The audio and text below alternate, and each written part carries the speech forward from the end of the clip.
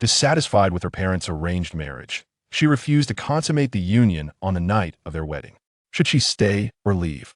After encountering a scoundrel during a blind date, she was mistakenly perceived as the other woman and assaulted. Should she pursue this romance or abandon it? When her husband unexpectedly filed for divorce, she discovered the family was burdened with a debt of millions, and her son was snatched in broad daylight. Should she continue this life or seek an escape? Faced with immense pressures from both life and work, her husband demands a second child. Should she comply or resist? In a loveless marriage, a lackluster relationship, and a life filled with torment, the overburdened post-80s generation resolutely refuses to step into the grave of matrimony.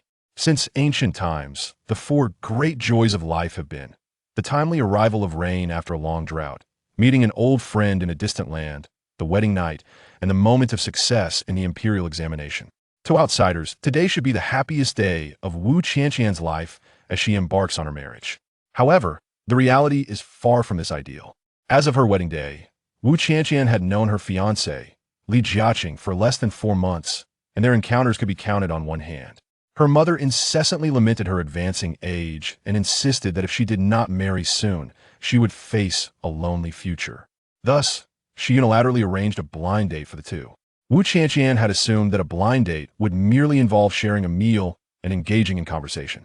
However, after just 2 meetings, the parents of both parties took it upon themselves to orchestrate the engagement and wedding.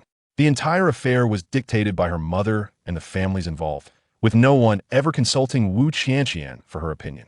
Despite being known among friends and family as the obedient daughter, she yearned to have a say in such a significant decision. Unfortunately, her attempts to persuade her mother were in vain, and she was ultimately half convinced and half coerced into obtaining a marriage certificate with Li Jiaqing, leaving her no choice but to proceed with the wedding. After bidding farewell to the last wave of guests who had come to celebrate, an exhausted Wu Qianqian collapsed onto the living room sofa. The thought that she had so easily become a wife to a man she barely knew, under her mother's control, filled her with a sense of sorrow and pity. "Dear wife," Li Jiaqing returned from chatting with friends at the door, closing it behind him before sitting beside Wu Qianqian on the sofa and planting a kiss on her fair cheek. Prior to their marriage, Wu Qianqian had never engaged in any intimate actions with Li Jiaqing, given their limited interactions that had not allowed for the development of any affection, let alone the bonds of lovers or spouses. Instinctively, she raised her hand to vigorously wipe the spot where he had kissed her, instinctively shifting her body to the edge of the sofa. "Well, after such a busy day, let's rest early," she suggested, feeling a wave of discomfort wash over her at the thought of his kiss, compounded by the strong scent of alcohol on his breath.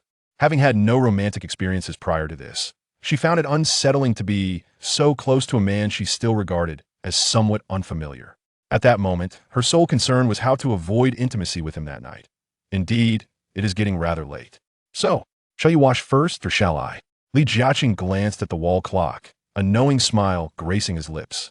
After speaking, he shifted closer to Wu Qianqian, draping his arm around her shoulder and leaning in for a kiss. "I'll wash first. Removing makeup can be quite a hassle." Wu Qianqian forcefully pushed him away.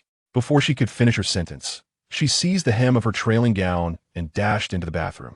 Just as she entered, she tossed aside her high heels and rushed back out, only to find Li Jiaqing watching her approach.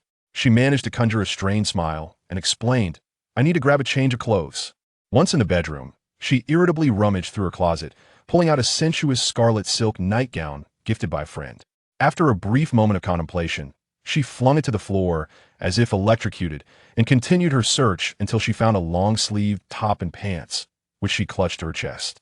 Upon exiting the bedroom, she encountered Li Jiaqing standing in the hallway, his gaze fixed on her with an intensity that sent shivers down her spine. Avoiding eye contact, she sidled past him and hurried into the bathroom, locking the door behind her. Standing before the mirror, she did not immediately begin to remove her makeup. Instead, she scrutinized her meticulously crafted appearance, her emotions tumultuous within. She did not consider herself beautiful, nor did she believe her circumstances to be particularly favorable. She simply harbored a profound dislike for her groom, Li Jiaqing. In truth, they had met only 7 times, and had it not been for the relentless pressure from their families to hasten their courtship and marriage, she would not have found herself so bewilderingly wed to him. After some time lost in thought before the mirror, Wu Qianqian, enveloped in a haze of pessimism and anxiety, suddenly regained her focus. She reached for a makeup remover and began the arduous task of cleansing her face. As she attempted to remove her false eyelashes, her inexperience with makeup caused her to tug painfully at her eyelids, prompting tears to spill forth. Initially taken aback, she raised her hand to wipe them away, only to find that her efforts only exacerbated the flow. Her haphazard wiping left her face a disarray, resembling a character from a tragic film.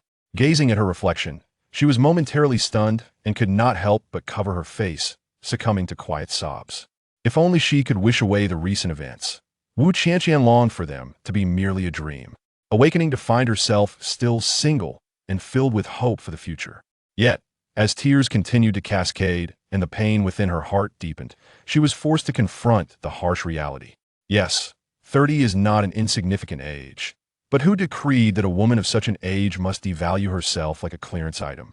Can society truly not accommodate women who remain unattached later in life?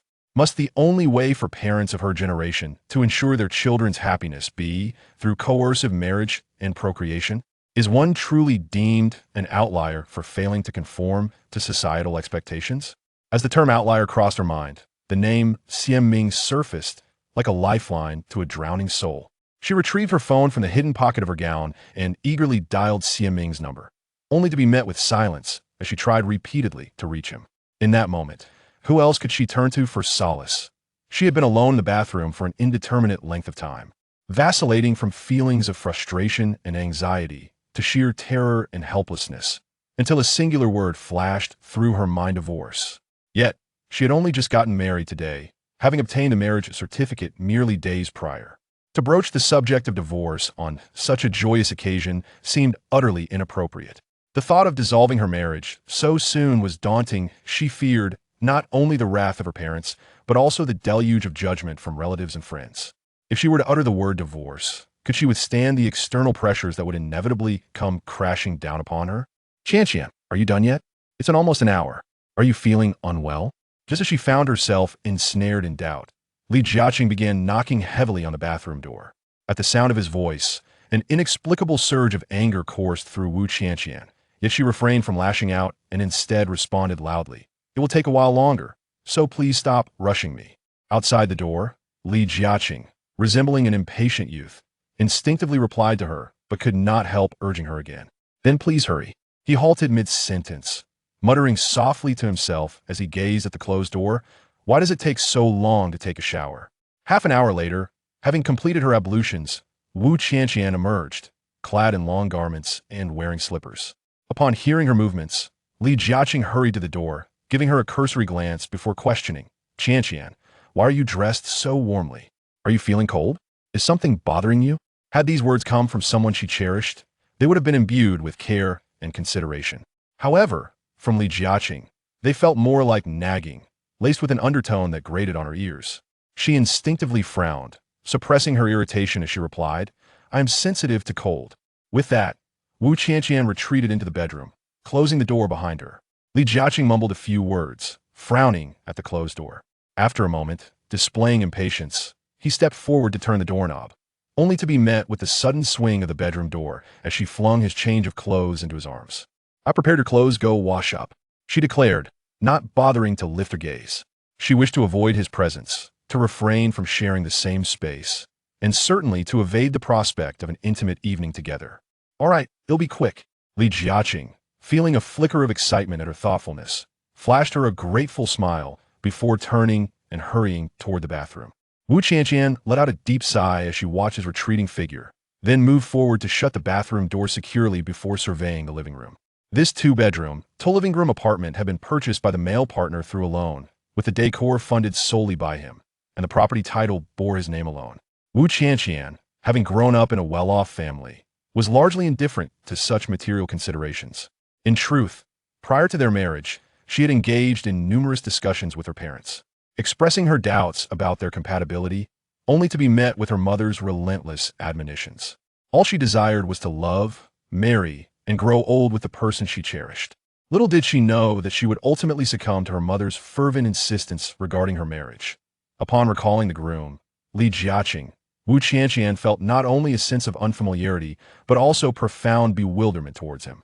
She had, to some extent, heard the notion that men are creatures governed by their lower instincts, indifferent to familiarity or emotional connections with women. In contrast to their rationality, they are often swayed by biological impulses. Conversely, women tend to be more emotional, cherishing intimate interactions with those they admire and preferring the company of men who resonate with their sentiments and treat them with care. Therefore, the mere thought of conversing face-to-face with Rejection, whom she had only met 7 or 8 times prior to their wedding, made her feel exceedingly awkward. The idea of spending a romantic evening with him was unthinkable. She would rather leap from the 17th floor.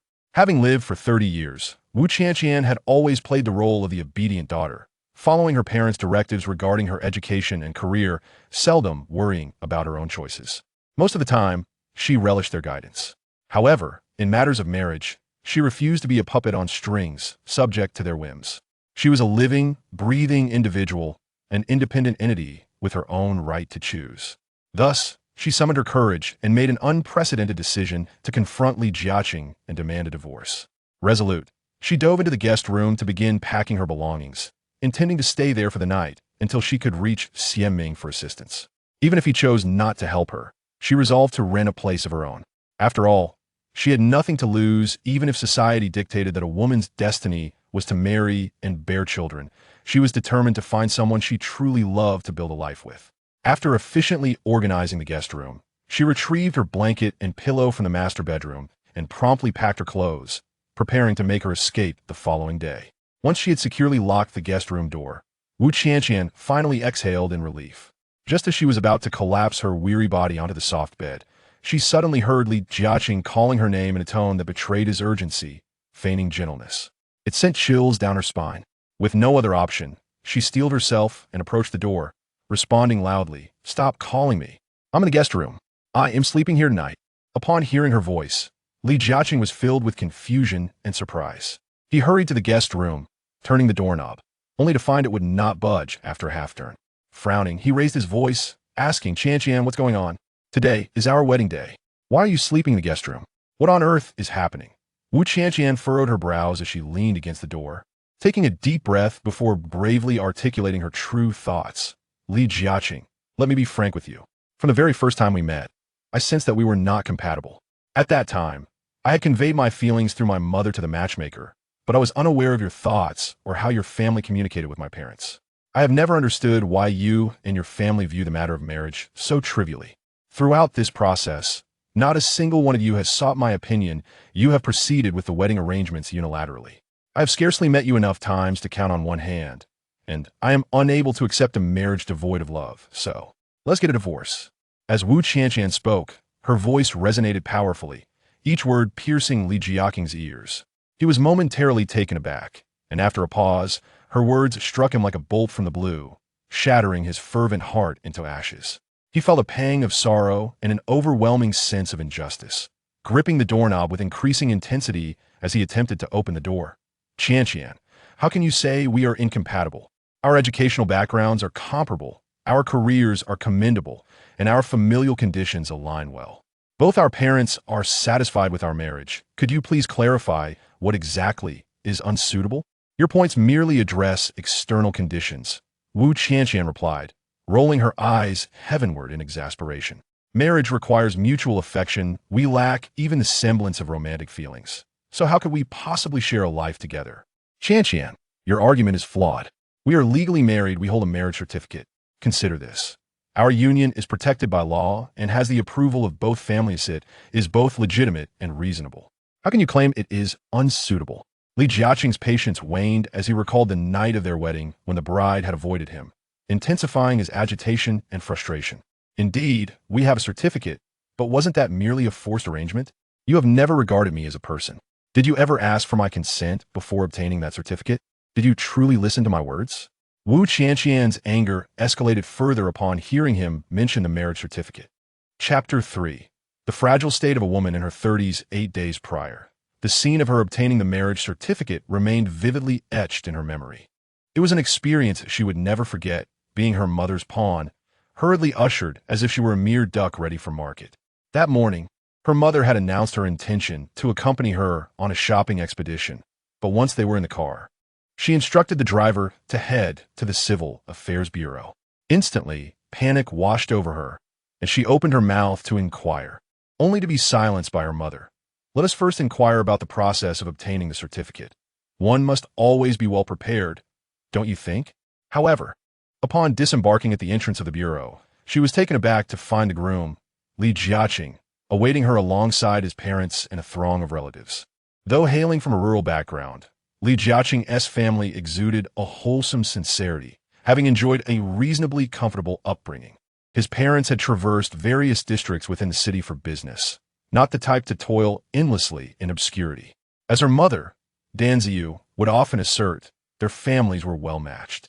Moreover, her interest in him was piqued by his stable employment in a government institution, which could be deemed a golden opportunity, aligning well with her own position in a public sector job. Not to mention, after their brief encounters, Li Jiaqing had shown considerable enthusiasm, broaching the subject of engagement and marriage before long. Danziu, having allowed her daughter the luxury of choice for so many years, recognized that with her age surpassing 30, further indulgence could result in her remaining unmarried. Thus, seeing a suitable match in Li Jiaqing, she eagerly sought to finalize the marriage arrangements. As Wu Qianqian stepped out of the car and surveyed the gathering, an unsettling premonition surged within her. Just as she was about to grasp her mother's sleeve for clarification, her aunt approached, cradling a bouquet of flowers. "Ah, Qianqian, I heard you are getting your certificate today. I came specially to congratulate you." Oh, Li is truly a commendable man, honest and hardworking. Noticing her sister's arrival, Danzia glanced around and pulled out her phone to call her husband. "Hello, old Wu. What are you dawdling about? Why are you so engrossed in your game this early? Today is the day our daughter and son-in-law are obtaining their certificate, and the groom's family is already here. Hurry up." Without waiting for a response, she hung up. "Mom, didn't we agree to go shopping?" Wu Qianqian tugged at her mother's arm, her slender brows knitting together in distress. "Yes, we have set a date for the wedding. So it is only fitting that you two choose an auspicious day to obtain the certificate beforehand. Isn't it?" Danziu interrupted her daughter, suddenly adopting a stern expression. "Qianqian, our families finalized the date a month ago. Do not falter at this critical juncture. Mom, we have only met a few times. How can we marry so swiftly?" Wu Qianqian protested, feeling utterly helpless. "A few times? Haven't you known each other for 4 months? Many people marry just 3 days after meeting. 4 months is no insignificant amount of time. Have you ever considered your age? Are you truly prepared to engage in a protracted, marathon-like romance? You are no longer young and cannot afford such indulgence. Moreover, the crux of the matter is that Shaoli is genuinely invested in you. He is a good person, has a respectable job, and comes from a family of honest individuals. With his current standing, a multitude of young women are eagerly vying for his attention. It is said that a woman loses her allure by the age of 30 if she remains unmarried. You must have often heard the adage. A man at 40 is like a flower, while a woman at 40 resembles crumbling tofu. As you approach your 40s, it is time to confront reality. Upon receiving a knowing glance from her sister, the assertive Ziyu immediately took Wu Qianqian aside, offering a stern admonishment in the corner, leaving no room for her daughter to retort. With a beaming smile, she led her toward the entrance where Li Jiaqing and his family awaited. Following some polite exchanges, Wu Qianqian's father also arrived just in time. The group congregated, sharing laughter and conversation, seemingly resembling a family outing rather than a couple merely there to obtain their marriage certificate.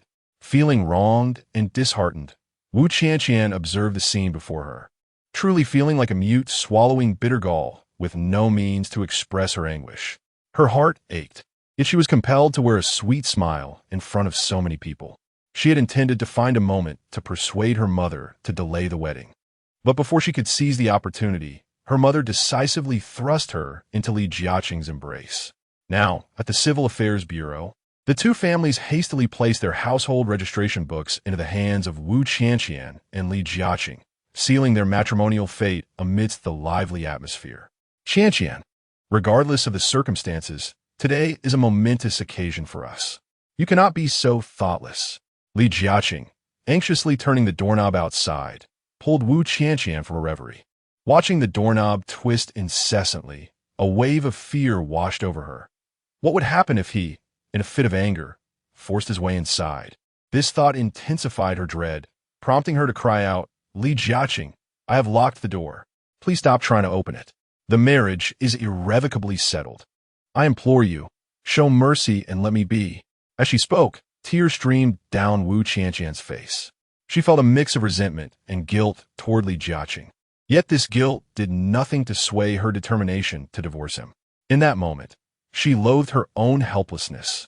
Having spent years basking in the care and arrangements made by her parents, much like a flower sheltered in a greenhouse. If only she had possessed the independence of Xiaming, perhaps matters would not have escalated to this point. Nonetheless, she had resolved to free herself from her dependency on her parents and redirect her life onto the right path. Regardless of the challenges that lay ahead, she would muster the courage to confront them. Qianqian, let us converse reasonably. If you remain hidden inside, we cannot communicate effectively. Can we? Please open the door. Let us speak face to face, shall we? Rejection, filled with anxiety, lamented the thought of a cooked duck flying away, feeling utterly discontent. How could it be that, despite having obtained a marriage certificate and celebrated a wedding, she suddenly wished to retract her commitment? He was aware that she preferred to maintain a certain distance, avoiding any intimate contact with him. However, during their casual conversations, he found her to be quite courteous. At his age, he believed that the pursuit of a partner for companionship was paramount. The notion of love, while desirable, was not a prerequisite for cohabitation. Moreover, he assumed that a woman of her age would not have overly high standards. Thus, after their initial meeting, he proactively engaged his family in discussions about marriage, recognizing that time was of the essence for him. Chapter 4. A temporary escape. Wu Qianqian felt that Rejection was utterly unyielding. Despite her desperate attempts to communicate, she wondered how they could converse face to face, especially considering the possibility of his imposing demeanor. As a woman, how could she possibly withstand his advances? What troubled her most was the belief that meaningful dialogue could occur even through the door. Why did he insist she open it? With these thoughts swirling in her mind, anxiety enveloped her, and she spoke with a thick voice laced with emotion. Rejection, I truly fail to comprehend your reasoning. We have barely met. So how have you and your family come to such an agreement regarding our marriage? Is there a trend of impetuous unions in your village? Rejection, though eager for her to unlock the door, felt a sense of discontent as he listened to her quavering voice from the other side. He suppressed his irritation and replied, To be candid, this is the nature of society today. In my family, as long as both parties find the other acceptable, the families swiftly arrange the marriage. After all, marriage is meant to be straightforward. Since both our families are agreeable, what difference does it make whether we marry sooner or later? As he articulated this, Rejection felt a twinge of grievance. In their village, many couples were betrothed early, often after just a few meetings, with parents on both sides deeming it suitable before hastily planning the wedding. At 30, he felt he was already considered a late bloomer. How absurd! While marriage is indeed a union of two families, it fundamentally concerns two individuals. Without proper communication between us, how could you unilaterally orchestrate this arrangement? You have shown me a complete lack of respect. Though Wu Qianqian had witnessed friends hastily marrying after brief courtships, she found it intolerable when applied to her own situation. Even in this era of impatience, where many embraced a fast food mentality, significant life decisions, such as marriage, should be approached with caution. Your reasoning is flawed. Our union was established through mutual communication between our families.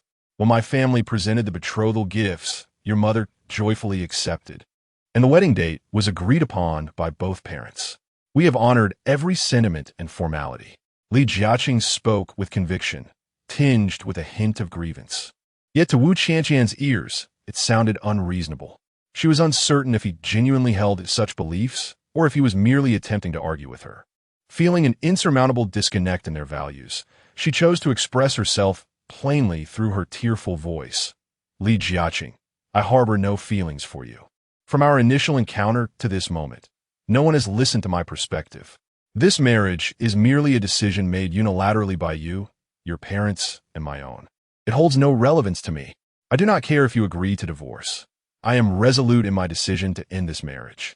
Should you attempt to force the door open again, I swear I will leap from the window." Upon hearing her sharp and agitated tone, Rejection felt a jolt of anxiety. Typically averse to confrontation, he dared not turn the doorknob in his desperation. He lingered by the door for what felt like an eternity, listening to Wu Qianqian's muffled sobs, his heart a tumult of emotions. How unfortunate he felt to be rejected by his bride on their wedding night. Few could claim to share such a disheartening experience. "Qianqian, perhaps we should have a thorough discussion during the day," he implored. "You see, we just married today, and yet you're already insisting on a divorce. How would our parents react to this, if they cannot accept it? Wouldn't that be unfortunate? Marriage is simply about two individuals sharing their lives together. Notions of romance and love tend to fade with time, leaving behind only familial bonds. We are but ordinary mortals, and we must approach life with pragmatism. Do you not agree?" It would have been better had he refrained from uttering such words, for they only served to infuriate Wu Qianqian further. She had hoped he would take the hint and depart, yet he remained at the threshold, spewing such irresponsible remarks. Immediately ceasing her tears, she stretched her neck and exclaimed, "Rejection, you may find whoever you wish to partner with. It was my folly to hastily marry you. I failed to assert my individuality. I could not convince my family, and I have wronged you.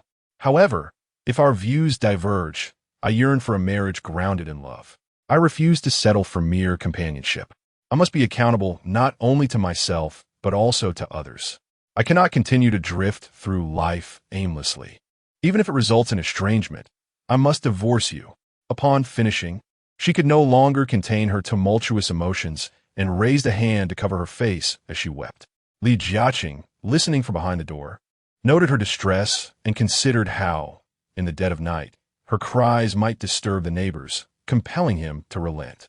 Comforting himself with the thought that perhaps her impulsiveness was clouding her judgment, he hoped that after a night's rest, her sentiments would change by morning. "Qianqian, please stop crying. Let us discuss this tomorrow, shall we? Consider the late hour. It would be unfortunate to disturb the neighbors, especially since we are newlyweds. Would you agree? Now do get some rest."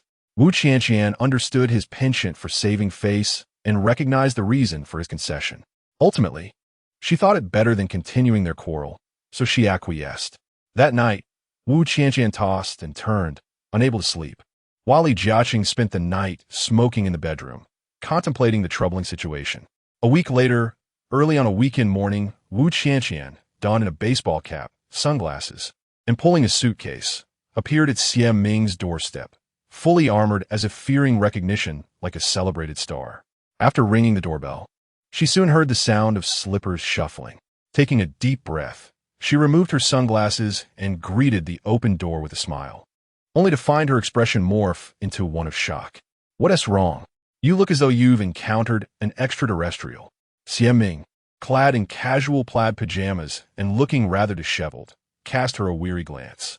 Wu Qianqian barely had time to recount her woeful tale, her eyes widening as she exclaimed, "Xie Ming, have you gotten a tanning treatment?"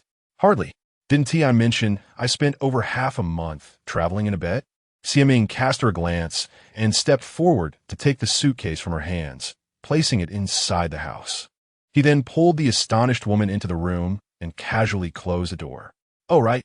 I called you that day, but you didn't answer. You only got back to me later. I completely forgot." Wu Qianqian stood in Xie Ming's elegantly minimalist yet tasteful abode, speaking somewhat awkwardly. In truth, she and Xie Ming were not particularly close friends. There had been an unpleasant episode during their high school years. However, their mothers were acquainted and often interacted as daughters. If they were to assess their relationship seriously, they could only be considered ordinary acquaintances. This is a two-bedroom apartment, with one room usually serving as a gym, though it's not very spacious. I prepared an air mattress for you. If you can make do with it, that's fine. If not, you'll have to buy a new bed yourself," Xie Ming said, dragging Wu Qianqian's suitcase as he guided her toward the guest room. Chapter 5. The innocent encounter. As Wu Qianqian stepped into the guest room with her, she observed that although the space was modest, it was well furnished with a wardrobe, bed, and other essentials. She could not help but smile and remarked, "This place is quite nice. The decor is simple, yet appears quite upscale." Thank you sincerely for taking me in. You sought me out, and I happen to have a spare room. It would be remiss of me to disregard your plight. Ming replied with a languid tone, his demeanor lacking excessive enthusiasm. Had Wu Qianqian not been familiar with his temperament, she might have turned on her heel with her suitcase in tow. Ming was well known among their high school peers for his sharp tongue, yet tender heart. Though his words could be harsh, his intentions were kind, making him relatively easy to get along with. Wu Qianqian had intended to vent her frustrations to Ming, but just as she settled in, he changed his clothes and prepared to leave. Curiosity got the better of her, and she inquired, Ming, where are you off to? On a date, he said, standing by the shoe rack, picking up the car keys from the counter. Date? Wu Qianqian was momentarily taken aback. What are you so surprised about? I'm no ethereal being untouched by worldly affairs. My family is pressuring me about love and marriage, so I must comply. Besides, if I happen to encounter someone appealing, it wouldn't be so bad. Oh, I see. My mother often says you keep everyone at arm's length. Wu Qianqian mused, feeling that hearsay often diverged from reality. That was before I met the right one. If I do, I will certainly rush to embrace him. Ming slipped on his shoes and waved her off. All right, I'm off now. Consider this your home. Make yourself comfortable and don't hold back. There are snacks and drinks in the fridge. I don't indulge in many snacks, but there is an abundance of fruit. Help yourself. Ming drove to a distinctive tea house in the city center. After parking, she entered to find her date, Chaozhe, seated at a corner table by the window. Scanning the room, she removed her baseball cap, revealing her natural look, and took a seat opposite him with a smile of apology. I'm sorry for the delay. I had a guest at home, which held me up. I hope you haven't been waiting too long. I'll take care of the bill as a gesture of goodwill. Is there any need for formality between us? I haven't been here long either. His face beaming with a friendly smile, the crow's feet at the corners of his eyes becoming more apparent. Ming did not argue, merely nodding with a smile. Then I want to be overly polite. Take a look at the menu and order whatever you like. Chaozhe said, presenting the menu to her with both hands. The man before her was introduced by Ming's mother, a reasonable match in terms of appearance and conversation, one with whom she had met thrice without feeling any aversion. Ming was acutely aware of her advancing age, yet she believed that the matter of marriage was not to be trifled with. She sought a partner with discernment, adhering to the principle of quality over quantity. Given her current interactions with Chaozhe, she found their conversations engaging and their initial attraction promising. Although most men today appear somewhat older than women, Chaozhe has managed to maintain a level of personal care that sets him apart from his peers. Thus, while she's not utterly captivated by his looks, she finds him passably agreeable. Unabashedly, Chaozhe scrutinizes the slightly tanned Ming, his gaze imbued with affection and admiration, tinged with a hint of concern. Oh dear, what happened to you? After being away for over half a month, how did you get so dark? You must take care to protect your skin from the sun, especially in such a far-off place like Tibet. Ming, however, meets his gaze unreservedly, a playful smirk gracing her lips as she replies, What? Do you think my dark complexion ruins everything? Observing the subtle smile at the corners of her mouth. Chaozhe belatedly realizes his faux pas and hastily responds with a smile. Not at all. In truth, you don't appear overly dark. Beauty transcends skin tone after all. Ming, unable to overlook his exaggerated flattery, offers a polite smile, momentarily at a loss for conversation. The reason they have managed to reach a fourth dimension of dialogue is that she feels they have not yet reached the point of utter silence.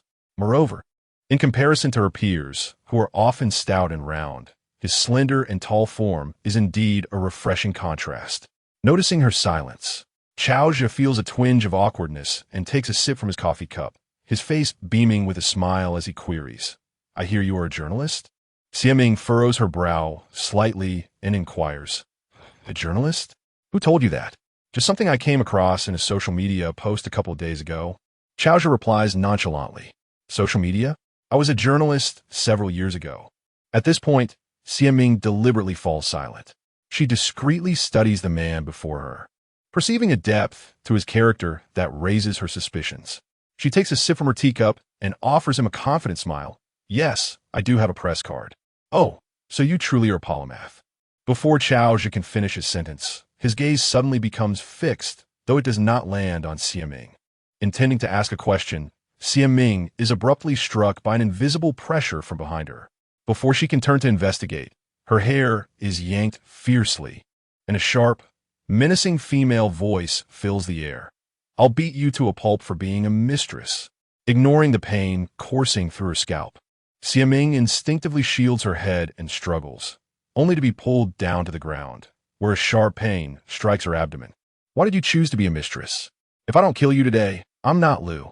A slightly plump woman in her middle age, who had emerged suddenly, begins to rain blows upon the fallen Xiaming. Two other women of similar age follow closely behind, their expressions fierce as they rush forward, attempting to tear at Xiaming's clothing. Sensing the dire situation, Chaozhe quickly intervenes, exclaiming, "No, you've got the wrong person. This is a journalist from the television station, here to discuss promotional materials with me. Look, it's impossible for me to seek out a mistress. And even if I did, I wouldn't choose someone as dark as her."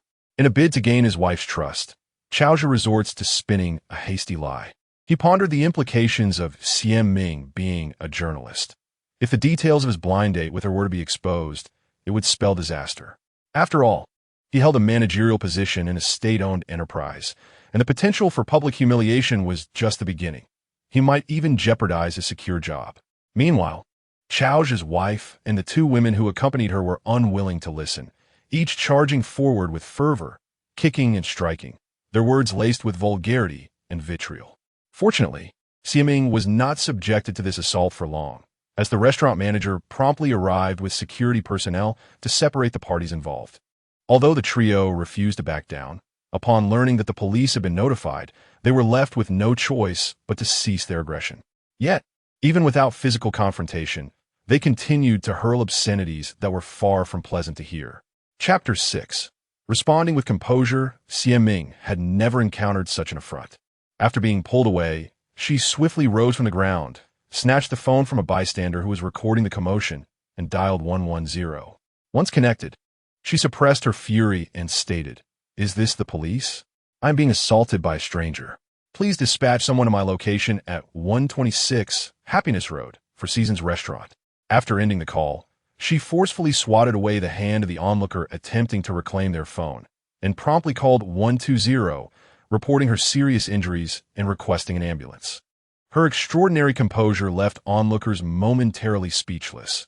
While they had witnessed altercations involving mistresses before, they had never encountered one so poised.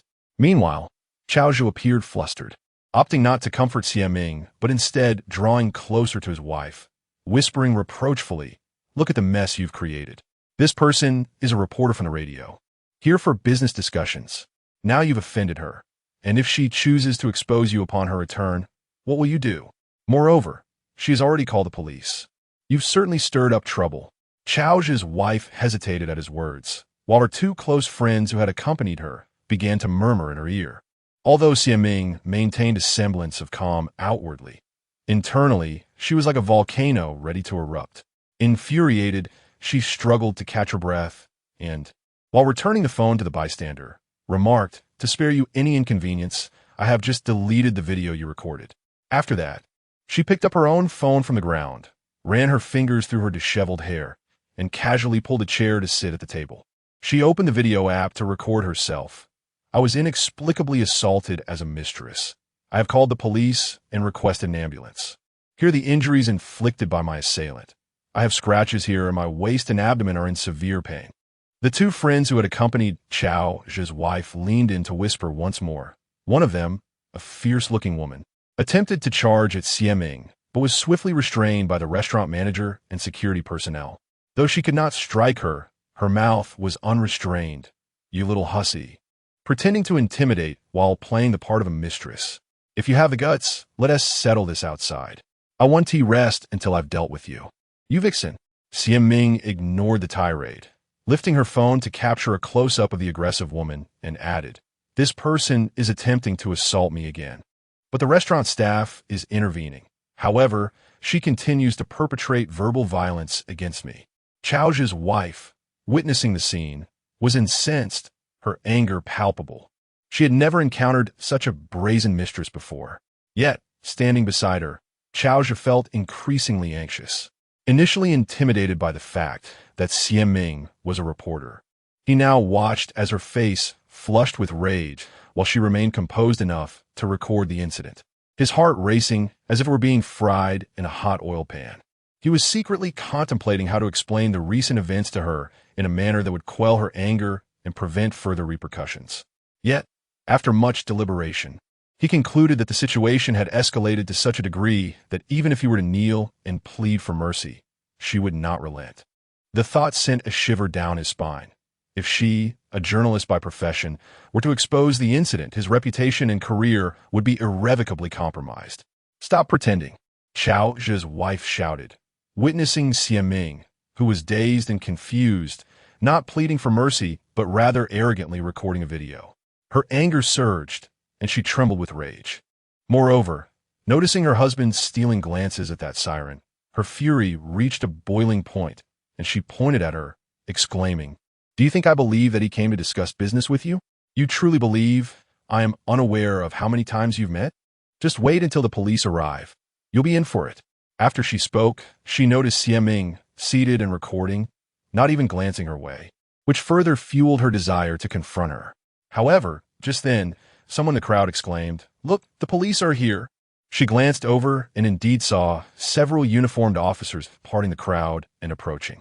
She quickly signaled her two close friends and, putting on a fade of distress, rushed to meet the officers, pointing at Xie Ming in a fit of exasperation. "Officers, you must take my side. This vixen has seduced my husband and is now pretending to be innocent while recording this video." One of the leading officers, with a stern expression, surveyed the surroundings and raised his voice. "What has transpired here? Who called the police?" Seeing this, Xie Ming ceased her recording, realizing that the police were equipped with cameras. She put away her phone, her face contorted in pain as she slumped onto the chair, weakly raising her hand. "Officers, I called for help. I was violently assaulted by a stranger without provocation. If not for the intervention of the restaurant manager and security, it could have escalated to a fatality." At that moment, Xie Ming's disheveled hair and wrinkled clothing, alongside visible scratch marks on her face and one missing shoe, portrayed a rather pitiful sight. Chao Zhe's wife, witnessing this, rushed forward and shrieked, "You vixen! You deserve to be beaten for seducing another's husband. In ancient times, you would have been punished severely." No sooner had she finished speaking than the sound of an ambulance siren echoed from outside, drawing the crowd's attention. Shortly thereafter, medical personnel entered the restaurant, weaving through the onlookers. "Officers, I apologize, but I was struck quite severely. My abdomen is in excruciating pain, and I have scratches all over my face and body. I called the ambulance because my condition necessitates immediate medical attention." Xie Ming, clutching her abdomen and wearing a pained expression, pleaded, "If you need to take a statement, could you kindly send someone to accompany me to the hospital?" The leading officer, recognizing the gravity of her injuries and the possibility of internal damage, readily assented to her request. Before being taken away by the medical staff, the disheveled Xie Ming pointed at Chao Zhe and his wife, saying, "This misunderstanding was primarily instigated by this gentleman named Chao Zhe. The assailants are those three ladies beside him. I kindly ask you to investigate thoroughly and restore justice for me." Chapter 7. The viral video after Xie Ming was taken away by the medical staff. Several police officers handling the incident escorted the three involved parties to the police station for further processing. The onlookers could not help but express their astonishment. Some commented on the audacity of the mistress, marveling at how brazen she had been, while others speculated whether the person who confronted her had indeed mistaken the identity of the mistress, as they had never seen someone remain so composed and rational in such a situation. Amidst their discussions, they eagerly retrieved their phones, sharing the videos and photos they had captured moments earlier on their social media, thus enhancing their repertoire of gossip. As Xie Ming sat in the ambulance, allowing the medical personnel to attend to her wounds, her phone, tightly clutched in her hand, began to ring cheerily. Already agitated, her annoyance surged upon seeing that the caller was her mother. It was absurd that Chao Zhe, whom her mother had introduced through some unknown connection, turned out to be a married man. Incensed, she abruptly hung up the phone, only for it to ring again shortly thereafter. Cursing under her breath, She glanced at the screen to find it was Wu Qianqian calling. With a resigned sigh, she answered, "Hello, what is it? Speak." "Hey, Xieming, your mom is at my house. What should I do?" Wu Qianqian's voice was low and anxious through the receiver. "What should you do? Just tell her I went out for a date, as per her instructions. As for why you are at my house, concoct any excuse you like. I have things to attend to, so I must hang up." After speaking, Xieming noticed the police officer in the vehicle casting her a peculiar glance, prompting her to clarify, "Officer, I did indeed come out to meet someone named Chaozhe, but I'm absolutely not the mistress. I was deceived. I have evidence." Her explanation, rather than alleviating the situation, drew the attention of the medical personnel nearby, who regarded her with curiosity. The young police officer, having listened to her explanation, merely smiled faintly and reassured her, "For now, focus on your examination at the hospital. You can relay your situation to us afterward." "Thank you, officer." Xieming felt a warmth in her heart and expressed her gratitude profusely. Just as her words faded, her phone rang again. Looking down, she saw that it was Chaozhe calling. She was about to answer when he abruptly hung up. Almost immediately, a notification chimed, revealing a message from Chaozhe. "How are you? Have you reached the hospital? Today's events were a misunderstanding. I will come to see you shortly." "Ugh," Xieming scoffed, prompting another round of curious glances from the medical staff nearby. Upon arriving at the hospital, Xieming underwent a series of examinations. Fortunately, there were no internal injuries, only a mild concussion and soft tissue bruising. Within the legal limits, Chaozhe's wife would not face criminal charges, but they would certainly be subjected to administrative penalties. Xieming resolved that she could not let Chaozhe and his wife off lightly. One was a deceiver, and the other a shrew, indeed, a perfect match. The police officer accompanying Xieming was a young man.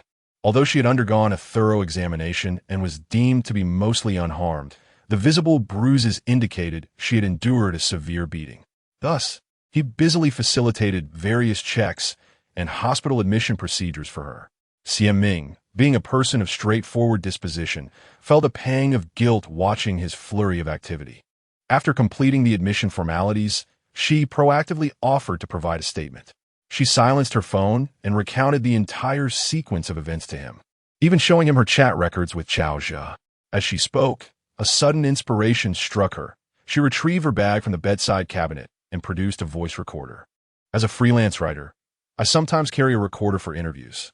Coincidentally, I had just conducted an interview the day I met Chaozhe, and I inadvertently recorded our conversation. Let me play it for you." The officer, noticing her agitation and her earnest desire to prove her innocence, refrained from contesting her claim. After taking her statement, he showed it to Xieming, who confirmed its accuracy and signed it. She understood that it was not the appropriate moment to discuss punitive measures against her assailant, so she remained silent, confident that she had her methods. Lying on the hospital bed, she browsed her phone, awaiting a response from Chaozhe. Presumably at that moment, he and his wife were separately providing statements, so she felt no urgency. Meanwhile, Wu Qianqian, having finally sent Xieming's mother away, called her. True to her forthright nature, Xieming explained the entire situation to Wu Qianqian, who, upon hearing the news, wasted no time in hailing a cab to the hospital.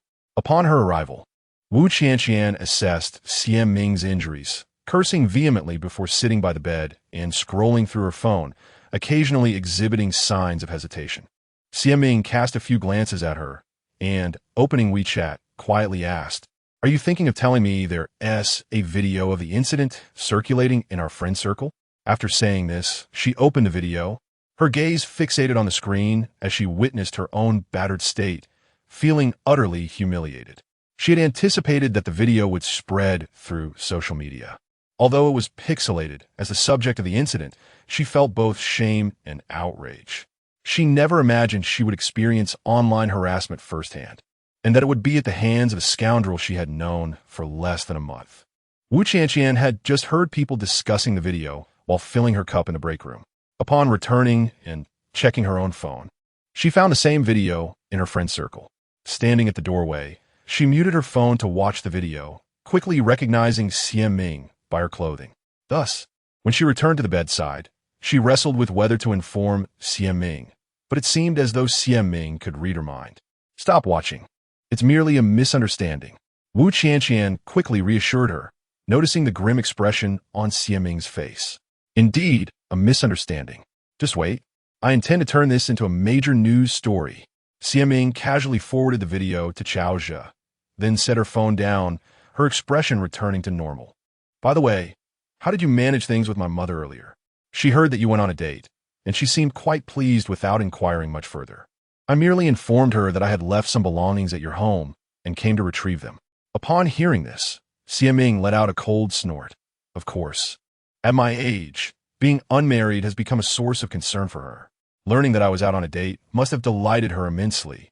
Yet she remains oblivious to the fact that I was mistaken for a mistress and endured a brutal beating. When I am discharged from the hospital, I must clarify this to her, for it was she who introduced me to that individual. Chapter 8. The measures against indifference, can you believe it? She is your mother, after all, but I suppose she has also been deceived. Wu Qianqian lamented, her brow furrowed in frustration. I have been on numerous blind dates, and all I heard from my mother and the matchmakers were nothing but praises. Yet, upon meeting, it turned out to be entirely different. Nowadays, people lack a sense of responsibility, carelessly pairing two single individuals together without considering their compatibility. She deeply empathized with Xiaming's sentiments, for she too had been subjected to relentless marriage pressures since graduating from university in her 20s. Indeed, my mother and her friends believe that at my age, simply having a man is a blessing. They think even those begging on the street would be a suitable match for me. Bonding over their shared experiences, the two engaged in an animated conversation. Xiaming's forthright humor captured the attention of another young woman in the same hospital room, who chimed in occasionally. When a nurse entered to check on them, she momentarily thought she had entered the wrong room. After a brief while, Xiaming received a WeChat message from Chao Zhe, apologizing insincerely and seeking her forgiveness. She stared at the text for an extended period without replying, then opened her contacts and dialed a media friend's number. Hello, Editorial. Have you seen the video circulating on social media about the mistress incident? It's quite the scandal here in our city, and the police have even been involved. It's going viral. I anticipate that major video platforms will feature it soon, although such videos are quite common. What if it turns out to be a misunderstanding? If we could interview the parties involved and hear their perspectives, wouldn't it add significant value to the news report, especially if the narrative takes an unexpected turn? Once the call connected, Xiaming addressed the matter directly. If you were to cover this story, I believe it would undoubtedly hold greater significance. You know, people refer to you as a feminist. It's not just men who say that, but women too. In my eyes, you are a true provocateur. Moreover, the moniker Crazy Lolita has gained quite a bit of notoriety in our city, albeit in a rather non-mainstream way. So, are you planning to interview the individuals involved? Listening to the deep voice on the other end of the line, Xiaming took a deep breath, a hint of satisfaction crossing her features. What if I told you that I am, in fact, one of the victims? What? Could you repeat that? Came the incredulous, sharp voice through the receiver. The astonishment was not limited to the phone. The young woman in the adjacent bed also gasped, covering her mouth in disbelief and exchanging glances with Wu Qianqian, who sat beside her. Xiaming, however, remained remarkably composed. Ignoring the astonished expressions of the two, she continued into the phone. As you know, my mother pressures me into blind dates incessantly, and I have no idea where she finds so many single men. But that aside, today I went on a date with a man I had met 3 or 4 times, and out of nowhere, 3 women assaulted me. What kind of situation is this? And the man? He has the audacity to send me a WeChat message expressing his sympathy, but I suspect he will soon go into hiding. My heart is currently filled with discontent, and I happened upon this video while browsing through my social media. I pondered, I must redeem my own reputation, which led me to think of you. Are you suggesting that I conduct an exclusive interview with you? Let us adopt the format of an interview. I understand you are busy. I could draft the article on your behalf. If you prefer not to be credited, I can publish it under the pseudonym Frantic Lowly. I assure you that everything will be substantiated without any embellishments. Here is the plan. You will write the report under your pen name, and I will feature it in our society's electronic journal and public account. If it successfully ignites a topic of discussion, I shall arrange for a proper interview, thus maintaining the momentum for an extended period, allowing you to ease your heart's burden. Indeed, you are a seasoned editor frequently collaborating with Ming, and your words resonate deeply with her. Okay, it's a deal. I adore you. After showering the phone receiver with affectionate kisses, Ming finally hung up. I said, Ming, being assaulted is hardly a matter of pride. Why would you so readily expose it? The crucial point is that in the video, you are mistakenly perceived as a mistress. Are you not concerned about the negative impact this could have on you? Once she hung up, Wu Qianqian, filled with concern and confusion, remarked. Yet, Ming responded nonchalantly. I've already stated it's a misunderstanding. What negative impact could there be? Am I the one who has done wrong? I stand tall and unafraid of shadows. Indifferent to the judgments of others. I shall simply be myself. Otherwise, wouldn't I be just like you?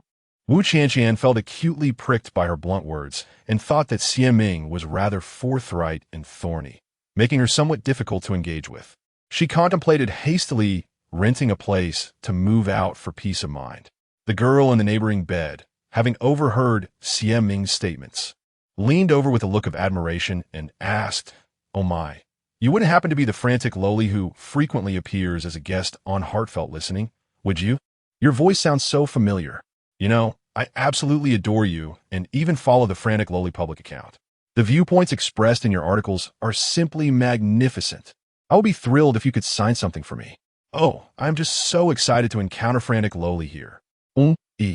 Enachi.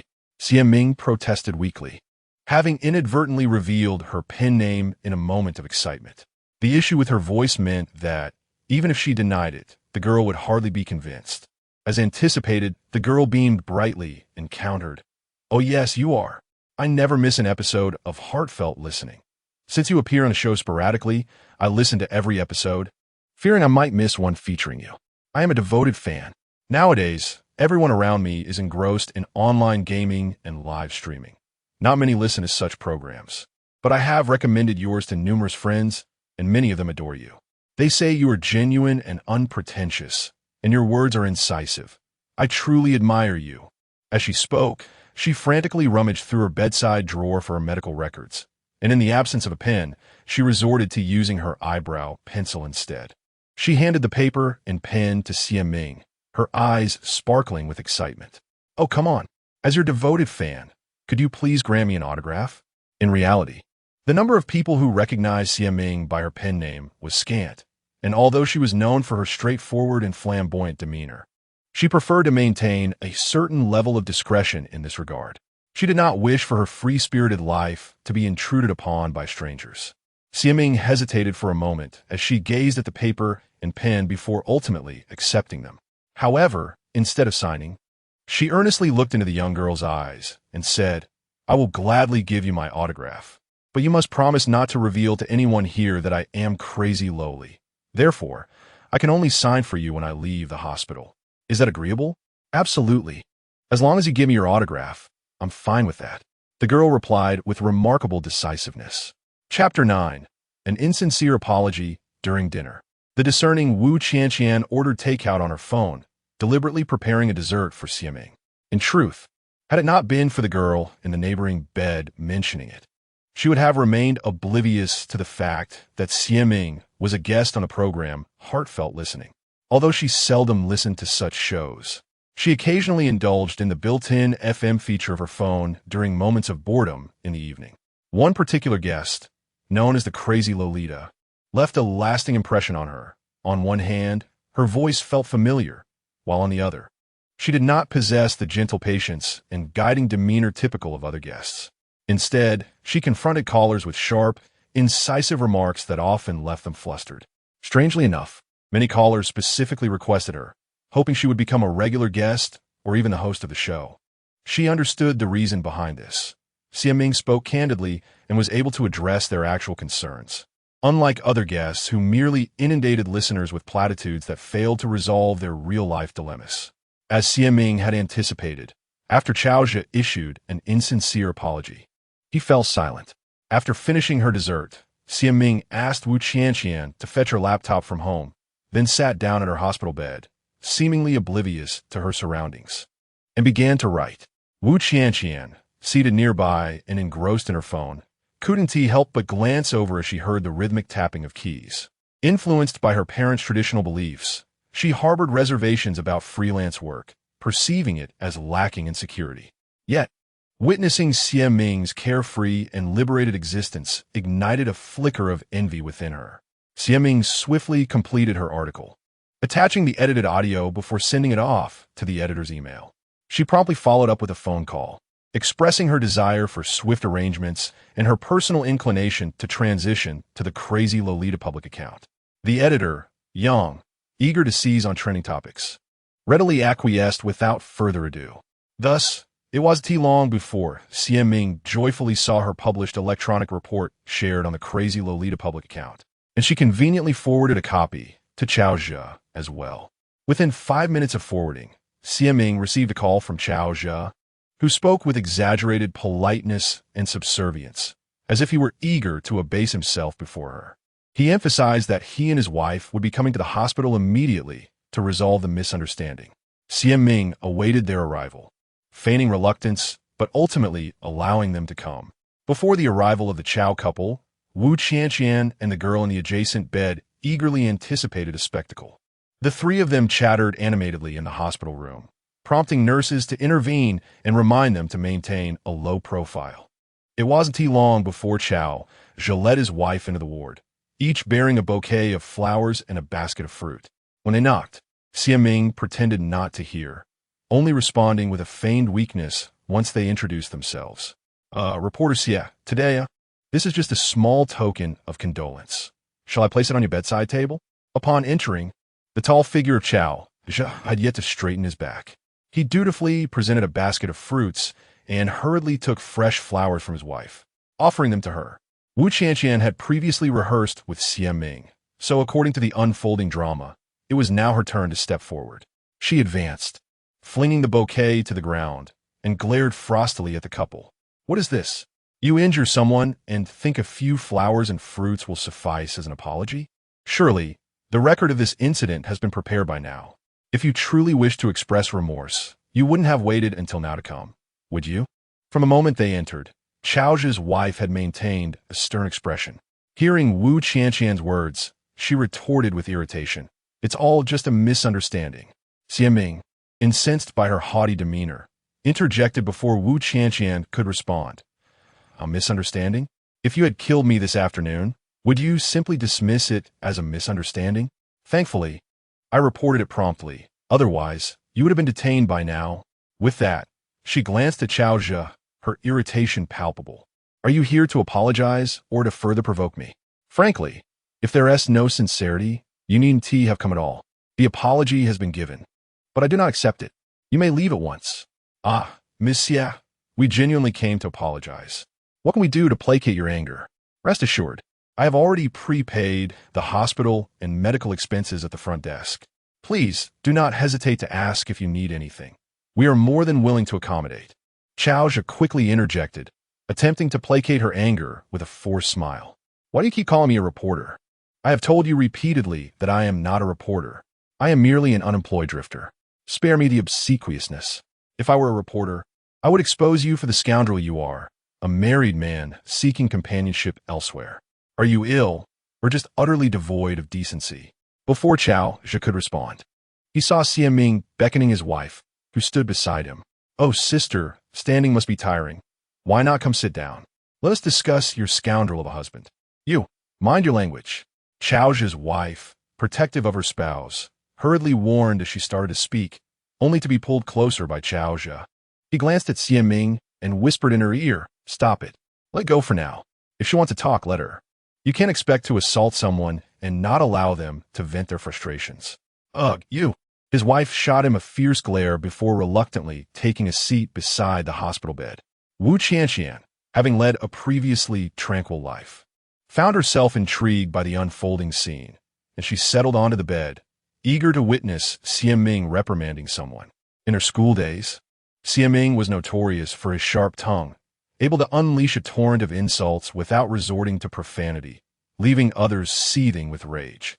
Finding it quite amusing, she turned to Chao Zhe and remarked, there are chairs for companions over there. Why don't you join us, sir? Come, sit and listen. Chao Zhe listened intently, quickly donning a smile as he settled onto the chair beside the bed. He He sat with his back perfectly straight, his hands resting on his knees, resembling a diligent student engrossed in a lecture. In truth, he was a timid individual, despite his flirty demeanor in public. He would retreat like a turtle at the first hint of trouble, particularly in this instance where his wife had entangled herself with the wrong individuals. In his experience, those who navigated the realms of words and media were rarely to be trifled with. He recalled a former superior who had unwittingly offended a journalist, leading to a downfall that cost him his job. Had he known that Xie Ming had once been a reporter, he would have refrained from arranging a meeting with her. Chapter 10. The Art of Demanding an Apology. May I inquire about your esteemed surname, dear sister? Xie Ming inquired, not in haste to engage in conversation, but rather feigning a smile as he directed his gaze towards Chao's wife. Ah, my wife's surname is Liu, with the single character Liu. Before his wife had the chance to respond, Chaoja interjected. Oh, then I shall address you as Sister Liu. Sister Liu, it seems you and your friend inexplicably assaulted me. From a legal standpoint, even if it does not constitute criminal liability, you are still not exempt from administrative penalties. The crux of the matter lies in the fact that the video of the assault is currently circulating online, creating quite a stir among my social circles. If I were to pursue this matter ruthlessly, I could easily trace the video's disseminator and bring you all to court, which would undoubtedly escalate the situation. After all, I am merely an unemployed drifter with ample time to entangle you in this matter. Of course, Sister Liu, as a full-time homemaker, you also possess plenty of time. However, your husband, on the other hand, is in a different position, is he not? As Xie Ming spoke, he cast a disdainful smile toward Xiaozhe, who sat in the corner, feigning attentive listening, and continued, I know that if this incident had not attracted media attention, you would have comfortably left me, the victim, to languish in obscurity. The reason you have come to apologize so late is that you fear the ramifications of this situation could jeopardize certain secure positions. Am I correct? I can empathize with your sentiments. However, can you fathom the feelings I experienced when I was publicly humiliated this afternoon, treated as a mistress and beaten? Do you have any inkling of the emotions I felt upon seeing the videos circulating in my social circles? My sincerest apologies, Xie, journalist. Chaozhe hurriedly offered a sincere apology. Miss, I truly regret today's events. I genuinely had no idea you were not. I was utterly unaware of his deceitful antics. He continued earnestly. I am truly sorry, miss. Upon hearing such blunt admissions, Lulu silently acknowledged the complexity of the woman before her, prompting her to soften her stance. After all, her husband was the family's breadwinner. Losing his job would mean hardship for their household. Yet, she pondered, if apologies were truly effective, what purpose would the police serve? Xie Ming, intent on playing with their emotions, suddenly adopted a stern expression and coldly stated, Then what is it that you wish to do? What do you require? Please, do not hesitate to voice your demands. Chaozhe, nearly in tears, pleaded, knowing he must not lose his employment. Yes, miss, do express your needs without reservation. Do not hold back, Lulu added, noticing her husband's distress and quickly adopting a lower demeanor. Xie Ming regarded the couple, whose desperation to preserve their jobs was quite pitiable, yet she remained resolute, unwilling to show mercy until her desires were fulfilled. She leisurely appraised them for a moment before finally stating, I have but one request of you, dear sister. Should your husband stray in the future, do not take it out on the other woman. The one deserving of punishment should be your husband. After all, why should women make things difficult for one another? Indeed, you are right. I shall not allow that to happen again. Lulu fervently nodded in agreement, eager to appease. Director Chow, I trust one have not misrepresented your title. My request is that you should formally apologize to me through the media, not merely with a written statement, but also with a video apology. Of course, you may obscure your identity and alter your voice in the process. Should you acquiesce, I shall refrain from pursuing this matter further. However, if you decline, I will be compelled to participate in a media interview. Coincidentally, this afternoon, a media outlet approached me, the victim expressing their desire to conduct an exclusive interview. Just as Xie Ming was about to finish speaking, Chaozhe abruptly rose and approached the bedside, a look of distress upon his face. He said, I have no objections to the written apology, provided it is not signed. However, as for the video apology, I neither possess the capability to record one, nor do I wish to expose myself in such a manner. Are you saying you do not accept this? Xie Ming retorted. If that is the case, I shall present my demands to the police station handling this case. Should they comply, I will consider reconciliation. If not, I shall pursue this matter to the fullest extent. Regardless, think it over, and if you come to a decision, I will arrange for a special interview for you, with a professional to handle the video recording, so you need not do it yourself. Rest assured, I will ensure your entire body is obscured and your voice altered, rendering it unrecognizable even to your wife. With a heavy sigh, Xie Ming displayed a weary expression, exclaiming, "Alas, it is growing late. Director Chow, you have work early tomorrow. You should return home. Once you have contemplated this matter, do not forget to message me with your response." After sending off the visibly distressed Chao Zhe and his wife, Wu Qianqian, who had been sitting beside the bed, inquired with confusion, "Your demands are indeed rather unconventional. One must face consequences for their misdeeds. Financial penalties often fail to instill lasting lessons. Thus, I have devised a means to ensure he remembers this, so that he may think twice before harming others in the future." Xie Ming concluded with a look of disdain, urging her to leave. "You should also return home to rest. You have work in the morning. I am perfectly capable of taking care of myself, so hurry along. If you do not leave, I shall be quite upset." Wu Qianqian understood that despite her seemingly harsh words, her intentions were genuinely benevolent, so she offered a few parting words before departing. During her journey home, she dismissed the notion of moving out from Xie Ming's residence, believing that living with him might enrich her otherwise mundane life. Xie Ming was surprised when Chao Zhe promptly sent a written apology letter, although the video apology was replaced with an audio statement. He did not wish to take advantage of the situation, so he provided his editor Yang's email for him to send the necessary apology materials. Consequently, in the following days, the news of the incident involving the mistress being assaulted was reported extensively by local media, with even a local television station producing a legal awareness program around the incident. As a freelance writer, Xie Ming could not ignore this trending topic, and even if she wished to be lazy, the persistent request from editor Yang made that impossible. She composed a piece entitled "The Qing Dynasty Has Fallen. Why Must Women Torment Women?" and sent it to her editor, who surprisingly published it without requesting any edits. On the day of her discharge, Xie Ming signed a name for the patient in the neighboring bed. She produced a postcard that she had cherished, adorned with an illustration of a ginkgo tree bathed in sunlight. With a signature pen, she meticulously inscribed her heartfelt wishes on the back and elegantly signed the name Crazy Lowly. Chapter 11. The Secrets of a Marriage-Obsessed Mother. When Xie Ming's mother, Zheng Qin, learned that her daughter had been mistaken for a mistress and assaulted, Xie Ming had already been home from the hospital for 2 days. In a flurry, she rushed to her daughter's residence, immediately scrutinizing Xie Ming as soon as she entered, incessantly cursing that despicable fraud, Chao Zhe. Xie Ming had not intended to discuss the matter so soon, yet her mother had come to know of it first. Seizing the opportunity presented by her mother's arrival, she boldly inquired, "Mom, I have often wondered, from where have you summoned so many single young men and middle-aged bachelors for me to meet? Even if they were introduced by your friends, it seems rather implausible. Oh dear, my daughter has truly suffered. I shall confront that Chao fellow." Zheng Qin evaded the question. "Mom, I've already dealt with him. He and his wife have publicly apologized through the media, and he has settled all hospital and medical expenses." Xie Ming, understanding her mother's desire to sidestep the discussion, decided to be more direct. "Mom, I simply wish to know how you have managed to find so many suitors for me. Considering your relentless efforts over the past 2 years alone, I must have encountered at least 70 or 80 men. Their professions and backgrounds vary greatly, and our family has few relatives. I can count your friends on my fingers, so I've been perplexed as to what means you employed to gather such a crowd."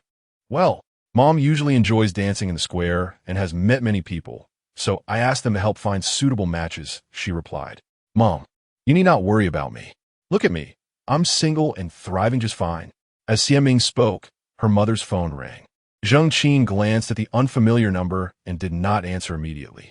Instead, she tightened her grip on the phone and said to her daughter, "Sweetheart, I have a few matters to attend to, so I must take my leave. I will bring you some pig trotter soup later to replenish your collagen. I'm off now. Mom. Xiaming watched as her mother hurried out, closing the door behind her, leaving her fuming at the innocent security door. Once outside, Zheng Qin quickly entered the elevator. Finding it empty, she promptly answered the call. Hello. May I ask who is speaking? Upon hearing the response, her eyes lit up, and she replied, Oh, I'm not her. I am her mother. This phone number belongs to me. I am just vetting her contacts. Though the title freelance writer may sound glamorous, Xiaming found her work to be quite demanding. The editor-in-chief, Yang, was her university senior, often requesting articles from her. And some local magazines and newspapers would offer her assignments, but they were insufficient to cover her daily expenses. Due to her personality, her public account, Crazy Loli, was free and did not engage in any commercial promotions. Her updates were infrequent, as it was merely a platform she created out of personal interest. In order to enhance her quality of life, Xiaming often engaged in writing serialized pieces for various platforms, primarily revolving around the tumultuous domestic conflicts that define the human experience.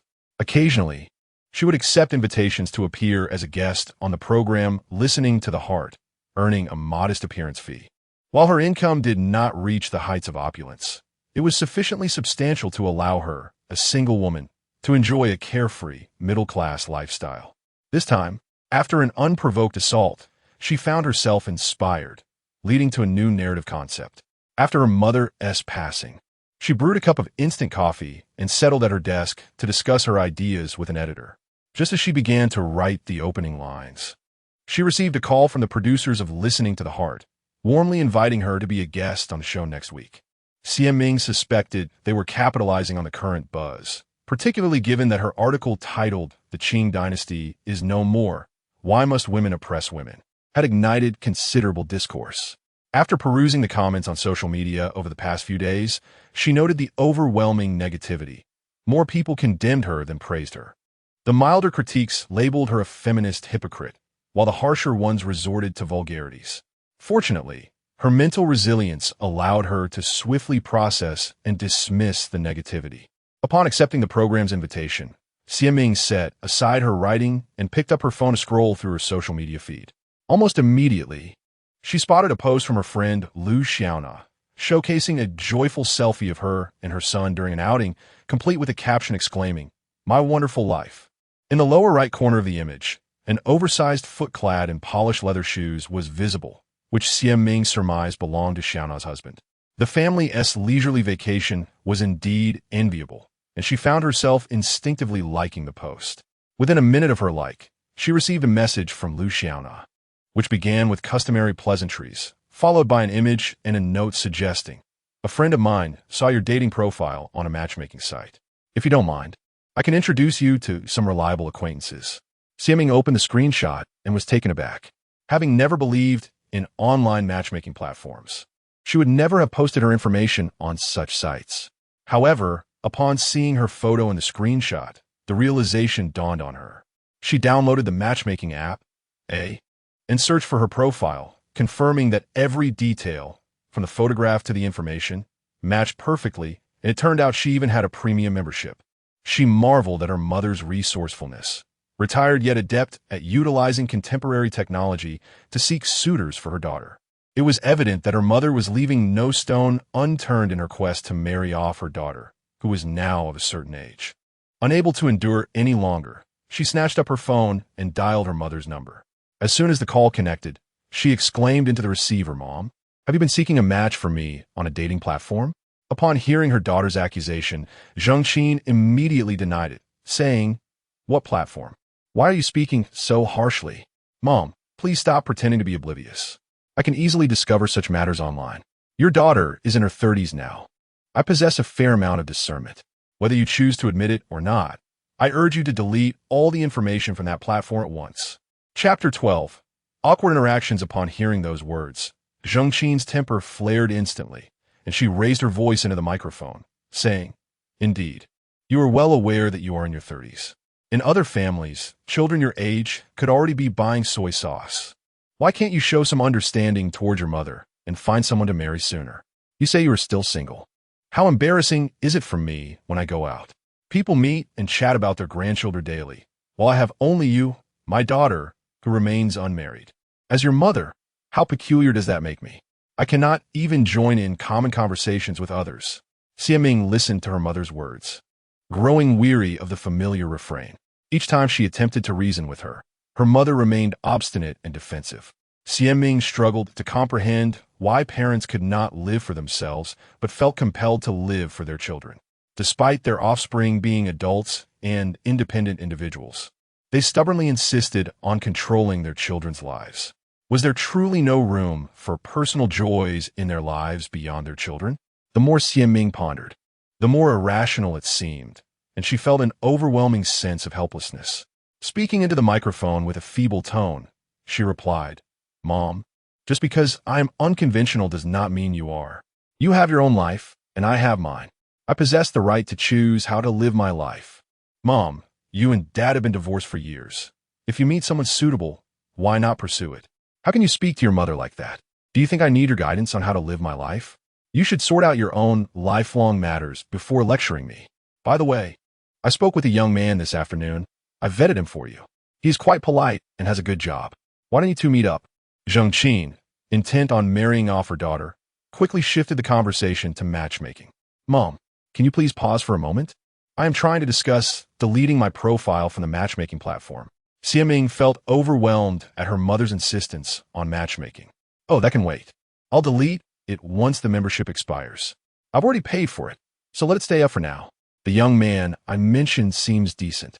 If you don't mind, I'll arrange a time for you two to meet." Zheng Qin continued unabated. "Mom, your meddling just got me misunderstood and hospitalized. If you keep this up, will I even have a life left? Enough. I'm hanging up. But I still need to bring you pig-ass trotters. And soup." Zheng Qin's words were cut short as Xiaming hung up the phone. Discontentedly, she muttered, "This child is so stubborn. I wonder who she takes after. Certainly not me." Before leaving work, Wu Qianqian received a call from Li Jiaqing, who, in a pitiful tone, asked her to join him for dinner at a relative's house. Softening momentarily, she agreed. Since moving into Xiaming's home, she had not denied any of Li Jiaqing's requests, believing that his willingness to agree to a divorce was a sign of reasonableness. However, each time they pretended to be a loving newlywed couple in front of others, Wu Qianqian felt an uncomfortable awkwardness. She is not a professional actress. How could she possibly feign affection in front of someone she does not like? If it were merely a pretense of love, it might be tolerable, but Li Jiaqing is particularly concerned with appearances. Although he does not exert authority over Wu Qianqian in front of others, he expects her to behave like a gentle and obedient wife. While Wu Qianqian is indeed well-mannered, she struggles to accept Li Jiaqing's display of male dominance in public. However, in order to achieve a peaceful divorce, she endures it. After dinner, Li Jiaqing offered to drive Wu Qianqian home. Fearing that others would discover she was staying at Xiaming's house, she declined his offer. Nevertheless, Li Jiaqing insisted on accompanying her, prompting her to consider taking a taxi instead. With Li Jiaqing's relatives residing in the countryside, she found herself needing to ride with him to the city to catch a bus. Throughout the journey, Li Jiaqing drove slowly, only accelerating when Wu Qianqian urged him to do so. Upon reaching the bus stop nearest to the city, Wu Qianqian prepared to disembark. Though he felt reluctant, he signaled right and stopped the car. "Thank you for today," Wu Qianqian said as she unfastened her seatbelt, expressing her gratitude sincerely. "Actually, it is I who should be thanking you. Thank you for agreeing to have dinner with me. Otherwise, as you know, the custom's back at my home. Because you agreed to postpone the divorce for 2 months, I will fulfill my responsibilities during this time. If only we had communicated privately before involving our families. Perhaps we would not have rushed into marriage and separation. Marriage is fundamentally a matter between two individuals before it involves families, and I hope you can understand my perspective." In recent days, Wu Qianqian had reflected deeply and recognized that the current awkwardness stemmed from both Li Jiaqing's failure to communicate effectively and their father's impatience. Yet, she acknowledged her own faults, admitting that she had relied too heavily on her parents and had been excessively obedient over the years. As Wu Qianqian reached for the car door, Li Jiaqing summoned an unexpected surge of courage and grasped her hand tightly. Qianqian, Please, let us not divorce. I actually like you quite a bit. I truly do not wish to part ways. Startled by his boldness, Wu Qianqian attempted to free herself from his grip, but he held on firmly. Anxious and irritated, she raised her voice. Li Jiaqing, calm down. Can we part on good terms? In a healthy marriage, both parties are equal. Your unilateral affection cannot sustain a marriage. But isn't a simple life together enough? Even if love is intense and romantic, everything eventually becomes mundane. Besides, even if you feel nothing for me right now, doesn't spending time together foster feelings? Li Jiaqing persisted, ignoring her struggles and clinging to her hand tightly. Feeling increasingly flustered, Wu Qianqian sensed his agitation and lowered her voice. Li Jiaqing, the marriage I desire is not one devoid of love. If you believe that a loveless marriage is acceptable, then you should seek a woman who shares that sentiment. You see, even communicating with you feels challenging. How can we possibly build a life together? Our thoughts are entirely divergent. Li Jiaqing intended to say more, but Wu Qianqian suddenly wrenched her hand away from his grasp, flung open the car door, and fled in a state of panic. Chapter 13. The dilemma of the well-behaved girl. Wu Qianqian seemed quite shaken, running aimlessly for some time before finally coming to a halt. As an empty taxi approached, she hastily raised her hand to hail it. Once seated inside, her heart was still racing with apprehension. During her initial meeting with Li Jiaqing, she perceived him as rather taciturn, aligning perfectly with the image of loyalty and honesty espoused by the matchmaker. Moreover, the elders frequently admonished her, insisting that when it comes to marriage, one should not seek out handsome suitors, as they're often prone to infidelity and attract unwanted advances. Similarly, marrying into a wealthy family was deemed precarious, as it could lead to being mistreated. Thus, a man of integrity with a stable job emerged as the ideal candidate for their matrimonial aspirations. However, Xiaming contended that these are mere fallacies. Physical appearance and financial status should not serve as metrics for a man's worth, but rather, character and moral standing should prevail. Wu Qianqian wholeheartedly concurred with this sentiment. As Xiaming progressed through the third of her novella, a brilliant idea struck her, inspired by Wu Qianqian herself. She envisioned crafting a narrative about a whirlwind marriage followed by a swift divorce, wherein the bride declines to consummate the marriage on their wedding night and subsequently petitions for divorce. While somewhat sensational, her intention was to convey that one must approach the significant matter of marriage with caution, resisting parental dictates and societal pressures, and instead remaining true to oneself. Marriage should not be dictated by age, but rather by the presence of love. With this notion in mind, she felt it prudent to seek Wu Qianqian's opinion before proceeding with her writing.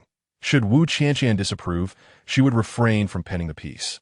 Although her work was not a factual report, she believed it essential to respect the sentiments of her muse.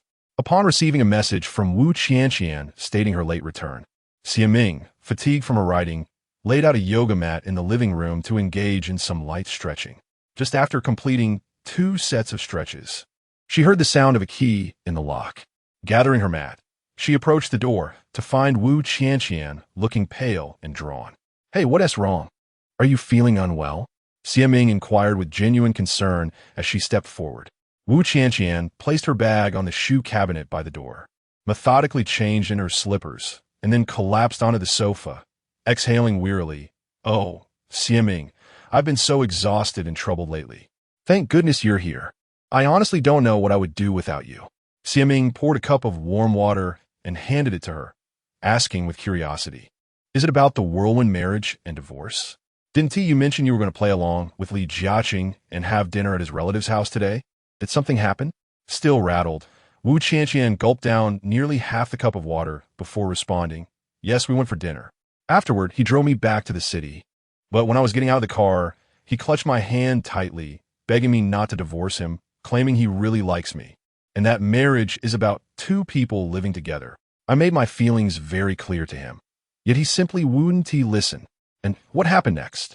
Did he try anything with you?" Xiaming asked, her gaze scrutinizing Wu Qianqian, secretly pondering whether Li Jiaqing harbored ulterior motives. "No, nothing like that. I was so frightened that I somehow mustered the strength to break free and ran away after getting out of the car. Even now, recalling that moment sends shivers down my spine. Wu Qianqian admitted, still visibly shaken. Ah, this person is truly unreasonable in their entanglements. They are so self-absorbed, failing to consider your feelings from a different perspective. What they deem as honesty and integrity is, in fact, mere selfishness. Although I have never met Li Jiaqing and harbor no animosity towards him, I cannot help but deeply detest individuals of his ilk. I have encountered men like him during blind dates, who only consider their own interests without any regard for others. Most of them adhere to the notion that one must marry upon reaching a certain age, disregarding the essence of love. They merely go with the flow, undertaking actions at predetermined life milestones with a lackadaisical attitude, evading responsibility for themselves and showing utter disrespect for others. Contemplating these matters, Xiaming sighed softly. She settled onto the nearby recliner with an earnest expression and inquired, "What do you intend to do next?" Frankly, keeping your parents in the dark is not ideal. I believe it is better to be forthright with them sooner rather than later, as you will inevitably face this hurdle.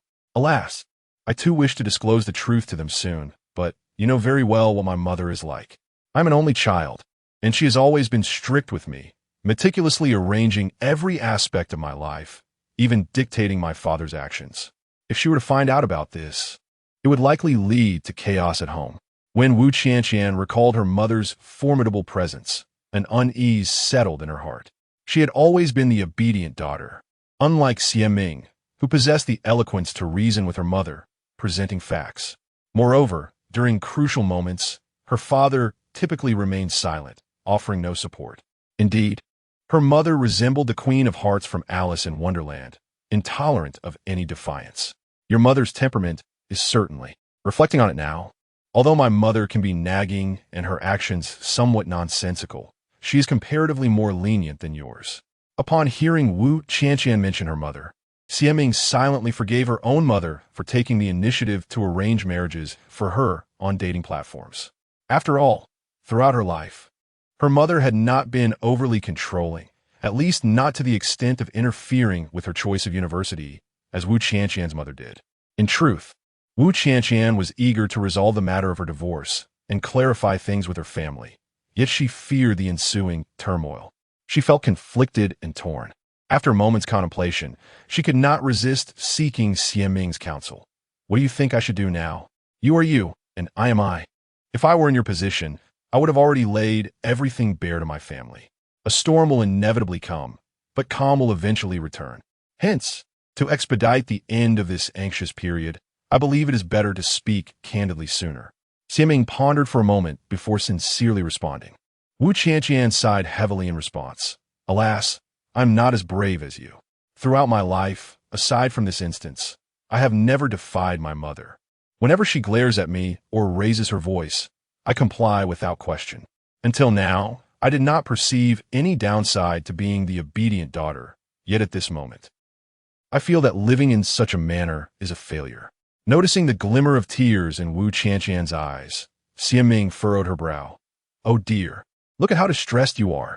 I must convey to you that the matter now lies before you, presenting you with two distinct choices. The first option is to confess to your family, resulting in a tumultuous scene that will eventually settle. The second is to persist in feigning a harmonious existence alongside Li Jiaqing in front of family and friends, all the while living in a state of constant anxiety. However, to put it plainly, regardless of the path you choose, the inevitable outcome remains that a divorce from Li Jiaqing will lead to an uproar. Of course, this is contingent upon your willingness to compromise and endure a life of mediocrity with him. Yet, Wu Qianqian lowered her head, her heart entangled in turmoil and confusion. Chapter 14. The Secret Unveiled Upon Witnessing Her Apparent Distress. Xiaming thought to herself that it was indeed futile to instruct the inexperienced. She had initially intended to inquire about her thoughts on the new concept, but it seemed best to refrain. She waved her hand dismissively, striving to soften her tone. "All right, you have work tomorrow. Let's sit down and sort this out over the weekend. Hurry and wash up. It's time for bed. However, I truly wish to resolve this matter swiftly." Recalling the events that had transpired earlier, Wu Qianqian found it impossible to rest. "Then just be honest. she exclaimed. But I am frightened. Then you can simply be a turtle hiding in its shell.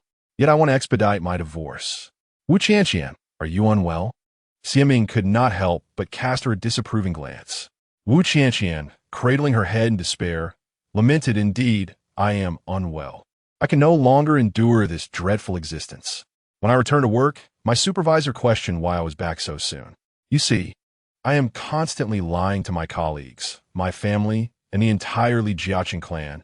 My mind has reached its limit, and I feel as though I cannot go on. Seeing her turmoil, Xiaming felt a sense of frustration as well. She moved to sit beside her and spoke gently. Let it be for now. We shall just take it one day at a time. When the soldier comes, we shall meet him. When the water rises, we shall build a dam. No matter what happens, you still have me as your steadfast support. Wu Qianqian leaned her head on Xiaming's shoulder, finding comfort in her presence, and nodded appreciatively. Thank you for being here with me. Oh, you truly are a naive girl, Xiaming remarked, affectionately ruffling her hair. On Friday, Xiaming and Wu Qianqian planned to dine at the newly opened hot pot restaurant on Zhongshan Road. Noticing Wu Qianqian's improved mood, Xiaming shared the idea for the new concept. To her delight, Wu Qianqian not only expressed no objections, but offered her enthusiastic support. She reasoned that since it was not a documentary novel, but rather a reimagining of her experiences, it would not adversely affect her. If her story could inspire others, it would indeed be a meaningful endeavor. With Wu Qianqian's consent, Xiaming returned home after their meal and immediately sat at her computer, tirelessly working on a manuscript. After all, the concept had been brewing for 2 days, and given that it was based on real events in her life, the writing flowed effortlessly. She typed away until midnight when she suddenly heard voices from the neighboring room. Initially, she paid little heed, but as the voices continued, she recognized Wu Qianqian's tone growing increasingly sharp, as if she were in an argument. Gazing at the softly glowing laptop in the darkness, Xiaming sighed heavily, reasoning that it was best not to intrude at such a delicate moment. After an indeterminate time, the neighboring room finally fell silent, prompting her to slip on her slippers and quietly approach. She did not knock, knowing the door was unlocked, and simply turned the handle to enter. The room was dim, illuminated only by the cold light of a phone screen, revealing Wu Qianqian's tear-streaked face. Her brow furrowed in concern. Xiaming stood at the doorway and softly inquired, "What has happened? Who are you speaking with? It wasn't Rejection bothering you, was it?" "No, it wasn't him. Did I disturb you just now? I'm so sorry." Wu Qianqian raised her hand to wipe her face and spoke with a heavy nasal tone. Seeing her in such a state, Xiaming felt a twinge of concern and decided to turn on the light and sit by the bed. She gazed down at her for a while, sighed softly, and inquired, "Is there something you find difficult to share with me? I've already promised to be your steadfast support." Upon hearing this, Wu Qianqian's tears streamed forth like a torrential flood. Xiaming, embodying a strong and resolute demeanor, let out a deep sigh and raised her voice, saying, "Alas, crime will not resolve the issue. Speak your mind, and we shall find a way to tackle it together." Detecting a hint of impatience in Xiaming's tone, Wu Qianqian hastily stifled her tears, sobbing softly for a moment before finally wiping the tears from her face. It's like this. Just now, I received a call from my mother, and it seems she knows about my tumultuous separation from Rejection. Xiaming let out a derisive chuckle, confidently asserting, "It must be Rejection who disclosed it. How can you be so sure?" Wu Qianqian felt a vague sense of agreement, but remained uncertain. Typically, Rejection appeared to be the type who would not engage in gossip. Her thoughts became muddled, yet upon hearing Xiaming's certainty, she couldn't help but add, "We had agreed that our divorce was a matter between the two of us, and during these 2 months of transition, neither of us would inform our families. Initially, I intended to expedite the process, but he mentioned that his family had many traditional values, and it wouldn't reflect well to divorce so soon after marriage.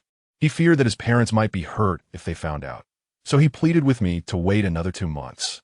I thought that since I initiated the divorce, and while he was not entirely innocent, it would be difficult for him to face such a situation right after marriage, so I acquiesced to his request." Although Wu Qianqian's explanation was somewhat disjointed, Xiaming grasped the general situation.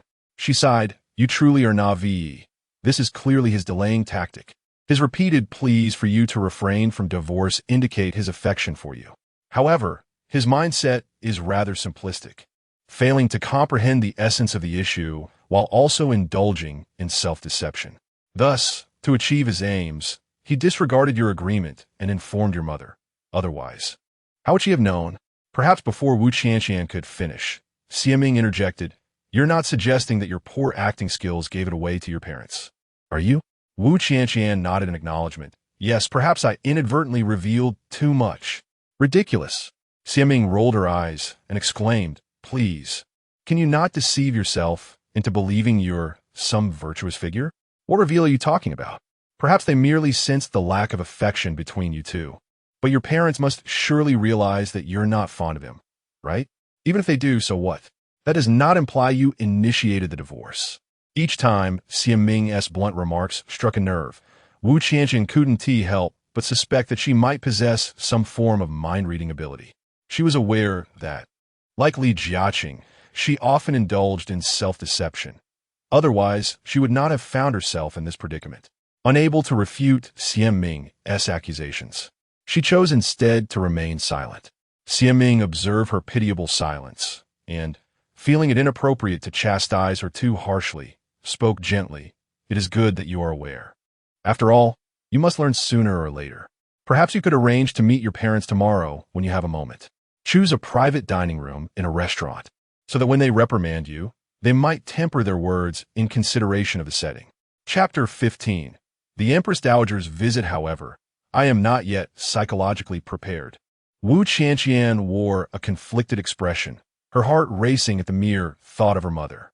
She reached out and grasped Xiaming's hand, saying, "Look, I just finished a call with my mom, and my palms are clammy with cold sweat. Even now, my hands remain icy. Well, let us wait until you feel mentally ready to discuss it. You can stay here with peace of mind. It's certainly safer than residing in a hotel or renting a place. Given your mother's capabilities, I wouldn't be surprised if she could track your whereabouts with just an ID. Fortunately, she has always valued her image and wouldn't come to your workplace to confront you. For now, you can play the role of a turtle retreating into its shell for a few days." Seeing her in such a state, Xiaming felt that pressing her for a swift resolution would not be effective, so she could only offer gentle reassurances. "Xiaming, you're truly wonderful." Wu Qianqian felt her eyes welling with tears at her words, surprised that the person to assist her in such a critical moment would be Xiaming, whom she rarely interacted with. Oh, that's rather nauseating.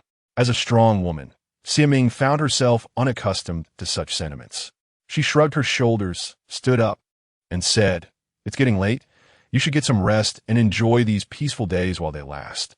Xiaming, when the time comes. My mom, you must help me." Wu Qianqian felt a shiver at the thought of her earlier conversation with her mother.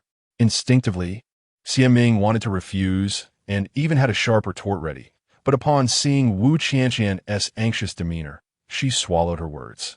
To ease her worries, she feigned nonchalance and replied, "No problem. Stop overthinking it and hurry to sleep." With Xiaming's comforting words, Wu Qianqian spent a leisurely weekend at her home. Yet by early Sunday morning, an inexplicable tension surged within her. At the crack of dawn, she inexplicably rose to pack her belongings and meticulously tidied the guest room, preparing to drag her suitcase out the door. Xiaming, barely awake and sporting a disheveled hairstyle, heard the commotion and emerged to find Wu Qianqian neatly dressed and pulling a suitcase. She hurried over and asked, "What on earth are you doing so early? Are you fleeing?" Sigh. "I can't shake the feeling that my mom somehow knows I'm staying here." Since last night, an ominous premonition had settled in Wu Qianqian's heart. How could your mother possibly know unless did my mother say something?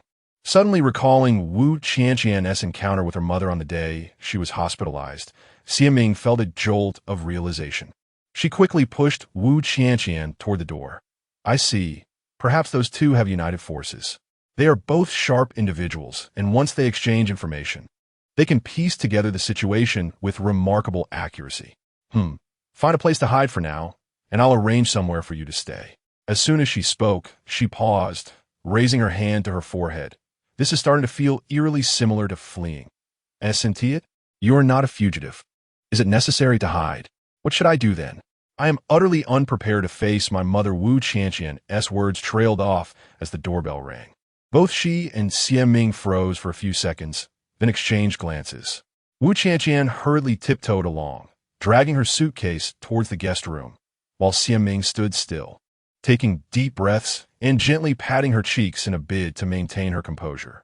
She couldn't fathom why she felt inexplicably anxious. After all, she was not the one engaged in wrongdoing.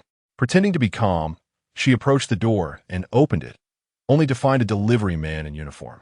A wave of relief washed over her as she received the package, signed for it, thanked him, and closed the door, momentarily dismissing Wu Qianqian from her thoughts. After a considerable amount of time had passed, the frightened Wu Qianqian cautiously emerged from her hiding place within the room. She observed Xie Ming standing by the shoe cabinet, fiddling with something in her hands, and whispered, "Who is it? A delivery?" "Yes, I have been feeling that the router's signal home has been rather poor lately, so I ordered a new one online yesterday." The delivery was surprisingly swift. "Oh, you nearly scared me to death. I thought it was my mother coming to confront me." Wu Qianqian placed a hand on her chest, exhaling deeply. "Let me call my mother to gauge her mood. So you want to have to be on edge all day." Seeing her distress, Xie Ming felt a surge of sympathy and suggested, "If you're feeling uneasy, why not take a stroll? Just remember to return before dark." "That sounds good." Before Wu Qianqian could finish her sentence, the doorbell rang again, and both she and Xie Ming stiffened in alarm, their expressions shifting dramatically. She cast a glance at the door and quickly retreated to the guest room, while Xie Ming had no choice but to compose herself to face whoever was outside. Upon opening the door, Xie Ming's heart leapt into her throat as she recognized the familiar faces of her mother and Aunt Dan. She quickly donned a smile and greeted them. "Mom, Aunt Dan, what brings you here?" Zheng Qin exchanged a glance with Dan Ziyu and casually replied, "Well, your aunt and I just finished our morning exercise and thought we would bring you some breakfast." With that, she handed the bag she was carrying to Xie Ming.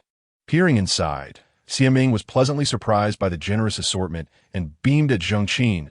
"Oh, thank you, my dear mother." Zheng Qin and Dan Ziyu shared a knowing look and stepped into the house. Xie Ming, sensing their ulterior motive, quickly followed them, saying, "Since you are here, why not sit down and have breakfast with me?" Xie Ming was not naive. The attire of the two women hardly suggested they had been out for a morning workout. Her mother typically only went out in the evenings for square dancing or tai chi, rarely leaving the house so early. Their visit was undoubtedly orchestrated to catch Wu Qianqian. "Oh, we've already eaten. You go ahead." Dan Ziyu scanned the living room for others and began to move further inside. Xie Ming was startled by this and hurriedly interjected, "Mom, Aunt Dan, I'm so sorry. I just got up and haven't had the chance to tidy up yet. Please, have a seat on the sofa while I get you a glass of water." "Oh, there's no need for that. You should eat your breakfast. I just came to see the layout of your home," Dan Ziyu replied, casting a smile at Xie Ming. "Your Uncle Wu and I are considering purchasing a 2-bedroom apartment in this community. After Qianqian gets married, our 3-bedroom, 2-living-room house feels a bit too spacious and cumbersome to maintain." Upon her utterance, Xie Ming found himself at a loss for any counterarguments. He mused internally that Jiang truly possessed a cunning wit, effortlessly conjuring an excuse to navigate through the situation. However, he also considered that if Wu Qianqian were to be discovered, it might not necessarily be a calamity. After all, the impending storm was destined to arrive sooner or later. Rather than allowing Wu Qianqian to live in perpetual anxiety, confronting the issue head-on and resolving it promptly seemed a more prudent course of action. Though this was his contemplation, he nonetheless followed the elders into the master bedroom, which was indeed her domain. Despite the slight disarray, she felt indifferent. For everyone has moments of negligence when time eludes them. Zaidan pulled Zheng Qin to circle around the master bedroom, then darted to the balcony for a brief glance, even offering a nonchalant critique of the layout. Chapter 16. Successfully avoiding a calamity after exiting the master bedroom. Dan Ziyu casually glanced at the bathroom before making her way to the adjacent guest room, currently occupied by Wu Qianqian. As she turned the doorknob, Xie Ming felt an inexplicable tightening in her throat. Though the matter did not concern her, she was seized by a wave of anxiety. Instinctively, she wished to intervene, but was pulled aside by her mother. "Mom, is Aunt Dan here to look at the house this early? Why didn't you inform me beforehand? I could have tidied up." Siaming was led to the living room by Zheng Qin, who noticed the unusual look in her eyes, prompting her to feign ignorance.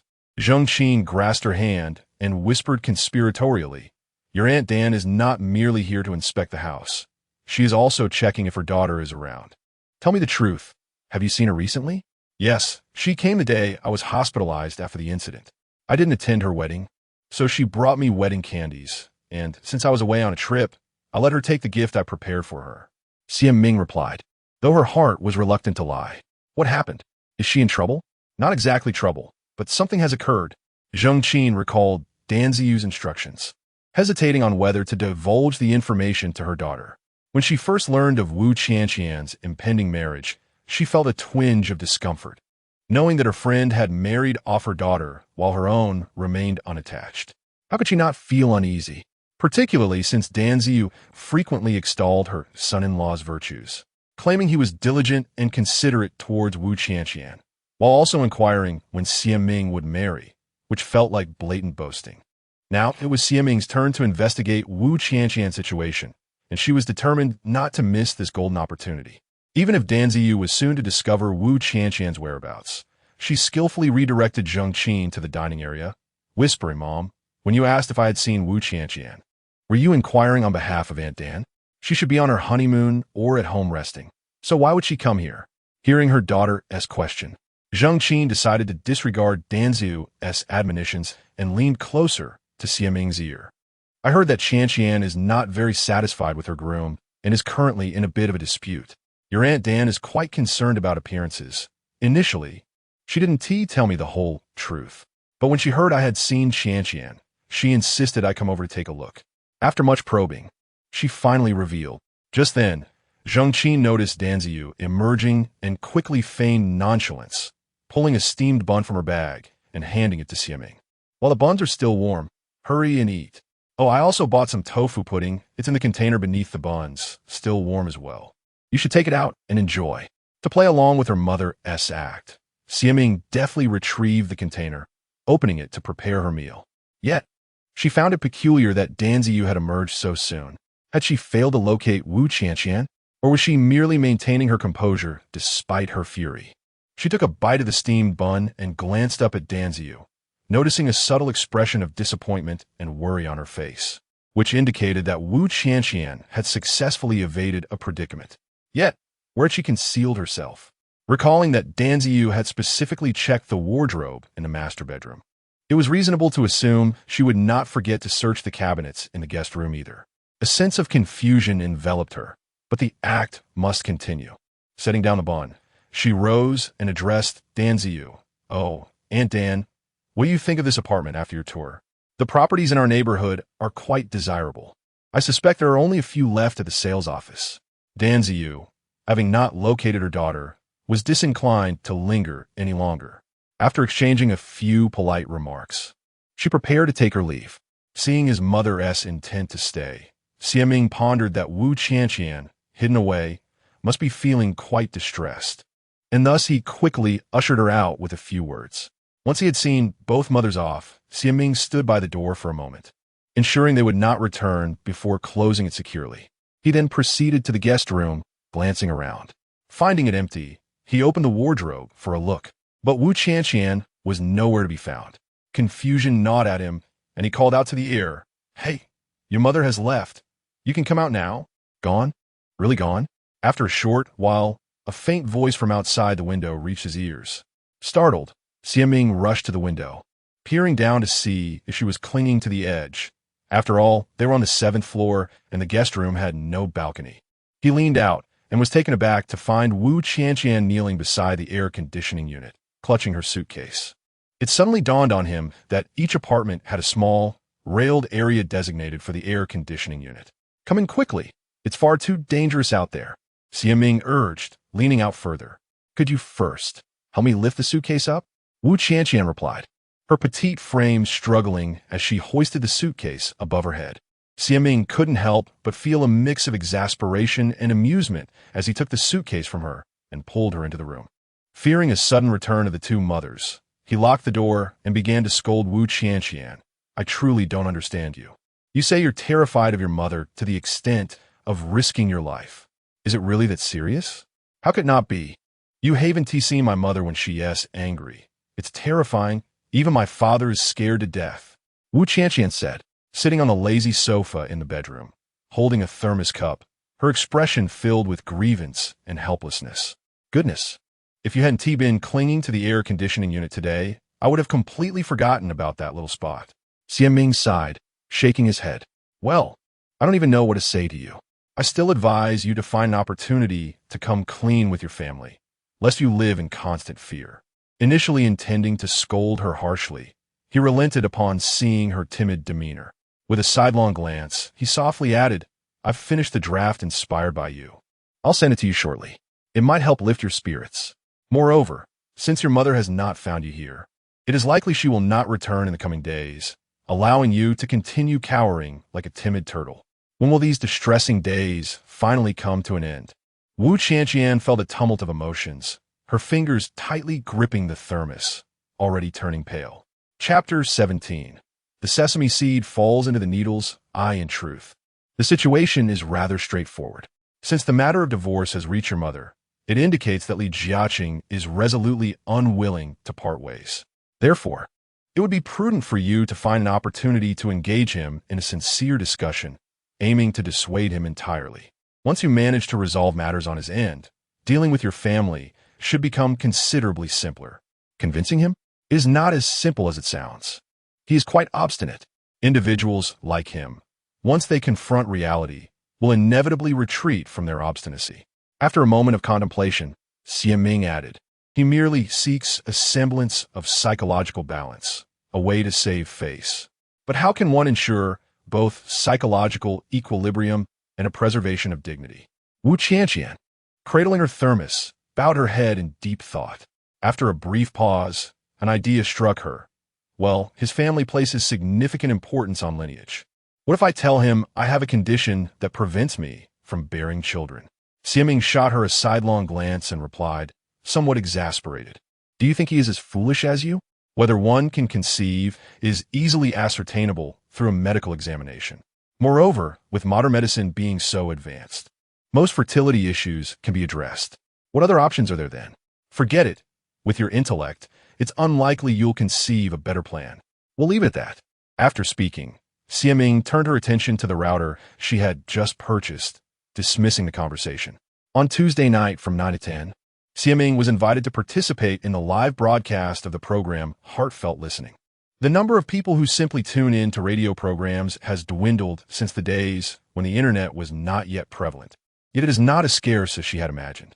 Prior to her invitation, she assumed such programs were of little interest.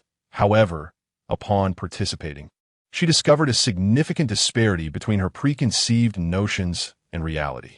Heartfelt Listening is a program where a host or guest addresses emotional issues faced by callers. Since its inception, the show has followed a heartwarming, motivational format, attracting listeners seeking psychological comfort during their troubles. However, by chance, after she was invited to be a guest, the warm, nurturing tone of the program was inadvertently altered by her incisive style. The host initially struggled to adapt to her sharp approach, and afterward, she even voiced her grievances to the production team. Xiaming recognized that her forthright and penetrating style was ill-suited for the comforting tone of the show, and assumed she would not collaborate with them again. To her surprise, the response to the broadcast was overwhelmingly positive. As a result, she received sporadic invitations to return as a guest. Later, the program's planner engaged her in a deep conversation, expressing a desire for her to maintain her distinctive style and to establish a long-term collaboration. Xiaming, a seasoned professional with decades of experience, understood that her candid and incisive manner of addressing problems generated considerable discussion. Listeners had polarized opinions about her approach, those who appreciated her style lauded her, while detractors expressed intense disdain. Over time, the moniker Crazy Loli evolved into a symbol of controversy, a hot topic, and an emblem of feminism and extremism. The host transitioned from initial disdain and confusion regarding her to a state of respect and understanding. as listening to Xian Ming respond to audience inquiries proved to be an invigorating experience. Her words were incisive, swiftly grasping the psychology of those seeking help and providing various effective solutions to their dilemmas.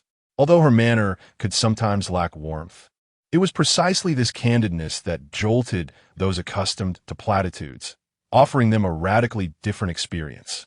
As the program commenced, Xiaming adeptly resolved the emotional uncertainties of a female university student before addressing the concerns of a middle-aged woman facing a marital crisis. While many would prefer to preserve a marriage at any cost, she espoused a contrary view, akin to a proponent of divorce, asserting that if a marriage cannot be sustained, there is no merit in forcing it to continue. Consequently, during her broadcasts, she often received calls from individuals who expressed their displeasure towards her views.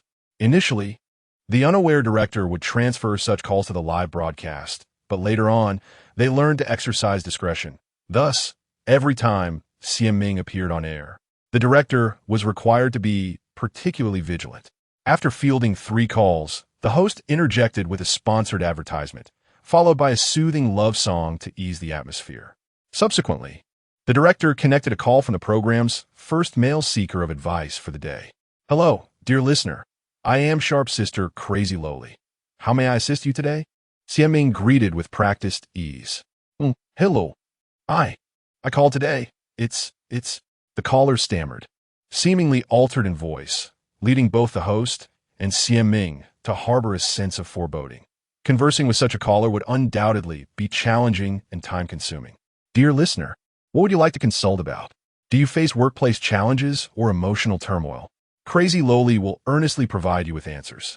Lacking patience for his hesitations, Xian Ming took the initiative. Perhaps Xian Ming's clear direction prompted him to respond. "Oh, I am here to discuss an emotional issue. It's that my wife suddenly wants a divorce. I do not wish to part ways, but she insists on it. I don't understand what I did wrong. May I inquire how long you have been married to your wife?" Without waiting for him to finish stumbling through his words, Xian Ming interjected with her question. The man fell silent for a moment before replying.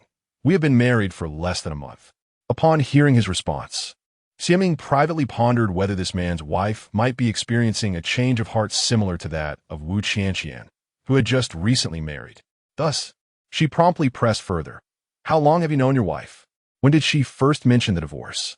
What reasons did she provide?" "Well, we have known each other for about 4 to 5 months, and our relationship has been quite good, I believe."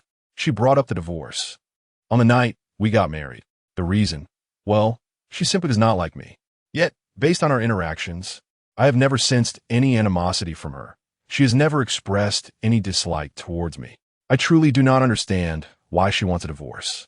As soon as he finished speaking, Xian Ming couldn't help but widen his eyes, secretly pondering whether this individual could possibly be Li Jiaqing, the groom of Wu Qianqian. If that were indeed the case, it would be akin to a sesame seed falling into a needle's eye, an extraordinary coincidence. However, she hoped it was true, for this would grant her the opportunity to engage him in conversation, ensuring she could seize the moment to awaken him from his reverie. Chapter 18. Futile argument. Xian Ming cleared his throat and spoke clearly. "Sir, setting aside the potential duplicity of women, your wife's request for divorce on the day of your nuptials likely stems from her belief that a union with you is untenable for her. If that is indeed the case, why then did she proceed to marry me? I would suggest you inquire directly with your wife as to her motivations for obtaining a marriage certificate with you. Prior to this call, have you engaged in any meaningful dialogue with her?" Upon hearing his inquiry, Xian Ming found it amusing, pondering that he probably seldom communicated with his partner. Perhaps from the outset, he had chosen to bury his head in the sand, deceiving himself. However, it was also possible that he was inherently one who could not empathize, living in his own world. "Of course," he replied, "since you have already communicated, you must be aware of your wife's reasons for the divorce. Is there something else that prompted your call?" At this moment, Xian Ming finally comprehended Wu Qianqian's sentiments. The person on the hotline was indeed challenging to engage. The host, observing their exchange, signaled to Xian Ming to cut the hotline. Xian Ming hesitated and shook his head in response. "The purpose of my call is to ask how to resolve a situation such as mine," he insisted. Although the voice on the line had been processed, Xiaming still detected a tone of obstinacy. She made an effort to compose herself and replied, "If I were in your position, I would engage in open communication, attentively considering each other's perspectives. Should the other party lack feelings for me, I would choose to relinquish a loveless marriage and continue my search for a suitable partner in life. However, we have already obtained our marriage certificate and held a wedding, with both families supporting and approving of a union.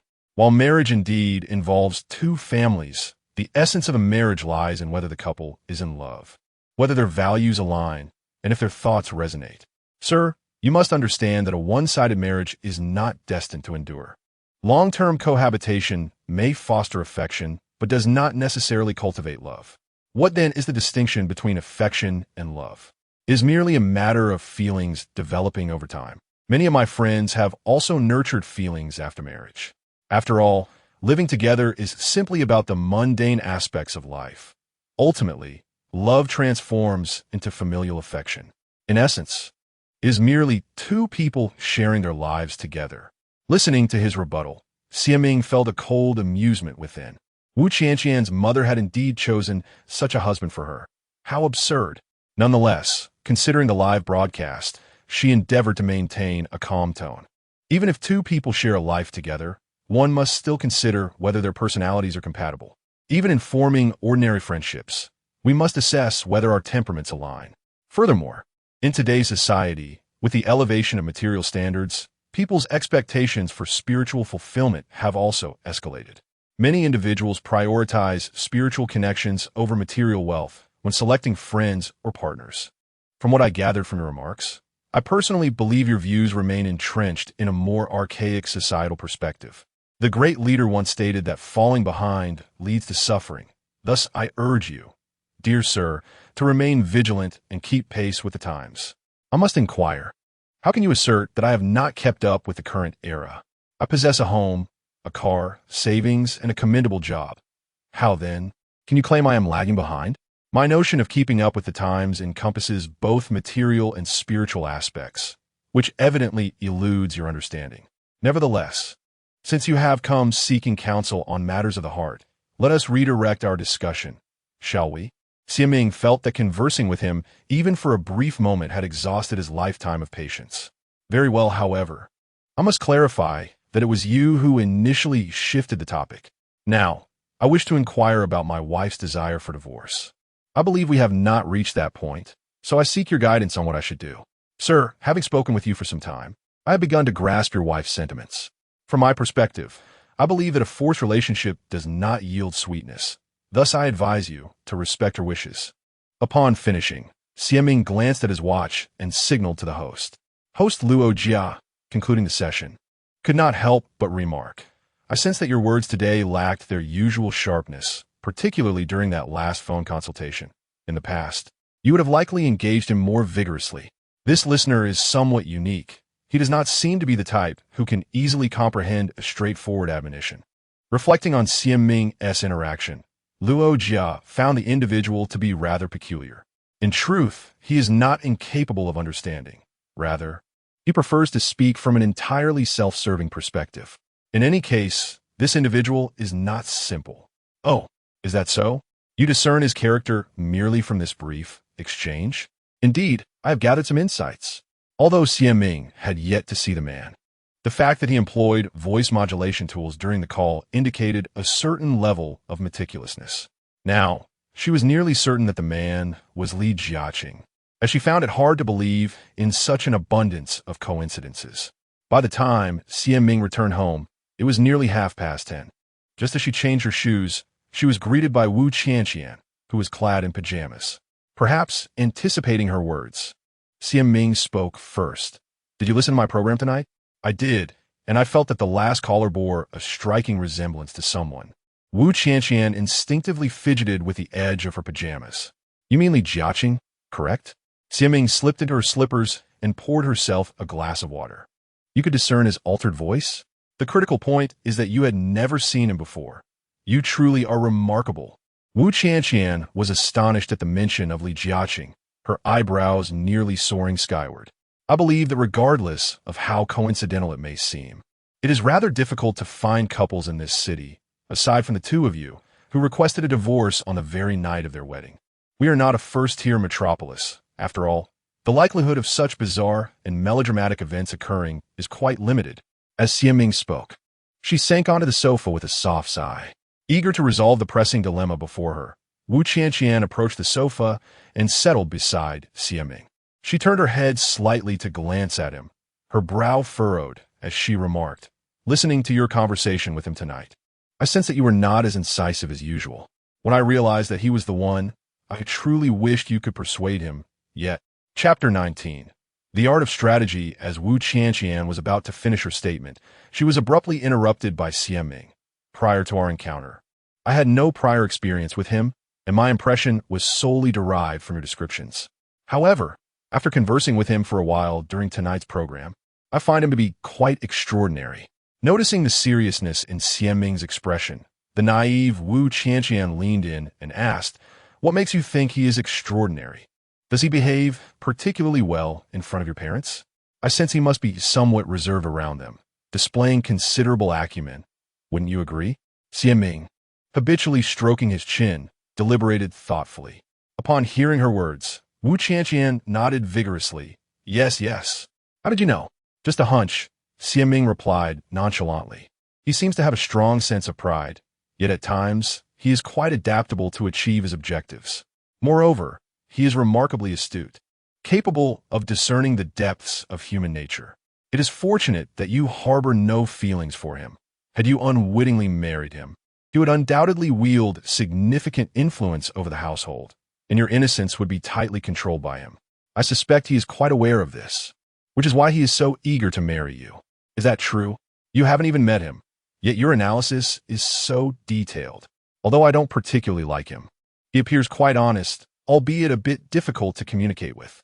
Surely he couldn't be as calculating as you suggest?" Wu Qianqian gazed at her in disbelief.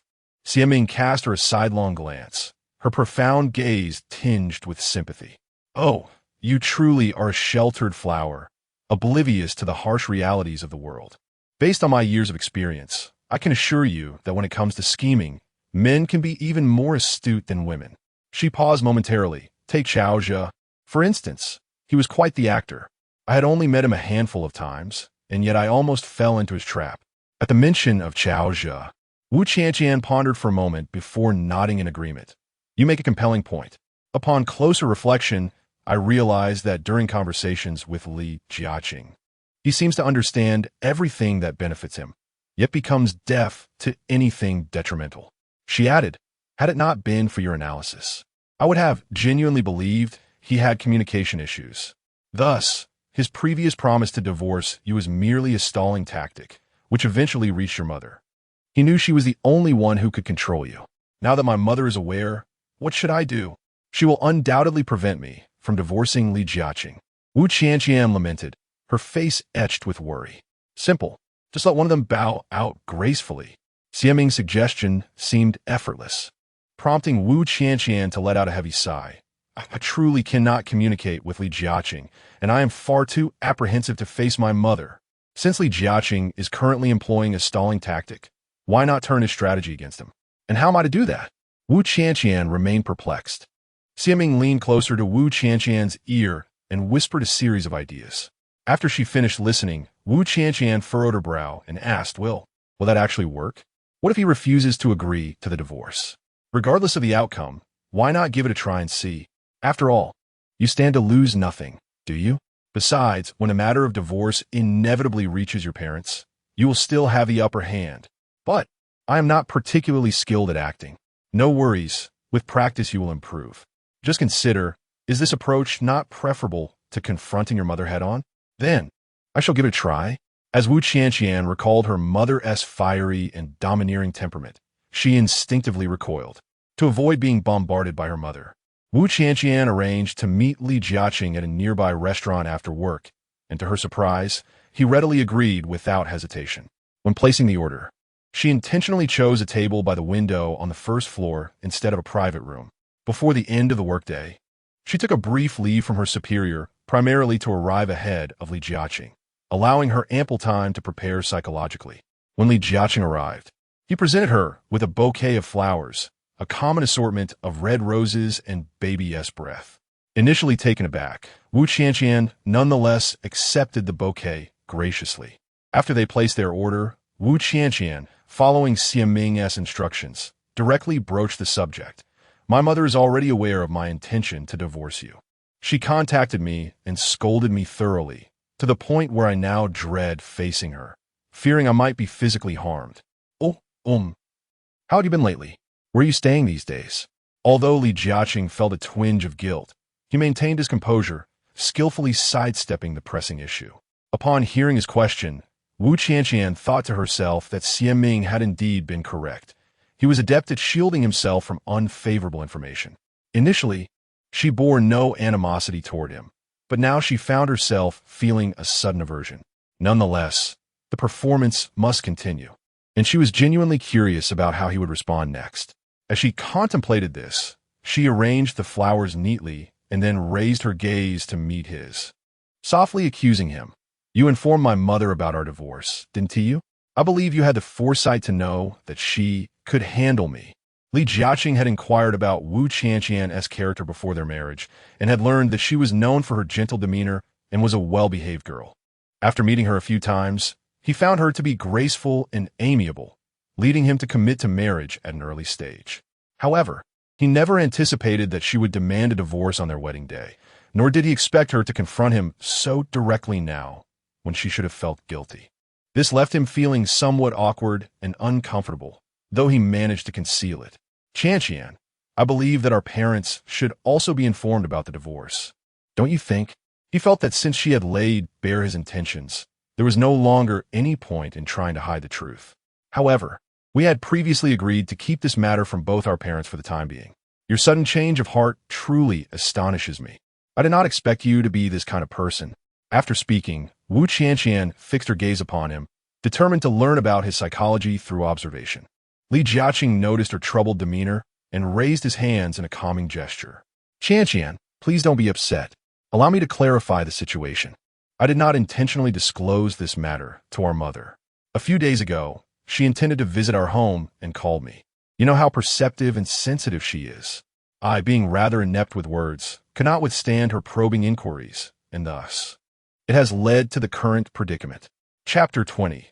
The self-deceiving individual. The more Wu Qianqian conversed with Li Jiaqing, the more she perceived him as hypocritical and selfish. The matter of their divorce had ostensibly been discussed calmly and amicably, yet had he expressed any opposition from the outset, she might have considered alternative plans. However, his outward agreement, coupled with his covert maneuvers, was decidedly lacking in integrity. Just as she prepared to voice her thoughts, the server began to bring out the dishes, prompting her to silence herself, lowering her eyelids and lifting her teacup to sip. She was aware of Li Jiaqing's need for face, and would not hesitate to accord him respect when due. Yet she hoped he might reassess his perspective. Qianqian, all the dishes are served. Let us enjoy them while they're hot. After the server finished setting the table, Li Jiaqing checked the bill and called her attention. Li Jiaqing, if my mother were to visit, she would certainly call me first rather than you. In the days leading up to my mother's scolding, I did not receive a call from her, nor were there any missed calls on my phone. Do you understand what that implies? It signifies that you are lying. In the past, Wu Qianqian would have been more accommodating, but after receiving guidance from Xie Ming, she resolved to act according to her newfound strategy. Li Jiaqing was taken aback by this once docile Wu Qianqian's sudden assertiveness. Although he felt displeasure, he could not overtly display it, and thus could only patiently explain. Qianqian, regardless, our parents will eventually learn about our divorce. It doesn't matter whether we tell them sooner or later, does it? Have you informed your parents then? My parents are easygoing. It's all the same whether I tell them now or later. Li Jiaqing's response was evasive. What a true double standard. Wu Qianqian murmured under her breath, recalling the words Xie Ming had imparted to her, before raising her gaze to Li Jiaqing. Li Jiaqing, I know you are reluctant to proceed with the divorce, yet my actions are ultimately for your benefit. You are well aware that in my family, my mother holds the reins, both my father and I must heed her. Over the years, I have unconsciously adopted her traits, and I fear you may not be able to accept that. What is there to accept? Li Jiaqing raturta. Moreover, your character is admirable, gentle, kind, and and sensible. You were universally acknowledged as the good girl. Encouraged by her words, Rejection felt there might still be a chance to salvage their marriage. Thus he picked up his chopsticks and served her some food from his bowl, saying, "Come on, it's getting late. You must be hungry. Eat while it's warm." Wu Qianqian, however, did not eat the food he offered. Instead, she selected a piece of her favorite snowflake ribs and brought it to her mouth, then took a sip of water before leisurely stating, "The term good girl is merely the assessment of those who do not truly know me. Those who understand me would disagree. In truth, everyone enjoys being praised, hence the presence of vanity and duplicity in all of us. I resemble my mother in appearance and temperament, yet my life has been relatively smooth, leaving little room for anger to surface. Is it not said that even a rabbit will bite when provoked? My temperament, however, is far more formidable than that of a rabbit. I have relished meat since childhood. You appear so delicate and gentle. Surely you cannot be a tiger?" Upon hearing Wu Qianqian's words, Li Jiaqing was overtaken by an ominous premonition. He might even be more formidable than a tiger. After all, I must surpass my predecessor, right? Ha, indeed. Come, let's dine. Faced with the transformed Wu Qianqian, who seemed like an entirely different person, Li Jiaqing found himself momentarily at a loss, awkwardly placing a few pieces of snowflake pork ribs into her bowl. "I can serve myself. I don't need you to help me with my food. Moreover, I share my mother's cleanliness obsession," Wu Qianqian said with a pained expression, pushing the bowl back toward him. "You should take this back. We cannot let it go to waste." In the span of a single dinner, Li Jiaqing's mood shifted from anticipation to disappointment. Yet, he did not allow Wu Qianqian's demeanor to intimidate him, secretly pondering whether this was merely a ploy to instigate a divorce. After all, she had consistently maintained the image of a dutiful daughter, and the admirable qualities she possessed were evident to all. In truth, this was a form of self-deception, for her behavior that evening had significantly tarnished his impression of her. As they finished their meal and prepared to leave, Li Jiaqing could not restrain himself from asking, "When do you plan to move back home? Living alone outside can't be too good for you, can it?" "Well, since we're getting a divorce anyway, it makes no difference whether I live at home or outside, does it?" Wu Qianqian retorted without reservation. "Of course it makes a difference. After all, we're not divorced yet. But even if I return home, it doesn't mean I can be with you. Do you think that makes a difference?" "Certainly it does. Even if we share a roof, we are still living together as a newlywed couple. Even if we divorce in 2 months, we should at least maintain appearances, right?" Li Jiaqing was reluctant to let this opportunity slip away. Women nowadays are incredibly astute. Every woman he had previously dated had inexplicably ended the relationship after a while. Although Wu Qianqian was not the innocent little rabbit he had initially assumed, he was confident she was not a cunning fox either. "There are reasons behind my decision to not live at home. Considering we are destined for divorce, I do not wish to leave you with a poor impression. I have been spoiled by my parents since childhood. I cannot manage household chores or care for others, and I often require assistance myself. So perhaps it is for the best. That's all right. I can manage the household and take care of you." Though reluctant, Li Jiaqing responded readily. "Very well. I will think it over and give you my answer," Wu Qianqian said, grabbing her bag and rising to leave. "Let me escort you." "No need. Just wait for my call in the next couple of days." After Wu Qianqian briskly exited the restaurant and hailed a taxi by the roadside, she slumped into the back seat, reflecting on her earlier verbal sparring with Li Jiaqing, her heart still racing with a hint of anxiety. Fortunately, thanks to Xiaming simulating their meeting the previous night, she had adeptly anticipated much of what Li Jiaqing would say. It was indeed impressive how she could play both roles, allowing her to respond fluently to him, all thanks to Xiaming's guidance. However, last night, Xiaming ultimately conveyed to her that if Li Jiaqing was not as she had imagined, and if she did not harbor a strong aversion towards him, she might consider pursuing a relationship, for who knows, affection might blossom over time. Nevertheless, Wu Qianqian believed that she was not so easily swayed by emotions. Otherwise, she would not have remained single for all these years. Chapter 21. An invitation from a friend Xiaming, inspired by Wu Qianqian, composed a novella which, upon submission to a certain magazine editor, was promptly rejected. The reasons for the rejection were articulated with a gentle touch, yet, as Xiaming interpreted, they essentially pointed to excessive imagination. Previously, the editor Xiaming had been working with had gone on maternity leave, and a newly graduated editor had taken her place. This fresh entrant into the professional realm, likely still enamored by romantic dramas, lacked substantial life experience. Consequently, Xiaming saw little merit in engaging her in discussion and promptly redirected the manuscript to her senior, editor Yang. Though the compensation offered by the local publication was modest, Xiaming was not motivated by monetary gain. She yearned to articulate the experiences of Wu Qianqian and encourage unmarried individuals to thoroughly contemplate their compatibility before embarking on the significant journey of marriage. She believed that such a profound life decision should not be treated as a mere obligation, and that marriage should be approached with seriousness and caution, rather than a casual endeavor. Within mere hours, editor Yang confirmed the manuscript's acceptance. Occasionally, Xiaming tuned into the program Heartfelt Listening, where she had also heard a listener call in with a voice change. Inspired by the current popularity of the crazy lowly in the city, she pondered whether to request a column for Xiaming. Upon receiving Yang's suggestion in the chat window, Xiaming paused momentarily before readily agreeing. Despite her lack of romantic experience and marital history, her extensive workplace exposure and passion for travel had endowed her with a unique sensitivity, allowing her to distill her insights over the years. She wished to share these reflections with others and provide advice and support, having long held the aspiration to write a column for a newspaper or magazine. Thus, when her senior offered such a splendid opportunity, she was delighted. After finalizing the draft, Xiaming sent the manuscript to Wu Qianqian for her review.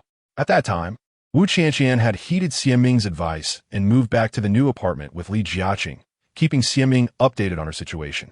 Within 5 minutes, Xiaming's phone rang. Without glancing at the caller ID, she answered, "Hello, what do you think of the revised manuscript?"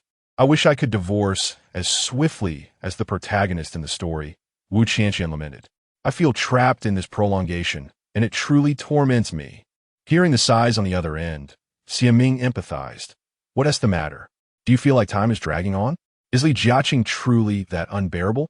"To be honest, I hadn't interacted much with him before. Now that I've spent a few days with him, he embodies exactly what you described. Whenever faced with unfavorable situations, he feigns ignorance, making genuine communication impossible. I just want to be free from this. In truth, such a situation might not arise for others, but for you it is different. Fortunately, there is still time." Xiaming let out a gentle sigh and shifted the topic. "How did you fare with him today?" "He works during the day and is quite punctual when it comes to finishing work.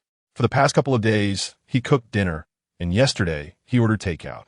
After the meal, he tidied up while I deliberately refrained from intervening. Although he did not voice any complaints, it was apparent that he harbored some discontent. In the presence of outsiders, he tends to exhibit a rather traditional masculine demeanor, which does not quite align with my personality. If that is the case, your personalities indeed seem incompatible. I know you are not the archetypal good girl. Otherwise, you wouldn't have stirred up such a situation, would you? There remains a considerable time before your agreed divorce date. Have you noticed anything he particularly cares about in recent days?" Xiaming found Wu Qianqian's circumstances rather intricate.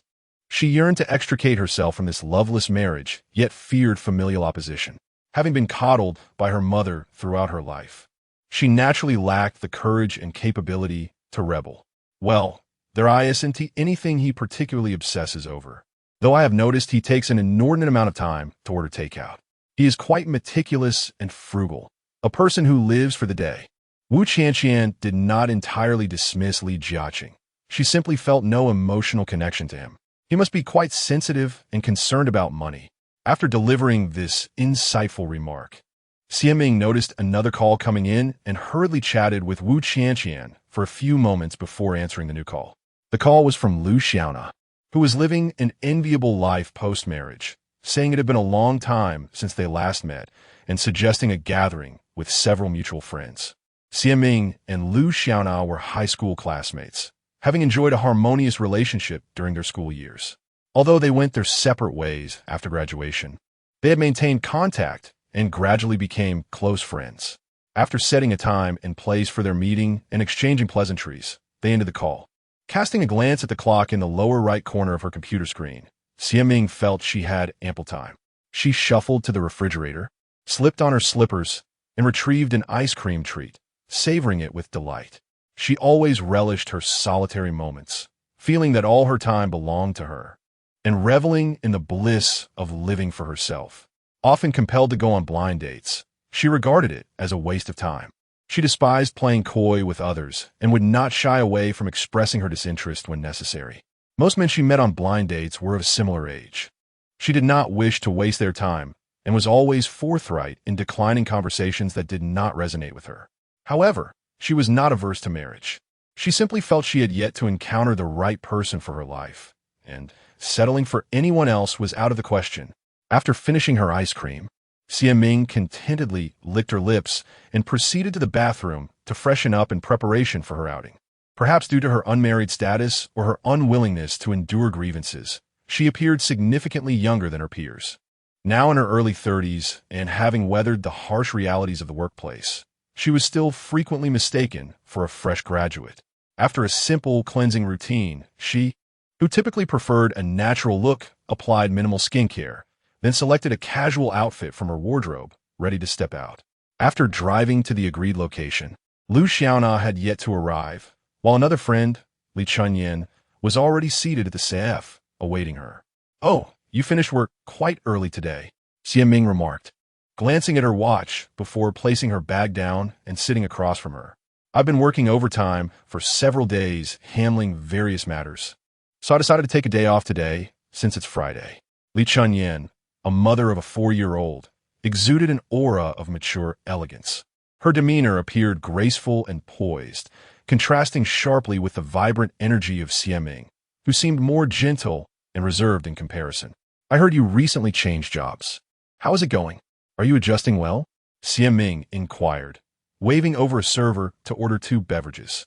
At the mention of her job, Li Chunyan instinctively furrowed her brow. "It's going all right, but since I just started as the department head, it's natural to encounter some challenges in the beginning." Chapter 22. Workplace trivialities. Although Li Chunyan did not overtly express her emotions, the perceptive Xia Ming detected her discontent. In the company of her friend, she was always forthright. Thus, she candidly inquired, "Have you been troubled by your subordinates since joining the company?"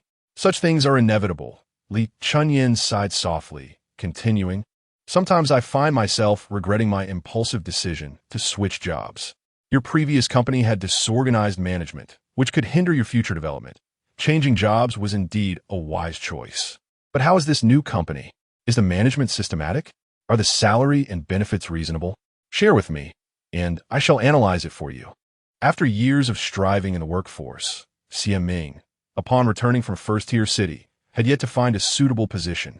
Hence, she kept a keen eye on various local companies. However, having grown accustomed to the lucrative compensation and benefits of her former city, she found it quite challenging to settle for anything less. For what I've seen so far, the management appears quite systematic.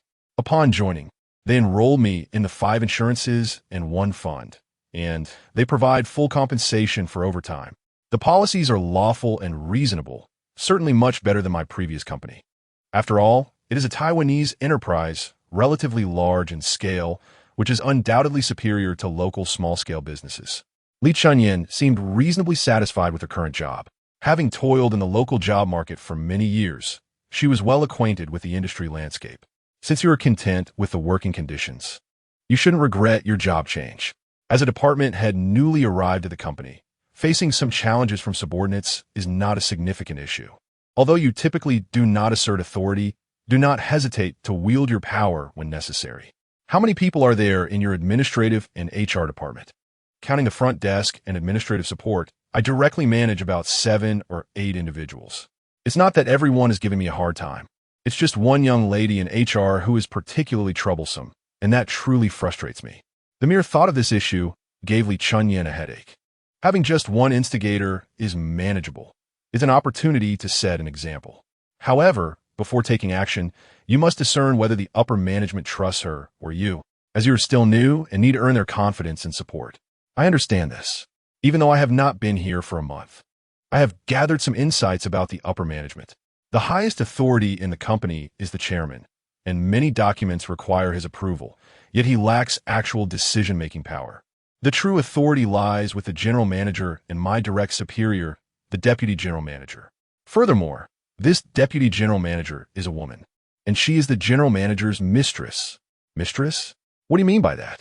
Just then, Lu Xiaona, clad in an elegant long dress, had approached the table unnoticed, and, upon hearing the term mistress, her eyes sparkled with curiosity.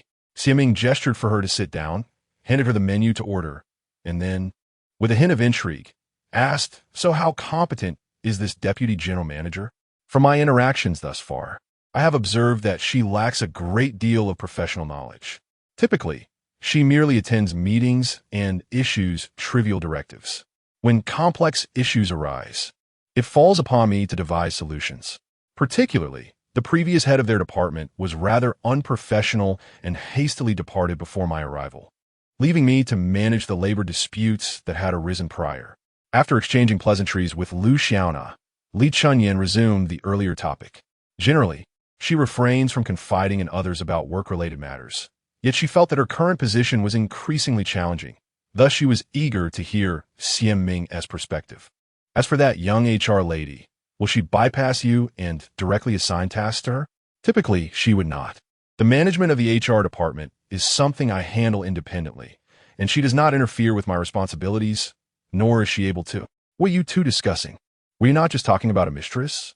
Lu Xiaona interjected, having completed her order and overhearing their animated conversation. In the workplace, she is usually surrounded by numerous colleagues, and during idle moments, they gather to chat, often about trivial family matters.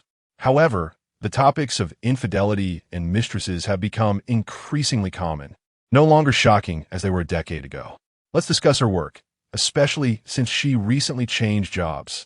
After Xie Ming finished speaking, he turned to Li Chunyan and continued. From my perspective, your direct supervisor's lack of professionalism is advantageous.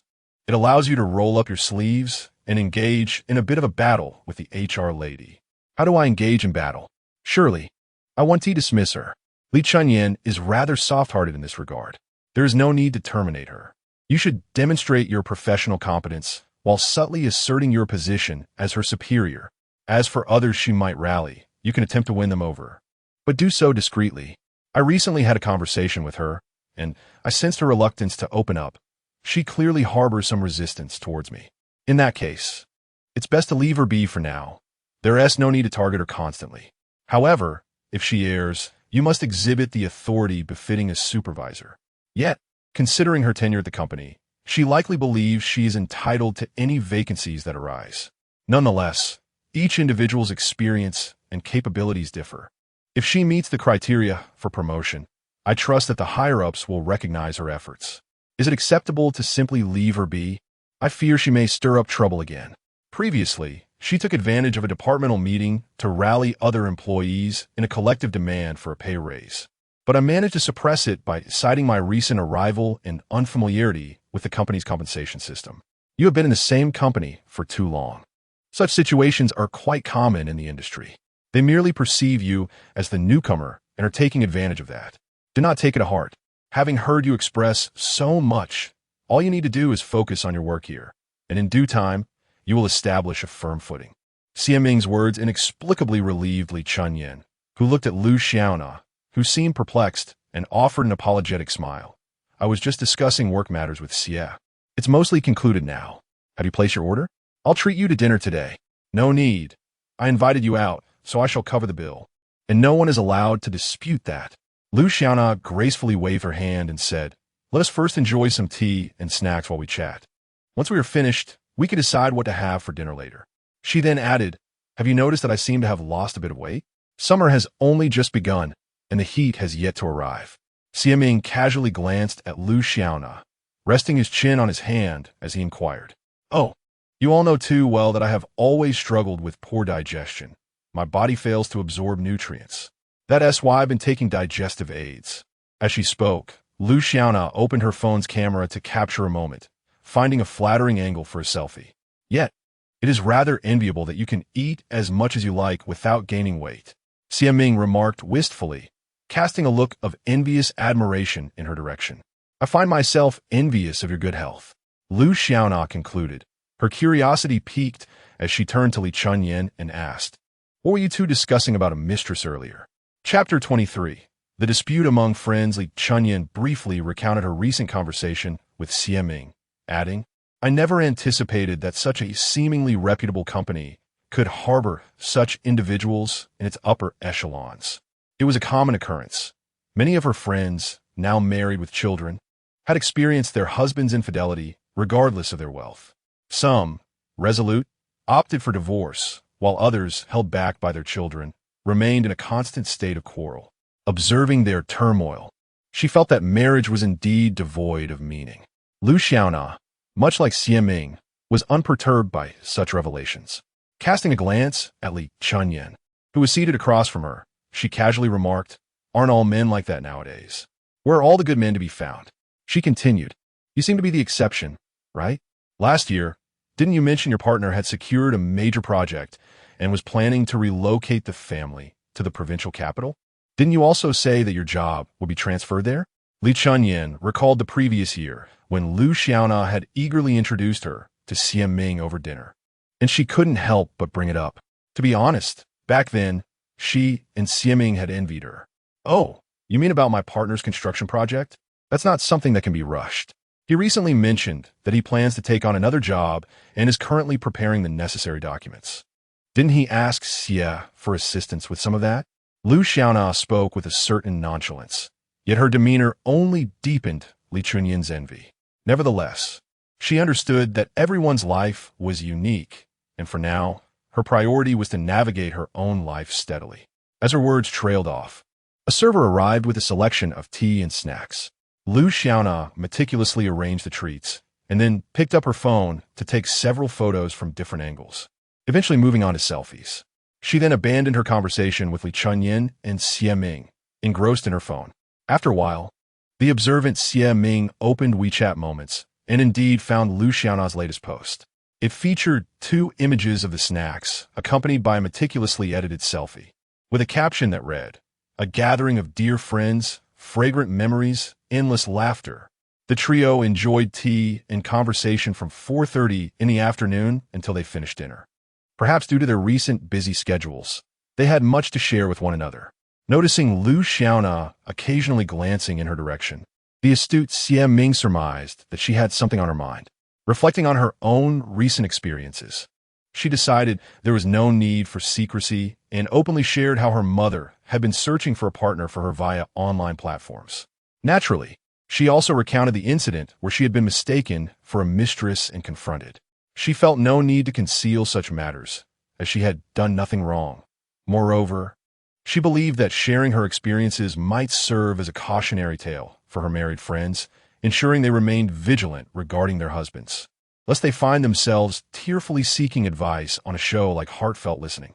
However, observing Lu Xiaona and Li Chunyin's current situations, she realized that perhaps she was overthinking things. In truth, Lu Xiaona had long since seen the video of the mistress being violently assaulted by the rightful partner circulating endlessly in her social circle. She vaguely thought that the individual resembled Xie Ming, and her curiosity had lingered, yet she felt it inappropriate to inquire, thus holding her silence until now. It was not surprising when Xie Ming brought it up unprompted. However, Li Chunyin, who had been preoccupied with work lately, nearly dropped her jaw in astonishment upon hearing it. With wide eyes, she looked at Xie Ming with concern and asked, "You were mistaken for a mistress and assaulted? You must be all right now, right? They owe you an apology for the mistake. I had seen videos of the mistress being beaten on social media, but I never imagined that the victim would be you. I suppose this is just my misfortune. I must blame my mother for meddling in my affairs by seeking suitors on those online dating platforms, leading to such a debacle. I had warned her about the prevalence of scammers on those platforms, many of which are merely used for casual encounters, yet she refused to heed my words. Just the other day, after I was beaten so severely, she was still eagerly chatting with someone on the platform, claiming she would be more discerning in the future. I have expressed my concerns to her, yet she remains unfazed. Sigh. I am truly at a loss for words regarding her."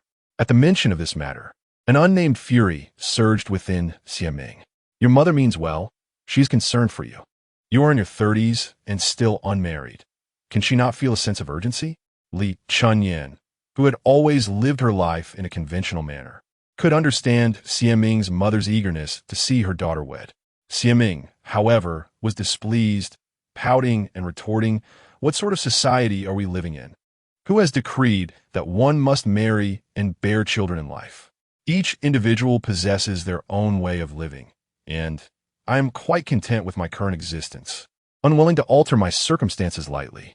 Besides, if I were to marry, I would choose someone I genuinely like, someone with whom I wish to share my life."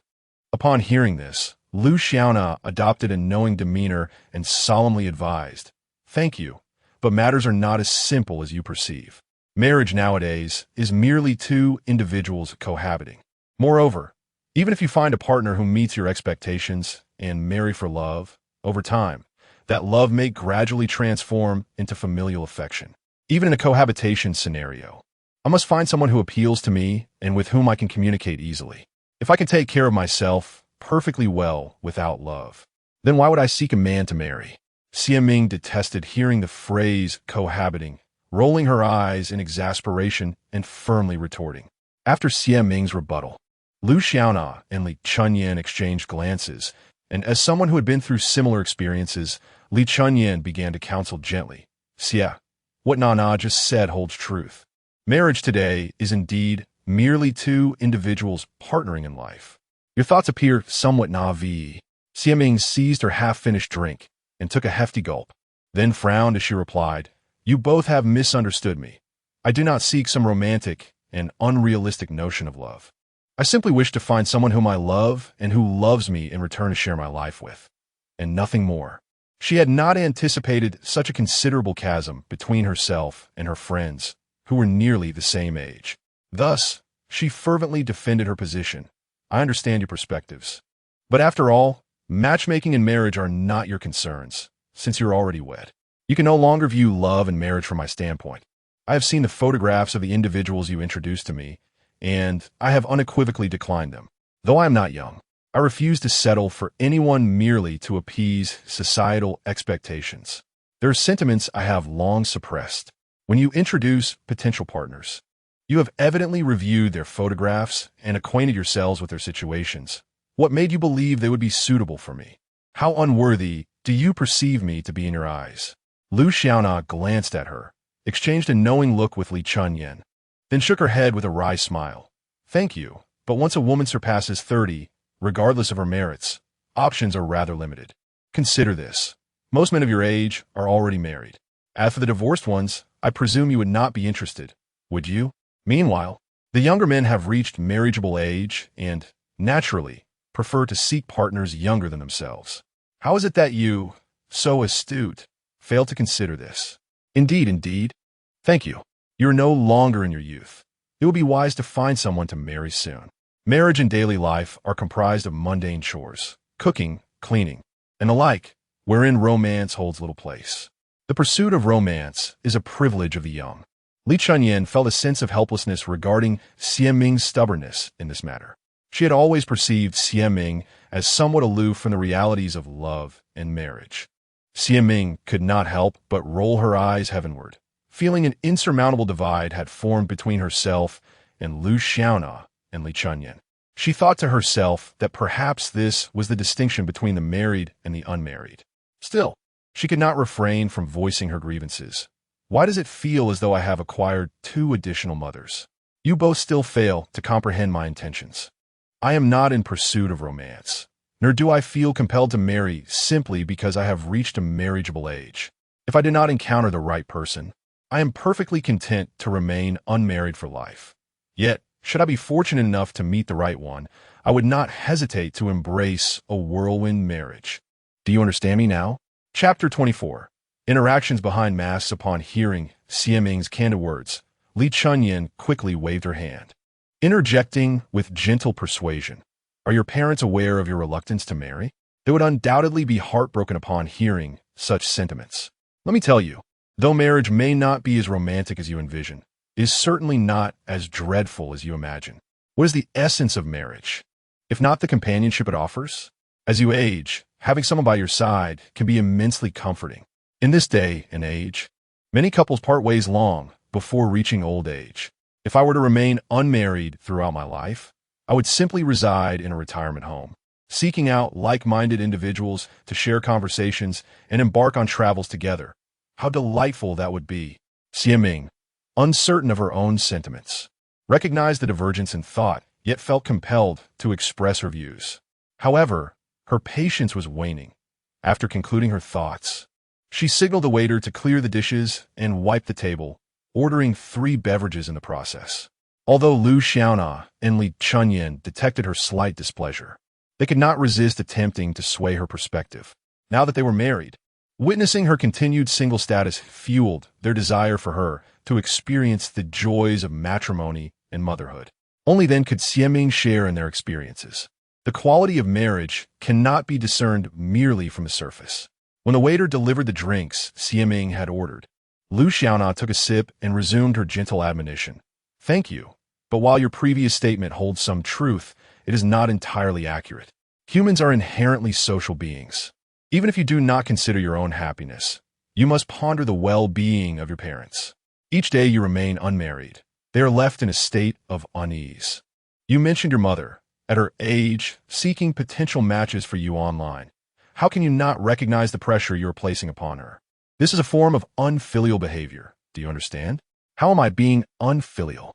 While I am indeed my mother's daughter, I am also an independent individual, entitled to decide whether I wish to marry or remain single. Why are your perspectives so narrow-minded? Can you not evolve with the times? What era are we living in?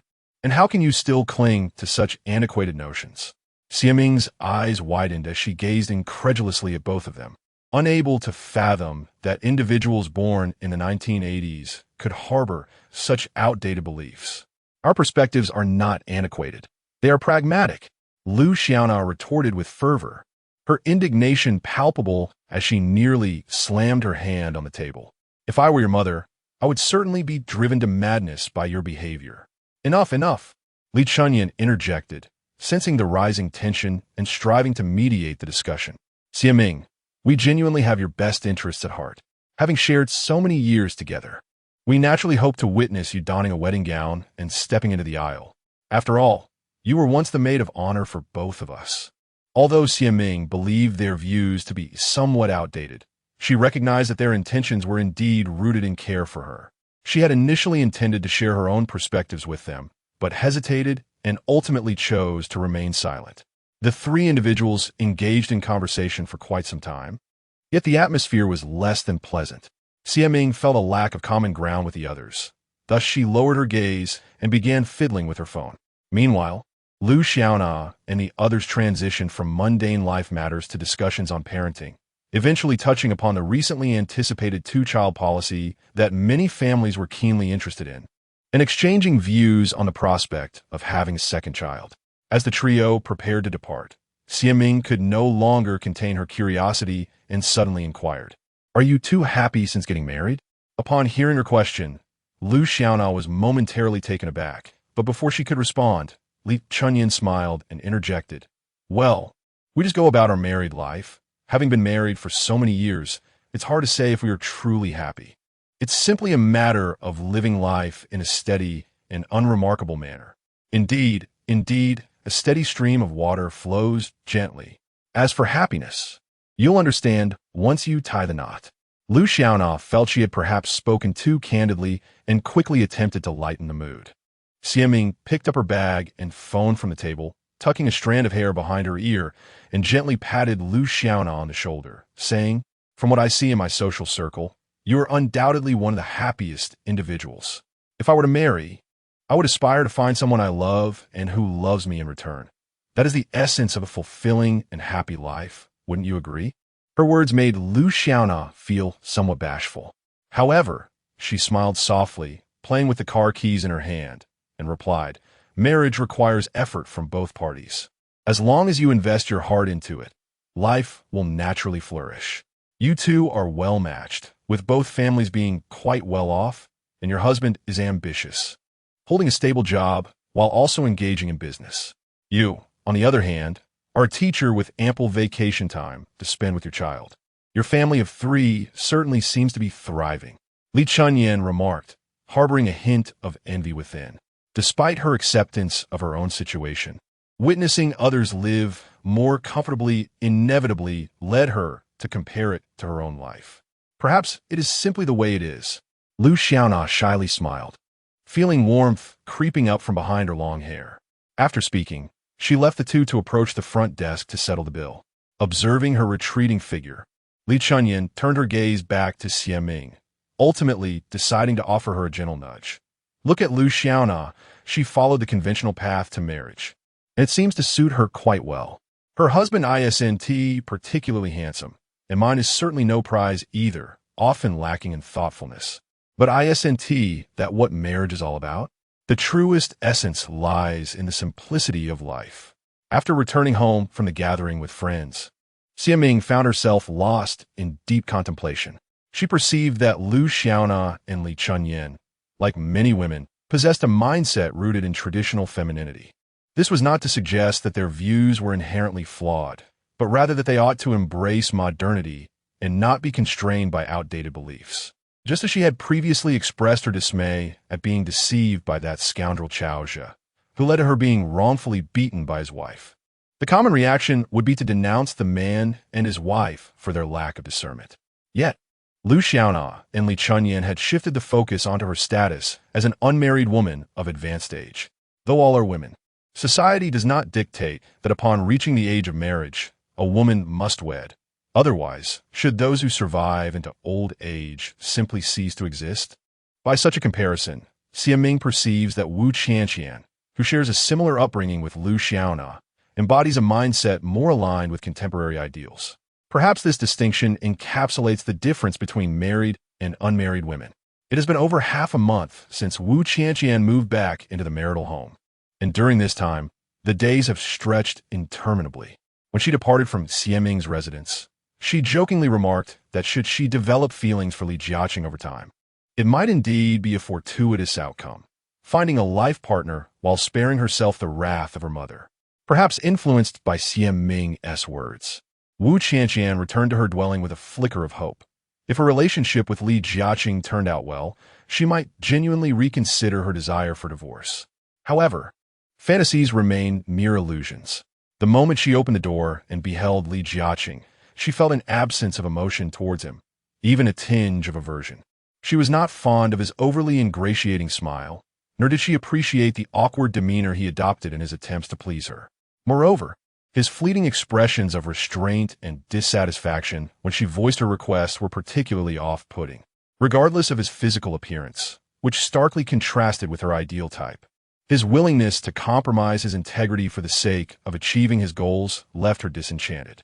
She firmly believed that whether in friendship or marriage, sincerity is paramount. Each day, witnessing him don a fade in his existence left her feeling weary on his behalf. Thus, in the spirit of reciprocity, she too donned a mask in their interactions. In truth, while residing in this household, she found it increasingly challenging to discern whether she was merely wearing a mask or if this state had become her true self.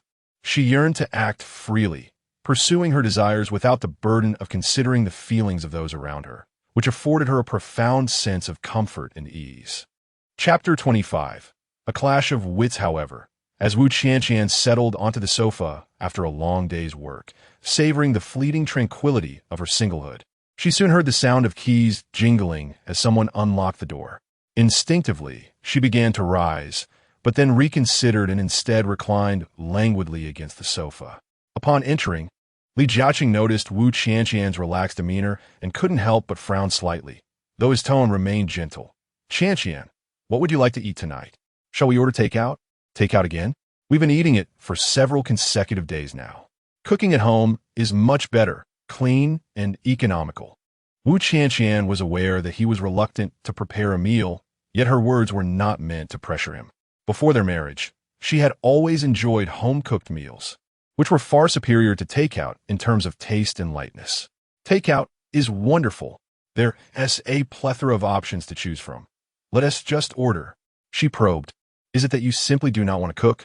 Sitting up straight, she locked eyes with him and inquired, honestly, I've noticed that your culinary skills seem rather unrefined these days. I assume you seldom cooked at home before? If you do not wish to cook, you could just say so. I'm not forcing you, she added. Li Jiaqing found her words to be particularly piercing, almost painful to his heart. He instinctively furrowed his brow, forcing a smile at the corners of his mouth. Qian, aren't our parents coming over for dinner tomorrow? I'm uncertain of their preferences, and since you've mentioned my lack of cooking skills, perhaps we should buy something from a restaurant? If you prefer not to order from outside, then you could cook instead. Truth be told, my cooking skills might not be as good as yours. However, my mother has always disdained dining out. If she discovers we ordered takeout, I would surely be in for a scolding. Wu Qianqian recognized that Li Jiaqing had privately invited her parents over. He was clearly reluctant to consider divorce, employing subtle tactics to maintain the facade of their relationship. Then, if you claim my cooking is not up to par, and you assert that our mother dislikes takeout, what shall we serve them tomorrow?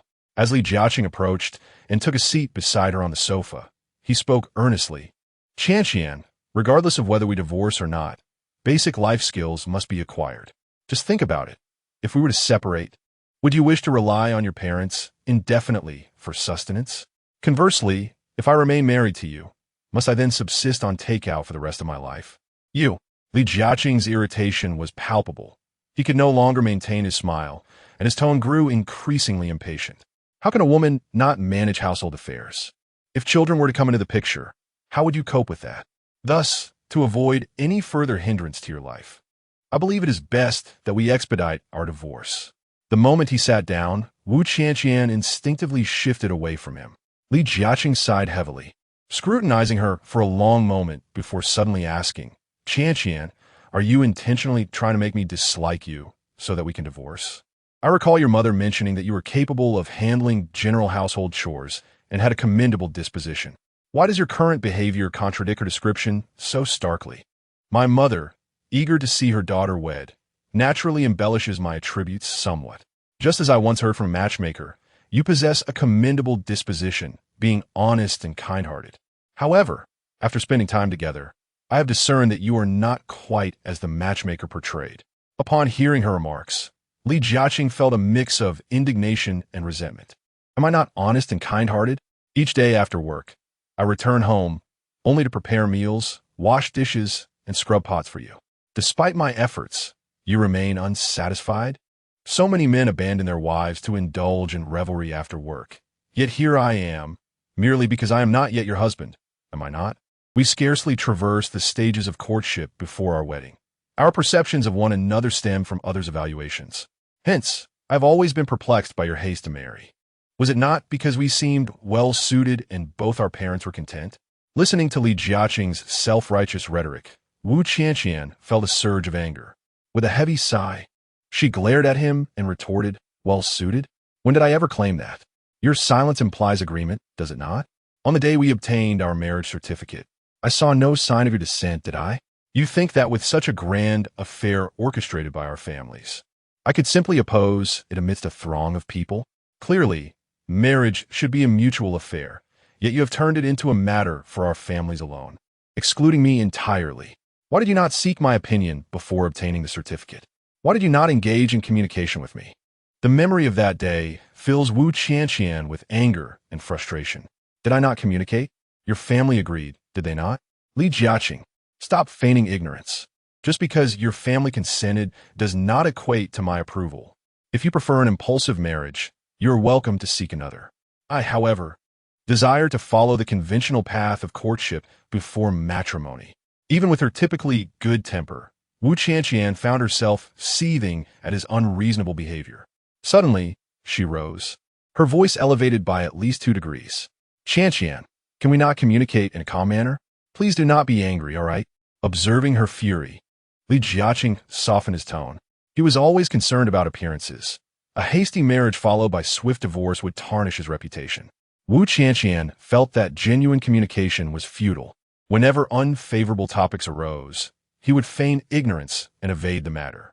He had no sincere intention of engaging with her, yet she recognized that outbursts were unproductive.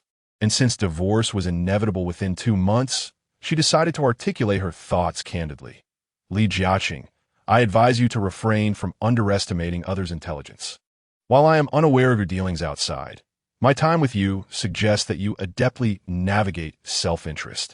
Those unfamiliar with you may find you difficult to engage, while those who know you may view you as evasive. Regardless, others have clearly identified the issues at hand, and you must confront them courageously to facilitate resolution. Would you not agree? I am not. Am I not communicating with you effectively? Li Jiaqing wore an expression of innocence, then let out a heavy sigh. I understand that you are concerned about how to host our parents tomorrow. Since our mother does not favor outside food, I will simply find a few recipes online and prepare them accordingly. That is not at all what I meant. Are you deliberately misinterpreting my words? I have clearly pointed out your issue, so why are you still feigning ignorance? Chapter 26. The couple split expenses me. Am I pretending to be foolish? I truly am not. Qianqian, how could I possibly deceive you? Upon hearing her words, Li Jiaqing's innocent gaze revealed a hint of disappointment, making it appear as though he had suffered a great injustice. Never mind. You may do as you wish. Wu Qianqian felt that remaining there any longer would drive her to the brink of mental collapse. Thus, she resolved to invite Xiaming for dinner that evening, allowing herself an opportunity to vent. After tidying up her belongings, she grabbed her bag and prepared to leave. However, upon noticing, Li Jiaqing hurriedly followed her to the door. Qianqian, where are you going? Why don't we go out to eat together? If you prefer, I could go downstairs to buy some groceries and cook for you. No need. I have plans to dine with a friend. You can stay home and eat by yourself. Which friend are you meeting? Is it a man or a woman? Li Jiaqing, upon hearing this, grew anxious. He had finally persuaded her to return home, hoping to convince her to coexist amicably and to dissuade her from mentioning divorce again. Yet, despite her return after all these days, she still seemed intent on leaving him. I'm going to meet my friend. I'm leaving. Wu Qianqian mimicked his evasive tactics, deftly diverting the conversation. Just as she reached for the door, he seized her wrist with a firm grip. What are you doing, Li Jiaqing? Let go of me. Wu Qianqian felt an overwhelming sense of threat, desperately trying to shake off his hold, but he only tightened his grip. Where are you going? Which friend are you dining with? Perhaps I should drive you there? Li Jiaqing clutched her wrist tightly, fearful she might repeat her previous escape from home. Will you release me? Wu Qianqian turned to face him, her eyes wide and slightly reddened. Sensing her rising agitation, Li Jiaqing hastily loosened his grip. Qianqian, I am only looking out for your best interests. Taking a bus or taxi is not as convenient as having me drive you. I do not require your concern. I am an adult, and I possess the right to choose my own means of transportation. Fearing he might seize her again, Wu Qianqian quickly opened the door. Then, when will you return? I'll be back after dinner. After dinner. What time is that? 8 o'clock. Should I come to pick you up? I'm leaving now, goodbye. Wu Qianqian swiftly exited and shut the door behind her. Hey, please return early. Li Jiaqing, unwilling to relent, opened the door and called after her as she descended the stairs. Once outside the community gates, Wu Qianqian wandered aimlessly nearby before stepping into a dessert shop. She ordered a cup of coffee and her favorite sweet treat, settling into a corner. After devouring a piece of tiramisu, she felt her pent-up anger dissipate somewhat. The moment she stepped out, her initial intention had been to seek solace in Xiaming's company to alleviate her frustrations. However, after descending in the elevator, she reconsidered. She did not wish to burden Xiaming with her troubles, nor did she want to risk rekindling her desire to flee upon their meeting. She understood that a storm still loomed ahead.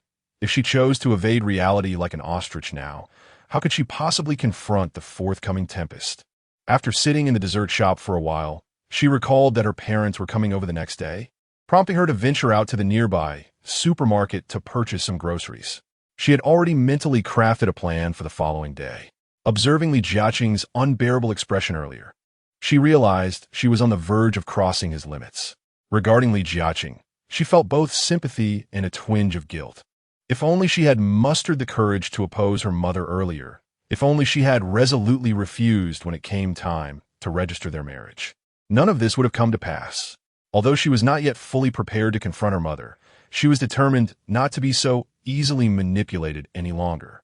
Uncertain of how long she had wandered the aisles of the supermarket, she eventually emerged with her hands sore from the weight of the shopping bags. Finding a bench, she sat down to rest. As she lowered her gaze to rummage through her bag, her phone vibrated incessantly, revealing Li Jiaqing's name on the screen, which instantly filled her with annoyance. She mused that while her decision to divorce Li Jiaqing was not a prescient one, reflecting on her actions on their wedding night, she felt a sense of relief. At that time, she was unaware of his peculiar and somewhat frightening temperament. All she knew was that she did not love him and could not envision a life together. Had she resigned herself to a life with him on their wedding day, her current circumstances would likely be even more unbearable. She pondered what her mother would think if she knew of Li Jiaqing's true nature. Her mother had gone to great lengths to ensure her swift marriage, seemingly believing that any man would suffice, regardless of his qualities, as long as he could marry her. Though she claimed it was all for Wu Qianqian's benefit, the series of arranged meetings, courtships, and marriage had only brought her a multitude of troubles, without any tangible benefits. Nowadays, parents often meddle in their children's lives under the guise of goodwill, but such interventions are merely their unilateral desires. On her way home, her phone vibrated twice more from within her bag, and without a second thought, Wu Qianqian knew it was Li Jiaqing attempting to reach her. Upon arriving at her doorstep, she set down her shopping bags and retrieved her keys. Just as she was about to insert the key into the lock, the door swung open. "Where have you been? Why didn't you answer my calls?" Li Jiaqing exclaimed upon seeing Wu Qianqian standing at the threshold, visibly relieved. "Weren't you supposed to meet with friends? I stopped by the supermarket on my way home to pick up some groceries, things my parents love to eat. I'll need your help in the kitchen tomorrow." Wu Qianqian replied, entering the house with her shopping bags in tow. In truth, she could prepare some home-cooked meals, but she intentionally refrained from doing so. Seeing the two hefty bags, Li Jiaqing quickly offered to take them, but Wu Qianqian sidestepped him and hurried into the kitchen. "Qianqian, you've worked hard. Go rest. I'll handle the rest," Li Jiaqing said, ignoring her displeased expression as he followed her into the kitchen. Noticing the two large bags, which must have cost a fair amount, he quickly added, "I'll transfer the money to you later." "No need. My parents are coming tomorrow, so it's only right that I cover the expenses," she replied. "That is unacceptable. I must give what is due. Even if you offer it to me, I shall not accept it. It is best to refrain from unnecessary actions." Seeing him persistently lingering nearby, Wu Qianqian decided to leave the kitchen. Ever since Xian Ming moved back, she and Li Jiaqing had adopted a system of shared expenses, a notion he had proposed after she resolutely refused his advances in intimacy. As Xian Ming aptly observed, he is quite astute, meticulously calculating every penny when it comes to finances. Fortunately, with the advent of popular digital payment platforms like WeChat and Alipay, Wu Qianqian dutifully transferred the spare change to him when settling bills. She had no intention of taking advantage of him and believed that this arrangement of shared expenses was exceedingly beneficial for her. Chapter 27. When endurance becomes intolerable upon exiting the kitchen, Wu Qianqian passed through the dining area and noticed several takeout boxes on the table. Realizing that Li Jiaqing had ordered dinner, she comprehended his actions but found it somewhat hypocritical that he, who clearly detested certain tasks, would force himself to engage in them merely to please her. His feelings for her, when viewed dispassionately, seemed to be motivated by a desire to win her favor. Yet, it was difficult for her to envision how he would treat her once he had achieved that goal. While Li Jiaqing busied himself in the kitchen, Wu Qianqian returned to her current guest room after freshening up and casually locked the door. During her time back home, he frequently made excuses to chat with her in the evenings, to which she consistently replied that she needed to rest early. Once in her room, she, who was accustomed to an early bedtime, donned her headphones to listen to soothing melodies in hopes of drifting off to sleep. Since the day she had registered her marriage to Li Jiaqing, she had not experienced a single night of restful slumber. Previously, she had visited a doctor, hoping to acquire some sleeping pills, only to be told that her symptoms did not warrant pharmacological intervention. Consequently, she resorted to practicing calming yoga and listening to sleep-inducing music each night. Just as she began to succumb to sleep, a faint knocking reverberated through the door. Though still in a haze, she recognized it was Li Jiaqing. Despite her irritation, she approached the door and settled onto a stool. "Li Jiaqing, what is it this time?" "Oh, Qianqian, I merely wish to inquire about the dishes our parents enjoy," he responded from the other side of the door. Although they had been conversing this way for days, he eagerly anticipated the moment she would finally let him in. Was it reasonable that, despite being married, he could not touch her? "I've only prepared dishes that they like." Though aware he was deliberately seeking conversation, Wu Qianqian replied patiently, "Do they prefer steamed, stir-fried, or fried dishes? Each dish has its own method of preparation, after all. They're not picky eaters. Simple home-cooked meals will suffice. How about this? I will search for a few recipes and send them to your phone. You can follow them tomorrow." Wu Qianqian quickly devised a solution to the situation. "Tomorrow is Sunday. Since you're still awake, why not come out and chat? It will be an excellent opportunity for you to share our parents' preferences, preventing any potential oversight in my hospitality tomorrow." Li Jiaqing had concocted this excuse with great effort. "My parents are just ordinary people. They have no particular preferences. Moreover, an early bedtime promotes good health.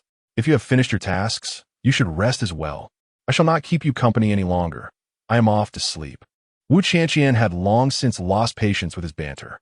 She stood, kicked the stool aside, and flopped on her bed, donning her headphones and turning the volume up to its maximum. Even if his incessant chatter kept her awake, closing her eyes in repose was far preferable to listening to him. The following day, Wu Qianqian's parents arrived at their daughter and son-in-law's home shortly after 10 in the morning. Wu Qianqian's mother, Dan Ziyu, had learned from Li Jiaqing about her daughter's return home, and since then, she had ceased to make any fuss. Her only wish was for her daughter to lead a fulfilling life after marriage and to consider starting a family while still young. Wu Qianqian rose early and tidied up both the interior and exterior of the premises, except for Li Jiaqing's room. Little did she anticipate that such actions would lead Li Jiaqing to reassess her. Over the course of their interactions, he had perceived her as indolent and unproductive, fostering a sense of dissatisfaction within him. However, upon witnessing her efficiency today, he became convinced that she had been deliberately feigning incompetence in his presence. Strangely invigorated, he resolved to win her over completely. When Wu Qianqian's parents arrived, he greeted them with utmost courtesy. Wu's father and mother observed as Li Jiaqing prepared tea, poured water, and cut fruit, feeling immensely pleased with his industriousness. Wu Qianqian, who had already discerned his mindset, intended to assist him, but was gently pushed out of the kitchen by him. Seeing this, Zhuang Yu pulled her daughter to the sofa for a chat, while Wu Qianqian's father, Wu Zhengwo, settled in a corner of the sofa to watch television, opting to remain uninvolved in their conversation. Look at how exemplary young Li is. He can navigate both the parlor and the kitchen, and he dotes on you. Such a gem is hard to find, Zhuang Yu remarked, casting occasional glances toward the kitchen, her face adorned with a proud smile, as if showcasing her daughter's fortunate choice of a husband. "Indeed, but when you and Dad are away, we mostly rely on takeout," Wu Qianqian candidly replied. Zhuang Yu shot her a disapproving glance. He must be busy with work. Occasionally ordering takeout is not a big deal. It's not just occasionally. It's frequently, Wu Qianqian emphasized, raising her voice. That simply indicates he's occupied with work and lacks the time. Zhuang Yu advised, "You should refrain from takeout. It's not hygienic. Moreover, if he is busy, can't you lend a hand in cooking? In a marriage, mutual assistance and understanding are vital." She scrutinized her daughter, speaking earnestly. "Yet I never see you show any understanding toward Dad." After enduring all these situations, the usually timid Wu Qianqian suddenly found the courage to retort. "You impudent child, have you grown wings? How dare you talk back to your mother?" Zhuang Yu raised her voice, eyebrows arched in surprise. Wu Zhengwo, hearing the commotion while watching television, gestured for them to lower their voices. "This is not your home. Please keep it down." However, emboldened, Wu Qianqian continued her provocation. "Mom, I am your flesh and blood. Even if I lack the capability to surpass you, I should at least inherit half of your wisdom. Wouldn't you agree?" After saying this, Wu Qianqian felt a twinge of apprehension, recalling that Xie Ming had advised her the previous day to learn from Li Jiaqing how to converse adeptly with different people. Yet, when facing her own mother, she felt both indignant and stifled. Throughout her life, she had always been compelled to obey her mother's commands, and any hint of defiance would inevitably lead to chaos at home, often dragging her father into the fray as well. In all other matters, she could endure, whether willingly or not, but when it came to the significant affair of marriage, she insisted on being the one in control. Sun Ziyu had not anticipated that her daughter would become so eloquent so soon after her marriage. casting an irritable glance at her. Her gaze shifted to Wu Jiangwo. Old Wu, take a look at your daughter. They say that a married daughter is like water that has been spilled. I find this old adage to be utterly true. Chapter 28. When talent falls short, labor steps in, let them live the life they desire. It is not for you to meddle. After toiling for half a lifetime, it is high time they considered their own happiness. Wu Jiangwo chose his words with great care, striving to protect his daughter while also fearing to provoke his wife's ire. Do you think I wish to interfere? Am I not doing this for Qianqian's sake? As a mother and a woman of experience, I must guide her in becoming a good wife and eventually a good mother. Dan Ziyu cast a disdainful glance at Wu Jiangwo as she spoke. So, I will head to the kitchen to assist. From now on, I shall eagerly prepare dinner every day after work, catering to him and cherishing him. Will that please you? The more Wu Qianqian listened, the more vexed she became. Her mother's overwhelming desire for control was intolerable. I never asked you to do that. Have you taken leave of your senses today? Can't you speak kindly? I have grown up in a household where tempers flared daily. After more than 30 years, this is what I have learned. Qianqian, what is the matter with you? If you feel wronged, speak to your mother. Why address her in such a manner? Besides, little Li is busy in the kitchen. Shouldn't you lend a hand? Wu Jiangwo sensed the escalating tension and quickly signaled to his daughter, attempting to diffuse the situation. Wu Qianqian intended to voice her thoughts, but was interrupted by the ringing of her phone on the coffee table. Seeing the screen, she promptly picked it up and retreated to her room. It was Xiaming calling, inquiring about her situation and advising her to suppress her anger and perform well. Grateful for Xiaming's patient guidance, Wu Qianqian resolved to manage her frustrations alone and engage with her mother calmly. Who called you, requiring you to hide from us? Upon returning to the sofa, Dan Ziyu regarded her with suspicion. A colleague from work, consulting about personal finance matters, Wu Qianqian replied nonchalantly, before heading to the kitchen to assist. With her in-laws present at home, Li Jiaqing was determined to keep her out of the kitchen, promptly pushing her away. Didn't you say yesterday that I should cook? Has your stance changed? Are you trying to impress my parents? Wu Qianqian feigned a soft reproach and followed him into the kitchen. Meanwhile, Dan Ziyu, observing the kitchen dynamics from the living room, noted the mutual reluctance of the two. Her earlier anger dissipated significantly. Ultimately, Li Jiaqing could not resist Wu Qianqian's insistence and allowed her to assist in the kitchen, where she eventually took on the role of head chef. As the dishes piled up, he grew increasingly convinced that Wu Qianqian had intentionally annoyed him before. Yet, her current demeanor filled him with joy, as he thought about how fortunate he was to have a partner who could grace both the dining room and the kitchen. At the dining table, Li Jiaqing and Wu Qianqian sat on one side, while Wu's parents naturally occupied the opposite side. At the dining table, Li Jiaqing was exceedingly enthusiastic, occasionally serving dishes and soup to the elderly couple, while also ensuring that Wu Qianqian was not neglected. Shan Ziyu observed his warm attentiveness, as he elevated the Wu family in her eyes, which brought her great delight. Her approving gaze frequently fell upon Li Jiaqing, akin to a silent encouragement. Li Jiaqing, sensing the benevolent look from his mother-in-law, became even more eager to please.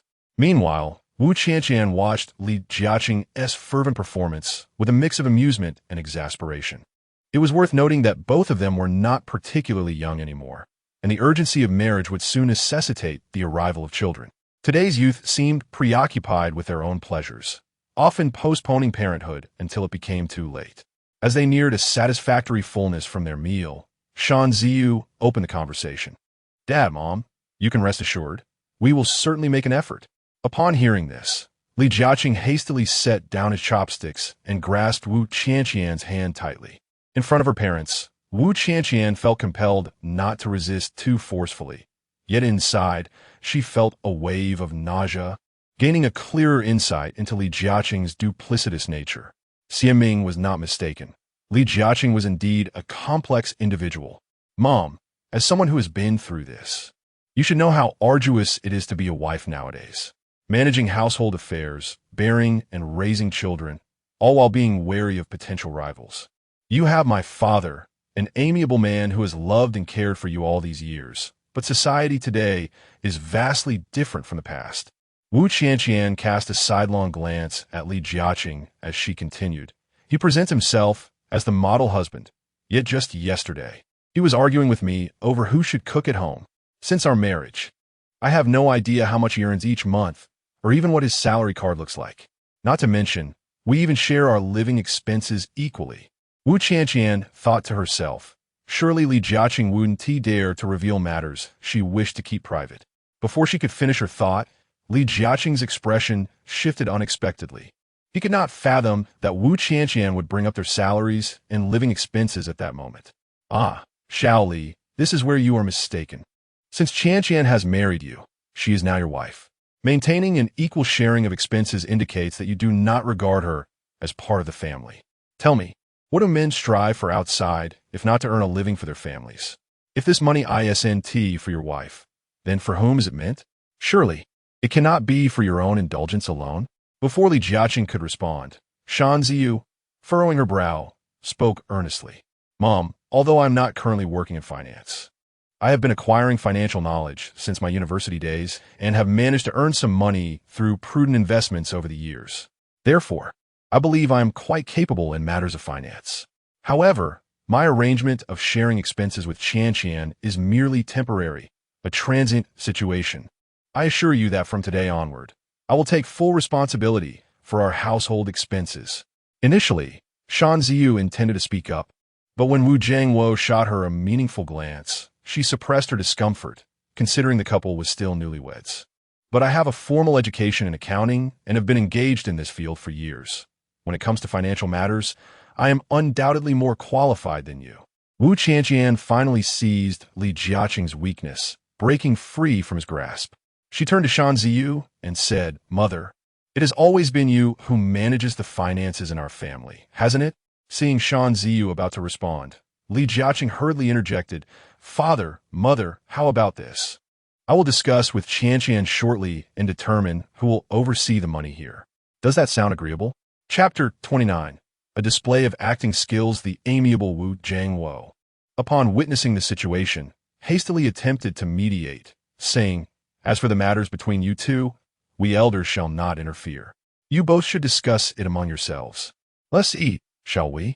Father, upon reflection, I believe the idea of an AA system is quite reasonable. Everyone earns their own money and spends it as they please. Wu Qianqian retorted, feigning retreat to advance her point. If each person spends their own earnings, then what is the purpose of marriage? Look at the marital home. It is solely in Xiao Li's name. Our family did not receive a single penny as a dowry when Qianqian married. Yet we cannot simply give our daughter away for free. Now, Xiao Li insists on managing the finances, and my daughter is expected to hand over her own earnings each month? What if, after Qianqian has children, there are even more financial demands? Will she then have to ask him for money? I have yet to see a daughter given away for free while still having to subsidize the groom. Shan Ziyu observed that although Li Jiaqing appeared amicable and reasonable, he was nonetheless reluctant to relinquish control over the family finances. Unable to restrain himself, he interjected, Mother, your words are somewhat. Mother, we will discuss this matter thoroughly, so please do not worry. As Wu Qianqian spoke, she waved her hand dismissively at Shan Ziyu, casting a worried glance at Li Jiaqing. Li Jiaqing was utterly unprepared for the revelation that the seemingly gentle and harmless Wu Qianqian was also a master of performance. Momentarily taken aback, his mind began to race with calculations. However, to alleviate the awkwardness of the moment, he forced a smile and reassured, Father, Mother, rest assured. I will not allow Qianqian to suffer any unfair treatment. You must remember this. Should my daughter face any hardships, we, as her parents, will certainly stand up for her, Shan Ziyu declared, then unexpectedly shifted his tone. Once you become parents yourselves, you will understand our concerns. Today, when preparing the meal, our Qianqian was so considerate that she did not want you to lift a finger. In the end, she was the one who cooked all the dishes, was she not? You two should learn to empathize with one another. Though Wu Qianqian's culinary skills were passable, Li Jiaqing found the lunch to be tasteless and burdensome. He was torn between his desire to win Wu Qianqian's heart and build a solid life together, and his urgent need to secure control over household finances. After bidding farewell to Wu Qianqian's parents in the afternoon, Li Jiaqing glanced at the sink overflowing with dishes, then at Wu Qianqian, who was lounging in the living room, snacking and watching television. A sense of displeasure welled up within him. Unable to suppress his ingrained sense of masculinity, he addressed Wu Qianqian.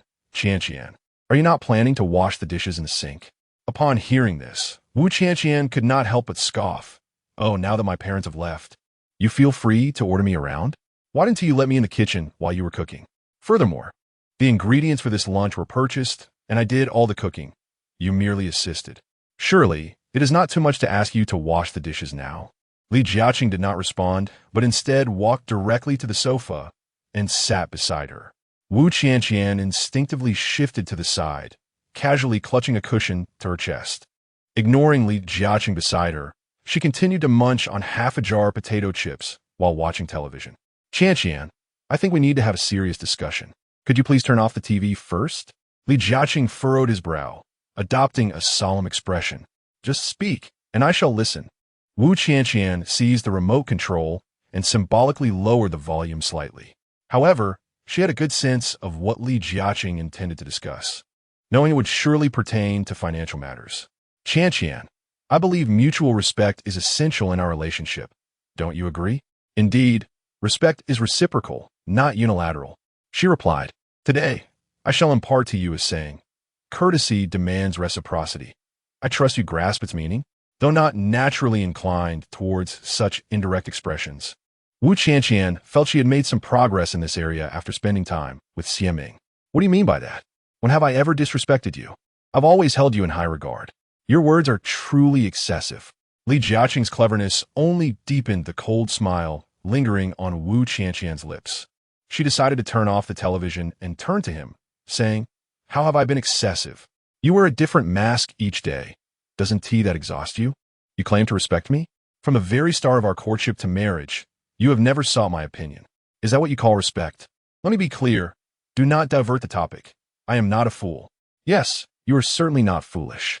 If you were, you wouldn't have brought up the matter of who manages our finances at the dinner table. And what about the splitting of expenses? If it weren't for you refusing to share intimacy with me and insisting on a divorce, would I be suggesting this? Li Jiaqing weighed his stance and felt justified, boldly asserting his point. Then, if that is the case, let's divorce. Wu Qianqian remarked nonchalantly. For reasons unknown, she felt that enduring Li Jiaqing's daily theatrical displays was less desirable than hastening a divorce. She had come to realize that if she divorced Li Jiaqing, it would inevitably lead to a fierce confrontation with her mother, and she had mentally prepared for that eventuality. Upon hearing her words, Li Jiaqing felt a surge of urgency and frustration, but restrained himself, opting instead to explain patiently. Qianqian, you know that's not what I mean. I merely wish to sit down and discuss things properly. Why do you immediately mention divorce? Because I find us incompatible. I tend to be somewhat lazy, and you refuse to cook after work. I prefer to manage our finances, yet you are unwilling to entrust me with your salary. I want to enjoy life while I'm young, while you're eager to have children. Look, our values are fundamentally misaligned. Why not divorce? But we are already married and living together. Surely as we continue, feelings will develop? And your implication is that after spending time together, I will eventually agree with your views and respect your opinions? Indeed, of course. Li Jiaqing responded without hesitation, for his sole objective was to avoid divorce with her. Well, it has been about half a month since we began this arrangement, hasn't it? So, after work, you shall prepare the meals, take care of the household chores, and hand over your salary card to me. Surely, you would agree to these terms? Upon hearing this, Li Jiaqing was momentarily taken aback and hurriedly waved his hand, saying, No, I didn't mean that we should start doing that right now. After all, our time together has been rather brief, and besides, we have not truly been together. So, only when we are truly together would it be acceptable. Wu Qianqian retorted, her eyes wide with disbelief. Chapter 30. Preemptive strike indeed, since we have become a family. It is only natural to negotiate amicably. As Li Jiaqing spoke, he subtly grasped Wu Qianqian's hand, startling her into a sudden recoil, plunging the atmosphere into awkwardness. Her reaction was instinctive. Although her heart raced with fear, she steeled herself to remain composed. Li Jiaqing, I'm not an AV girl just out of school in my 20s. Your sweet talk holds no sway over me. In our family, whether matters of great significance or trivialities, it is my mother who calls the shots. Henceforth, in our household, all decisions must align with my will. If you can comply, then let us endeavor to live harmoniously. If not, let us not force a union. Upon hearing her declaration of striving for a harmonious life, Li Jiaqing's heart swelled with joy, and he quickly replied, "All right, then this household will be governed by your dictates. Very well, then you must surrender your salary card and savings for me to manage." Wu Qianqian anticipated his reluctance to relinquish financial control. As she expected, upon hearing this, Li Jiaqing's expression shifted from delight to one of discomfort. "But we aren't even together yet. Let us wait until we are officially a couple to discuss that. Are you trying to deceive me? Never. You are my wife. How could I possibly deceive you?" Li Jiaqing stepped closer, taking hold of her hand, giving it a gentle squeeze. Noticing her lack of resistance, he boldly embraced her and planted a couple of kisses on her cheek. As if tasting sweet victory, he paid no heed to Wu Qianqian's desperate struggles, tightly encircling her in his arms and proceeding to act as he pleased. Wu Qianqian was utterly unprepared for his overwhelming strength. After a mere few attempts to break free, she found herself firmly pinned to the sofa. As his lips neared her face and his hands ventured beneath her clothing, a tide of fear and humiliation surged within her. She realized she could not allow him to continue unchecked. Despite her arms being firmly restrained, she summoned all her strength to kick out at him. Suddenly, Li Jiaqing yelped in surprise, releasing her. Overwhelmed by fear, Wu Qianqian scrambled off the sofa, seized her phone from the coffee table, and without changing her clothes, bolted out the door. She ran breathlessly to the entrance of the community, hailing a taxi and instructing the driver to take her to Xieming's residence. Tears streaming down her face as she sat in the back seat. The driver, noticing her in pajamas and her voice thick with emotion as she relayed the address, asked no further questions. It seemed that individuals in his profession had grown accustomed to all manner of people and situations. Upon arriving at Xieming's community, Wu Qianqian's fear had not dissipated in the slightest. She walked briskly, eager to reach Xieming's home, the only place she felt a semblance of safety. When she knocked forcefully on Xieming's door, Xieming was in the kitchen, learning to use her newly purchased oven to make egg tarts. A few days prior, Li Chunyan had gifted her some homemade desserts that rivaled those crafted by professional pastry chefs, sparking her whim to acquire an oven. As Wu Qianqian was overly engrossed, it took her a considerable time to realize she had been knocking at the door. She hurriedly dashed to open it, only to be taken aback upon seeing Su Qianqian in disheveled pajamas. "What happened to you?" she exclaimed in surprise. Upon seeing that Xieming had finally opened the door, Wu Qianqian, feeling wronged, frightened, and on the verge of tears, said, "Why did you take so long to open the door?" Before she could finish her sentence, tears streamed down her face uncontrollably, and she began to cry before Xieming could pull her inside. Xieming guided her to the sofa and poured her a cup of warm water. However, still shaken from her encounter with Li Jiaqing, Wu Qianqian struggled to regain her composure, her hands trembling as she held the cup. Noticing her distress, Xieming refrained from asking too many questions, allowing her to sit alone on the sofa to collect herself. After spending some time in the kitchen, she finally baked a batch of egg tarts that exuded a rich, creamy aroma.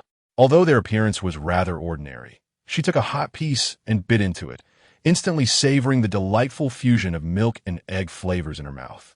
After tidying up the kitchen, she poured another cup of warm milk for Wu Qianqian and placed 2 freshly baked, fragrant egg tarts on the tea table before her. "Are you feeling any better now? You haven't eaten dinner yet, have you? Drink this warm milk slowly," Xieming said as she handed the milk to her. Noticing that Wu Qianqian's trembling had lessened compared to before, Wu Qianqian took a couple of sips of the milk, but before she could speak, tears began to flow again. "Are you running away from home again? Did something happen? Did Li Jiaqing bully you?" Xieming pondered whether she had indeed been mistreated by Li Jiaqing. Though she hesitated to voice her concerns, Wu Qianqian set down the cup and, while sobbing, recounted everything that had transpired earlier. "Li Jiaqing is utterly inhumane. He pretends to be harmless, but who knew he was actually a monster? I had held a glimmer of hope that, after spending some time together, you might develop feelings for him, thus avoiding divorce. But now it's all escalated. Upon hearing this, Xiaming felt a surge of anger rising within her. Xiaming, I don't plan to go back. Can I stay at your place? Wu Qianqian grasped Xiaming's arm, pleading through her tears. Staying was not an issue, but since the situation had already unfolded, it would be best to resolve it once and for all. Seeing her in such a pitiful state, Xiaming felt a pang of sympathy but believed that Wu Qianqian needed to confront the situation bravely. How can we resolve this? He treated me like that. How can I dare to go back? Wu Qianqian recalled the earlier events with sheer terror, feeling unwilling to return even if it meant facing severe consequences. I should have suggested this to you earlier, but now seems to be a fitting moment. Since it appears you can no longer continue this charade, it would be better to confront it directly. Now that you're in a deadlock with Rejection, this issue will inevitably reach your mother. You might as well take the initiative and end the marriage. Xiaming felt that the matter could not be delayed any longer. Otherwise, it might truly drive Wu Qianqian to the brink of madness. But how do I take the initiative? I don't even have the moral high ground in this situation. Upon contemplating the notion of divorce, Wu Qianqian felt an overwhelming sense of dread. At this moment, she wished to evade reality like an ostrich, even if only for a fleeting moment. However, the situation erupted today. After all, enduring prolonged pain is far less bearable than a swift conclusion. I suggest you return to your parents' home dressed as you are now. Behave as you did when you visited my house. And the rest will be a matter of adapting to the circumstances, Xiaming decisively advised. But what if my mother learns the whole story? She might very well be furious. Wu Qianqian exclaimed, Is your mother truly that fearsome? Even a tiger wouldn't harm its own cub. You are merely frightening yourself. Xiaming reassured her. In fact, her urgency for you to marry is rooted in her concern for your well-being. It's merely her approach that you find difficult to accept. Noticing her anxiety, Xiaming gently patted her hand in a comforting gesture. Ultimately, your parents will learn of your situation with Rejection sooner or later. Why not seize this opportunity to resolve it today? Consider this. Even if your mother is angry, she is still your mother. Moreover, you were already somewhat emotional before today's incident. In terms of cunning and performance, you are far superior to Rejection. I believe it is unnecessary to conceal the truth any longer. If Rejection were to speak to your parents first, he might unjustly place the blame solely on you. Wu Qianqian took a moment to reflect and realized that Xiaming's words held a kernel of truth. The torment of the impending divorce was driving her to the brink of madness. And if she could take the initiative, she would indeed be willing to take the risk. Chapter 31. The actor's performance. Ultimately, it was Xiaming who drove Wu Qianqian to the community where her parents resided. Before stepping out of the car, they rehearsed the scene twice within the confines of the vehicle. Wu Qianqian, initially burdened by melancholy, found herself laughing heartily due to their practice. She had not anticipated that Xiaming could so astutely discern her feelings, perfectly mimicking her mother's manner of speech. By the time Wu Qianqian exited the car, she appeared to be an entirely different person compared to the disheveled figure who had once fled to Xiaming's home. Concerned for her, Xiaming called out a few reminders as she walked away, before finally departing. Wu Qianqian pondered that this might be her last stand, regardless of the outcome. Summoning the courage to oppose her mother's plans for the first time felt somewhat tragic.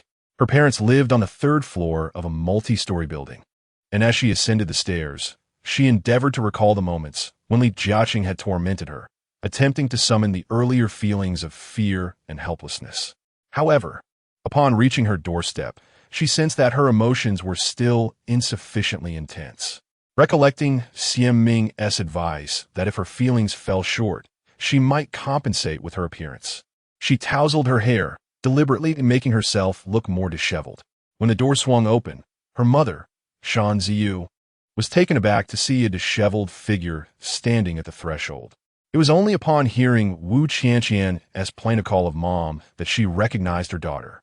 Ah, Qianqian, what has happened to you? Come inside quickly, Shan Ziyu exclaimed, a blend of astonishment and concern washing over her as she ushered Wu Qianqian into the house. Mom. At this point, Wu Qianqian had mustered her emotions and upon calling out to her mother, tears began to stream down her cheeks, quickly escalating into sobs. "Oh dear, what is wrong with my daughter? Let us talk this over. Please don't cry." As Shan Ziyu attempted to guide her to the sofa, Wu Qianqian shook off her hand and ran towards her former bedroom, still crying. Observing this, Shan Ziyu thought to herself that her daughter had seemed perfectly fine before she and her husband left. It was clear that she had suffered at the hands of Li Jiaqing. With this realization, she gestured towards Wu Jiangwo, who had emerged at the sound of commotion, and followed Wu Qianqian into her room. "Qianqian, what on earth has happened? Please tell me," Shan Ziyu said, as she turned on the air conditioning and gently lifted the thin blanket that Wu Qianqian had draped over her head. "Mom, I want to divorce Li Jiaqing." Wu Qianqian's pent-up emotions erupted, finally voicing the words she had held in for so long. "Divorce? You've only been married for a few days." Shan Ziyu reacted immediately, her displeasure evident. "Our personalities clash. I cannot continue living with him," Wu Qianqian asserted. Seeing her daughter in tears, Shan Ziyu could not muster anger. Instead, she sat on the edge of the bed, softly patting her back and gently persuading her. "Qianqian, you are newlyweds. There are many aspects you both need to gradually adjust to. In a marriage, one must learn to be accommodating.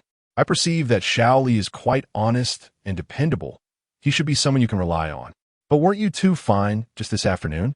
How has it suddenly come to this? Mom, you don't truly understand him. You only see his exterior and listen to what the matchmaker says. But you've never genuinely interacted with him. How can you know he is honest and reliable?" Wu Qianqian truly wished to tear away Li Jiaqing's facade and reveal his true character to her mother. Is he really that honest and dependable? I suspect you may harbor some bias against him. You had a quarrel with him shortly after your marriage. I thought to myself, you two had just tied the knot and needed time to adjust, so I refrained from intervening. Today, when your father and I visited and witnessed your affectionate interactions, I felt quite gratified. Who would have thought that shortly after returning, you two would be at it again? I understand that you have a prejudice against him." Criticizing his looks. At this point, Dan Ziyu sighed and earnestly remarked, "In this day and age, what good is a handsome man? Good looks won't put food on the table, will they? Moreover, marrying such a man would mean worrying about him being seduced by other women. Look at Xiao Li. Although he may not be handsome, he is not unattractive either. He is honest and loyal, and most importantly, he has stable employment. Mom, in this world, even ugly men can cheat, and plenty of seemingly honest individuals harbor deceitful hearts." Wu Qianqian pleaded, "I beg you, could you stop trying to persuade me? If you were truly honest and respected me, would I have rushed back here without even changing my clothes at this late hour?" Suddenly, Wu Qianqian sat up, wiped her tears fiercely, and retorted loudly, "Then tell me, what exactly happened?" Dan Ziyu recalled the scene during lunch and connected it to her daughter's mention of who managed the household finances. She pressed, "Is it about a dispute regarding who handles the money?" Wu Qianqian was contemplating how to articulate her thoughts so her mother might comprehend her perspective when a gentle knock echoed from outside the door. Dan Ziyu rose to open it, revealing Wu Jiangwo, who presented his phone to her, signaling for silence. Wu Qianqian, sharp-eyed, noticed her father's subtle gesture and shouted, "Is that Li Jiaqing calling? What trick is he trying to pull now? He acts like a drama queen. When will this charade end?" As she spoke, she climbed out of bed, impulsively snatching the phone from her mother's hands and addressing the receiver.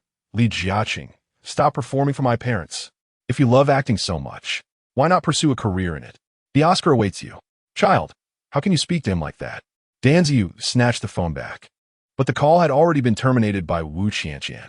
She returned the phone to Wu Jiangwo, casting a knowing glance his way. Wu Jiangwo promptly understood and hurried away with the phone. "Qianqian, please don't be angry. Come and tell me what truly transpired."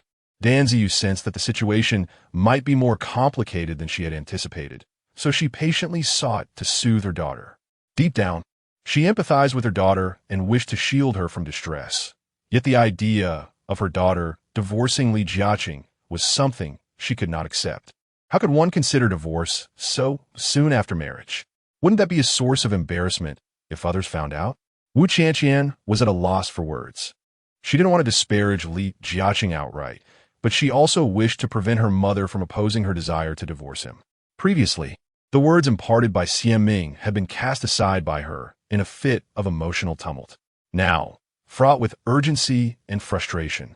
Compounded by Li Jiaqing's recent phone call to her father, her headache intensified.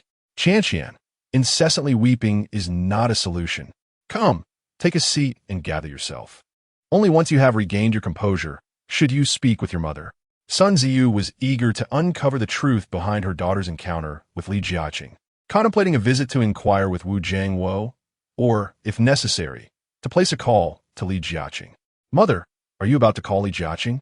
Wu Qianqian's voice rose to an almost unbearable pitch. He will not speak the truth to you. I have already stated that he is merely a performer. What you perceive is not his genuine self. Chapter 32. Relentless persuasion. No, I'm merely stepping out to fetch you a glass of water. Sun Ziyu gently patted her shoulder, speaking softly. If you do not wish for me to call him, then I shall not. I will go get you that water right now. Mom, I truly cannot continue living with Li Jiaqing. Wu Qianqian stepped forward, embracing her, her voice thick with emotion. I simply cannot get along with him. He is exceedingly patriarchal, meticulous to a fault, and enjoys playing games. A naive person like me will inevitably fall victim to his schemes, perhaps even end up counting the money he made from selling me. It is quite normal for newlyweds to encounter a few bumps in the road. That does not mean one should hastily consider divorce. His frugality is a virtue, indicating he knows how to manage life, does it not? My dear, you have held a prejudice against him from the start, and this will surely hinder your relationship. Things will improve with time. Mom, am I truly your biological child? Why do you always side with him? Wu Qianqian straightened up, extending her wrist before her mother. Her brow furrowed in distress. Look. Sun Ziyu noticed the faint bruises on her wrist, her expression tightening with concern. Did he strike you? How dare he? Wu Qianqian shook her head, lowering it as she sobbed. He did not hit me, but it feels almost the same. His character is truly unbearable, and I despise his hypocrisy. No, you cannot tolerate this. I cannot. Tell me exactly what happened, and I shall confront him. Sun Ziyu's anger flared, wishing fervently to seize Li Jiaqing and demand answers. What is there to discuss? He is simply unreasonable. The moment you say anything unfavorable to him, he evades the topic. I can hardly communicate with him. For instance, today at lunch, I mentioned the issue of the salary card, and he did not even bring it up again. You all say he is honest and simple-minded, but in reality, he is incredibly calculating and purposefully manipulative. Wu Qianqian reflected on her experiences with Li Jiaqing. Her feelings towards him filled solely with disdain. Qianqian, are you truly determined to divorce him? Consider your age. It is already challenging to find a partner. And if you divorce him now, it will only become more difficult. In today's society, men can easily remarry after a divorce, but for women, it is entirely different. Mom, I would rather remain unmarried for life than endure a miserable existence with Li Jiaqing. Wu Qianqian was resolute. Having begun to confront the situation, she would not retreat. It was precisely because she had previously lacked the courage to oppose her family's arrangements that she found herself in such a predicament today. What are you talking about? Who goes through life without marrying? Especially women. Regardless of the circumstances, having a companion brings comfort, and it allows your father and me to rest easy. Qianqian, you must not end up like the daughter of your Aunt Zheng. Look at her, aimlessly drifting without a proper job, and now she cannot even find a partner. To see how anxious it has made your Aunt Zheng. Sun Ziyu casually used Xie Ming as a cautionary tale. Mom, what is wrong with Xie Ming? She is a freelance writer and a guest on radio programs, enjoying a comfortable life. So how can one say she lacks a proper job? Her single status is merely a result of not having encountered the right person. She embodies the philosophy of better to remain single than to settle. This is far superior to your notion of hastily pairing her with someone. What nonsense about freedom. Without a stable position, how could she possibly have security? Do not mention her age, for even if she were younger, the absence of a steady job would render her subject to scrutiny. As for me, how can you insinuate that I would hastily find her a match? Young Li possesses a stable job, comes from a solid family background, and his parents are honest and upright. The person your mother suggests will undoubtedly treat you well. Zhou Yuan steadfastly rejected her daughter's objections, clinging to her convictions. Even when faced with irrefutable facts, she remained obstinate. Oh, mother. All right, all right. Your incessant worries have exhausted me. Go wash up and rest. For tomorrow, you must return to work. Zhou Yuan intended to bide her time and planned to call Li Jiaqing to inquire about the situation. Hearing the mention of work, Wu Qianqian suddenly remembered that her belongings were still at Li Jiaqing's place. Now, she found herself in a dilemma, whether to return for them or not, which caused her considerable distress. Zhou Yuan seemed to sense her turmoil and gently advised, "Why not stay here tonight to gather your thoughts? Tomorrow, you can take a day off from work." Wu Qianqian considered this approach and nodded in agreement. After a day filled with turmoil, she felt fatigued. Though her mother had not yet consented to her divorce from Li Jiaqing, her attitude was not as rigid and domineering as Wu Qianqian had previously imagined. This ignited a glimmer of hope within her, suggesting that a peaceful resolution might still be achievable. However, while her aspirations were grand, reality proved harsh. Shortly after she finished bathing and returned to her room, Zhou Yuan entered without knocking. Although her expression was stern, a forced smile lingered at the corners of her mouth, betraying the fury she was trying to suppress. Observing her mother's strained demeanor, Wu Qianqian felt a knot form in her throat. "Qianqian, do you truly wish to divorce young Li? I think he is quite a good match. His job is commendable, he is polite, and treats others with warmth and consideration. Do you know how many young women were interested in him? Yet, he has eyes only for you. And he seem well suited. Why do you harbor such prejudice against him?" Zhou Yuan, suppressing her rising anger, attempted to persuade her daughter. "Mother, I do not harbor any prejudice against him. I simply believe we are incompatible. I know you spoke with Li Jiaqing earlier, and I can largely guess what he said." As she spoke, Wu Qianqian extended her hand, glancing at her wrist and continuing, "Perhaps he claimed my injuries were merely accidental, or that he pulled my arm to prevent me from slipping." At this point, a sudden realization struck Wu Qianqian, and she looked up at Zhou Yuan, asking, "Mother, he wouldn't possibly say I tried to snatch a salary card and accidentally got pulled, would he? You have no idea how much he adores you. He has never spoken ill of you. He simply asked me to persuade your father to help calm you down so you would return home swiftly." Ziyu instinctively arched her slender brows, her previously stern expression becoming increasingly unnatural. "Mother, do not deceive me. Am I not aware of the kind of person he is? You and father have hardly spent enough time with him to truly understand his character. Yet, your father and I are well aware of your temperament. At times, you can be quite obstinate. From the very beginning, you harbored a bias against Shaoli, which has led you to disdain him regardless of his actions. Qianqian, do not be ungrateful. Where else can you find a man as admirable as Shaoli?" Ziyu suppressed her inner fury and interrupted her daughter, earnestly attempting to persuade her. Chapter 33. Anger and despair due to her mother's words. Wu Qianqian's heart, which had just settled, surged with agitation once more. She was uncertain how Li Jiaqing had spoken to her mother, but witnessing her mother's bias towards him filled her with a sense of despair. In the past, she had lived under her mother's control, and if she were unable to divorce Li Jiaqing, her life would inevitably remain under the dominion of both him and her mother in the years to come. In such a scenario, how was she any different from a mere shell of a person? Thus, the time had come to fight for her freedom. "Mom, I do not care whether Li Jiaqing is a good person or a bad one, nor do I concern myself with the stability of his job. What matters to me is that he is not the partner I wish to share my life with." Wu Qianqian sprang from her bed, yet spoke slowly and earnestly. "Mom, I want to take charge of my own marriage, rather than have you dictate it. You claim you are acting in my best interest, but I am already an adult, with my own sense of right and wrong, and I am fully prepared to take responsibility for my choices. What era are we in? There is no longer a need to adhere to parental commands and matchmaking. Those are merely the remnants of a feudal society. So you are biased against him, and that is why you refuse to be with him? I harbor no prejudice against him. I simply do not like him. I dislike him for both his appearance and his character. Mom, I am a human being endowed with my own thoughts. I am not an animal that can just settle for anyone. You say you're over 30 and have yet to find someone you like. How can your father and I not be anxious? We did not simply choose someone for you. We selected Lee after much consideration. As your mother, I certainly will not allow you to marry the wrong person and suffer." Upon hearing this, her mother, San Ziyu, became displeased, raising her voice sharply. Much consideration? You have met Li Jiaqing fewer times than I have. Where is this so-called careful selection? You merely listened to a matchmaker's irresponsible praise. And then the marriage was practically settled without my input. I am the one getting married, not you. On what grounds do you presume to decide my future? As Wu Qianqian's anger intensified, so did her mother's.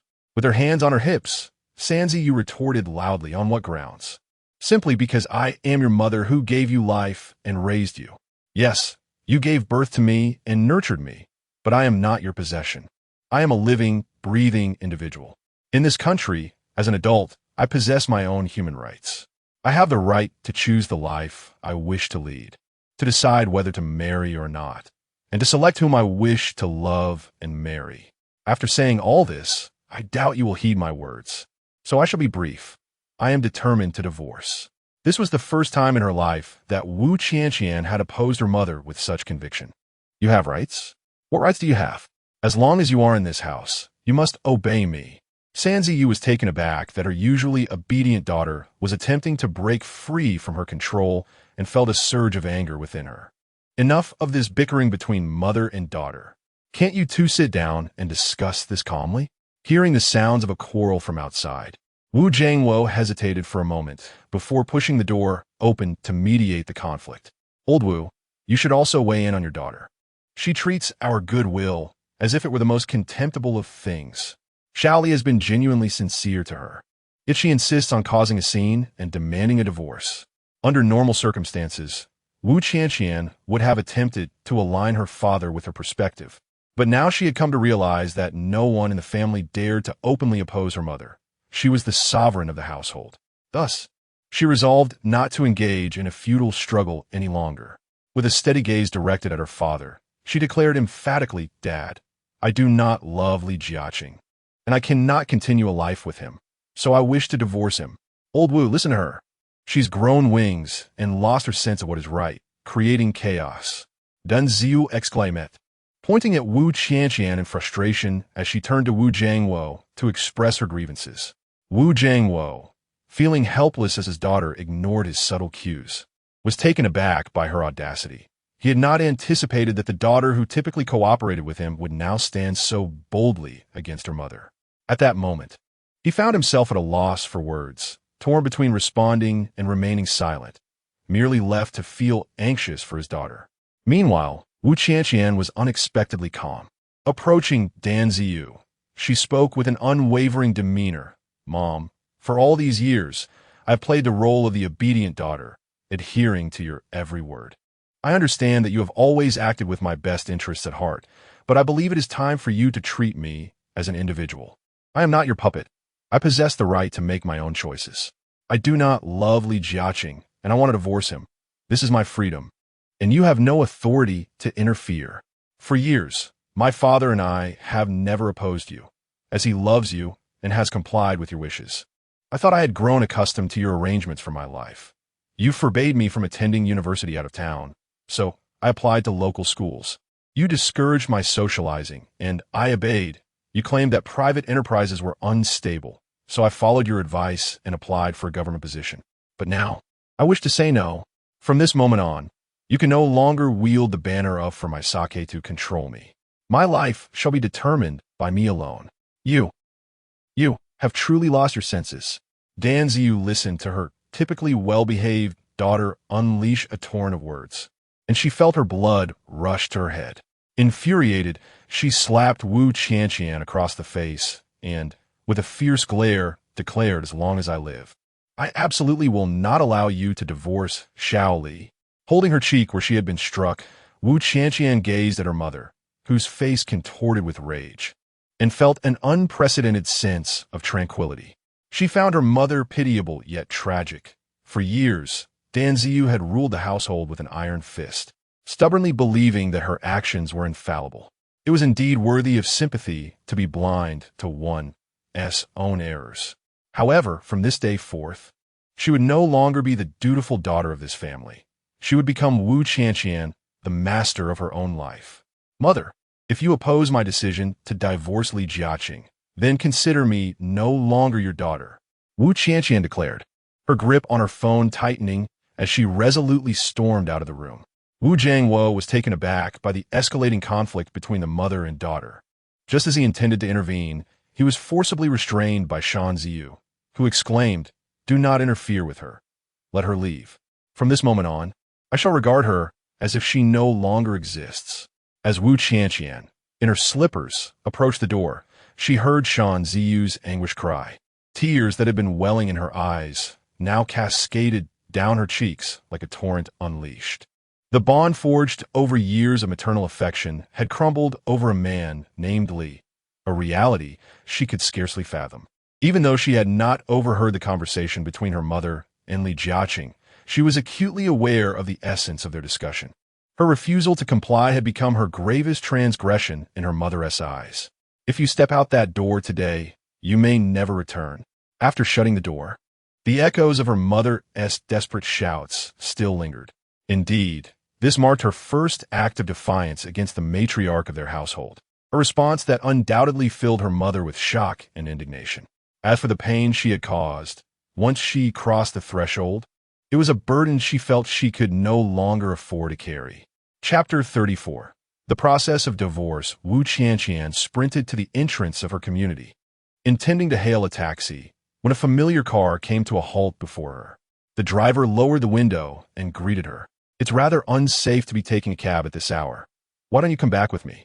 Wu Qianqian was utterly taken aback by the unexpected appearance of Xie Ming during her time of utmost vulnerability.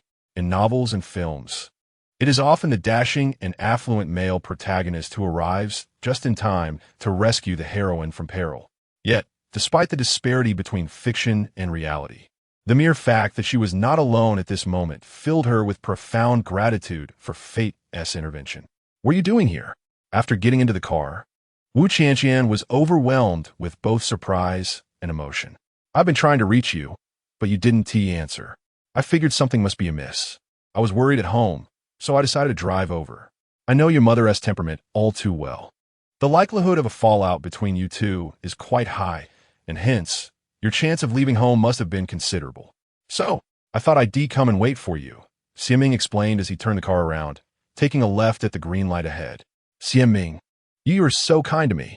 Wu Qianqian, unable to hold back her tears, felt a whirlwind of emotions upon hearing his words. "I merely thought that it would be a shame for you to lose this newfound awareness in life due to your mother's influence. Besides, I had nothing better to do at home, so I simply drove out to see what was happening," Xie Ming replied nonchalantly, having grown weary of her dramatics since their last dinner with Li Chunyin and Lu Xiaona. Before Wu Qianqian could respond, he continued, "This marks the second time you've run away from home in a month. You've left yourself with no escape routes. Now it's time to seriously contemplate your next steps. I can reluctantly offer you shelter for the time being, but the matters at home must be resolved by you." Although Wu Qianqian hadn't left home impulsively, she found herself at a loss for how to conclude this chapter of her life. She pessimistically believed that there was no returning home, and she would never set foot near Li Jiaqing again. Thus, her only refuge was Xie Ming's home. However, she had no idea what to do next. "To be honest, I have no idea what the future holds either, but I am resolutely determined to divorce Li Jiaqing," she declared, pulling out a tissue to wipe her tears, then turning to Xie Ming for assistance. "Xie Ming, what do you think I should do?" "What to do? I think for tonight, you should stop overthinking. Go home, take a hot shower, drink some warm milk, and get some sleep. We can figure out your future tomorrow," Xie Ming suggested lightly. "Do you really believe I can sleep in this state? I anticipate I'll be battling insomnia for quite some time," she lamented. "Well, if you can't sleep, can you at least calm down and think strategically? Regardless of your escape, you still need to work and earn a living, don't you? Your clothes, luggage, and important documents are all with Li Jiaqing, right? How do you plan to retrieve them? And how do you intend to discuss the divorce? What about your parents?" A multitude of issues lay before her, each demanding resolution. Could one truly resolve them without sustenance or rest? Xie Ming recognized that her mind was akin to a cauldron of boiling porridge, yet the words of comfort and persuasion could not be withheld. Alas, the mere thought of it caused a throbbing headache. How perplexing it was to be at a loss. Wu Qianqian, consumed by sorrow and agitation, cradled her head in her hands, tears flowing uncontrollably. Ultimately, Wu Qianqian resolved to retrieve her belongings from Li Jiaqing's residence. After contacting him and succinctly conveying her purpose and timing, she ended the call. To avoid being perceived as a meddler by Wu Qianqian's mother for assisting her daughter in breaking free from control, Xiaming enlisted the help of his friend, Yi Su, to facilitate the transportation of her luggage. Anxious and apprehensive, Wu Qianqian boarded Yi Su's vehicle, disclosing her identity to him. Given that he was male, she cautioned him to wait outside the community until she signaled his assistance, to prevent Li Jiaqing from fabricating any unfounded accusations. The distance from the community gate to Li Jiaqing's abode took no more than 3 minutes to traverse, yet Wu Qianqian lingered, anxiety prolonging the journey. She contemplated whether notifying Li Jiaqing in advance was unwise. What if he divulged this to her parents? They might be waiting for her return, and she would be left utterly isolated. In her mind, she envisioned various scenarios, concluding that should any unfavorable situation arise, she would flee without hesitation. Though she had resolved to act, she hesitated, taking her time to board the elevator. Upon reaching the door, she pressed her ear against it, listening intently. After detecting no sound, she inhaled deeply and rang the doorbell. The chime had scarcely sounded twice when the door swung open. Li Jiaqing, seeing Wu Qianqian at the threshold, greeted her with a courteous smile. "Ah, Qianqian, you've returned. Do come in." His demeanor, as though nothing had transpired, incited a surge of indignation within Wu Qianqian, though she refrained from expressing it overtly, standing resolutely at the entrance. "I am here to collect my belongings. Please bring them out to me." "Ah, Qianqian, look. I've only just finished work and have yet to tidy up. I apologize for my behavior yesterday. I assure you it will not happen again." Li Jiaqing replied with a smile, while inwardly deeming her reaction excessive. "If it remains untidy, I shall tidy it myself. Please leave the door open.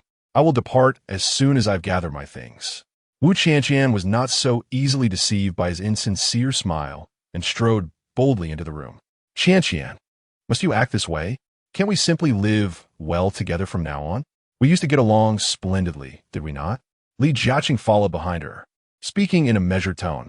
Wu Qianqian preferred silence, striding into her guest room and attempting to close the door. Unexpectedly, Li Jiaqing swiftly blocked her path. Grinning as he said, "Qianqian, I understand you are upset, but I promise it won't happen again. I even called our parents yesterday, and they accepted my apology. Li Jiaqing, do not follow me. If you come in, I shall call the police." With the anxiety of a startled bird, Wu Qianqian swiftly raised her voice to warn him as he blocked the doorway. Li Jiaqing held the door wide open, stepping outside and raising both arms, proclaiming, all right, I shall comply with whatever you say." "Li Jiaqing, cease your pretense. Did you not call my parents yesterday to apologize? Was it not to report me?" Wu Qianqian retorted sharply. "Let me make this clear. Do not expect to use my mother as leverage against me any longer. I severed ties with her yesterday. She may as well consider me non-existent, just as I shall regard her as a mere stranger." Determined to free herself from Li Jiaqing, she resolutely expressed her intentions, hoping he would refrain from bringing her mother into the fray as a means of rescue. Chapter 35. The first step to success. Qianqian, how could I possibly report you? "You must be misunderstanding," Li Jiaqing said with an innocent expression, fearing that she might misinterpret his intentions. His demeanor made Wu Qianqian want to roll her eyes. "Never mind. I don't wish to engage in further conversation with you." Seizing the moment of his explanation, Wu Qianqian abruptly closed the door and locked it, disregarding his persistent knocking and rambling as she hurriedly packed her belongings. When she finally opened the door, pulling her suitcase behind her, Li Jiaqing was still standing by the door. Upon seeing her emerge, he smiled warmly. "Qianqian, you are really leaving? Haven't you been quite comfortable living here? Besides, our marriage is acknowledged by both our families. We can't just get married and then divorce, can we? There are countless quick marriages and separations out there. If it's meant to end, let it be. Prolonging the inevitable serves no purpose. My mother says there are many young women eager to marry you, praising your good job, your home, your car, and your honest nature. A man like you will surely find someone suitable soon." Wu Qianqian, without sparing him a glance, briskly dragged her suitcase towards the door. "Qianqian, regarding my mother, you can't possibly be so unfilial can you? Li Jiaqing felt a surge of frustration at her coldness, yet he clung to a glimmer of hope to sway her with emotional appeals. Wu Qianqian turned back briefly, her tone dripping with disdain. Let me make it clear, my mother is not infallible, and I am not the delicate flower you imagine. Goodbye. And what if I simply refuse to divorce you? That is your concern, but I have no urgent desire for romance or marriage. Frankly, I find a single life quite agreeable. My relationship with my family has deteriorated, and now I can live freely. Wu Qianqian half-jokingly asserted, resisting his attempts to control her. I'm leaving now. I wish you the best in finding your own happiness. Farewell. Despite her strong dissatisfaction towards him, Wu Qianqian waved gracefully before descending the stairs. Li Jiaqing intended to pursue her, but hesitated and ultimately refrained from taking a step forward. After dragging her luggage to Xieming's residence, Wu Qianqian disregarded Xieming's objections and went to a nearby home goods plaza to purchase a single bed, followed by a trip to the supermarket for some food and drinks, declaring it a celebration of her newfound independence. As night fell, everything was in order. Xieming, engrossed in writing in his room, was soon interrupted by Wu Qianqian, who had prepared her room. She busied herself in the kitchen, creating a candlelit dinner for herself and Xieming, and then rushed into his room to pull him into the dining area. Xieming, who usually lacked a romantic flair, gazed at the softly flickering candlelight in the dim room and smirked. I can only imagine how blissful your future husband will be. How utterly romantic. Romantic, isn't it? Surprised? Wu Qianqian replied, taking a seat across from him, her eyes sparkling with excitement. The dim candlelight illuminated her delicate visage, and at that moment, she smiled with the innocence of a child. Xieming, witnessing her demeanor, could not help but chuckle. It was not surprise, but rather astonishment. He never anticipated that she could prepare Western cuisine. This steak is cooked to perfection, precisely the medium rare that I adore. As he spoke, he sliced a piece and savored it, his eyes gently closed, portraying an expression of pure enjoyment. When I'm in good spirits, everything I make tastes delightful, Wu Qianqian remarked, raising her glass of red wine towards him. Cheers. Xieming, not particularly adept at drinking, took a symbolic sip, then indulged heartily in the steak on his plate. After satisfying his hunger, she decided to disrupt the pleasant atmosphere by inquiring, now that you have successfully retrieved your luggage. To be frank, this marks a significant breakthrough for you. However, what are your plans moving forward? When do you intend to divorce Li Jiaqing? And what about your relationship with your mother? Do you plan to take it step by step, or will you actively seek reconciliation? Yet, your mother's temperament is quite. Well, if my mother were like that, I would have run away countless times. Reflecting on my mother now, I realize she is quite commendable. For the moment, I'm simply taking things as they come. Wu Qianqian sighed lightly, setting down her knife and fork. I have always unconditionally accepted my mother's arrangements. While this approach has made life easier and quite pleasant, I often feel a sense of suffocation within. Throughout my life, I have never dared to resist her. But after trying it once, I realized that the sky did not fall. I can act according to my own desires. Perhaps I should have sought independence long ago. This serves as an opportunity for me. Although I am aware that many matters lie ahead to be resolved, I currently feel an overwhelming sense of relief, knowing that troubles must be addressed one at a time, and there is no need to rush. Why do I feel as if you have had an epiphany? Xieming listened intently, finishing the steak on his plate, then spooning a few servings of salad onto it. Perhaps I have. Before I went to Li Jiaqing's house to collect my luggage, I was incredibly anxious, consumed by countless unfounded thoughts. However, upon arriving at his home, I focused solely on my purpose of retrieving my belongings. Everything else was inconsequential. With this mindset, I did not overthink, and as a result, I smoothly reclaimed my luggage. The mere thought of successfully retrieving it today filled Wu Qianqian with joy and satisfaction. Previously, she often hesitated and retreated at the first sign of difficulty. Yet after today's experience, she realized that frequently, she was her own worst enemy. This is a sign of progress. In the future, you will become increasingly courageous and independent. Xieming exclaimed, giving her a thumbs up. In truth, humans possess immense potential. It is merely that most individuals prefer to remain ensconced in their comfort zones, enjoying their self-declared security, which I deem a form of inertia that is undesirable. You are correct. Had I stood my ground and not succumbed to my mother-esque influence, we would not be facing these various issues now. I once thought my mother was overly domineering, but upon reflection, perhaps my previous obedient demeanor misled her and those around us. I have always taken others' words for granted, yet at the expense of my own feelings. Over time, this has proven detrimental not only to myself but also to those around me. So, how do you plan to address your relationship with your mother? I wish to first resolve the matter of my divorce from Rejection, and only then will I seek an opportunity for a heartfelt conversation with her. It would be ideal if she could comprehend my perspective. If not, then I suppose this is how it shall remain for the time being.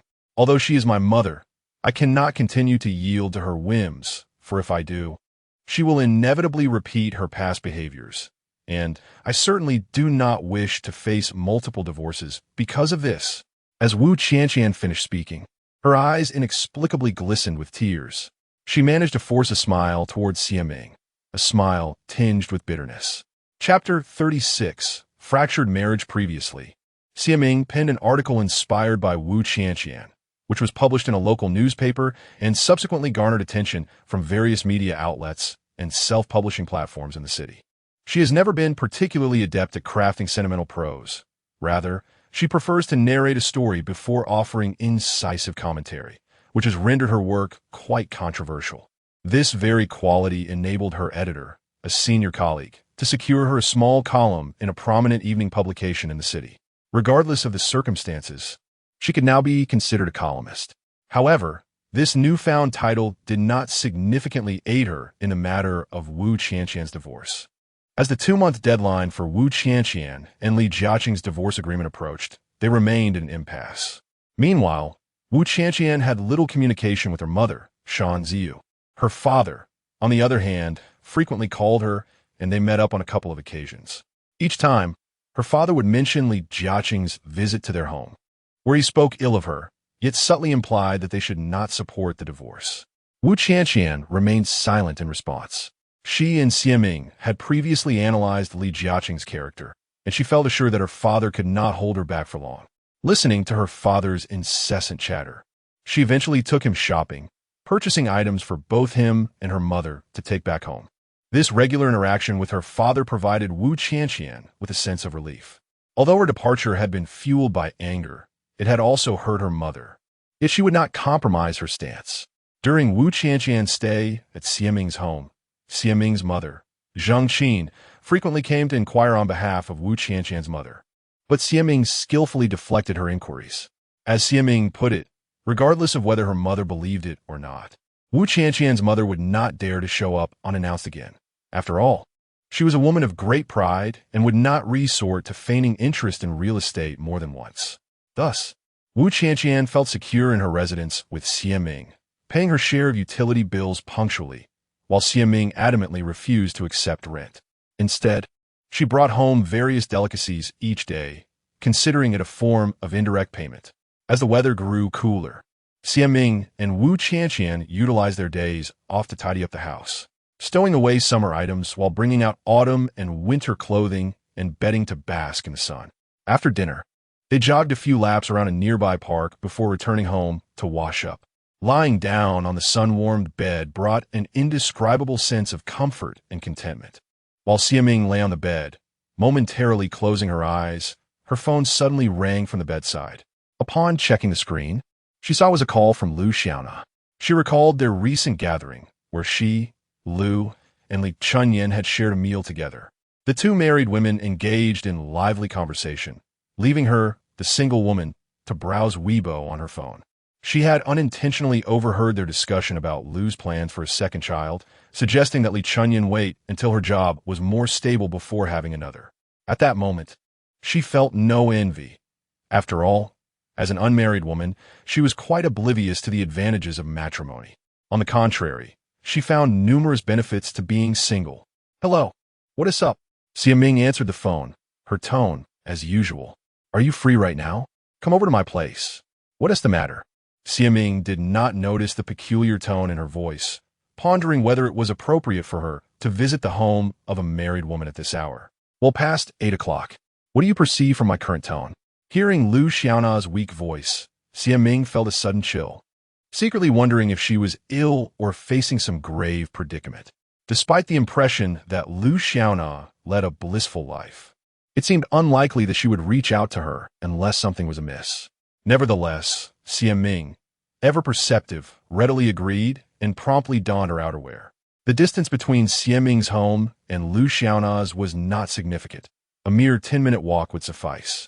En route, Xie Ming received a call from Li Chunyan, inquiring if she had heard from Lu Xiaona and if she was headed to her house. Upon hearing this, Xie Ming's mind swirled with doubts. What could Lu Xiaona possibly be orchestrating tonight?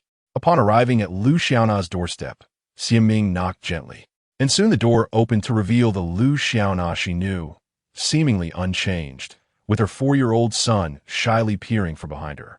As Xie Ming entered, she surveyed the surroundings and noticed that apart from Lu Xiaona and her child, there was no one else present. She softly inquired, "Where is your child's father? Is he away on business again? He is often absent. Who knows where he's gone? You didn't see him when you visited during the New Year, did you?"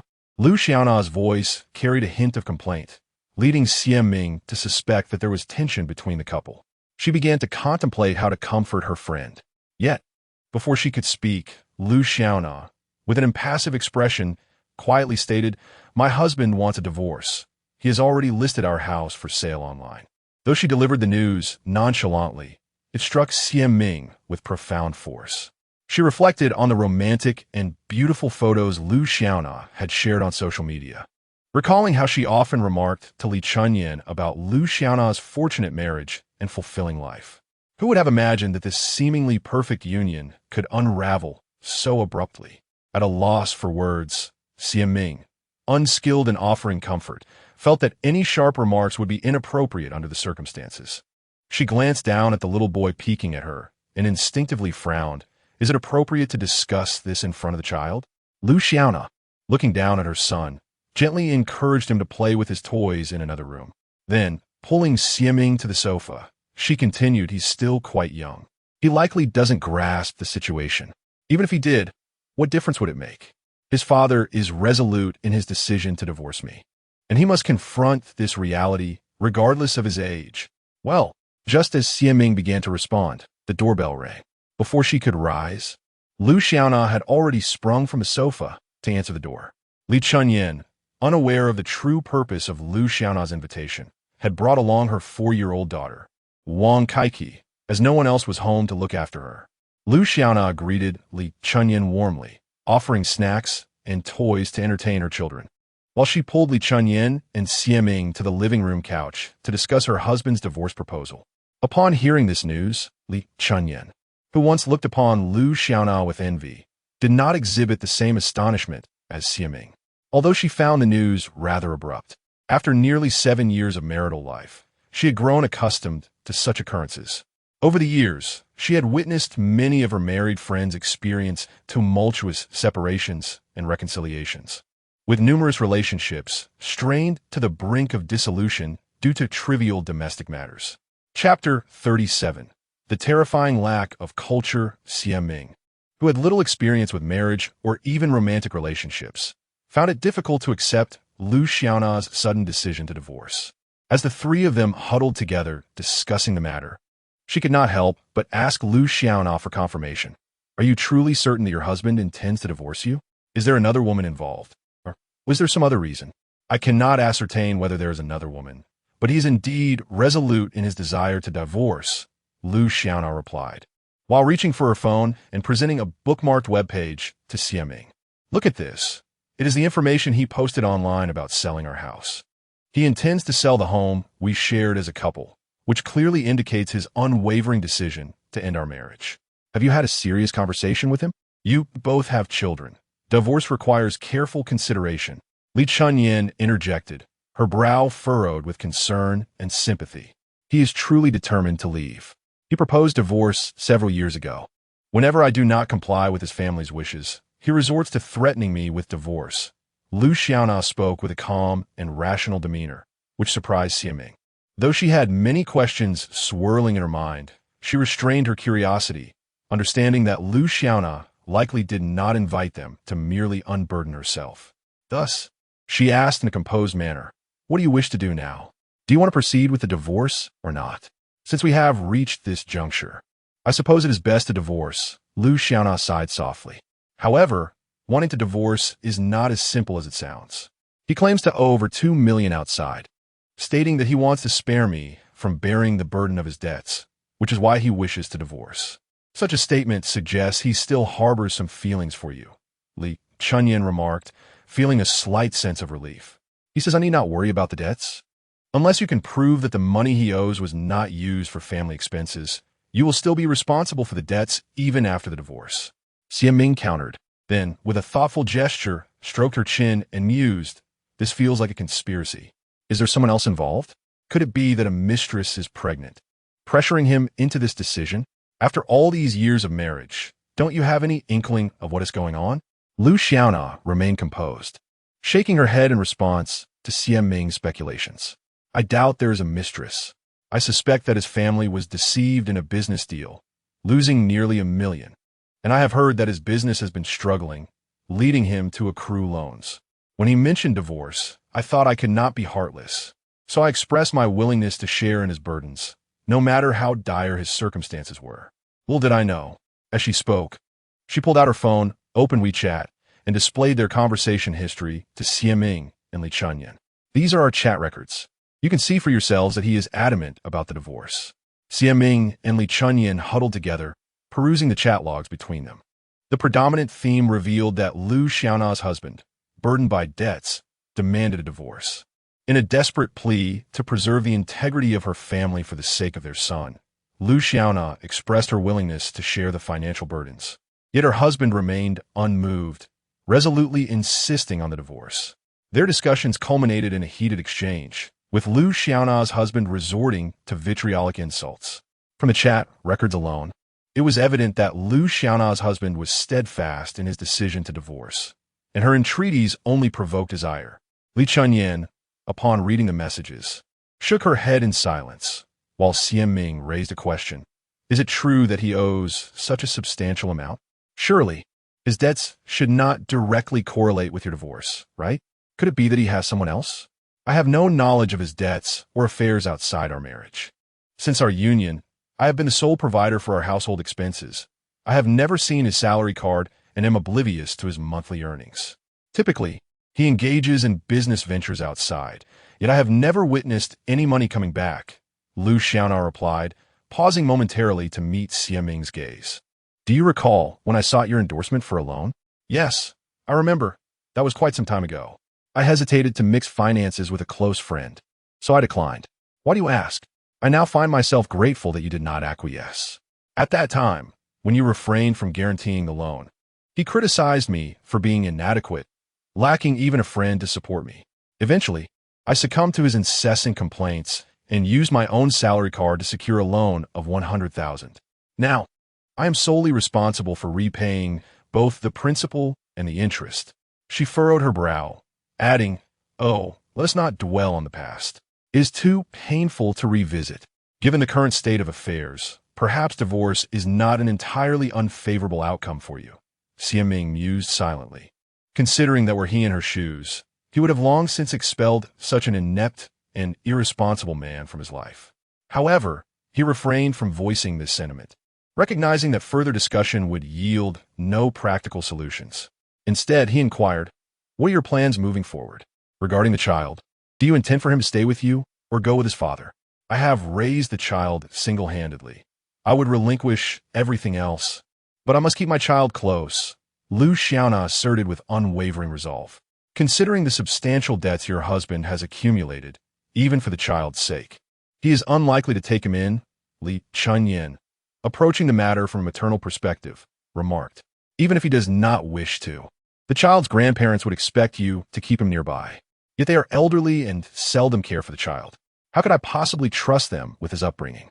They often use the child to manipulate me. Whenever I defy their wishes, they find excuses to take him away, denying me visitation. Should I pursue a divorce, and the custody rights revert to him, I'm certain they would prevent me from seeing my child. At the mention of her son, a subtle cloud of worry settled upon Lu Xiaona's features. She was torn between her concerns for the child and the apprehension that a custody battle would inevitably lead her to share the burden of overwhelming debt. Since you have raised the child yourself, all you need to do is provide evidence that your guardianship is more beneficial for the child's physical and mental well-being than that of the father. Due to his regular writing activities, Xiaming possesses a certain level of legal knowledge. In contrast, Li Chunyan and Lu Xiaona are preoccupied with work and family responsibilities, leaving them little time to focus on such matters. However, the child also has grandparents, and given their favorable financial situation, if they were to contest for custody, Xiaming felt certain she would not prevail against them. As Lu Xiaona spoke, her anxiety deepened. The child's immediate relatives are the parents. As long as you and the child's father are alive and possess a stable economic capacity, there is little chance for the grandparents to contest custody. Xiaming was taken aback by Lu Xiaona's lack of this basic legal understanding and patiently began to explain. Lu Xiaona paused, looking at Xiaming with a puzzled expression, and asked, "Is that how the law is stated?" "Indeed, this is common knowledge. How could you not know?" Xiaming suddenly realized that she might need to write articles to educate others about legal basics for her public account. Ignorance truly is a daunting prospect. Chapter 38. The Unjust Divorce Agreement. Lu Xiaona shook her head, and Li Chunyan followed suit, saying, "We are perpetually consumed by our work during the day and our families in the evening, spinning like tops without a moment's respite to contemplate anything else. Let's set that aside for now. Your primary concern is to contest for custody of the child during the divorce, is it not?" Xiaming, momentarily overwhelmed, decided to focus on the crux of the matter. "Indeed," Lu Xiaona affirmed with a nod. "I noticed in your WeChat conversation that your husband intended to accompany you to the law firm to sign the divorce agreement. Do you have a draft of the agreement? If so, I would like to review its contents." Xiaming hoped to discern the husband's true intentions through the divorce document. "Oh yes, I almost forgot to show you the agreement," Lu Xiaona replied, promptly rising to search for the divorce papers that her husband, Wang Weisheng, had previously tossed to her. Upon hearing that there was indeed a divorce agreement, Xiaming mused that the husband must have resolutely decided to proceed with the divorce. After all, she had been Lu Xiaona's bridesmaid when she married into the Wang family. Although Wang Weisheng was not particularly handsome, he projected an air of sincerity, and both families were of comparable standing, making their union appear suitable. However, if one were to judge solely by appearances, Wang Weisheng seemed unworthy of the fair and elegant Lu Xiaona. When Xiaming stumbled upon their travel photos on QQ Space, she was nearly taken aback. It was as if a refined beauty stood beside a rough-looking man in sunglasses, reflecting on Lu Xiaona's 7-year marriage to Wang Weisheng. She thought it commendable that Lu had never expressed disdain for him, yet ultimately, she could not escape the 7-year itch. Nonetheless, Xiaming never anticipated Lu Xiaona would face divorce. It was indeed astonishing. "Take a look, this is the divorce agreement, and I've made some amendments to certain clauses," Lu Xiaona said as she handed the document to Xiaming. Seeing this, Li Chunyan leaned in to join them. The two women skimmed through the terms of the agreement. The primary content stipulated that both parties agreed to divorce, with the husband bearing responsibility for over $2 million in debts without requiring the wife to share the burden. The child would be raised by the wife until the 1st grade, after which custody would transfer to the husband. However, from a legal standpoint, the husband retained custody rights from the outset.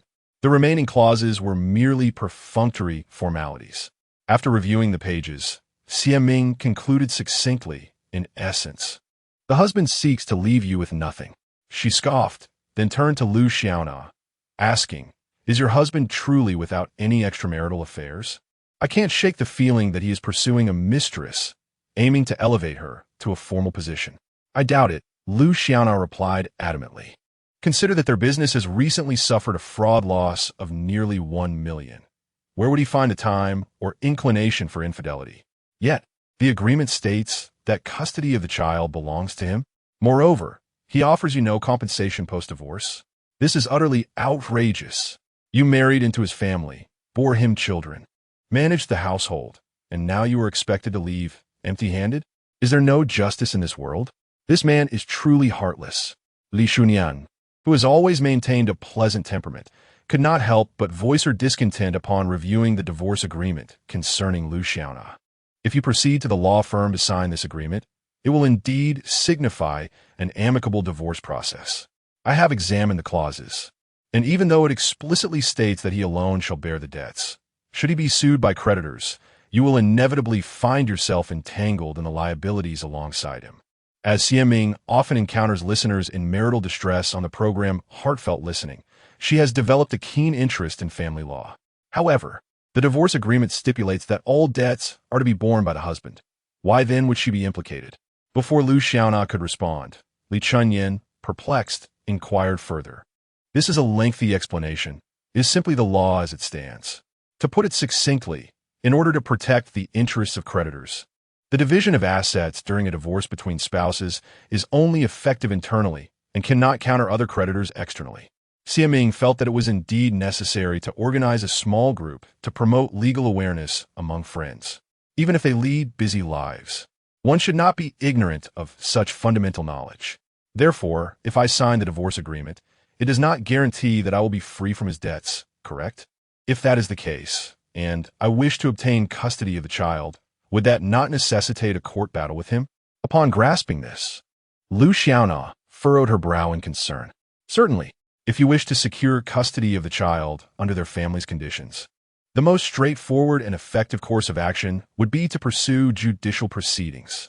Then, perhaps I shall negotiate with him later. Lu Xiaona held her own worries, but found herself at a loss for words.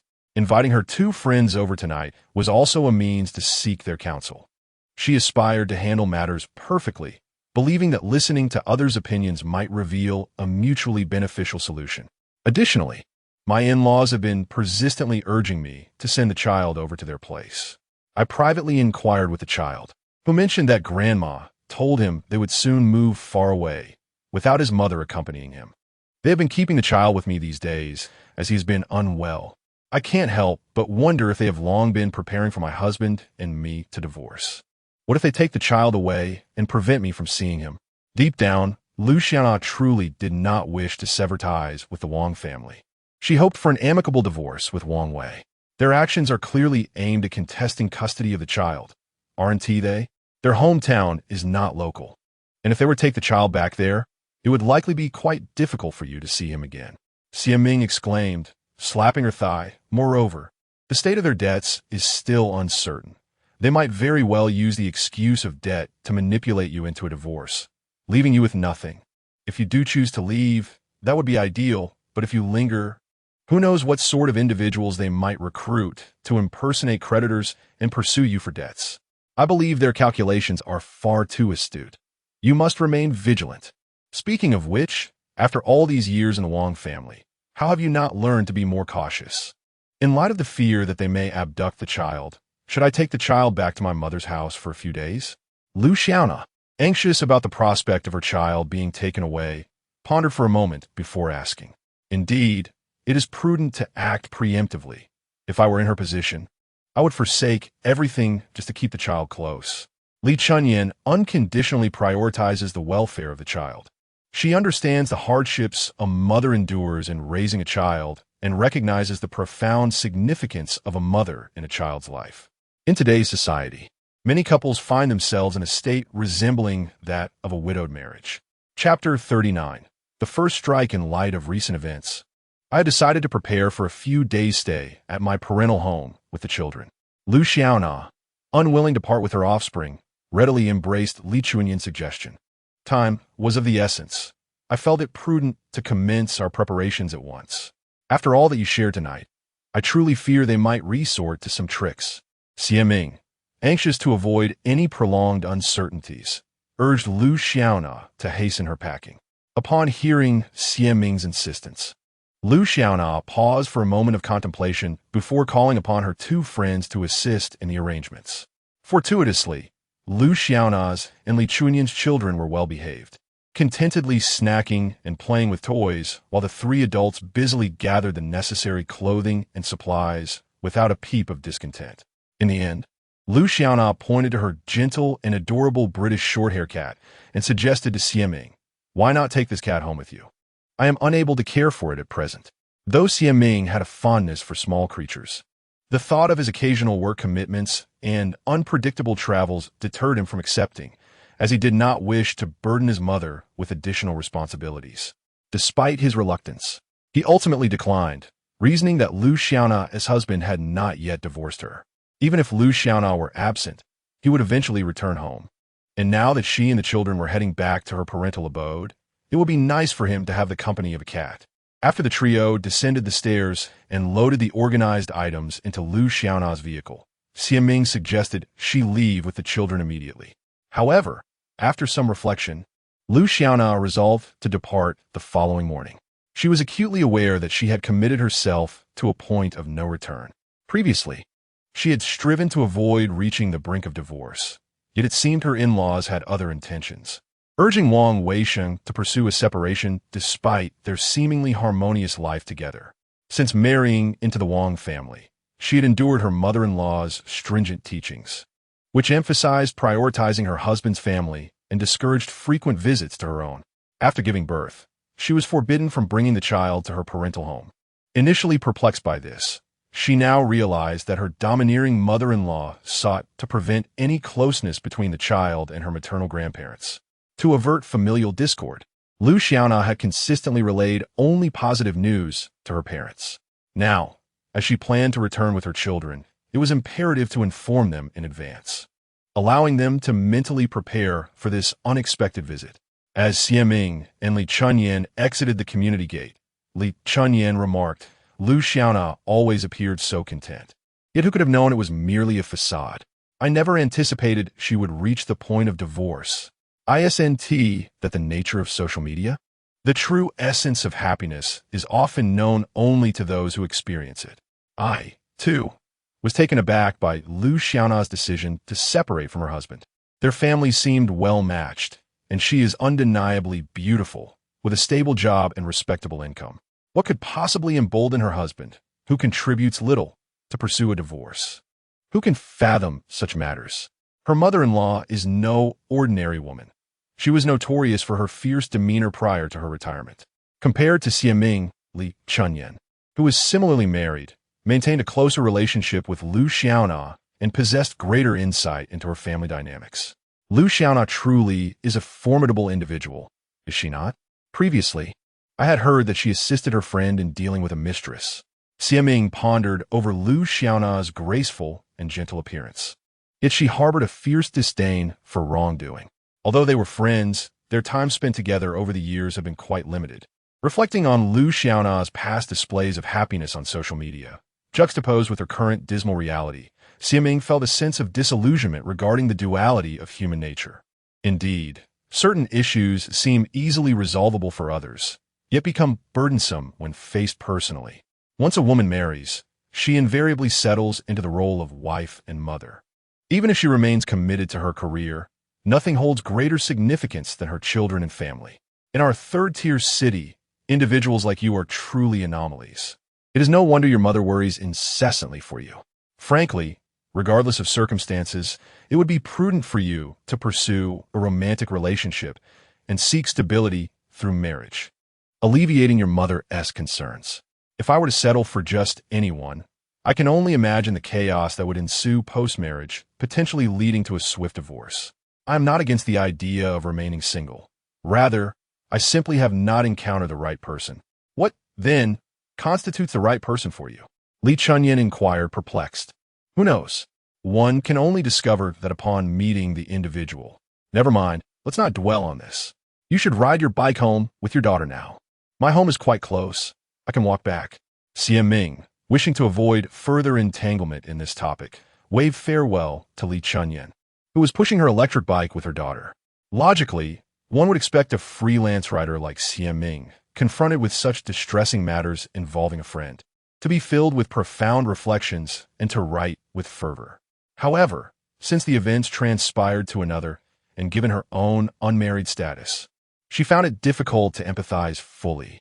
Moreover, she had only heard Lu Xiaona's perspective that evening, based on previous conversations with Wang Weisheng. It seemed that Lu Xiaona bore no blame, while Wang Weisheng's demeanor was indeed reprehensible. From her standpoint, she wholeheartedly supported Liu Xiaona's decision to pursue a divorce. Nonetheless, a marriage that falters midway cannot solely be attributed to one party's faults. Upon returning home, Xiaming lay in bed, reminiscing about her visit to Liu Xiaona's house that evening. Yet she felt little sentimentality. Given the current high divorce rates, such occurrences had become commonplace. However, the thought of Liu Xiaona, who frequently showcased her happiness on social media, made the sudden turn of events feel particularly jarring. The following morning, shortly after 9 o'clock, the typically slumberous Xiaming was roused from her dreams by the jarring sound of her phone ringing. She reached for her phone and, upon answering, was immediately met with Liu Xiaona's urgent voice piercing through. "Thank you for being there yesterday. It was incredibly timely. This morning, I took my son to my mother's house around 7, and shortly after 8, I received a call from my mother-in-law saying she was coming to take my son to their home for a few days. I feel they're trying to expedite my divorce by removing my son from my life. My son has been quite upset lately, as his grandmother told him he can no longer live with me, and that he should stay with his grandparents and father instead. Isn't this a blatant attempt to force me out? What did you say in response to your mother-in-law's call?" Upon hearing her words, Xiaming felt fortunate that she had taken her son back to her parental home. However, she was more concerned about the unfolding situation. I mentioned that the child had been feeling unwell and emotionally distressed since returning from his grandmother's house, which was why I decided to take him on a trip to lighten his spirits. At that moment, my mother-in-law seemed unperturbed. "So, what do you intend to do next?" "My parents certainly do not wish for me to divorce or take him to court. They believe that if a separation is unavoidable, an amicable agreement would be preferable. Ultimately, this matter is best left for you to navigate, as I, an outsider, am not privy to the intricate details, and even the most just of judges find domestic affairs challenging to adjudicate. Should a divorce occur, I believe it would be best for the child to remain with you. He is still so young and has been raised by you, so it is essential to shield him from unnecessary harm." Although Xiaming sensed that this matter would not be resolved easily, as an outsider, she felt it inappropriate to meddle in another's domestic affairs. After conversing with Liu Xiaona for a while, she ended the call. Chapter 40. The positive energy of Xiaming in the evening. After finishing work, Wu Qianqian received a call from Li Jiaqing, who expressed a desire to have a serious conversation with her. However, Wu Qianqian had no inclination to see him again, believing there was nothing left to discuss aside from his agreement to divorce. Consequently, she resolutely declined his request. Yet, upon returning home, she discovered that Li Jiaqing had sent her a WeChat message, indicating he might consider divorce, but insisted on meeting her first. "Are you waiting at the door like a guardian spirit?" Wu Qianqian stared at her phone for quite some time until Xiaming emerged from the room to refill his glass and interrupted her thoughts. "Xiaming, Li Jiaqing just messaged me, saying he might consider divorcing me, but he insists we meet to discuss it." Truth be told, Wu Qianqian felt a swirl of emotions upon reading the message. She feared Li Jiaqing might have ulterior motives. This is a positive development. It suggests he may be willing to relinquish his hold. "I suspect he has troubled your parents during this time. Why not call your father to gauge his thoughts?" Xiaming felt an inexplicable sense of relief at this suggestion. Although not directly involved, he genuinely cared about Wu Qianqian's situation regarding the divorce. He said he would think about it, but he agreed to the divorce yet. "I'm afraid he might create more trouble." Wu Qianqian recounted. "My father mentioned that Li Jiaqing had visited our home multiple times to speak with my mother, employing both soft and hard tactics. After several attempts, and realizing my mother was genuinely upset with him, he resorted to threats, demanding compensation for emotional distress and reimbursement for wedding expenses. We had split the wedding costs equally, and we owe him nothing. Reflecting on it now, he truly is a peculiar character." The mere mention of Li Jiaqing left Wu Qianqian feeling suffocated. She recalled her mother's words about how he had been chosen among countless suitors, only to reveal such a disgraceful side of himself. What a stark contradiction. This is ultimately a favorable situation for you, even though your relationship with your mother is currently tense. She will likely come to see Li Jiaqing's true nature in due course. When that time arrives, if you offer her a way to ease the tension, she will probably be more receptive. Xiaming took a sip of water and continued, "I advise you to meet with Li Jiaqing. Choose a restaurant or CAF. In a public setting, he would be less inclined to act inappropriately. Should I really meet him? Wu Qianqian contemplated a swift resolution. Yet the thought of facing Li Jiaqing was unappealing. She would much prefer to wait at the Civil Affairs Bureau for him to exchange their marriage certificate for a divorce decree. Go ahead, resolve this matter promptly, and mend your relationship with your mother. Though her temperament can be challenging, she genuinely cares for your well-being, albeit in a misguided manner. At her age, her mindset is quite traditional. She likely feels anxious about you not marrying at your age. Of course, there are more progressive parents, but we simply haven't encountered them. Then I'll call my dad to feel out the situation. I need to settle the divorce first, Wu Qianqian concluded, clutching her phone as she retreated into the guest room. Xiaming estimated that her call would take some time, suggesting that he would need to prepare dinner himself that evening. Xiaming swiftly prepared a simple dinner and then settled onto the sofa, patiently awaiting Wu Qianqian, who was immersed in her phone conversation.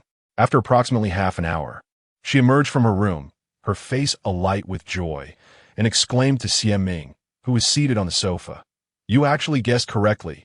I just heard my dad mention that my mom has recently ceased her incessant complaints about me in front of him. Li Jiaqing has indeed approached my mother to vent his frustrations, claiming that my actions, particularly my decision to divorce shortly after marriage, have inflicted significant emotional distress upon him. He hopes my mother can intervene and persuade me to reconsider the divorce. However, my relationship with my mother has soured, and she can no longer exert pressure on me.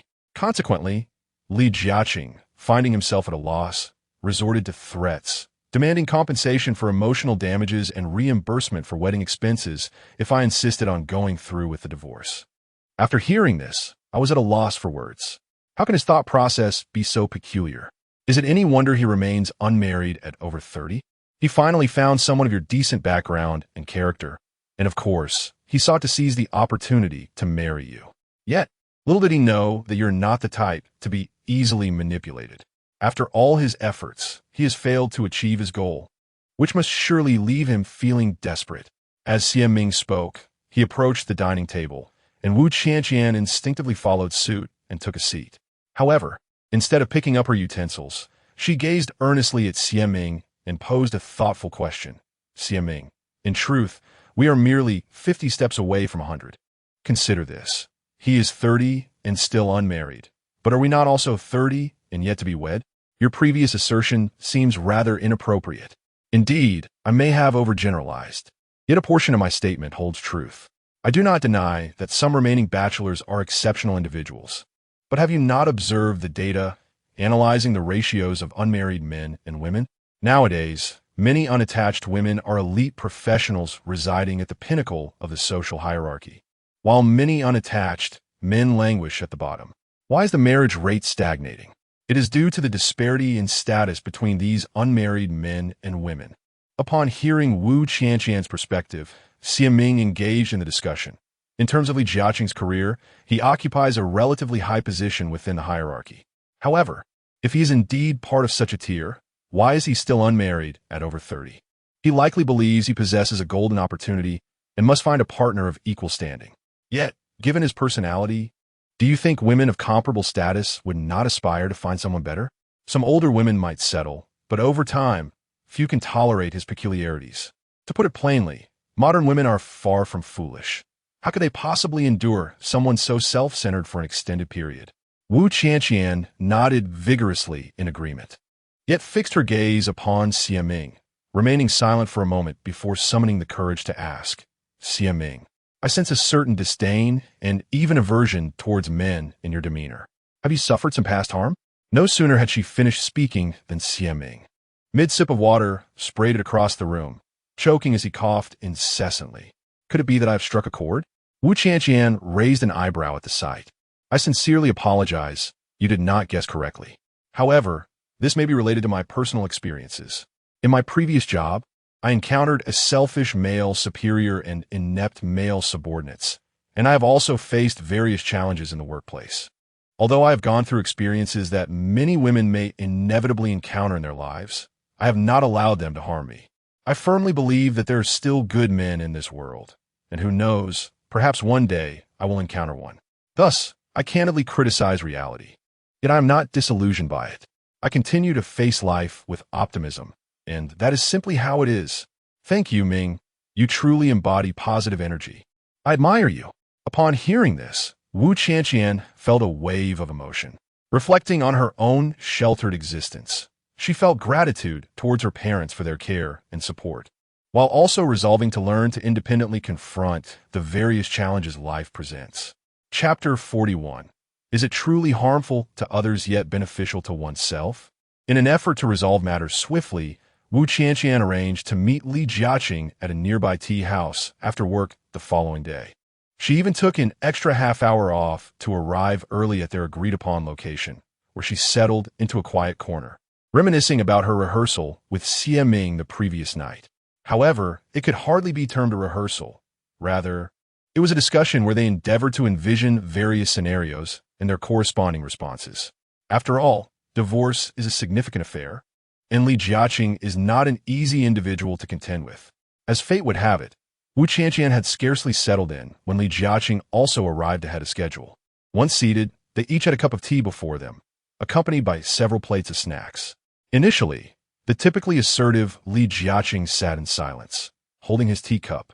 Wu Qianqian presumed he was contemplating his words, so she took the initiative to inquire, "What have you decided regarding the divorce?" "I am indeed considering it," Li Jiaqing replied after a sip of tea, pausing before continuing. "Don't you think it seems rather hasty to marry and then immediately contemplate divorce? Indeed, I find our marriage to be quite impulsive, which is why I wish to rectify it promptly. An early divorce would be beneficial for both parties." A smile graced Wu Qianqian's lips, seamlessly continuing the conversation. "Had remark momentar de rendere di via kink sipiklis," inciting him to gulp down a few more sips of tea before he fixed his gaze on the table and remarked, "Is divorce truly the remedy for our situation? Your approach seems rather unreasonable. Consider this. You left home without even discussing it with me, which is undeniably capricious. Unreasonable? Wu Qianqian found herself bewildered by his peculiar reasoning, yet she had no intention of following his train of thought. Thus, she asserted, "Let us focus on the matter at hand. We are here to discuss the divorce, and nothing else. Cough. If you insist on this, it implies there is no room for further discussion. Are you certain you wish to proceed with the divorce?" Li Jiaqing's expression soured significantly. He had initially hoped to meet her with gentle words, believing there might be a chance to reconsider their separation, yet her resolute stance took him by surprise. "Yes, I am certain," Wu Qianqian responded emphatically. Li Jiaqing regarded her with a look of bewilderment and said earnestly, "Qianqian, the primary reason I have hesitated to agree to the divorce is for your sake. Just think about it. For a man like me, remarrying post-divorce is a relatively simple affair. But for you as a woman, even if our relationship has not progressed to that stage, it is exceedingly difficult for a divorced woman to find another partner. Consider how much our mother has invested in your marriage. And yet, you have chosen to confront her so recklessly." Stop before he could finish. Wu Qianqian promptly signaled him to be quiet. "Li Jiaqing, my decision regarding remarriage is my own business and has nothing to do with you. Furthermore, my relationship with my mother is also none of your concern. So spare yourself the worry. Now, I ask you plainly, do you intend to divorce or not? Divorce is certainly an option, but before we proceed, there are some matters I must clarify with you first." With her unwavering resolve, Li Jiaqing recognized the futility of further diversions, as he, too, had his own calculations in mind. Upon hearing this, Wu Qianqian could not help but scoff. "You have already discussed this with my parents. Why must you now approach me? To be frank, my family did not demand a bridal price at our wedding, nor did we spend lavishly on the banquet. Everything was split evenly between our families. We owe you nothing. However, on the day of our wedding, your sudden request for a divorce inflicted considerable emotional distress upon me. Surely, that warrants some form of acknowledgement?" Li Jiaqing replied with an air of entitlement. "Are you implying that I owe you compensation for emotional damages? Let me make it clear. If you truly desire that, you should pursue legal channels. When the court rules on the matter, I shall not withhold a single penny from what is deemed appropriate." Wu Qianqian felt her anger swell as he continued to speak irrationally. Fortunately, she had encountered a similar issue during yesterday's rehearsal with Xie Ming, which equipped her to respond fluidly now. Qianqian, how have you become so unreasonable? You were never like this. Li Jiaqing furrowed his brow, gazing at her in confusion. Li Jiaqing, I am not the fragile flower in a greenhouse you envision. I have attended university and worked for several years. I cannot possibly behave like a naive freshman. Moreover, contemporary university students are neither foolish nor naive. I understand your perspective, yet I do not conform to your expectations. Thus, you perceive me as unreasonable. You claim you are not the sun, and I am not the earth. Why should I revolve around you? Wu Qianqian found both anger and amusement in his words. Nonetheless, your actions have indeed caused me harm. Shouldn't you provide appropriate compensation? Li Jiaqing continued to entangle the conversation. Enough of this marriage. You can leave if you wish. I shall send you the divorce agreement first. If you disagree, I will proceed through the normal legal channels. However, I know you're quite busy with work. If you have the time to engage in a divorce lawsuit with me, I shall match your tenacity. Seeing him still entangled in the matter, Wu Qianqian decided to employ the trump card Xie Ming had taught her. You hold a certain social standing, and you are diligent at your workplace. Surely, you intend to find an appropriate partner for marriage in the future. Why create a situation where you lose face entirely? I, for one, am indifferent to both reputation and substance, but my mother is another matter entirely. If her honor is compromised, I cannot predict a response. Wu Qianqian, are you threatening me? Li Jiaqing's eyes widened in surprise, his brow furrowing in displeasure. I am merely speaking the truth. If you doubt my words, feel free to test them. Wu Qianqian smiled brightly, her eyes twinkling like those of an innocent and charming rabbit. You, do not go too far. Li Jiaqing was at a loss for words, agitated by her demeanor. Li Jiaqing, though I may lack the standing to address you in this manner, I still wish to convey a piece of advice from friend.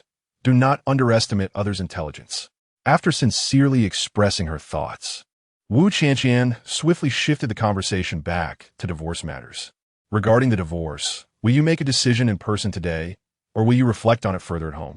I believe it would be wise for you not to deliberate for too long, lest the lawyers send the divorce agreement to your workplace, which would undoubtedly cause you considerable embarrassment. At this moment, Li Jiaqing found himself perplexed by Wu Qianqian's extraordinary line of reasoning. He gazed at her in utter bewilderment and inquired, Wu Qianqian, divorce is not solely my affair. Do you truly need to expend such effort to transform yourself into a divorced woman? Frankly, if I were in your position, I would find it difficult to engage in such actions that are detrimental to both parties. Chapter 42. A bitter parting. Did the divorced woman violate the law? I merely sought a beloved companion to marry and lead a fulfilling life. Previously, I was unable to prevent our families from orchestrating the marriage. I bear some responsibility. Yet yours is not negligible either, is it? In matters of marriage, I had no voice. You all proceeded with your arrangements without my input. In the past, I was perceived as the good girl, perhaps due to my overly accommodating nature, which created a false impression.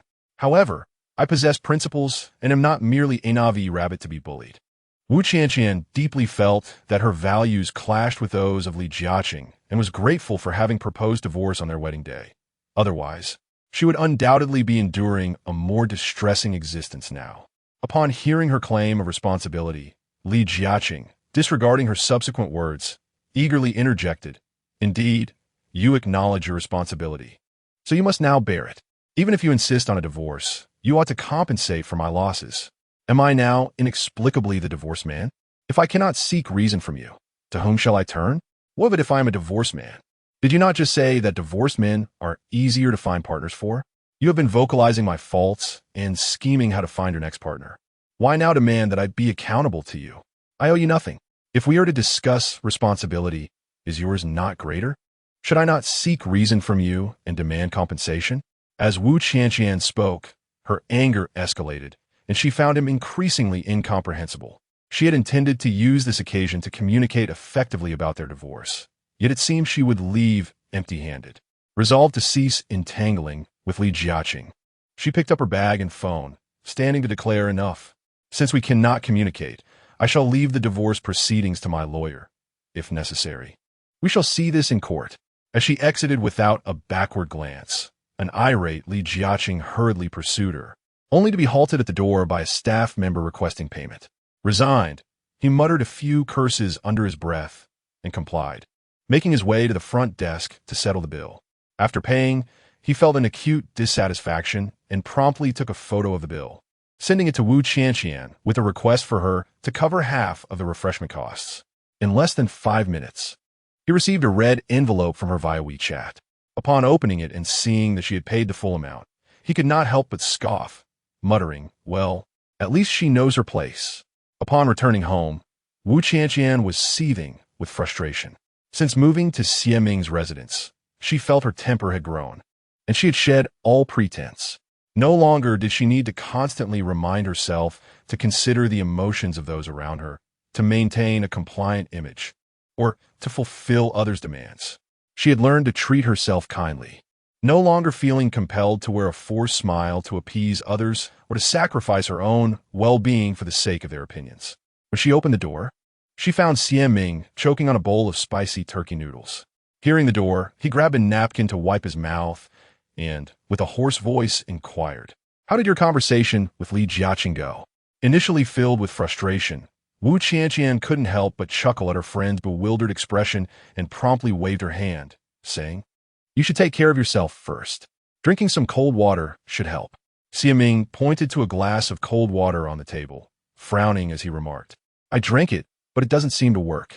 Although it's spicy, it's quite addictive. Have you eaten? You look like you haven't. It seems you didn't reach an agreement with Li Jiaqing."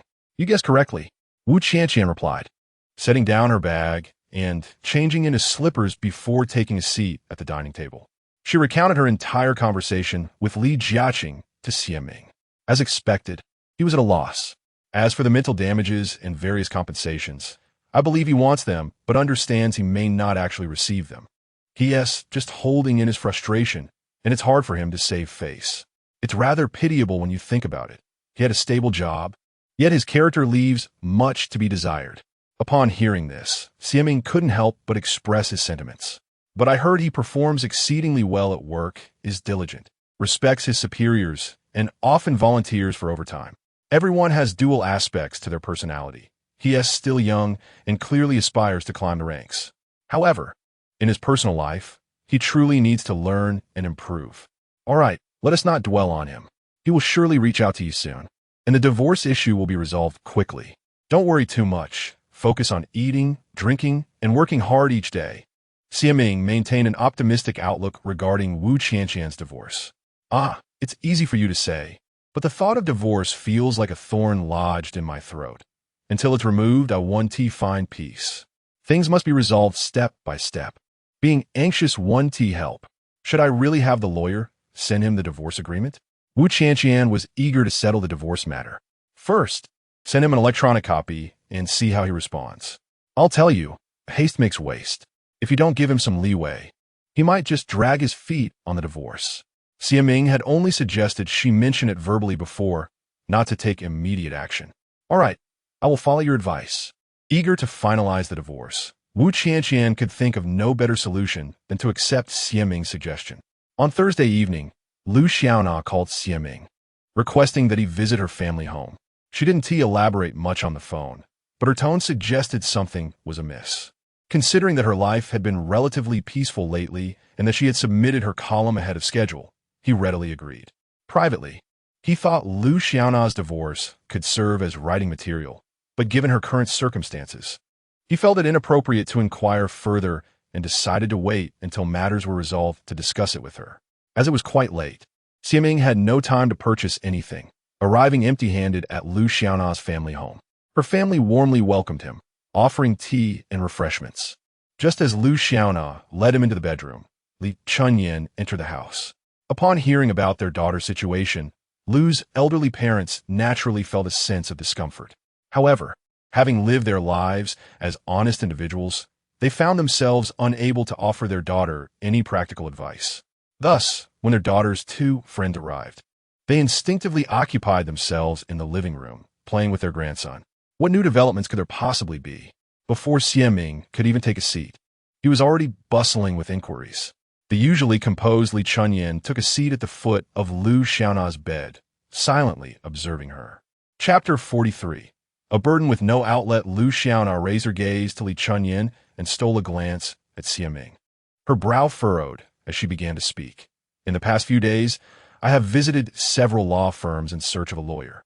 However, upon hearing that I intended to sue the Wong family, each one of them hesitated to take on my case.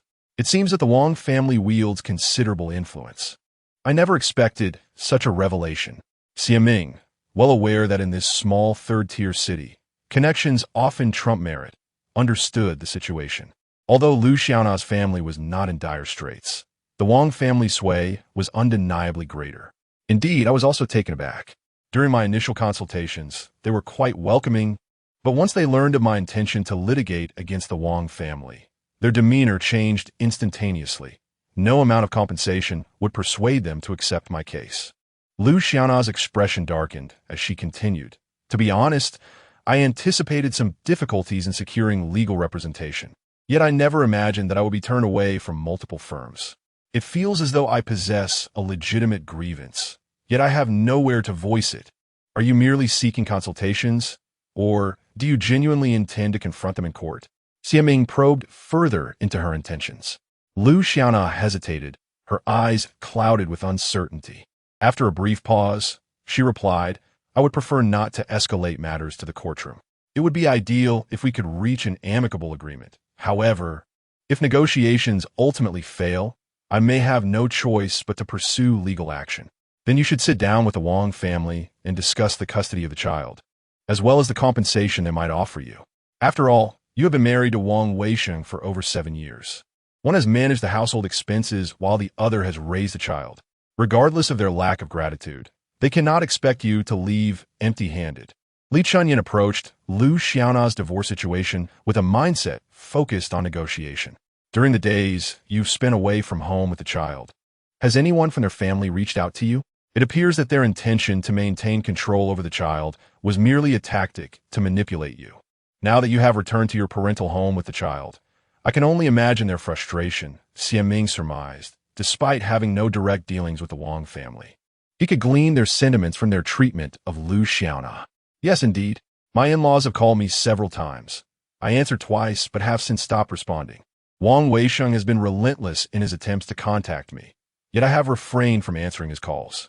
He has bombarded me with WeChat messages and texts, all filled with insults. You are right. They are indeed beside themselves with rage. Having provoked them, I am at a loss as to how to proceed. Liu Xiaona felt a sense of urgency and fear, sharing her chat logs with Wang Weisheng with Siaming and Li Chunyan. As they examined the messages, it became evident that Wang Weisheng's communications were predominantly laced with vulgarity, even accusing Liu Xiaona of abandoning the family to seek out other men. Wang Weisheng has quite a talent for slander. Regardless of the circumstances, you have spent 7 years as his wife. How could he speak of you in such a manner? Even the usually temperate Li Chunyan was incensed upon witnessing the appalling exchanges. He handed the phone back to Liu Xiaona, his expression grim, and said, Make sure to keep the chat records. Do not delete them. They may be needed if we ever find ourselves in court. Rest assured, I will not delete them. She replied, To be frank, I consulted a relatively young female lawyer who is quite competent in her dealings. During our initial consultation, I intentionally refrained from disclosing my identity as the wife of the Wong family. She provided me with some valuable advice on how to meticulously gather evidence. As Liu Xiaona perused the chat history with Wang Weisheng, she added, I plan to discreetly record any future meetings with the Wong family. The lawyer emphasized that possessing evidence is paramount. Do not place all your faith in the lawyer. After all, the elder Wang held a position of authority prior to retirement. Managing this very sector, he might leverage his connections to turn the lawyer against you, leaving you with no time to lament your fate. Based on her past experiences, Siaming held a rather dim view of lawyers, believing that the industry was rife with charlatans. However, Liu Xiaona held a firm belief in the lawyer she had consulted and eagerly explained, My lawyer is quite commendable, working at the renowned Fangzheng law firm in our city. She is straightforward and possesses a strong sense of justice. Upon hearing my plight, she offered an array of suggestions without hesitation. I feel she resembles you in spirit, always ready to assist those in distress. Siaming was left speechless by her last remark, contemplating that perhaps there truly existed individuals in this small town's industry who remained untainted by corruption. Since you have already consulted a lawyer, is there another matter that prompted you to seek us out? Li Chunyin, preoccupied with her children, had yet to grasp Lu Xiaona's line of thought and decided to ask directly, "Isn't it prudent to prepare for the worst?" Lu Xiaona replied, "Think about it. I have already been refused consultation by lawyers. If I were to engage in a divorce lawsuit with them in the future, wouldn't I inevitably be at a disadvantage?" Lu Xiaona had never shared with anyone that over the past 7 years of marriage, she had been repeatedly wounded and humiliated by Wang Weisheng and his family. She had been mentally prepared for divorce 2 or 3 years prior. It was merely that the day had come later than she anticipated. Suddenly, Li Chunyin recalled a situation from her former workplace and suggested that could be easily resolved. You could post on the local forum seeking assistance. Our city has a popular platform for citizens to defend their rights. It is also the highest traffic online platform for civic engagement. In my previous company, when handling labor disputes, we received complaints from employees through posts on that forum, and the authorities took them seriously, promptly contacting us for resolution. However, once you post on the online platform, it signifies a rupture in your relationship with Wang Weisheng, so you must consider the consequences beforehand. Xian Ming interjected earnestly upon noticing Lu Xiaona nodding repeatedly. Yes, having reached this point, I no longer envision reconciliation. Over the years, whenever I refused to comply with his and his family's wishes, he would threaten me with divorce and the children. I refuse to endure that kind of life any longer. Look at me. Ever since I'm married into their royal family, I have dwindled from over 100 pounds to a mere 80. Previously, when you remarked upon my weight, I attributed it to poor digestion. In truth, I have endured countless grievances and relentless torment since arriving at his home. Each day is fraught with frustration and despondency, yet I can only swallow my indignation in silence. Can you truly expect me to maintain my weight under such conditions? As Lu Xiaona spoke, her tone rose, but her expression remained remarkably composed. Xie Ming observed her demeanor and sensed that she had evidently lost all hope in Wang Weisheng. The Lu Xiaona who once frequently flaunted her happiness on social media might very well be the most unfortunate soul among her peers. When an individual finds themselves ensnared in adversity for an extended period, they often resort to self-deception, fearful that others might perceive their plight. Thus, Lu Xiaona is no exception. If she were genuinely enveloped in bliss, why would she go to such lengths to capture photographs and share them online? If her previous circumstances had truly been idyllic, why then, at the brink of divorce, does she exude such calmness? Unless she had long prepared herself psychologically, how could she possibly remain as serene as she does now? Chapter 44. Seeking help. Li Chunyin seemed to sense Lu Xiaona's despair regarding her relationship and marriage. She gently placed a hand on her shoulder and said softly, "Since you have made your decision, go ahead and compose a post for the platform." Although Xian Ming was typically straightforward and eager to defend the underdog, she approached this matter with caution. She gazed intently into Lu Xiaona's eyes for a moment before saying, "The information on the internet is quite advanced. Even if you post anonymously on the forum, those around you might still recognize you. Furthermore, there are some busybodies online. Initially, they may not know who the poster or the individuals mentioned are, but if the post piques their interest, they could very well conduct a search, which might lead to exposing you, Wang Weisheng, and even your family. Are you prepared for that?" "I am," Lu Xiaona replied with unwavering resolve, offering no further elaboration. Since Nana had made her decision, she would entrust the task of drafting the post to Xie Ming. With her clear thinking and excellent writing skills, coupled with previous experience advocating for rights on a political platform and an understanding of legal matters, she was well equipped to navigate potential risks. Compared to Xie Ming, Li Chunyin likely understood better the injustices Lu Xiaona had faced from the Wang family. She could not bear to see her friend suffer indignities and be cast aside, potentially burdened with substantial debts. Even if she couldn't voice her frustrations, she would at least strive to secure custody of the children. Xie Ming stroked her chin thoughtfully, furrowing her brow for a moment before looking at Lu Xiaona with seriousness and asking, "Nana, can you guarantee that you bear no fault in this divorce? Were the things you told us before the truth?" Upon hearing Xie Ming's question, both Lu Xiaona and Li Chunyin were taken aback. Li Chunyin looked at Xie Ming in confusion, pondering why, As Lu Xiaona's close friend, she wasn't offering unconditional support at this moment. Why was she uttering such ill-timed words? Yes, I assure you that I'm not at fault in this matter at all. Lu Xiaona responded firmly, without a hint of dissatisfaction. Then that settles it. I will assist you in drafting this post. Xiaming agreed readily and quickly delved into discussing the content of the post. Based on what you've told me before, I will summarize the theme for you. Your primary intention is to leverage this post to contest for custody of the children and claim your rightful share of benefits from the Wang family, correct? Yes, you are absolutely right. I am mainly concerned that the Wang family will use their connections to bypass due process. If this goes to court, I will undoubtedly be at a disadvantage. Xiaming's APT summary prompted Lu Xiaona to nod vigorously. Although she appeared calm on the surface, her mind was a tumult of long-suppressed grievances and injustices. After all, she had devoted years to being a dutiful wife and mother within the Wang household, leaving little room for intricate thoughts. Moreover, even if she had the will, she couldn't outmaneuver her astute and domineering mother-in-law. After listening to her, Xiaming waved her hand and patiently explained, "The situation today is markedly different from previous years. Even if your father-in-law possesses extensive connections, local lawyers may still be reluctant to assist you in your legal battles.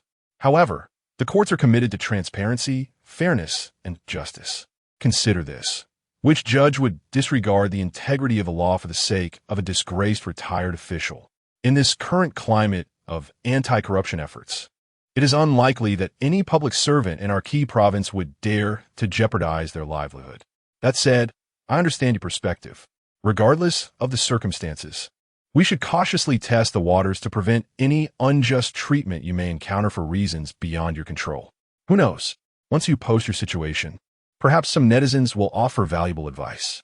Collective brainstorming could expedite a more effective resolution. Indeed, I share your sentiments," Lu Xiaona exclaimed, nearly raising both hands in agreement. To be honest, her previous interactions with Xiaming had revolved around casual dining and conversation, but she now discovered that Xiaming was surprisingly adept at communication. There were unspoken thoughts that Xiaming seemed to grasp and articulate perfectly. "All right, I will objectively describe the predicament you are currently facing and append your thoughts at the end. To ensure the post's authenticity, it would be prudent for you to take screenshots of your conversations with Wang Weisheng, obscuring both of your names and avatars before uploading them beneath the post. Readers of such melodramatic content might otherwise dismiss it as fictitious." In this regard, Xiaming's foresight was commendable.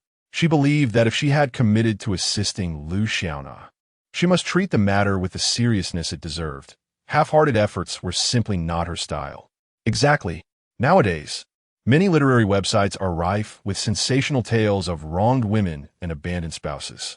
Without tangible evidence, netizens might assume it's merely promotional material from some literary forum. Previously, Li Chunyan had also perused similar articles on various literary sites during her leisure time.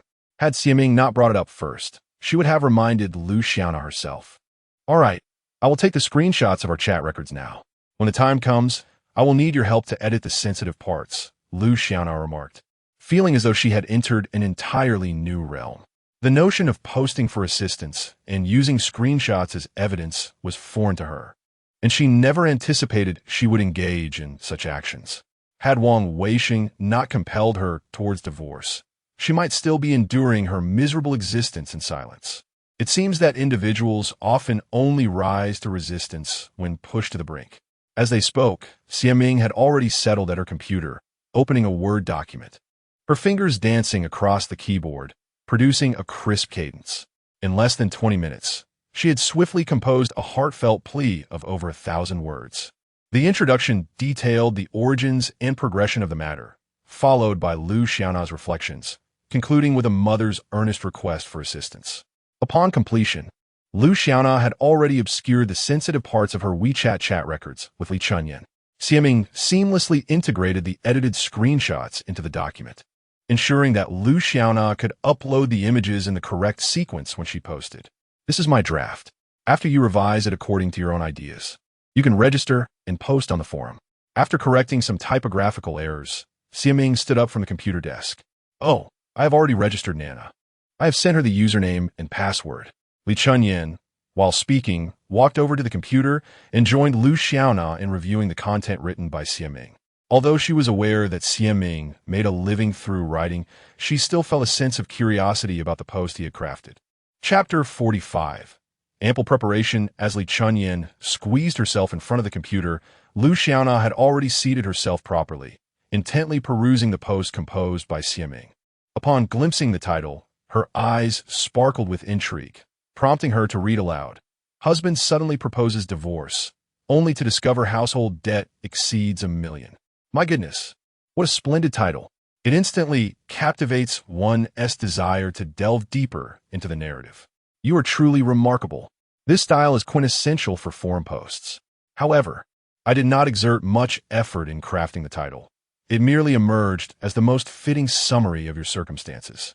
To be candid, I find this situation rather melodramatic. You have been married to Wang Weisheng for 7 years, yet have never laid eyes on his salary card, nor do you know the amount of his monthly earnings. You even used your own salary card to secure a loan for him to invest in stocks. It seems you have transformed into the quintessential heroine of a soap opera. Xiaming unabashedly expressed her feelings in front of her friends, often articulating thoughts that might be deemed uncomfortable. Yet, Lu Xiaona, upon hearing this, merely nodded in agreement, reflecting. In hindsight, I too believe I was somewhat irrational during that time. Li Chunyin glanced at Xiaming, then at Lu Xiaona, uncertain whether to oppose Xiaming's candidness or to align with her sentiments. Ever since Lu Xiaona had openly shared her divorce, Li Chunyin sensed that her response diverged from that of the typical divorced woman. Indeed, she had acquaintances who had gone through divorces, some crying, some causing a scene, and others embroiled in familial conflicts. Yet, none exhibited the calm demeanor that Lu Xiaona possessed. Instead of investigating her husband's actual assets or whether he had mistresses, she resolutely focused on employing lawful and reasonable means to protect her child and secure her own rights. A remarkably rational approach for a woman coerced into divorce. Lu Xiaona scrutinized the content penned by Xiaming, appreciating the precision with which she encapsulated the antecedents and consequences of the situation and the meticulous choice of words. Despite reviewing it 2 or 3 times, she found no flaws in the phrasing. Nonetheless, she added a couple of sentences at the end of the 3rd paragraph, detailing her weight fluctuations from marriage to divorce, as well as her dedication and love for her child. Insights that Xiaming was unaware of and that she herself could not yet fully comprehend, particularly as a mother. Thank you. Your writing is truly commendable, but I have added some content, Lu Xiaona remarked, pointing at the computer screen towards Xiaming, who was seated at the foot of the bed, engrossed in her phone, browsing the forum where they intended to post. Without lifting her head, Xiaming replied, "Just write as you see fit. I merely provided an outline. The specific details and emotions must be infused by you." Li Chunyin was deeply intrigued by what Lu Xiaona would write, so she leaned closer to the computer screen, reading along. It is indeed a lamentable situation that, as the pillar of the family, he has never contributed to the expenses for me and the children. I have sustained this household with my frail body, diminishing from 110 pounds before marriage to a mere 84 pounds now. Yet, every time I behold the innocent smiles of my children and hear them sweetly call me mom, all the fatigue becomes inconsequential. It is only through motherhood that one realizes, as long as the children are happy, enduring hardship is entirely worthwhile. After finishing the passage, she nodded in deep agreement, exclaiming, "As a mother, this is undeniably true. Regardless of the struggles and exhaustion, the joy of our children is what truly matters. Only those who have embraced motherhood can truly comprehend this." Xiaming, who had neither married nor borne children, could not fully grasp their sentiments. However, she felt that this addition infused warmth into the post, potentially resonating with some netizens. "Chun, do you think there's anything else we should add?" Lu Xiaona, who always aspired for perfection, inquired after meticulously reviewing the post once more. Glancing at Li Chunyin beside her, Li Chunyin had never been particularly interested in literary matters, especially since her job often involved handling official documents, which already caused her some headaches during work hours. Now, after work, she was even less inclined to exert mental effort on such topics. Gritting her teeth, she read through the content twice and replied, I believe the content is quite comprehensive. There's nothing that needs revising. If you feel there are areas for improvement, feel free to take charge. We are merely here to offer suggestions. Ultimately, this is your endeavor to oversee. Xia Ming turned off her phone screen and gently tapped Lu Xiaona, signaling her to turn around. Nana, I see it's getting late, and the content of this post is well prepared. The chat logs have also been organized, and there are virtually no issues left. Shall we leave it at this for now? Li Chunyin had children waiting for her at home, so engrossed in the task of posting, Lu Xiaona had completely lost track of time. Glancing at Li Chunyin, who was busy messaging her family, she checked her watch and, realizing it was already past 10, quickly said with an apologetic expression, "Oh dear, I didn't realize it was this late. I truly appreciate your help today. Why don't you both head back? If anything comes up, I'll reach out for your guidance." "All right, my family is urging me to return as well, so I shall take my leave." Upon hearing this, Li Chunyin raised her phone slightly, hurriedly grabbed her bag, and swiftly exited the room, followed by the sounds of her parents bidding farewell in the living room. Although Xia Ming felt it was getting late, she was not as eager to leave as Li Chunyin. As she rummaged through her backpack for her car keys, she remarked, "Nana, if you plan to post this, it would be best to do so on Monday afternoon. Most of the users on such forums are working professionals. They typically engage in personal activities during the weekends and seldom check the forums. Conversely, on weekdays, they often utilize their free time to browse. So if you time it right, your post will attract considerable traffic. Moreover, the title of this post is, thus far, the most cliché yet eye-catching one I have devised. I recently wandered through the forum and perused various post titles and their engagement, concluding that this post holds a commendable quality. Well, I shall contact you again when I am ready to publish it. I do not harbor expectations for this post to gain widespread attention. Rather, I merely hope it can evoke some influence and resonance among certain individuals. After all, this forum serves as a sub-platform for online governance in our city, and it is bound to have some effect, is it not? In light of recent frustrations in seeking legal counsel, Lu Xiaona has developed a sense of vigilance and a feeling of helplessness. She recognizes that the current societal landscape relies heavily on connections, yet she was astonished by the considerable influence wielded by the retired elder of the Wang family. Rest assured, there will undoubtedly be some impact. Once the post is published, I will assist in promoting it, which should help generate some traffic and interest. However, this post can only serve as a supplementary measure. The most crucial task is for you to gather all pertinent evidence promptly. Furthermore, do not place too much faith in lawyers. They can only offer you advice and guidance on evidence collection. You should diligently review the marriage law, organize your materials according to its stipulations, and seek out relevant cases online. Xia Ming observed that although she appeared calm on the surface, her inner turmoil was palpable. She had encountered unfortunate circumstances, leaving anyone in her position feeling utterly at a loss. Chapter 46. The Mother's Ramblings Early the Next Morning. The late-sleeping Xia Ming continued to indulge in her slumber when, through the haze of her dreams, she heard the persistent ringing of the doorbell. After a brief pause, silence enveloped her once more. Just as she was on the verge of sinking back into a blissful sleep, the creaking sound of her bedroom door being opened jolted her awake. "Ming Ming, why are you still in bed? Have you been staying up late again? I brought you breakfast. Hurry up and freshen up." Zheng Qin, noticing her daughter still nestled under the covers, felt a pang of concern for her late nights, yet hoped fervently that she would rise early and eat her meals punctually. Initially in a state of half-consciousness, Xia Ming immediately became alert upon hearing her mother's voice. However, she suspected that her mother had once again found a suitor for her, prompting her to feign sleep in an attempt to evade the onslaught of her mother's nagging. Upon turning 28, Zheng Qin had activated her urgent matchmaking campaign. Over the past few years, they had argued, made a ruckus, and even come close to physical confrontation, but her daughter remained impervious to both coercion and persuasion, often launching into a monologue of philosophical reasoning. Naturally, Zheng Qin found herself outmatched by her daughter's eloquence, and her attempts at emotional appeals proved futile. Thus, she adopted a more gradual approach, akin to boiling a frog in lukewarm water, relentlessly seeking out potential partners for her daughter. As long as Xia Ming was willing to entertain the idea of blind dates, she would inevitably encounter a suitable man. Fortunately, her beloved daughter did not outright oppose these arrangements. Although she would grumble, she ultimately complied and attended the meetings. "Ming Ming, my dear daughter, it's time to rise." Knowing her daughter was merely pretending to sleep, Zhang Qin approached the bedside and gently pulled back the covers, using the softest tone she could muster to coax her awake. Despite the crispness of early autumn, Xie Ming, still tucked under her thin blanket, felt she could continue her charade of slumber. However, after a moment of contemplation, she raised her hand to rub her sleepy eyes and sat up. "Mom, if you find yourself with free time at home, why not enroll in an elder university?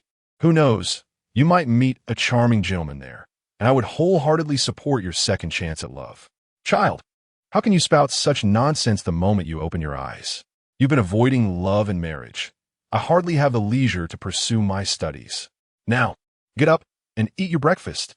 Zhang Qin responded, torn between exasperation and amusement, giving Xie Ming a playful yet firm pat on the back. "Mom, you have your life, and I have mine. After all these years since the divorce from Dad, it's high time you saw companionship. Look at how carefree Dad is. His daughter from his second marriage is already in university. If you had remarried sooner, perhaps I would have a brother or sister to share the burden of your incessant nagging." As soon as Xie Ming finished her statement, she received a light smack on the head from her mother.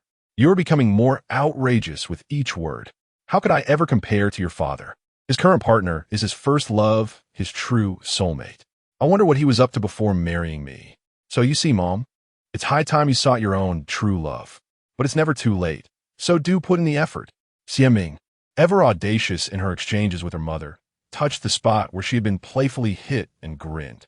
Zhang Qin's expression suddenly changed as she patted Xie Ming's thigh, anxiously inquiring, "Ming Ming, have you refrained from pursuing romance or marriage all these years because of a psychological shadow cast by my divorce from your father?" When her parents separated, Xie Ming was not yet 9 years old. Although her parents had once shared a loving relationship during her early childhood, her memories from elementary school were predominantly filled with their quarrels. She had heard them utter countless times during their disputes, "If it weren't for Ming Ming, I would have divorced you long ago." At the tender age of 6 or 7, she did not fully comprehend the situation, but vaguely felt she was the tether keeping her parents' marriage intact, which brought her a sense of accomplishment. However, one day, for reasons unknown, the incessant bickering began to irk her, leading her to boldly declare in her innocent voice, "Dad, Mom, if you continue to argue, you might as well just get divorced." This shocking proclamation startled her young parents, who immediately ceased their quarrel and took turns speaking with her, seeking to confirm whether her words truly reflected her feelings. As the years have passed, she found it difficult to recall the specifics of those conversations, only remembering that after repeatedly affirming her genuine sentiments, her parents began to ask her with whom she would prefer to live. At that time, she felt closest to her mother and ultimately chose to reside with her. Nevertheless, throughout the years, she did not lack paternal affection. Her father provided her with ample care and attention, even after remarrying. His new wife treated her kindly and attentively, ensuring that despite her parents' divorce, she never felt deprived of parental love, growing up healthy both physically and mentally. Xie Ming had never wallowed in the past, so when her mother candidly voiced her concerns, she responded with a bright smile, "Mom, my lack of romantic involvement in marriage is simply because I refuse to settle for anyone. It is not a result of any psychological trauma from your divorce with Dad. Have I not consistently told you that I wish to find someone with whom I can truly connect and who I genuinely like? The reason I am not in a relationship now is that I have yet to encounter my destined partner.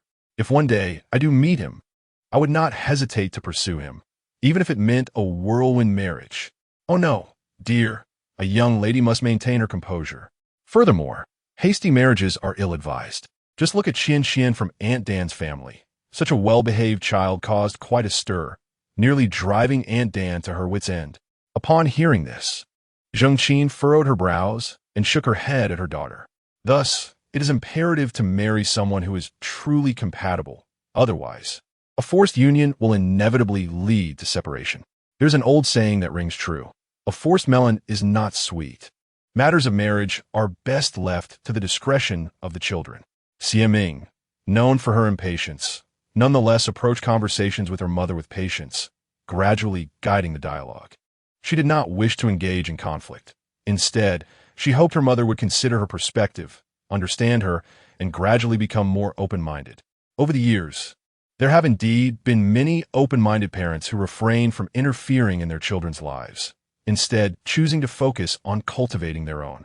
As a result, the relationship between them and their offspring flourishes, while their own lives become increasingly fulfilling. However, despite this understanding, how can I, as your mother, not feel anxious about your unmarried status at such an age? Even if you choose not to marry, shouldn't you at least consider dating someone? After all those matchmaking attempts, haven't you found anyone appealing? The young man I introduced to you, what was his name? Ye. Little Yi, wasn't he quite a decent person? He seemed to have a good impression of you. Why didn't you make an effort to connect with him? In truth, Zheng Qin is well aware of the reasoning her daughter presents. Yet, seeing her daughter grow older fills her with a sense of urgency akin to that of a cat scratching at her heart. If she continues to be so selective, she truly risks remaining alone, unwanted by anyone. Chapter 47. A grave injustice. As Ming heard her mother mention Xiao Yi, she realized that her mother had forgotten the name of the suitor she had recently introduced. The Xiao Yi her mother referred to was Yi Su, whom she had met once during their blind date. He was quite elegant in appearance, with a pair of mild prescription glasses perched on his nose. He spoke gently, and his demeanor was always poised and appropriate. Overall, their conversation had been rather pleasant. However, as time passed, she felt that although he possessed many admirable qualities, he was simply not compatible with her. He was the epitome of a traditional man, secure in his job, fond of a stable life. And his hobbies included staying at home to read and write poetry. A man like him, with his looks and character, could easily win a woman's affection. But to Ming, he represented the quintessential herbivore male, vastly different from the partner she envisioned for herself. Consequently, she opted to remain merely friends with him. Previously, when Wu Qianqian went to Li Jiaqing's house to collect her belongings, Ming had sought his assistance. Mom, his name is Yi Su. He is indeed a good person, but he is not suitable for me. Didn't I make that clear before? Ming recalled having explained her reasons for not pursuing a relationship with Yi Su, but regrettably, her words seemed to have gone in one ear and out the other. You say this one T work and that one T do. What exactly are you looking for? Her mother pressed on. You don't really intend to follow the trend of remaining unmarried, do you? Let me tell you, a woman who does not marry will find her life incomplete. Zheng Qin was at her wit's end with her daughter. After having introduced so many potential partners, Ming had not shown interest in a single one.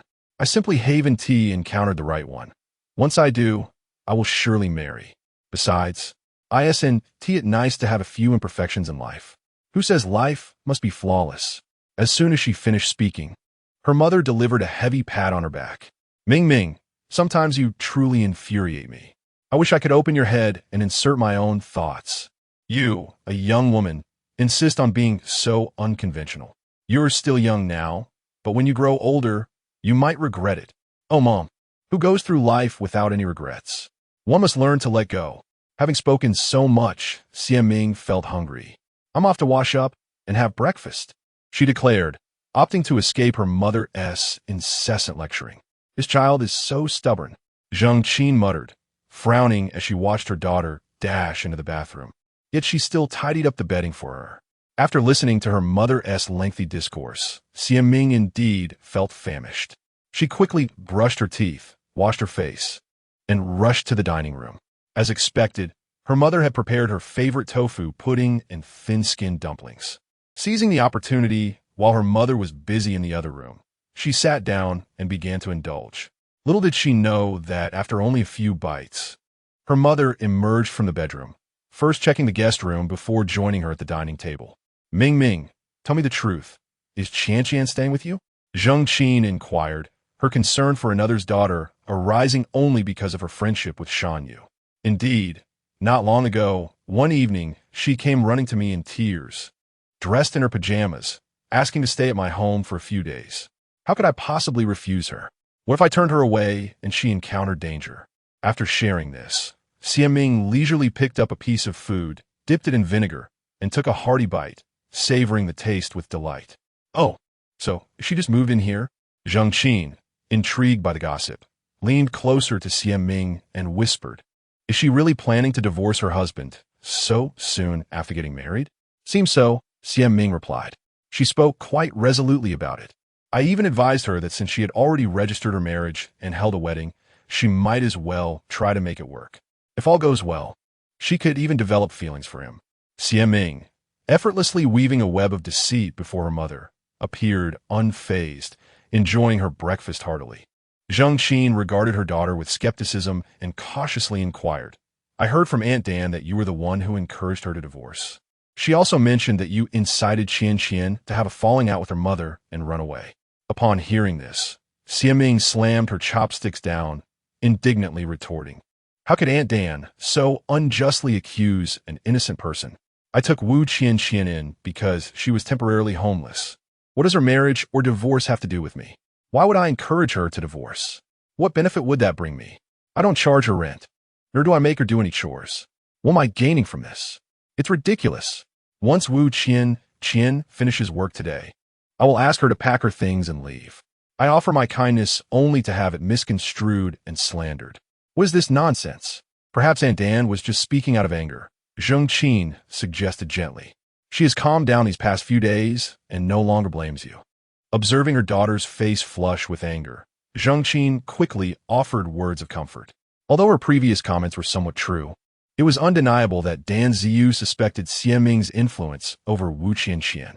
After all, Wu Qianqian had always been the obedient daughter, and she would never dare to defy her mother, Dan Ziyu. Hence, Dan Ziyu believed that her daughter's unusual behavior must have been incited by someone. And given her unfavorable impression of Xian Ming, she naturally harbored suspicions. Even in anger, one should not speak recklessly. "Mom, how about I accompany Wu Qian home after work today? I want to clarify things directly with Aunt Dan." Xian Ming added, half seriously, that she was curious to understand the power of the person who could frighten Wu Qian to such an extent. Zhang Qin, realizing the potential for conflict, thought to herself that this could lead to trouble. Her old friend Dan Ziyu was indeed formidable, but her daughter Xian Ming was no pushover either. If the two clashed, who knew what chaos could ensue? Thus, she quickly intervened, saying, Ming, Aunt Dan was simply venting her frustration regarding her daughter. She wasn't targeting you. You ought to temper that temper of yours. Just look at that stern countenance and those glaring eyes. It resembles what they say on television about one's aura being fully activated. This demeanor might indeed frighten away any prospects of romance. Mother, please refrain from incessantly mentioning romantic pursuits. Are you aware of why Wu Qianqian hastily married and subsequently divorced? It was precisely because Aunt Dan unilaterally arranged her marriage. Despite her disinterest, she was coerced into compliance, and lo and behold, on her wedding day, she found herself unable to go along with it and thus sought a divorce. As she spoke, she took a hearty bite of her food, muttering audibly enough for her mother to hear, "It's absurd that the children are all grown up." Yet the elders continued to meddle, claiming to act in the children's best interests, when in truth, they are merely satisfying their own desires. Chapter 48. The tedium of matchmaking prelude. Upon hearing this, Zhang Qin's displeasure was palpable as she furrowed her brows and retorted, "Our meddling is solely for your benefit. You are far too oblivious, my child." However, no sooner had she made her rebuttal than she swiftly altered her tone and shifted the subject, saying, Ming, when Qianqian returns, do persuade her. After all, Aunt Dan is her mother. If she wishes to make a fuss, surely it must come to an end soon enough? Indeed, as Xian Ming had anticipated, that shrewd Aunt Dan had likely sent her mother to assess the situation while seeking a graceful way to de-escalate matters. Nonetheless, he was pleased at the prospect of Wu Qianqian reconciling with her mother sooner rather than later, and it would also afford him the opportunity to garner a favor in return, a rather agreeable thought. With a heart full of optimism, he spoke sweetly, Mother. Rest assured about Aunt Dan. When Qianqian is back, I will earnestly counsel her. Furthermore, perhaps you might also advise Aunt Dan against harboring resentment toward her own daughter over a mere outsider. There are reasons for Qianqian's aversion. She has genuinely made efforts to foster a relationship with him, only to find it untenable, leading her to seek divorce. As Xiaming spoke, he leaned closer to Zhengqin, a look of exasperation on his face. Mother, please consider this from her perspective. Wu Qianqian is no fool. If she were capable of cohabiting harmoniously with Li Jiaqing, why would she so hastily transform into a divorced woman? The repercussions on her life far outweigh those on him. Would you not agree? Indeed. I heard from Aunt Dan that though that young Li appears honest and straightforward, he is quite astute. Now that Qianqian wishes to divorce him, he has the audacity to demand compensation for the wedding expenses, not to mention claiming damages for emotional distress. Can you believe that a man would stoop to such tactics? I heard they recently quarreled over financial matters, and it escalated to violence. Mother, is it possible for Aunt Dan, a woman of such pride, to divulge these grievances to you? Xiaming was genuinely taken aback that the typically strong-willed Dan Ziyu would confide in her mother. She is merely sharp-tongued yet soft-hearted. Qianqian is her daughter, and her intentions are undoubtedly in her best interest, though one cannot escape the occasional misjudgment. Now, as Zhengqin reflected on Qianqian's recent marriage and subsequent divorce, she recognized that Dan Ziyu, as a mother, must be quite distressed. Thus, she hastily dismissed the jabs she had previously made about her daughter still being unmarried at such an age. The topics of their future conversations would finally align. Mother, do you not think Aunt Dan has been overly hasty regarding her daughter's marriage? Perhaps we might take a lesson from her example. Haste makes waste. Everything should progress at its own pace. As meticulous work yields the finest results, would you not concur? You are already an older maiden. If you delay further, what will become of you? Zhengqin, upon hearing this, promptly redirected the conversation. She retrieved her mobile phone from her small bag, tapped it a few times, and then leaned towards her daughter with a relaxed expression, saying, Come, take a look at this young man. What do you think? Like you, he holds a master's degree and currently teaches at a university. Although he is not unattractive, he is rather diminutive, standing at just about 7 meters. When a man claims to be 7 meters tall, his actual height is likely no more than 68 meters. Some even exaggerate, falling short of 65 meters. Before Zhengqin could finish her thought, Xiaming interjected with a dismissive scoff. Whether he truly measures up to 7 meters, you will find out when you meet him. The main point is that he possesses a high degree and a commendable job. Moreover, you as a writer undoubtedly share common interests with him. Isn't that quite a match? Once Zhengqin began outlining the criteria for the prospective suitor she was arranging for her daughter, she immediately slipped into the role of a seasoned salesperson. However, upon receiving the photograph of this individual, Xiaming felt he was not to her taste. Given her previous experiences, she harbored a less than favorable impression of university lecturers and professors. In this materialistic society, the number of individuals who can genuinely dedicate themselves to academic research is exceedingly rare, while many merely go through the motions, taking advantage of the system. Mom, aren't you just trying to set me up on a blind date? Just tell me when and where to meet him. Nevertheless, she felt it necessary to prepare her mother. I am open to the idea of a blind date, but if I find him unsuitable, please do not pressure me into forcing a connection. Furthermore, what does it matter if someone has a high level of education? A high degree does not necessarily equate to high character, and just because someone has a good job, it does not guarantee their integrity. Although Xiaming had little experience in relationships, her inherent sensitivity and keen observation skills allowed her to assess people with relative accuracy. Fine, just go on the date. Whether or not it is suitable is entirely up to you. Zhengqin took back the phone her daughter had returned, narrowing her eyes at the suitor's profile on the dating app.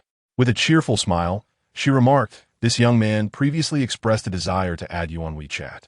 I didn't allow it, but how about letting him add you now? You two can chat first, and then arrange a time to meet. Upon hearing that she wouldn't need to go directly to the blind date, Xiaming was more than willing and promptly sent her WeChat number to her mother. However, Zhengqin, still feeling uneasy, added earnestly, Even though you are just chatting for now, you must meet in person when the time comes. There is a significant difference between conversing online and meeting face-to-face. Didn't you previously brush me off by saying that online conversations were poor, and thus you wouldn't meet? Mom, I understand. Even if our conversation doesn't flow well, I will still go if he asks to meet. Although Xiaming had always met the suitors her mother arranged, she still felt a deep aversion to blind dates. Over the years, friends and family had introduced her to countless prospects, praising them to the heavens before she met them, only to find that the reality often starkly contrasted with their descriptions. Interestingly, in her most recent blind date, she discovered that the man was someone she had previously met 3 years ago. She vividly recalls the initial encounter, where the intermediary extolled the virtues of the gentleman: a prosperous career, home ownership, elevated academic credentials, and an honest, earnest disposition. However, upon their meeting, as a member of the aesthetic society, she was so disheartened by his appearance that she returned home to a nightmarish reverie. Not only that, but she soon discovered that he was merely a high school graduate, and their conversation revolved around the commendable growth of the chestnut trees at their workplace, the pleasant environment of their organization, and the operational intricacies of the machinery they used. Before the second meeting, the intermediary once again spoke highly of the gentleman, claiming he worked in a certain governmental agency, owned a home, was tall, and possessed a trustworthy character. Yet, upon arriving at the designated location and waiting nearly half an hour, she was greeted by the gentleman and his mother, who arrived tardily. At first glance, she found him familiar, only to realize that he was the very suitor she had encountered 3 years prior, a meeting that had left a lasting impression of despair. Nevertheless, she maintained her composure, engaging politely in cordial conversation with both him and his mother. Subsequently, when he sent a text inquiring about her feelings, she decisively declined. Her rejection was not born from disdain for his academic background or physical appearance. Rather, she simply felt he was not the partner she had envisioned over 3 decades. Rather than prolonging the inevitable with a hesitant refusal, she deemed it more respectful to be forthright, thus saving both parties precious time. Seeing her daughter agree so readily, Zheng Qin felt reassured, recalling how her daughter had dutifully attended the previous matchmaking arrangement. Ultimately, her contentment was solidified when she witnessed her daughter add the gentleman on WeChat before returning home. Chapter 49. Encountering an eccentric man. After Xiaming added the gentleman on WeChat, they exchanged names and began to engage in a somewhat casual conversation. Initially, the man was quite polite in his greetings, but soon he requested that she send him a photograph. Xiaming explained that the dating platform contained sufficient information, and, as she rarely took pictures, she preferred not to comply. However, he insisted that she take a selfie and send it to him. Though Xiaming was a seasoned member of the Aesthetics Association and understood his desire to see her image, she candidly replied, when requesting something from others, "It is only fair that one first meets that standard oneself." After a considerable pause, he finally responded with a photo, a snapshot of a man drenched in sweat, devoid of any filters. His large face, paired with unremarkable features, bore creases at the corners of his eyes akin to a worn-out fabric, starkly contrasting with the polished image she had seen on her mother's phone. What kind of perplexing confidence prompted him to send such a selfie? Xiaming mused, contemplating whether she should send him a filter-free photo in return. However, upon reflecting that her particular brand of phone often rendered faces far less flattering than desired, she dutifully opened the beauty camera, adjusted the settings to a lower enhancement level, and captured a photograph. Before she could send it, she received another message from him. "I just finished working out at the gym." Following this message was yet another photo, this time an image of him lifting his shirt, revealing not the chiseled abs that are currently all the rage, but rather a sagging, slightly protruding belly. Xiaming, upon viewing this, immediately abandoned the thought of sending her own photo, even losing the desire to respond to him altogether. After a while, he sent another message. "I've sent you my photos. Now it's your turn. ISNT it?" Though reluctant, Xiaming reasoned that since he had shared his images, she could not refuse to reciprocate. Gritting her teeth, she sent her selfie. Afterward, she waited in vain for a response. While she considered herself decent-looking, she did not possess the stunning allure of a celebrity, leading her to believe she might not be his type. Consequently, she set her phone aside and opened her computer to get to work. Just as her computer powered up, her phone, resting on the desk, began to ring.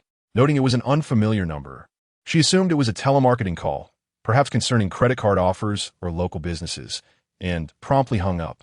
Setting the phone down, she turned to the document she had previously been working on, ready to continue. However, she was soon interrupted by another message alert. Determined to write without distraction, she resolved to check the message before turning off her phone. Upon doing so, she found it was from the man. "I called you just now. Why didn't you answer?" Since Xie Ming's WeChat ID was her phone number, he had obtained her number after adding her. She perceived his behavior as somewhat impolite and disliked such presumptuousness. Thus, she replied, "I typically do not answer calls from unknown numbers. I believe communicating via WeChat is quite sufficient for now. Perhaps we can exchange calls once we become better acquainted." The gentleman seemed oblivious to her subtle refusal to engage in conversation, quickly sending a message. "I just saw your photos and am eager to hear your voice. How about we video chat?" True to his word, before Xie Ming could respond, he sent a video invitation. Xie Ming was particularly averse to such self-centered and disrespectful behavior. So without a second thought, she declined the invitation. She thought to herself that after being rejected twice, he would likely be displeased and refrain from messaging her again. However, contrary to her expectations, another message soon arrived.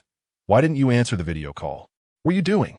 She typically had little patience for men who lacked respect for others, but considering her obligation to report back to her mother later, she opened WeChat on her web browser and synchronized her messages, intending to write while chatting with him.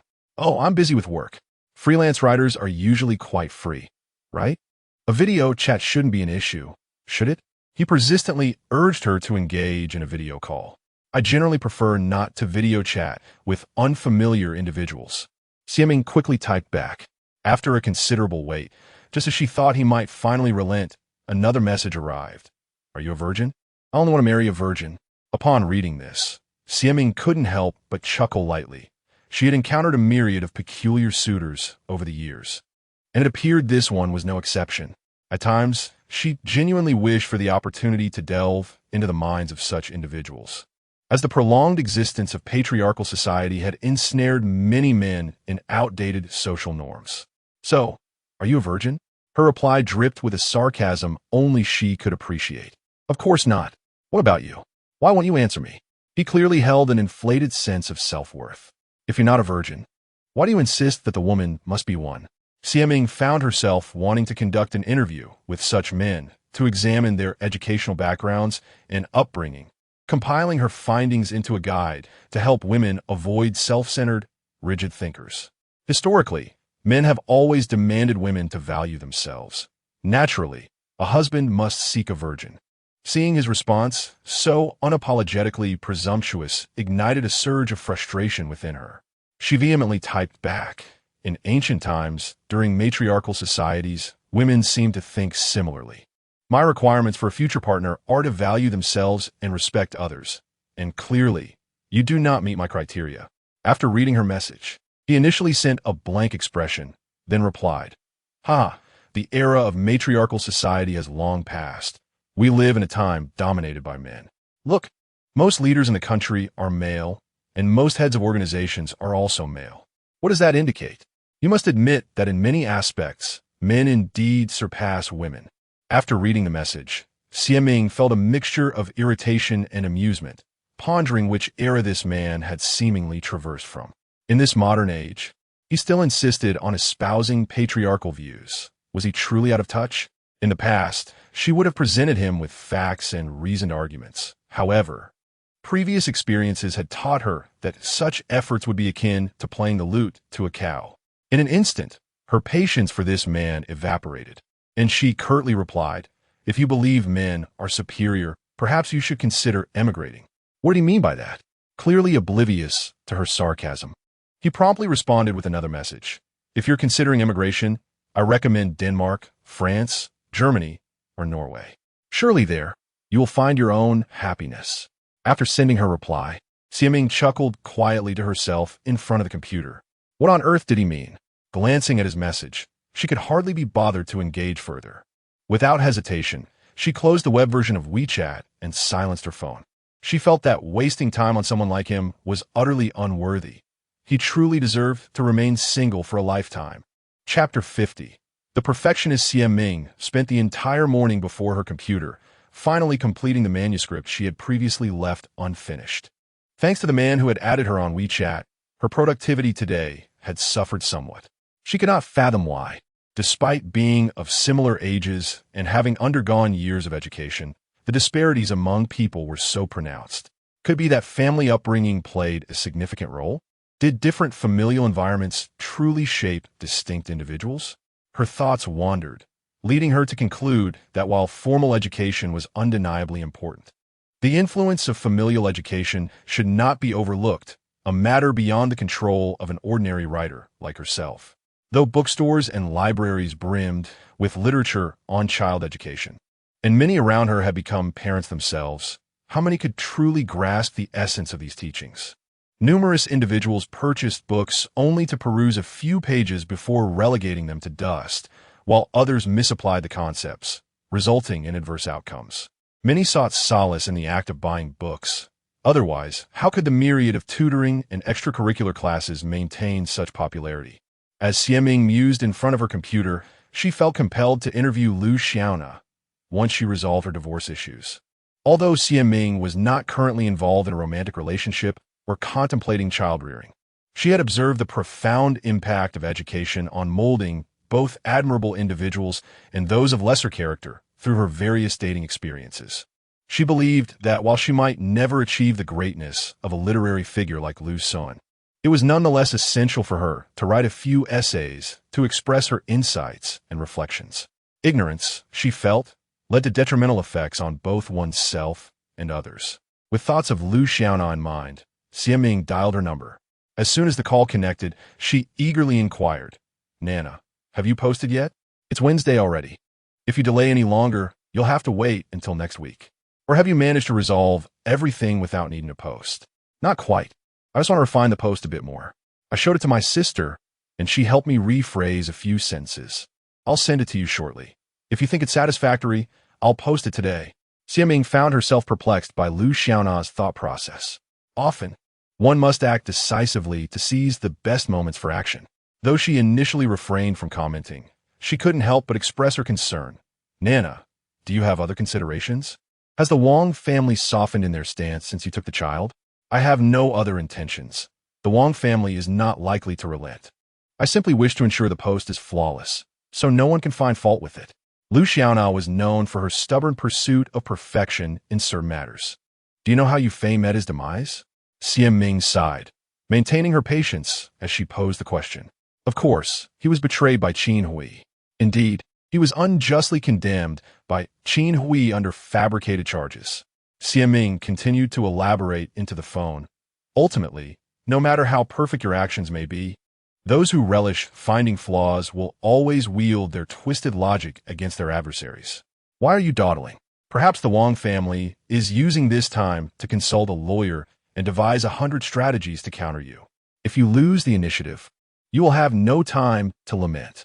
I shall send you the post now. Once you have reviewed it, I will publish it on the forum. I must take my leave for now. We shall keep in touch online." Upon hearing this, Lu Xiaona immediately felt a surge of anxiety and hung up the phone before she could finish her sentence. No sooner had she ended the call than Ming received the document she had sent. After opening it, he found himself in a bemused state. She had only altered a single sentence in the first paragraph, while the rest remained largely unchanged, yet it had taken Lu Xiaona several days to submit it. Ming surmised that she might be harboring concerns, and thus he replied with a message. "I have reviewed the content you sent. There should be no significant issues with publishing it. However, do you have reservations that have caused this delay in submission? I simply wish to achieve perfection in everything, ensuring that this post does not present any vulnerabilities for the Wang family to exploit. You must understand that their connections are vast, and if they uncover any flaws in the post, I would be in dire straits." Upon reading her response, Ming sighed deeply. In this world, how many things can be deemed perfect? No matter how flawlessly you execute something, there will always be someone who nitpicks. Why be so concerned about what others say? Ming, do you truly believe that a single life is preferable? After a while, Lu Xiaona suddenly sent him this message. Ming understood her worries. She had grown accustomed to the life of a family of three, although this existence did not bring her happiness. For someone like her who tends to go with the flow, marrying when the time is right and having children according to societal norms felt like a natural choice. Thus, while they seldom voiced it, Xiaming knew she was perceived as an outsider among her married friends. Moreover, her question reflected her current confusion, as she was forced to divorce Wang Weisheng and had resolved to post on the forum. The tranquil life she had painstakingly maintained for years was suddenly disrupted, leaving her feeling utterly at a loss. Xiaming was never one to conceal his thoughts or harbor vanity, so his social media posts mostly consisted of commentary on various events. For Lu Xiaona, who often showcased her happiness online, she could not discern the benefits of being single from his posts, which likely prompted her long-held question. After privately analyzing Lu Xiaona's mindset, Xiaming earnestly replied to her message. After being single for so many years, I find it quite delightful. There is no one to dictate my actions. I possess ample time for myself. I can go wherever I please without needing to inform anyone, and there are no children to attend to, freeing me from the worries of daily necessities. To put it plainly, I truly belong only to myself. When Lu Xiaona read Xiaming's response, she felt a mix of belief and skepticism. She was aware that being of such an age and unmarried made him an anomaly in the eyes of others, and surely there were whispers behind his back. Moreover, for her parents, a single adult child could be perceived as a burden and a sign of unfilial behavior. She did not experience the benefits of being single as Xiaming did, and, consequently, she found it difficult to embrace her perspective. Moreover, she suspected that perhaps Xiaming's remarks were merely an attempt to preserve her own dignity. Oh, I shall post now, and once I have done so, I will share the link with you. After responding to such a message, Lu Xiaona focused intently on composing her post. She believed that Xiaming was correct. If she continued to hesitate, it was possible that the Wang family would take the initiative first. Chapter 51. The Awakening after posting after Lu Xiaona posted. She promptly shared the link with Xiaming. Xiaming perused it and subsequently shared it on her Moments and also on her public account. Furthermore, she took the extra step of registering as a user on the forum to comment and support the post. After engaging with the post, Xiaming felt a twinge of unease, prompting her to call Lu Xiaona. As soon as the call connected, she firmly stated, "Nana, let me reiterate this. Once this post is out, there is no turning back. You must brace yourself. Should this post garner significant attention, it will inevitably reveal your divorce to those who view it. Even though you posted anonymously and blurred out the screenshots, those who know you will eventually find out." Lu Xiaona was touched by Xiaming's thoughtful call, and it solidified her resolve to fight for her legal rights in this divorce battle. In the past, she had endured silently for the sake of maintaining her family and for her child, often engaging in self-deception, believing that there would come a day when she could persevere through it all. Yet, in the end, she was cast out by Wang Weisheng. Now, she finally possessed the courage to confront this harsh reality, eager to emerge from the abyss of her past. With friends like Xiaming and Li Chunyan supporting her, she responded emphatically into the phone, "Thank you. Since I have made this post, it signifies that I am truly prepared. You need not worry about me. Instead, focus on helping me seek justice and secure custody of my child. Perhaps you are unaware, but the Wang family has extensive connections. Many around me, including my parents, advise me to negotiate amicably with them, urging me to avoid escalating matters to a breaking point. However, Wang Weisheng's insistence on divorce and his intent to sell our shared property signifies that the line has already been crossed." Without hesitation, Xiaming countered, fully aware that Lu Xiaona's family and friends hoped to minimize the situation and preferred that she engage in peaceful discussions with Wang Weisheng, ideally avoiding divorce. Nevertheless, such notions were idealistic. Ultimately, one must confront reality. Yes, although he often mentioned divorce in the past, I know he is resolute, which is why I chose to post. I cannot allow myself to be cast aside without clarity. Since you have made up your mind, that's good. You must keep an eye on this post. If anyone comments, respond to them promptly. This will help keep the post from fading away. This is a plea for assistance. Different from those targeted complaint posts that 1T receive responses from relevant departments, only attention from ordinary netizens. But what if this post gains traction? If it attracts attention, The Wang family hesitate to act recklessly. Before Xie Ming could finish her thought, Lu Xiaona interjected. If it becomes popular, the Wang family will indeed tread carefully, although it could also infuriate Wang Weisheng. But do not fear. We live in a society governed by law. Regardless of their connections, they cannot act against you. Upon reaching this point, Xie Ming felt a wave of concern. She genuinely feared that Wang Weisheng might react in anger and resort to extreme measures. Currently, I reside with my parents, where the security measures in the community are quite robust and family members are on high alert. So, for now, there should be no significant issues. That is reassuring. Just make sure to remain vigilant. After chatting for a while, Xie Ming and Lu Xiaona ended their call, yet both found themselves concurrently monitoring the already published posts, occasionally clicking on the links to check the views and responses. Upon returning home from work that evening, Wu Qianqian found Xie Ming had prepared a light meal for them to share. During dinner, recalling her mother's earlier instructions, Xie Ming dutifully conveyed, "Qianqian, my mother visited this morning and brought with her your esteemed mother's wishes." Wu Qianqian displayed no remarkable reaction.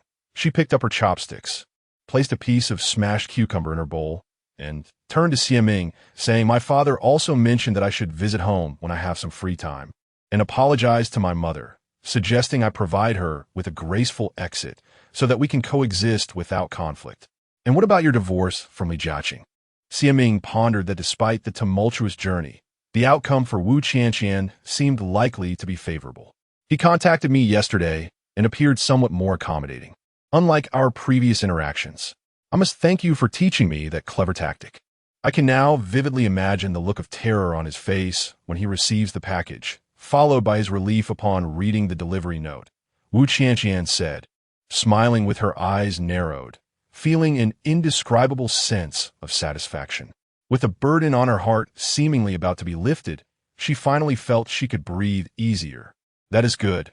After all, he is quite concerned with his reputation and his livelihood, so there is no need for excessive entanglement over the divorce.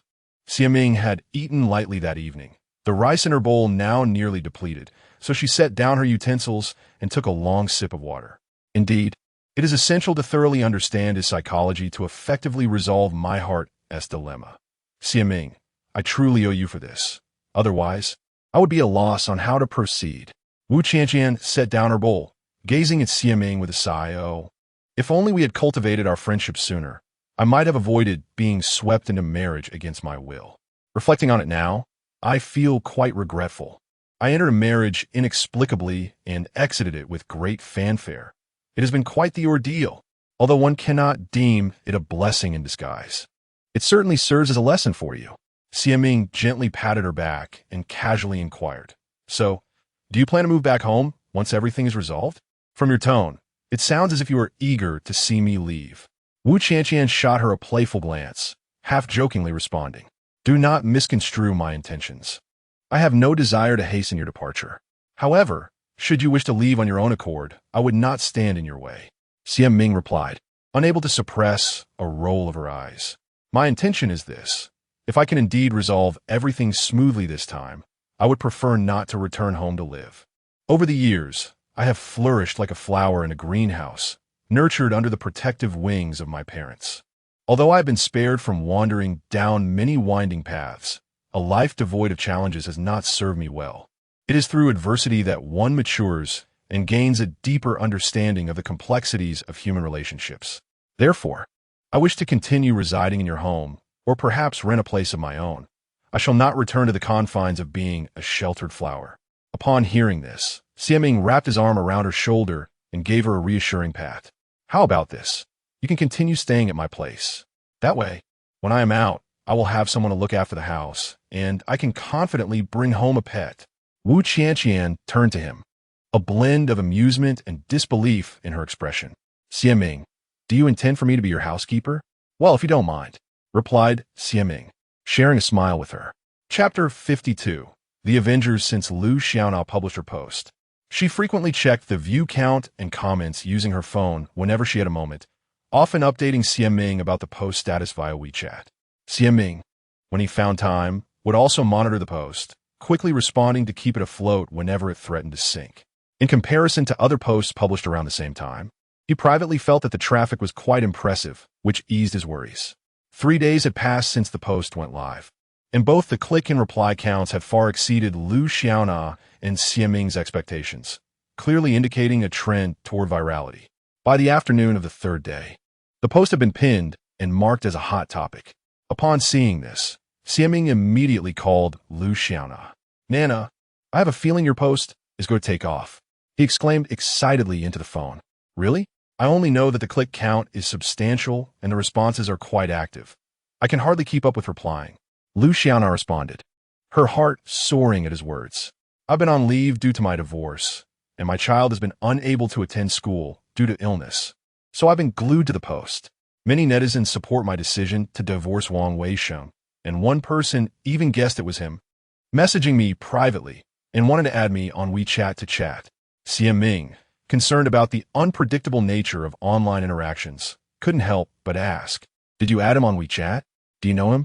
What if it's Wang Weisheng using a different number to contact you?" "I did add him. He's a man who knows Wang Weisheng. They used to partner in business, but he was betrayed. Wang Weisheng caused his bankruptcy, leading to his wife leaving with their child. Now, his property is under execution, and he is burdened with debt. He loathes Wang Weisheng." Lu Xiaona explained, "Just look at the replies under the post. The user with the ID Clago is him, and he has said quite a bit of fair commentary." Lu Xiaona felt fortunate to have encountered someone like him, saying joyfully, "He said he would help me and recounted many stories about Wang Weisheng. Listening to him is like reading a novel. Have you met him?" Xiaming was not convinced that the man was purely altruistic. "Not yet, but you should be cautious. There are all kinds of people online, and I don't want you to get scammed." Perceiving Xiaming's cautious demeanor, Lu Xiaona hurried to clarify, "I think about it this way, regardless of his motives. He has a vendetta against the Wang family, right? An enemy of my enemy is a friend, isn't it? You're not exactly the Avengers, though. Just be wary of those with ulterior motives," Xiaming advised before preparing to hang up. Suddenly, he inquired, "What is the situation with Wang Weisheng? Is he aware of the existence of this post?" "Not much activity on his end yet. I feel like he might be plotting something. My mother-in-law is no fool. She is the most astute in the Wang family and has a wealth of cunning strategies. The person who added me on WeChat mentioned that the betrayal he suffered from Wang Weisheng was orchestrated by that old witch behind the scenes. So, I am genuinely worried that the Wang family is scheming against me. Long oppressed by the Wang family." Lu Xiaona now feels a mixture of fear and resentment whenever she mentions them. They are not invincible. Why should she be afraid? With integrity comes confidence, and in this era of the rule of law, their power cannot justify unlawful actions. Xiaming, however, does not believe the Wang family could stir up any significant trouble. Despite being a third-tier city, the province ranks among the top in the nation, making any illegal operations by those with minor connections nearly impossible. Sighing, Lu Xiaona confides, "You may not be aware of their capabilities. Over the years, I have witnessed how they have deceived so many. My mother-in-law resorts to underhanded tactics, while Wang Weisheng and his brother behave like thugs. The only relatively decent one is my father-in-law, though he still bows to my mother-in-law's whims. There was a time when Wang Weisheng went to collect debts from someone, lifting the debtor's child by the ankle, threatening to throw them down the stairs. Although it was meant to intimidate, it was still quite terrifying. The Wang family's intimidating presence has left an indelible mark on Lu Xiaona's psyche. Goodness, it takes a remarkable amount of courage to endure 7 years with Wang Weisheng," Xiaming exclaimed in disbelief. She could hardly fathom that the seemingly frail Lu Xiaona could tolerate such a situation for so long, especially in such a ruthless household, and to have suffered so greatly. "What could I do? To be honest, I haven't been happy these past 7 years. I have endured much injustice, but I kept telling myself to go along with the flow, to marry into the family of a chicken if I married a chicken, or a dog if I married a dog. After having a child, I just made do. I thought that one day, I would endure enough to see the light at the end of the tunnel. Who would have thought it would lead to divorce?" After a long sigh, Lu Xiaona spoke slowly. "If that is truly the case, then divorce might indeed be a form of liberation for you. Yes, I have been reflecting on this for the past few days and realized I have been far too tolerant. Perhaps I lack the courage to oppose them. So I endured for so many years, gradually becoming accustomed to it. Thank you, my child is calling me. I must hang up. Just before ending the call, Xie Ming distinctly heard the child on the other end crying out for their mother. After hanging up, she felt that although Lu Xiaona was a capable teacher with a commendable job and had performed well, her marital life was indeed quite dismal. In truth, she had many questions she wished to ask Lu Xiaona, but out of respect for her current predicament, she refrained from speaking. On Saturday, Wu Qianqian, who had planned to return home to visit her father, found herself unable to sleep through the night. Just before dawn, she managed to doze off for a brief moment before waking again. With her mind occupied, she tossed and turned for quite a while, ultimately deciding to rise, freshen up, and don her sportswear for a morning run in a nearby park. Since her wedding several months ago, the only time she had returned home was after a quarrel with her mother, so it had been a long while since she had been back. Having grown up under her parents' care and control, even attending college at her mother's insistence at a local university, she had rarely been away from home for such an extended period. Despite the unpleasantness with her mother and having exchanged harsh words, to claim that she did not miss home or her parents would be a falsehood. As she circled the park, her mind rehearsed the demeanor she should adopt and the words she ought to express upon returning home. During her time spent with Xie Ming, she had gradually developed a similar habit, meticulously analyzing and rehearsing before embarking on significant tasks. This practice ensured that when she ultimately confronted the situation, she would be mentally prepared, allowing her to remain composed and unflustered. Chapter 53. Reconciliation. Although Wu Qianqian had mentally prepared herself before returning home, she found herself sweating with anxiety as she stood at her doorstep, burdened with a plethora of fruits and supplements after lunch. She hesitated for an extended moment, contemplating whether to greet her parents as though nothing had transpired, or to approach her mother with a contrite demeanor. The weight of the heavy bag began to cause discomfort in her hands as she wavered, unsure whether to knock on the door.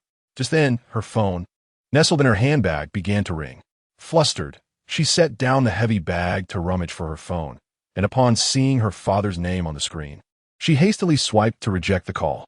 It was her father, likely worried that she had not yet arrived, prompting him to call. She pondered whether the loud ringtone might carry through the closed door. As she focused on her phone, the door swung open, revealing her father, Wu Jiangwo, who greeted her with exaggerated cheerfulness while holding his own phone. "Ah, Qianqian, you're back," he exclaimed, winking playfully at her. Wu Qianqian, unwilling to partake in his theatrical display, felt compelled to respond, albeit reluctantly. "Yes, Dad, it's been a while since I last came home. I thought I'd visit you both today." Her father continued, "Look at you. Coming home is one thing, but why bring so much? This must be heavy. Come on, let us get inside."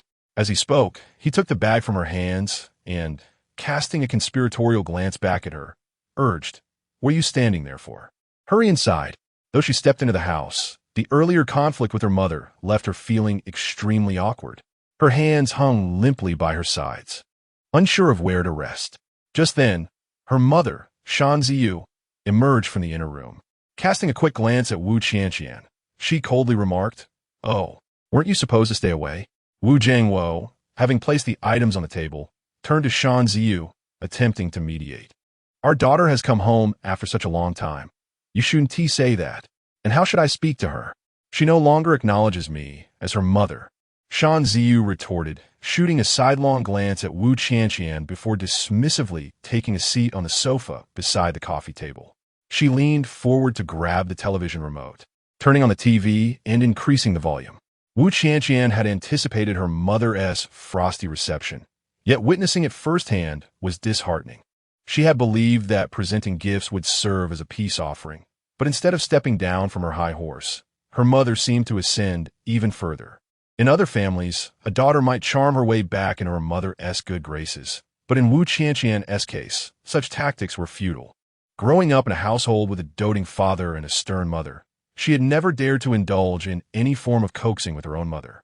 Seeing the standoff between the two women, Wu Jiangwo felt a pang of anxiety. After much effort, he finally managed to call his daughter home, hoping to create a conducive environment for reconciliation between mother and daughter. However, to his dismay, his partner now wore a stern expression, treating their daughter as if she were invisible. Aware that he could not persuade his partner, he desperately gestured towards Wu Qianqian. Observing her father's earnest attempts to facilitate a mending of ties with her mother, Wu Qianqian, though somewhat reluctant, approached her mother with a smile and said, "Mom, what I said that day was merely out of anger. Please don't take it to heart. I understand that your fury was out of concern for me. My personality clashes with Li Jiaqing's, and we simply cannot be together. I should have discussed this with you patiently, but I was truly overwhelmed with anger that day. Nonetheless, I should not have directed my frustrations towards you or uttered hurtful words." As a mother, Sun Ziyu felt her heart soften upon hearing her daughter's apology, already forgiving her in spirit, yet she could not let go of her pride. Thus, she pretended not to hear, her fingers incessantly changing channels on the remote control. Wu Jiangwo, listening to his daughter's polite admission of fault, felt a sense of satisfaction, pondering that his partner should surely relent now. However, he found her unmoved, still sitting rigidly as if their daughter owed her a considerable debt. Initially, he had no intention of provoking her, but for the sake of his beloved daughter, he mustered the courage to step forward and say, "Look at you. It's merely a few words exchanged between mother and daughter. Our daughter has already apologized. There's no need to maintain such a facade. Furthermore, it's been so long since she last visited home. We should truly enjoy this family gathering." Sun Ziyu observed the father-daughter duo performing a duet before her, feeling both exasperated and amused. She was irritated that Wu Jiangwo, who should have been on her side, aligned himself with their daughter, yet she found humor in the sight of them standing before her like a pair of guardians. Nevertheless, the dignity of being the head of the household compelled her to maintain a stern expression, letting out a non-committal grunt in response. After exchanging glances with her father, Wu Qianqian turned her attention back to her mother, who was distractedly watching television, secretly hoping that she might be swayed. Realizing the courage it took to return home and the mental preparation she had undergone to reconcile with her mother, she continued to play the role of the obedient daughter. "Dad, it's only natural for Mom to be upset with me. My attitude was indeed poor that day, and I said things that hurt her feelings." As she spoke, she moved closer to Sun Ziyu, gently linking her arm with hers and leaning in to say, "Mom, I know I was wrong. Please don't stay angry." Her intention was to seize the moment and prompt her mother's forgiveness, but her soft voice struck Sun Ziyu as a form of endearment, reaching into the tender recesses of her heart. Not wanting to prolong the standoff with her daughter, Sun Ziyu, though still maintaining a serious demeanor, finally spoke. "Do you truly understand your mistake?" "Yes, I do." Upon hearing her mother finally engage her in conversation, Wu Qianqian felt an immense sense of relief. Often, she shied away from confronting difficulties. Whenever faced with challenges, she would seek to circumvent them. Yet, when she ultimately confronted the unavoidable hurdles of life, she discovered a profound sense of accomplishment and realized that the obstacles before her were not as daunting as they seemed. "Well, acknowledging your mistake is a good start." Duanziyu cast a glance at her, then lowered her gaze to the arm entwined in her own, a wave of warmth surging through her heart. "You two haven't seen each other for quite some time, so do indulge in conversation. I shall head to the kitchen to prepare dinner for this evening." Wu Jiangwo, witnessing the signs of reconciliation between the mother and daughter, couldn't help but smile broadly. He felt that his efforts during this time had not been in vain, for he had finally managed to resolve the discord between them. Chapter 54. The mother-daughter dispute. Dan Ziyu understood that her husband was creating an opportunity for reconciliation between her and their daughter. Thus, she picked up the remote control and lowered the volume of the television, then feigned calmness as she inquired, "Where have you been staying these days? I trust it is not at that girl Xieming's house, is it? Speaking of which, when did you two become so close? Indeed, she is the only one kind enough to take me in. Without her, I would likely be sleeping on the streets." Wu Qianqian had no intention of deceiving her mother, and she hoped to alter her mother's perception of Xieming. She believed that while her mother's views might not change overnight, she wished for her to become less stubborn and domineering in the future, as it made those around her feel weary. Although her father had been tolerant of her mother over the years, this relentless forbearance had also left him feeling oppressed and at times irritable. In order to care for her mother's feelings, he had been enduring, but as the years passed, he began to develop heart issues. I knew you were already in contact with her. Your little wings surely didn't harden overnight. Did she suggest you divorce Xiaoli? The mere thought of Xiaming made Dan Ziyu's temper flare. She had always believed that her daughter's insistence on divorce was undoubtedly instigated by Xiaming. Upon hearing this, Wu Qianqian immediately withdrew her arm from Dan Ziyu's embrace, her tone displeased as she retorted, "If I had been as close to her as I am now, I wouldn't have ended up marrying so foolishly." After realizing her tone was inappropriate, she reflected on her father's earnest efforts and resolved not to squander them. Therefore, she softened her tone, saying, "Mom, didn't you and Dad date for over a year before marrying? You often said that marriage is a woman's second chance at life. My first chance was remarkably successful, but my second has been utterly dismal. Mom, from the moment I was born, you made ample arrangements for me, for which I am truly grateful. However, regarding marriage, I feel you have been somewhat hasty." "This is for your own good," Dan Ziyu replied. "Consider how you've been so picky that you've reached 30 without marrying. Should I be worried? Besides, the matchmaker praised Xiaoli as if he were a flower, and his job is stable and reliable. He truly seemed like the perfect choice." Although Dan Ziyu still held her ground, she quietly added, "But I didn't realize he had such a personality. He always appears so honest and simple-minded in front of others." "I understand that you have my best interests at heart," Wu Qianqian replied, "but I also possess the right to choose whether to marry or not, and the right to decide whom to marry." After saying this, she glanced at Dan Ziyu and noticed her mother's displeasure. She quickly softened her tone and patiently explained, "Mom, why do you think I'm still unmarried at 30? It is due to the prevailing circumstances. In your and Dad's era, relationships were so pure. Over the years, Dad has been accommodating and caring towards you, and our family has lived in harmony. However, in my time, most people are only children, cherished like little princesses or little emperors by generations within a family. Such an environment has fostered a self-centered disposition in these little princesses and little emperors, which is why the divorce rate is alarmingly high. The current divorce rate is indeed significant, yet it is often due to the inability of these children to embrace tolerance and understanding, quarreling over trivial matters and hastily demanding separation. Is it truly so difficult for both parties to exercise patience and forbearance? Marriage is fundamentally about sharing the mundane aspects of life: cooking, cleaning, and managing daily needs. In the past, my husband and I endured considerable hardships together, yet we have supported each other throughout our lives. Regarding her daughter's perspective, Danzi finds some merit in her thoughts, yet her mindset remains entrenched in an earlier era, believing that a woman's utmost purpose in life is to marry and bear children, while all else is mere triviality. Mother, the society we live in today is markedly different from the past. Previously, it was said that a man at 40 is like a flower, while a woman at the same age is akin to rotten tofu. However, look around. Many men, even before reaching 40, have become rotund and adorned with wrinkles, resembling unkempt uncles. In contrast, numerous women nearing 40 still exude brilliance and charisma. Mother, society is evolving, and so must our thoughts. Would you not agree? Wu Qianqian reminisced about her previous discussions with Xian Ming, attempting to persuade her mother. Even if her mother could not immediately alter her mindset, she was no longer as stubborn as before.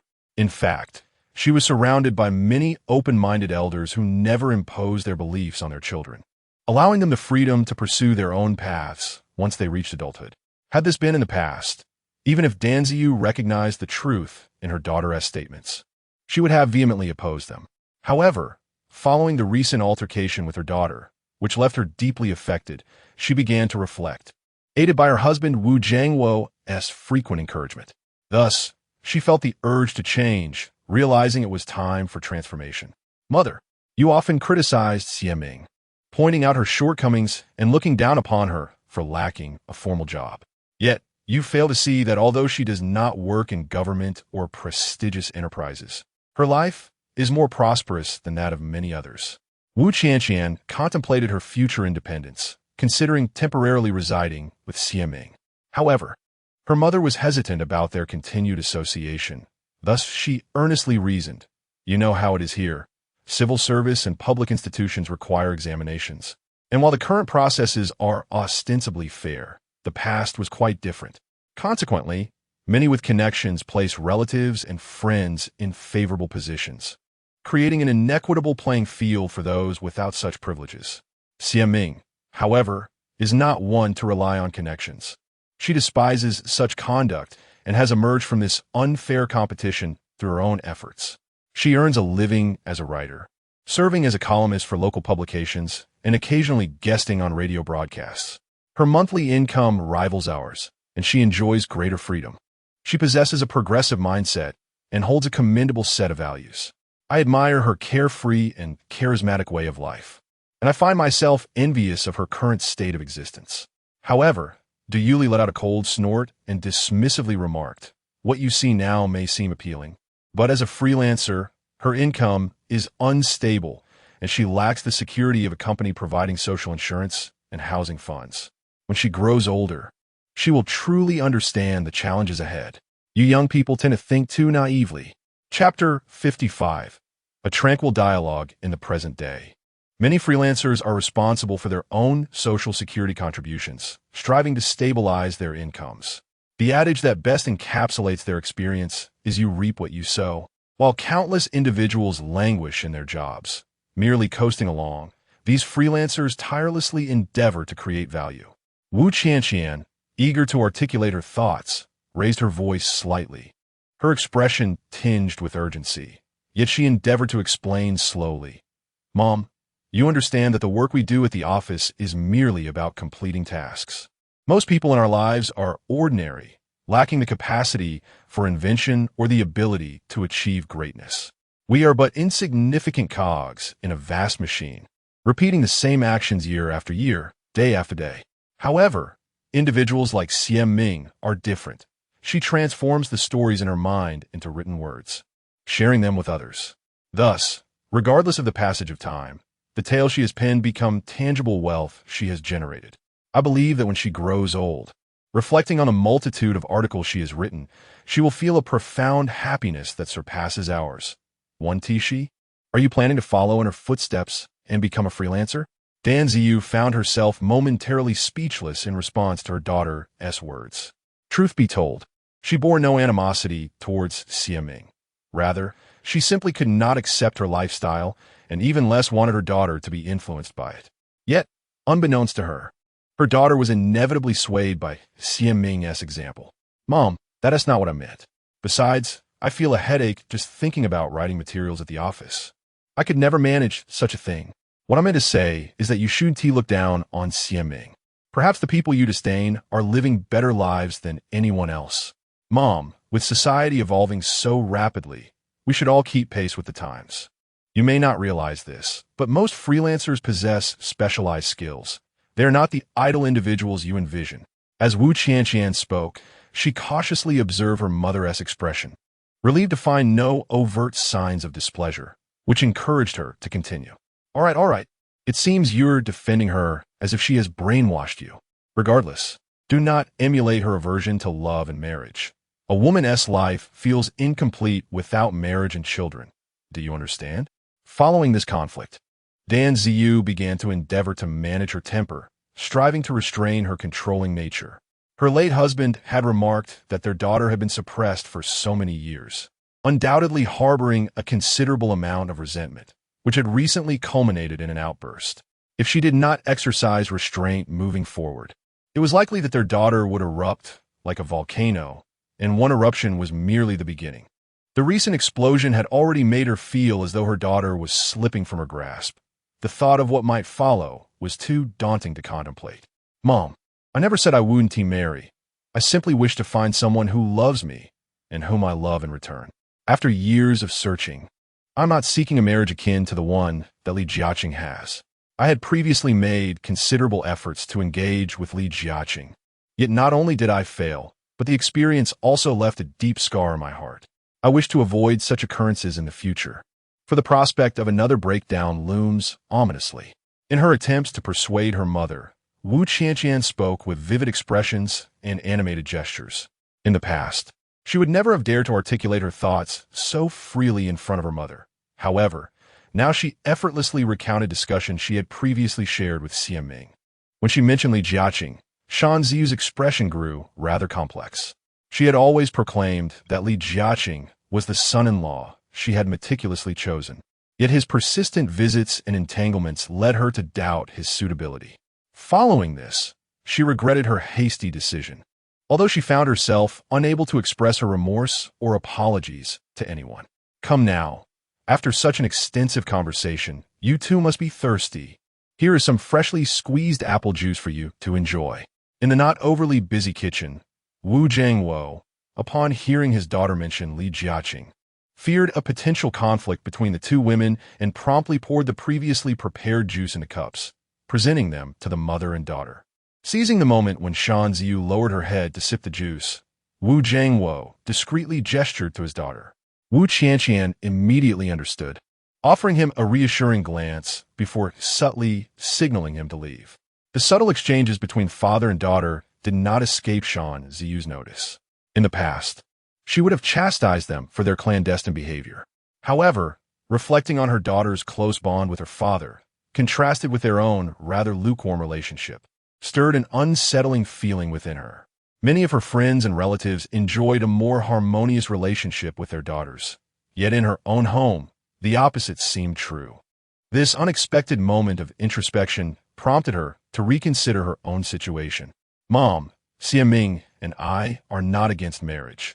When we encounter the right person, we will certainly pursue a loving relationship and a happy family life. After spending some time together, I have realized that I share no compatibility with Li Jiaqing, which leads me to the decision to divorce him. While you may find this difficult to accept at first, I wish to discuss the matter of divorce with you calmly and rationally. Although Wu Qianqian was aware that her father was subtly advising her against bringing up her divorce from Li Jiaqing today, she felt that it was better to address it sooner rather than later. She had grown courageous in confronting issues and had learned to resolve them. Thus, she was unafraid of the challenges that lay ahead. Every time she reflected on the sense of accomplishment and happiness derived from solving problems through her own efforts, she felt a twinge of regret for having embraced her independence so late. Had she known earlier, perhaps she would not have been living such a regimented life. Perhaps she could have pursued her interests like Xiaming. Although she felt her awakening had come rather late, Wu Qianqian still regarded herself as fortunate, believing that this experience of marriage and divorce was not entirely a negative one. Shan Ziyu turned to gaze at her daughter, whose demeanor was now calm. And in that moment, she perceived that her daughter had matured significantly. In the past, she was a compliant daughter, readily acquiescing to her mother's wishes, even when her heart harbored reluctance.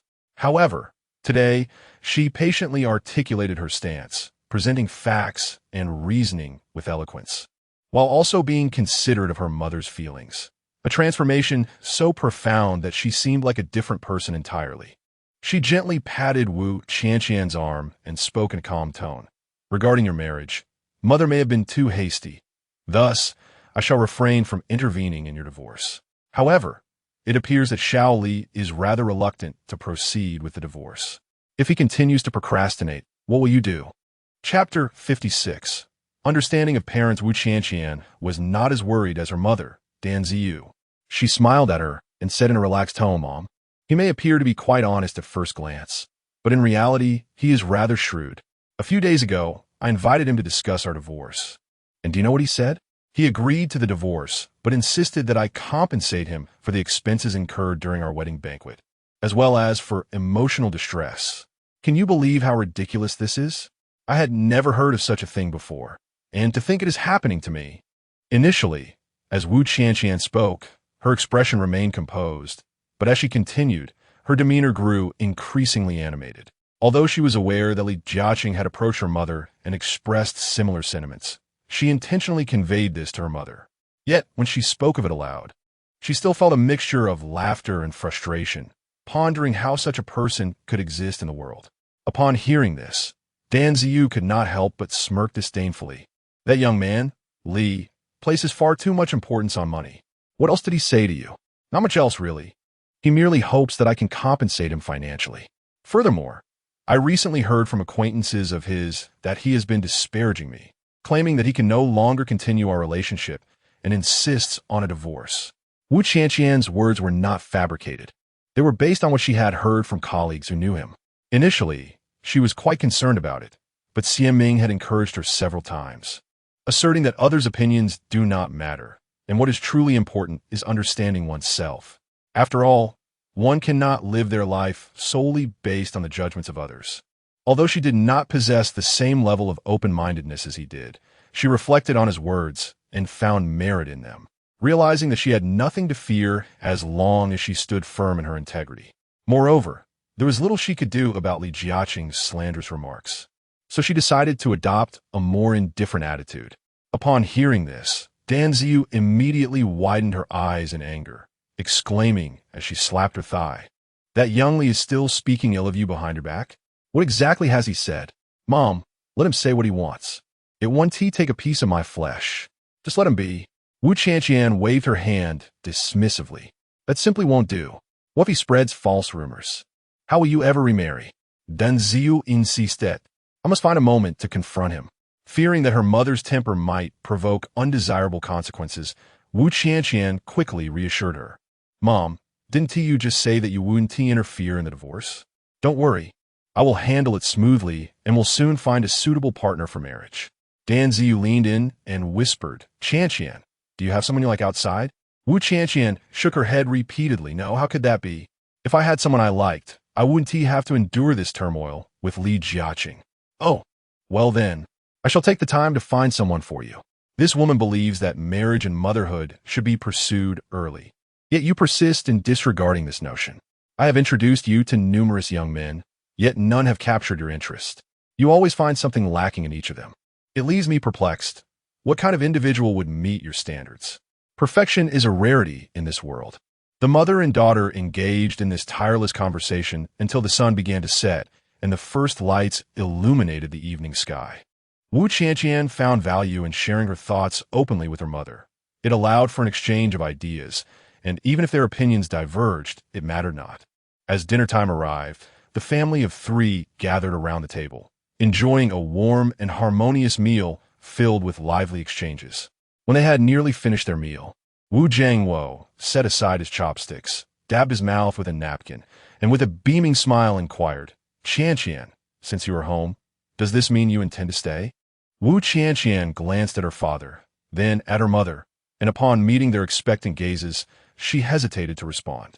Despite her mother's persistent nudging towards romance and marriage, she felt quite comfortable at home, having grown accustomed to this lifestyle over the years.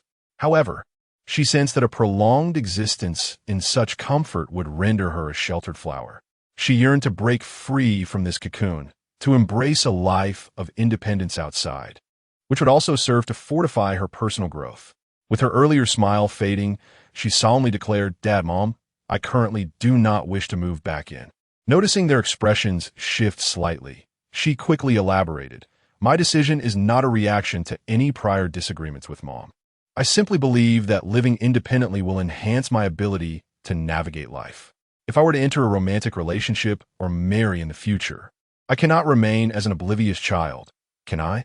Moreover, if I continue to live as a sheltered flower, I may never find a suitable partner for marriage."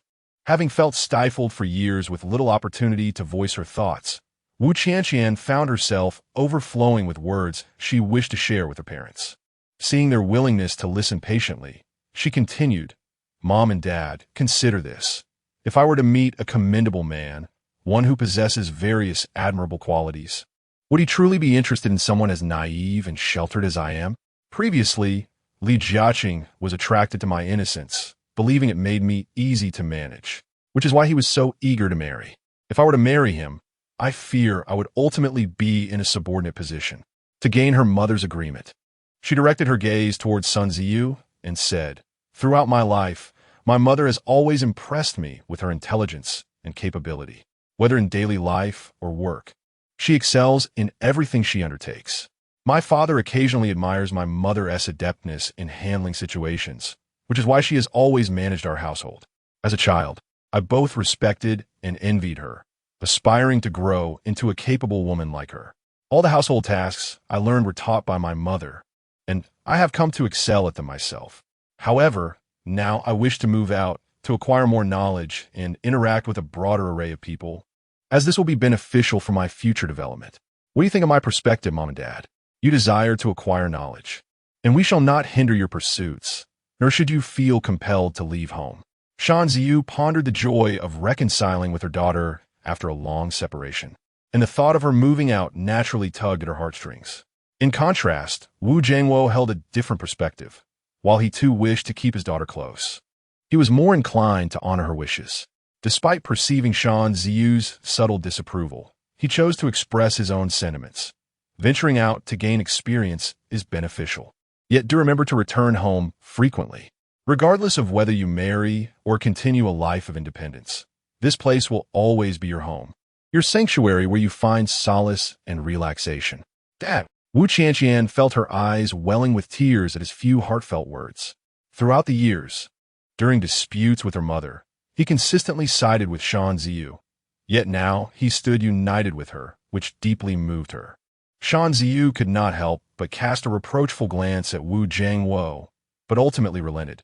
It is often said that daughters should not be kept at home. If this is what you wish, then so be it. But do remember to visit often. Mom. The sudden understanding from her parents left Wu Qianqian feeling both touched and somewhat bewildered. Until this moment, she had never anticipated that all the challenges she faced would resolve so effortlessly. Truly, there is no difficulty in this world, only the lack of determination. The ancients were indeed not mistaken. Chapter 57. A first encounter after successfully reconciling with her mother. Wu Qianqian was met with another piece of delightful news. Li Jiaqing had consented to their divorce, devoid of any stipulations. However, when they arrived at the Civil Affairs Bureau, Li Jiaqing's demeanor shifted dramatically, displaying an unmistakable aversion towards her throughout the process. Wu Qianqian, unfazed by his behavior, remained resolute, having long understood his character. She believed that as long as she could secure the divorce, she could endure anything. Once they completed the necessary formalities and she received her divorce certificate, Wu Qianqian gazed at the document for an extended period before contentedly placing it into her handbag. At last, she was single once more. In stark contrast, Li Jiaqing, after obtaining the certificate, didn't he spare her a glance and left without a word.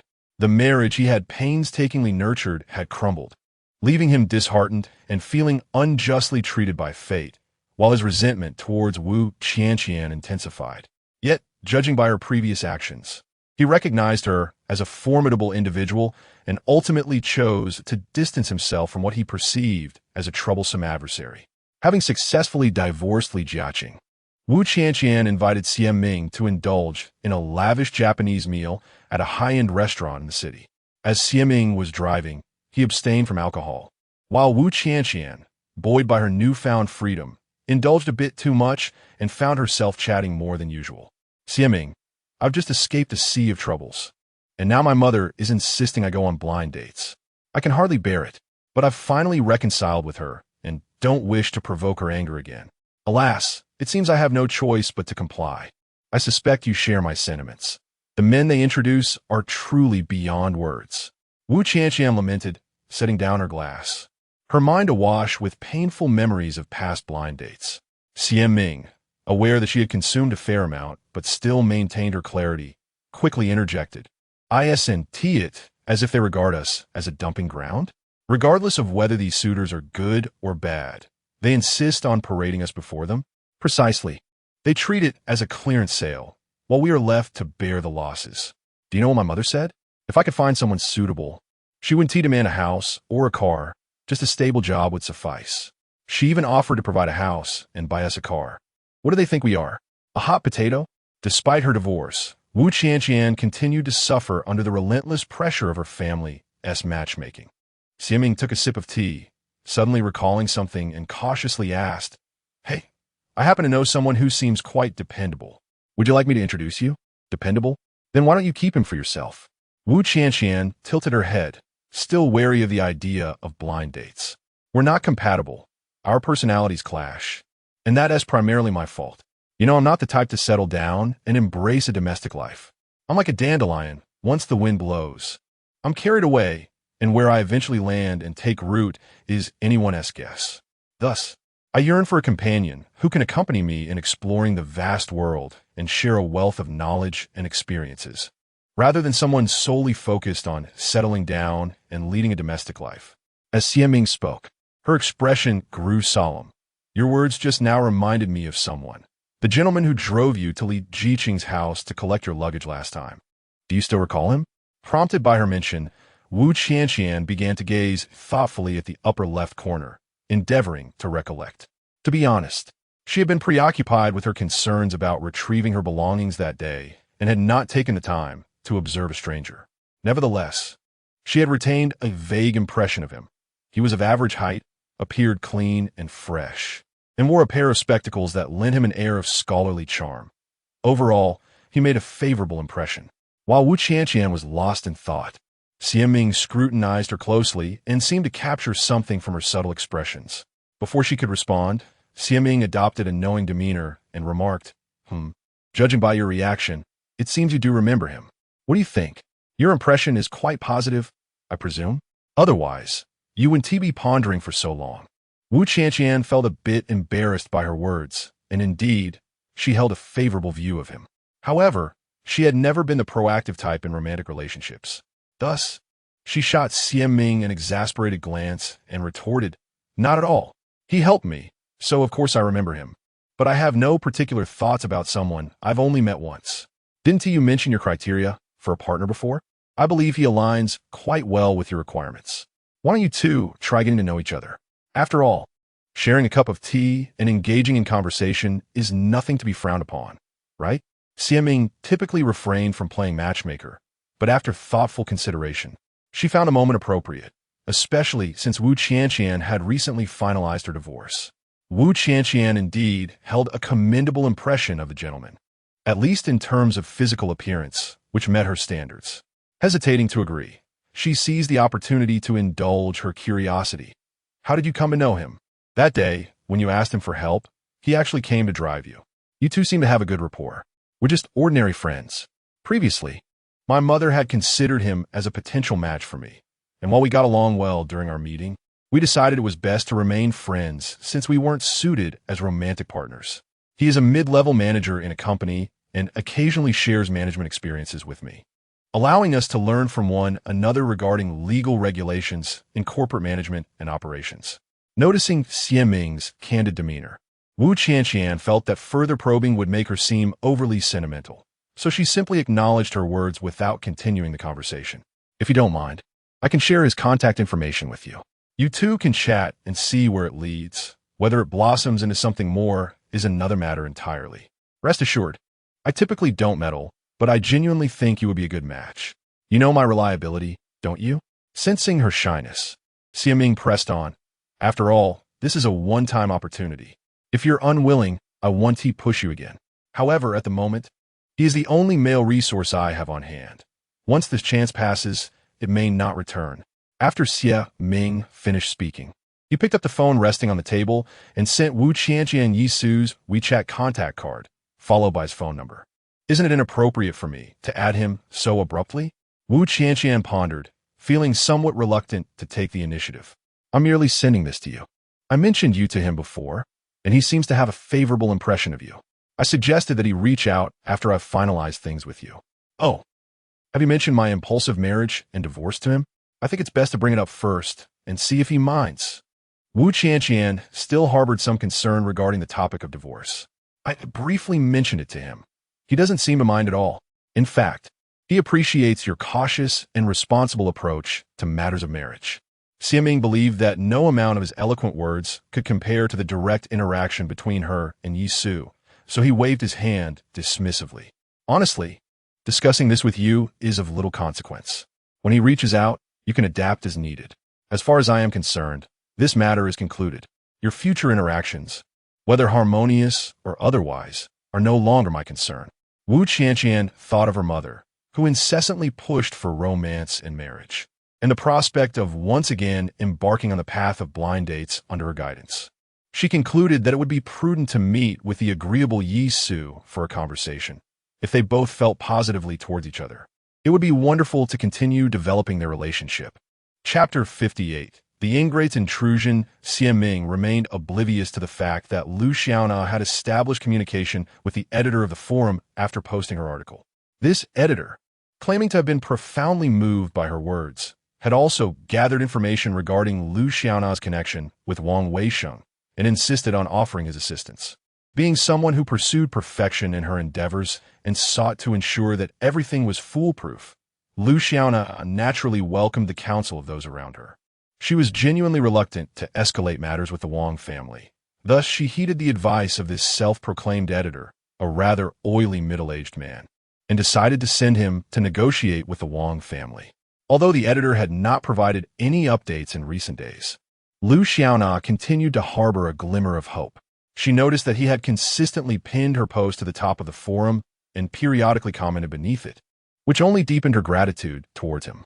Concurrently, she maintained a close correspondence with an individual bearing the forum ID Claygo. She had also learned that his real name was Gao Qi and that he resided in a nearby community. They had conversed through voice messages, during which she discovered numerous unsavory details regarding Wang Weisheng's past, including the revelation that he had been married prior to their union. Gao Qi had known Wang Weisheng's ex-wife during their business partnership and was aware of the financial disputes that had arisen during their divorce, which had even escalated to the courts. After gathering a wealth of explosive information from Gao Qi, Lu Xiaona found herself in a quandary about whether to disclose these matters to Xie Ming. She was reluctant to reveal the extent of her communications since posting her article, as friends had reached out to her for advice after reading her post. She had considered their collective wisdom and accepted their suggestions. Her mind was now brimming with various strategies and recommendations, leaving her uncertain about which path to pursue. Just as she was mired in indecision, her mother returned from the supermarket, visibly distressed, and informed her that a woman in a red coat, riding an electric scooter, seemed to have been following her. In truth, her mother had sensed something amiss days prior, but had refrained from alarming Lu Xiaona, fearing it might be a misunderstanding. Today, however, she had taken a convoluted route home, yet still could not shake off the pursuer, leading her to conclude that she was indeed being tailed. Upon hearing this, Lu Xiaona felt a surge of panic. Nevertheless, she had accumulated an overwhelming amount of information from friends and online acquaintances in recent days, leaving her mind cluttered. She resolved to organize her thoughts independently. Given the commendable security measures in their community and the broad daylight, she believed that any potential assailant would hesitate to act rashly. With patience, she meticulously categorized the advice she had received into two groups. Most of her friends urged her not to divorce, suggesting instead that she have a heart-to-heart conversation with Wang Weisheng to clear up any misunderstandings, so that the three of them could live harmoniously. In contrast, several well-meaning netizens commented beneath her post, predominantly advocating for her to promptly divorce her husband, secure her legal entitlements, and focus on building a better life for herself and her child. After synthesizing these opinions, she contemplated discussing them with her parents. Regrettably, Lu Xiaona's parents are individuals of integrity, averse to fostering enmity with others. They are concerned that their daughter, at over 30, would face challenges in remarrying should she opt for divorce. Thus, they ardently encourage her to engage in a sincere dialogue with Wang Weisheng, aiming to clarify misunderstandings and restore harmony within the family. Moreover, Lu Xiaona's mother has even stated that if Wang Weisheng is indeed in debt, she is willing to sell their ancestral home to help him settle his obligations. Lu Xiaona, typically indecisive and driven by a desire for stability and perfection, find herself wavering in her decision-making. Before she could arrive at a conclusion, 2 days later, Wang Weisheng and his brother drove into the neighborhood and parked beneath her building. After returning to her parents' home with her son, Lu Xiaona, apprehensive about potential confrontations, chose to remain indoors, avoiding any excursions. Although her room has windows, she often kept the curtains drawn. Consequently, when Wang Weisheng's vehicle arrived, she remained oblivious to his presence. It was only when the door was forcefully knocked upon and she overheard Wang Weisheng and his brother hurling insults that she realized they had come for her. "Take the child and hide in the back room. I will see who it is," Lu Xiaona's father, just returning from work, urged her as he moved toward the door. Upon opening it and encountering the furious, red-eyed Wang brothers, even a man with decades of experience as a police officer felt a twinge of trepidation. Lu Xiaona's mother, sensing the hostility of the visitors, joined her younger daughter at the door, attempting to defuse the situation with a cordial inquiry. "Oh, Xiao Wang, what brings you here unannounced?" Wang Weisheng, who typically enjoys a respectable reputation due to his stable employment in a government institution, now resembled a brutish beast, disregarding his in-laws entirely as he peered aggressively into the house. "Lu Xiaona, I know you're in there. Come out this instant," he bellowed. "What is the matter? Can't we discuss this civilly?" Lu Xiaona's father interjected, stepping forward to block Wang Weisheng and his brother from entering the living room. Lu Xiaona's mother, discomforted by the harsh language, bravely approached and asked, "Xiao Wang, what has caused this sudden outburst? Is there no way to discuss matters calmly?" Wang Weisheng, ignoring her questions, attempted to shove past Lu Xiaona's father, continuing his tirade. "Lu Xiaona, if you have any courage, come out. Hiding with the child is no display of strength." I swear, hearing his profanities, the Lu family felt a knot form in their brows. Lu Meiqi, the bolder of Lu Xiaona's sisters, stepped forward and addressed the Wang brothers firmly. "If you have business here, state it. If not, please leave. This is a society governed by law, and if this continues, we will have no choice but to call the authorities." "Oh, how dare you report to the authorities when your sister has committed such an unscrupulous act? Go ahead, file your complaint.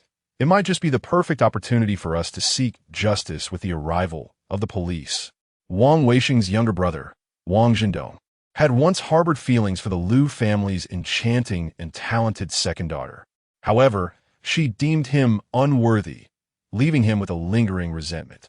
As she approached to engage in conversation, he deliberately nudged his brother towards the door, causing Lu's father to lose his balance, and thus, the two brothers stormed into the living room. Chapter 59. A spurt of blood upon bursting into the house, the two brothers forcefully shoved aside Lu's father and mother. Wang Weisheng's younger brother shot a fierce glare at Lu Meiqi, the second daughter, before following his brother Wang Weisheng towards the two bedrooms on the west side of the living room. They first pushed open the door to the master bedroom and glanced around, finding it eerily quiet. Next, they ventured into Lu Meiqi's room, which was neatly arranged and devoid of any occupants, before turning back to the living room and moving towards the balcony. "What are you two doing? If this continues, I shall call the police." Lu Meiqi, unable to contain herself at their arrogant demeanor, hastily dialed 110. The brothers, upon hearing Lu Meiqi conversing with the police operator, felt a twinge of apprehension and, amidst their curses, exited through the front door. Meanwhile, Lu Xiaona, hiding in her sister's wardrobe with her son, was drenched in sweat. Her 4-year-old son, confused yet frightened by his father's harsh shouts outside, had already begun to cry. To prevent Wang Weisheng from discovering their hiding place, Lu Xiaona firmly covered her son's mouth and whispered reassurances. Fortunately, her son, though terrified and tearful, remained relatively quiet and did not wail or thrash about. The Lu family believed that the two brothers would leave upon failing to locate anyone. Thus their tense hearts began to relax. As Lu's father closed the door, he cast a glance at the battered entrance, his anger boiling within him. Though the two brothers came from respectable backgrounds, they lacked proper upbringing, resorting to banging on the door with bricks in broad daylight. With a heavy sigh of resignation, he shut the door, knowing her daughter and grandson were still hiding inside. Lu's mother hurriedly rushed into the room to pull them out from the wardrobe. The child, still frightened and crying, heeded his mother's gentle admonitions, and his cries subsided to a whimper. Seeing this, Lu's mother embraced him tightly, tears streaming down her face like pearls released from a broken string. At that moment, the harsh sounds of the Wang brothers shouting echoed from downstairs, their crude voices piercing through the windows of the Lu family's third-floor apartment. A truly unbearable assault on the senses. Lu's father and his daughter Lu Meiqi could no longer restrain themselves and opened the door to confront them. However, the two brothers paid no heed, particularly Wang Weisheng, who, despite his casual attire, behaved like a street thug, pointing at the third-floor window and shouting, "That shameless daughter of the Lu family, married with children yet seeking out illicit affairs, now living with a man outside, neglecting her family. Come and see. This is Lu Xiaona, the eldest daughter of the Lu family. Indeed, my brother has been married to her for so many years. She is lazy and vain, and now that my brother is in debt, she silently takes the child to live with another man. Everyone, weigh in on this. Has she not gone too far? A woman should uphold her marital duties and not bring shame upon herself. Wang Weisheng's brother chimed in, raising his voice in support. IXX have truly fallen into a pit of misfortune by marrying such a woman. Come, everyone, let us examine the nature of this family that has raised such a shameless daughter. Lu Xiaona, I demand that you promptly return my son. Do not mistake the Wang family for an easy target. Should you dare to play any more tricks on us, be wary of the consequences. Wang Weisheng, witnessing his brother's support and the increasing number of residents gathering, became even more vociferous in his tirade. At that moment, the community security arrived, while Lu's father and his two daughters descended to the ground floor, attempting to reason with the Wang brothers. However, the brothers remained deaf to their pleas, pacing back and forth below, spewing vulgarities. As Wang Weisheng engaged in a verbal dispute with the community security and Lu's father and daughters, his brother, noticing the crowd swelling, decided to act provocatively. He approached a nearby sedan, opened the trunk, and retrieved a half-brick that had been premeditated for this very moment. He hurled it towards the windows of the Lu family on the third floor. Perhaps due to the weight of the brick, despite his accurate aim, it failed to strike its target. Fortunately, it did not hit any windows of the lower floors either. Wang Weisheng's younger brother, Wang Zhendong, a ne'er-do-well who had been coddled by his mother since childhood, was now 30 years old without a job. He spent his days soliciting money from his family and indulging in mischief. He saw nothing wrong with his actions. Rather, when the brick missed its mark, he felt a sense of embarrassment. Consequently, he picked up a suitably sized stone from a flower bed beside the parking space and threw it at the third-floor window. This time, it struck true, creating a visible crack in the glass, though it did not shatter as he had anticipated. Just as he was about to throw again, the police arrived, and he had no choice but to desist. The Lu father and daughters, well versed in the procedural workings of law enforcement, did not expect the police to provide substantial assistance. Recognizing that this was merely a family dispute and had not escalated to domestic violence, they simply recounted the sequence of events to the officers.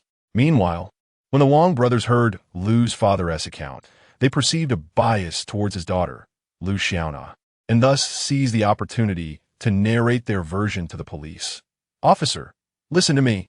My wife, Lu Xiaona, has been living with her paramour for over 10 days now, and we cannot reach her. That is why we have come here. Yes, indeed, officer, my sister-in-law, upon hearing that my brother had debts, immediately packed her belongings and took my nephew to her lover's house, without so much as a word of farewell. Is this behavior appropriate? We are in debt, but she cannot simply vanish without a trace, can she? You assert that she has been unfaithful, and indeed she has. Dragging the child into this sordid affair, officer, allow me to elaborate on my sister-in-law. She is the eldest daughter of this household, charming yet superficial, indulging in a life of ease and idleness, spending her days entangled in extramarital affairs. Upon hearing her brother's accusations, the second daughter, Lu Meiqi, swiftly approached to confront them. Wang Weisheng, let me remind you that spreading rumors and defamation carries legal consequences. I have recorded everything you just said, and it is utterly inappropriate to insult others so casually. Wang Weisheng's brother, Wang Zhendong, had previously harbored intentions towards Lu Meiqi, but, upon discovering her disinterest, nursed a grudge. Now, witnessing her threaten his elder brother, he boldly interjected, belligerently exclaiming, "What rumors and defamation? Spare us your nonsense. We speak only the truth. It is your sister's indiscretion that has led her to live with her paramour, dragging the child into this disgrace. If she wishes to leave alone, that is one thing. But how dare she involve the child? She has no shame." Following this, the ignorant Wang Zhendong rushed to the officer, genuinely inquiring, "Oh, indeed, officer. May I ask if there are legal repercussions for someone like Lu Xiaona who engages in extramarital affairs?" Chapter 60. The ideology of the older generation. When the officers arrived on the scene, they witnessed Wang Zhendong's barbaric act of smashing windows. After hearing the accounts from both parties, they found themselves somewhat perplexed. Such domestic disputes clearly transcended their jurisdiction, and thus they could only offer the counsel. we have gathered a general understanding of the situation. Typically, such matters fall under the category of familial disputes, and it is best if you resolve them amongst yourselves.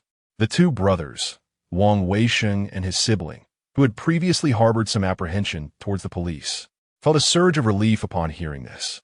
The fact that the authorities would not intervene meant they could create as much chaos as they wished without the fear of repercussions, and they could tarnish Lu Xiaona's reputation to their heart's content, despite the officers lacking the authority to enforce the law in this instance. They did attempt to dissuade the brothers from their uncivil behavior, urging them to cease their disturbances and depart promptly. Perhaps their admonitions bore fruit. Or perhaps the brothers felt they had sufficiently achieved their goal of defaming Lu Xiaona, for after a while, they drove away. Lu Xiaona did not strike one as a frail or delicate individual. Having endured Wang Weisheng's threats of divorce for an extended period, she had mentally prepared herself for this moment. Rather than weeping like a typical woman in a divorce situation or lamenting her misfortune, she leaned against the window, recording the brothers' actions on her phone. Even when Wang Zhendong shattered the window glass with a stone, she exhibited no fear. Her mind was solely focused on expediting her divorce from Wang Weisheng and asserting her legal rights. Not long after the commotion caused by the Wang brothers, Lu Xiaona received a message from a friend.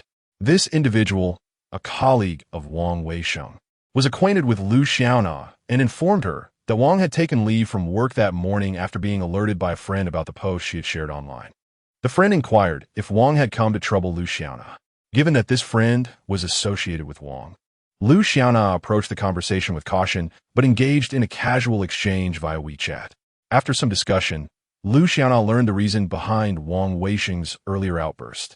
It turned out that he had received a call from a friend the previous night, who gleefully informed him that he had become an internet sensation.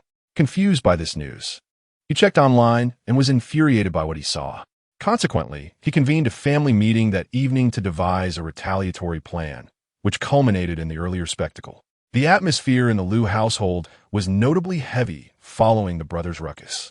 After finishing her lunch, Lu Xiaona's second daughter hurried off to work while Lu Xiaona's son, still shaken, had not touched his meal and was sobbing quietly. Eventually, Lu Xiaona's mother took him to the master bedroom, soothing him for a long while until he fell asleep, albeit on an empty stomach. After calming the child, Lu's mother sat down beside Lu's father in the living room, sighing as she said, "Nana, hiding away with the child is not a viable solution. Those two brothers have truly gone too far today. Too far? I have grown accustomed to their antics. Compared to them, Wang Weisheng's mother is far more terrifying. Dealing with her can make one wish for death." Recalling the myriad past experiences, Lu Xiaona still felt a chill coursing through her body. She gazed at her parents and, with deliberate emphasis, declared, "Father, Mother, I truly do not wish to endure that nightmarish existence any longer. I am resolutely determined to divorce Wang Weisheng." "Divorce? Is it truly as simple as you suggest?" Lu's mother retorted. "Considering your age and the fact that your child is already 4, finding another partner after a divorce will not be an easy endeavor." Lu's mother was adamantly opposed to her daughter's decision, believing the situation had not yet reached such a critical juncture. Lu's father, observing Wang Weisheng today appearing like a rogue, was evidently taken aback. While Wang had previously struck him as a taciturn yet honest individual, today's transformation was shocking and difficult to process. He cast a glance at Lu's mother, then looked at his daughter with a furrowed brow and inquired, "Earlier, when you returned with the child, you mentioned that Xiao Wang was causing a ruckus about divorce. We did not press further because of your demeanor. For all these years since you married into the Wang family, you have only shared good news, never the bad. Now, with this sudden upheaval, we are left bewildered as to who is right and who is wrong. Sigh, with today's commotion, I can only wonder how much more tumultuous this will become. Why did you not consult us before posting online? They must have seen your post, which is why they have come knocking. What else could I have done besides posting? When I returned to discuss it with you, you offered no viable suggestions. I had already resolved to divorce, never intending to continue living with Wang Weisheng. If I stayed any longer in their household, I would surely be worn down." Lu Xiaona reminisced about her initial encounter with Wang Weisheng, orchestrated by her parents. During their courtship, she had discovered many unsavory habits that contradicted his status, prompting her to insist on a breakup. However, her parents, swayed by the overtures and sincerity of Wang's family, forcibly brought her to a hotel to meet them. It was then that Wang Weisheng seized the opportunity to shower her with affection and promises to amend his faults. Faced with both families, she found it difficult to refuse him outright and reluctantly reconciled. That pivotal moment ensnared her within the machinations of the Wang family. She recalled how warmly Wang's parents had treated her before their marriage, only to find herself bound to the demands of her mother-in-law, Ding Min, who insisted she endure 3 years of trials within the household. Thereafter, she became akin to a servant for the Wang family. Even after moving out with Wang Weisheng, she believed she had secured her freedom, only to discover she could not escape the clutches of her mother-in-law. Seeing her retort, Lu's father, already in a foul mood, raised his voice. It is entirely normal for couples to have disagreements after marriage. Why not simply endure a little? By taking this matter online, you have only escalated it. The Wang family hold a respectable position in society, especially the elder Wang couple, who are particularly concerned with their reputation. Now, I am left to ponder how you intend to resolve this. Indeed, this young man, originally struggling in business and burdened by debt, intended to divorce you. Yet, without a word of notice, you took the child and sought refuge at home. Just days ago, you even posted online, bringing disgrace upon his family. So his outburst today is somewhat understandable. However, I truly did not anticipate that the child would create such a commotion. Alas, it is rather uncouth, resembling the behavior of a rogue or a scoundrel. Naturally, Lu's mother does not wish for her daughter to experience divorce at such a tender age. She still hopes for the possibility of reconciliation. Chapter 61. One's own decision, listening to her parents. Lu Xiaona felt a surge of anger as she realized they were still defending Wang Weisheng. She could no longer contain her emotions and decided to reveal the mental torment she had endured at the hands of the Wang family over the years. She had never considered that recalling the past could be so painful. Reflecting on her experiences, she felt as though her 7 years of life had been squandered. She recounted how, from the very second day of their marriage, Wang Weisheng had taken her dowry, how she had been coerced by her husband and mother-in-law into terminating her first pregnancy, and how, during her subsequent pregnancy, Wang Weisheng had engaged in an affair with another woman. She continued to recount the torment she had suffered while confined to her bed after childbirth, enduring unreasonable demands from her mother-in-law. Upon hearing her daughter's plight, Lu's parents were naturally filled with sorrow. They initially fell into a profound silence, after which Lu's father let out a heavy sigh and gently inquired, "Nana, why didn't you tell us about these matters sooner? Had you confided in us earlier, perhaps we could have found a way to address them."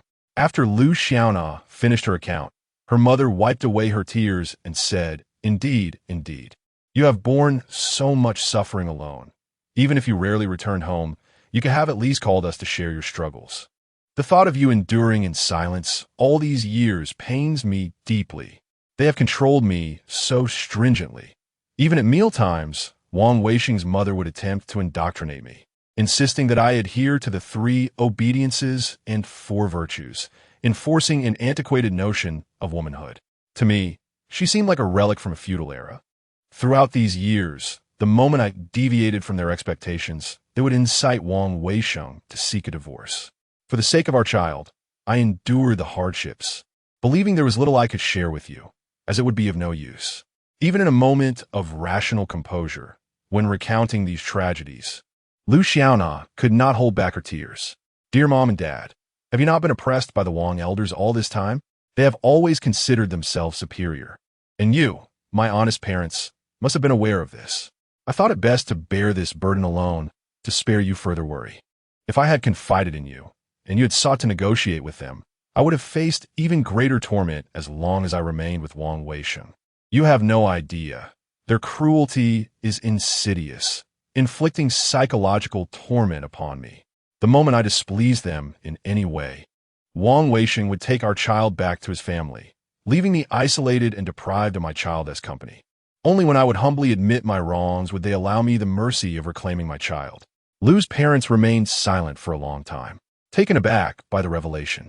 They had never anticipated that Lu's father and Wang's father, once university classmates, would have their families entwined through the matchmaking of a maternal aunt, leading to a union that, instead of harmony, brought their daughter such profound distress. Father, mother, I had warned you from the start that we were incompatible, yet you insisted on uniting me with Wang Weisheng. Ironically, before marriage, he presented himself as a paragon of virtue, only to reveal his true nature once we were wed. It has been over 6 months since my conversations with him, and who could have predicted that he would transform so drastically before and after marriage? His mother is even more daunting. Before I had children, she incessantly filled my mind with her notions, and once I gave birth, she wielded my child as a means of coercion, treating me like a servant. Can you imagine? When guests arrive at their home, even if I am burning with fever, I am expected to cook and serve, as if I were merely their housekeeper. They may be affluent, but their wealth is accompanied by a profound lack of compassion. In the 7 years since marrying into the Wang family, I have not benefited from their riches in the slightest. Instead, I have been financially drained. What then was the purpose of my marriage? Enduring years of grievances, Lu Xiaona seldom found the opportunity to confide in her family or friends. Now that she had a chance to unburden herself, her sorrow deepened with every word, yet she felt an irresistible urge to continue speaking. After years of repression, she had believed that establishing a family and having children would bring her fulfillment, enduring her plight with the hope that brighter days would eventually arrive. However, her sacrifices and attempts at appeasement garnered her no sympathy or compassion from the Wang family. Rather, they united to bully and exploit her. We initially had no inkling of Wang Weisheng's true character.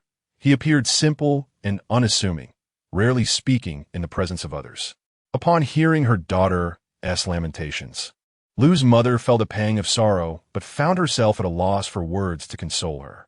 It seemed that Lu Xiaona's words carried an undercurrent of blame towards them. Didn't you inquire about the Wang family's true nature? She wondered. Although they are wealthy, and his father once held a minor official position, he ultimately fell from grace due to misconduct. His mother, too, had benefited from his father's status to ascend to a leadership role, only to later be reported for her greed. This entire family is corrupt, selfish, and yet you push me into the fire. Reflecting on the past only fueled Lu Xiaona's anger. She had once experienced a genuine romantic relationship, but her parents disapproved due to the man's modest background, forcing her to part ways with him, only to be introduced to Wang Weisheng shortly thereafter. Had her parents not interfered in her marriage, perhaps she would not find herself in such a dire situation today. Lu's parents felt a sense of remorse, realizing they had failed to adequately investigate the Wang family's background. They had assumed that since Wang's father was a college classmate of Lu's father, their daughter would not suffer any injustices. However, their daughter's experience mirrored that of a feudal wife, enduring endless hardships and torment. Faced with their daughter's candid revelations, not only did they feel embarrassed, but also a deep sense of guilt. Struggling to find comforting words, they bluntly asked, "Why didn't you tell us about your grievances sooner? If you had, we could have prevented this situation from escalating." But what would it have mattered? Beyond urging me to fulfill my duties and maintain harmony with their family, what else could you have said? When our families dine together, you always acquiesce to their wishes. What purpose does confiding in you serve now? The situation has escalated to this point, yet you still refuse to support my desire to divorce Wang Weisheng. Having been so thoroughly mistreated by his family, you still oppose me seeking help. I must tell you, even if I were to grovel before their family, they would not bestow upon me a gracious countenance. After Lu Xiaona expressed her feelings, sensing her emotions were somewhat heightened, she simply gestured dismissively to her parents. "Father, mother, since you have no constructive suggestions, I have resolved to follow my own thoughts." Chapter 62. The incorrigible devil, are we not also concerned about your well-being? If you find it impossible to continue with Wang Wei and decide to seek a divorce, we shall support you. Our intention is merely to see if both families can convene and engage in a frank discussion, clarifying any misunderstandings. Lu's father felt it was imperative for both families to communicate and discern whether there were any misconceptions. Even if a divorce is inevitable, it is essential to resolve misunderstandings. Discuss? Are you indulging in daydreams? On the day of the wedding, they prohibited you from appearing. After the birth of a child, they barred you from visiting. As the child grew older, they would not allow me to bring him back for you to see, constantly whispering to the child that his maternal grandparents do not care for him, fostering resentment within him. Let's not even mention that they prevent the child from interacting with you and discourage me from frequently visiting my family. What do you think is their mentality? Once I'm married into their family, they have never regarded me as a person. Now, the child has become a tool for them to manipulate me. Do not ever mention communication with them again.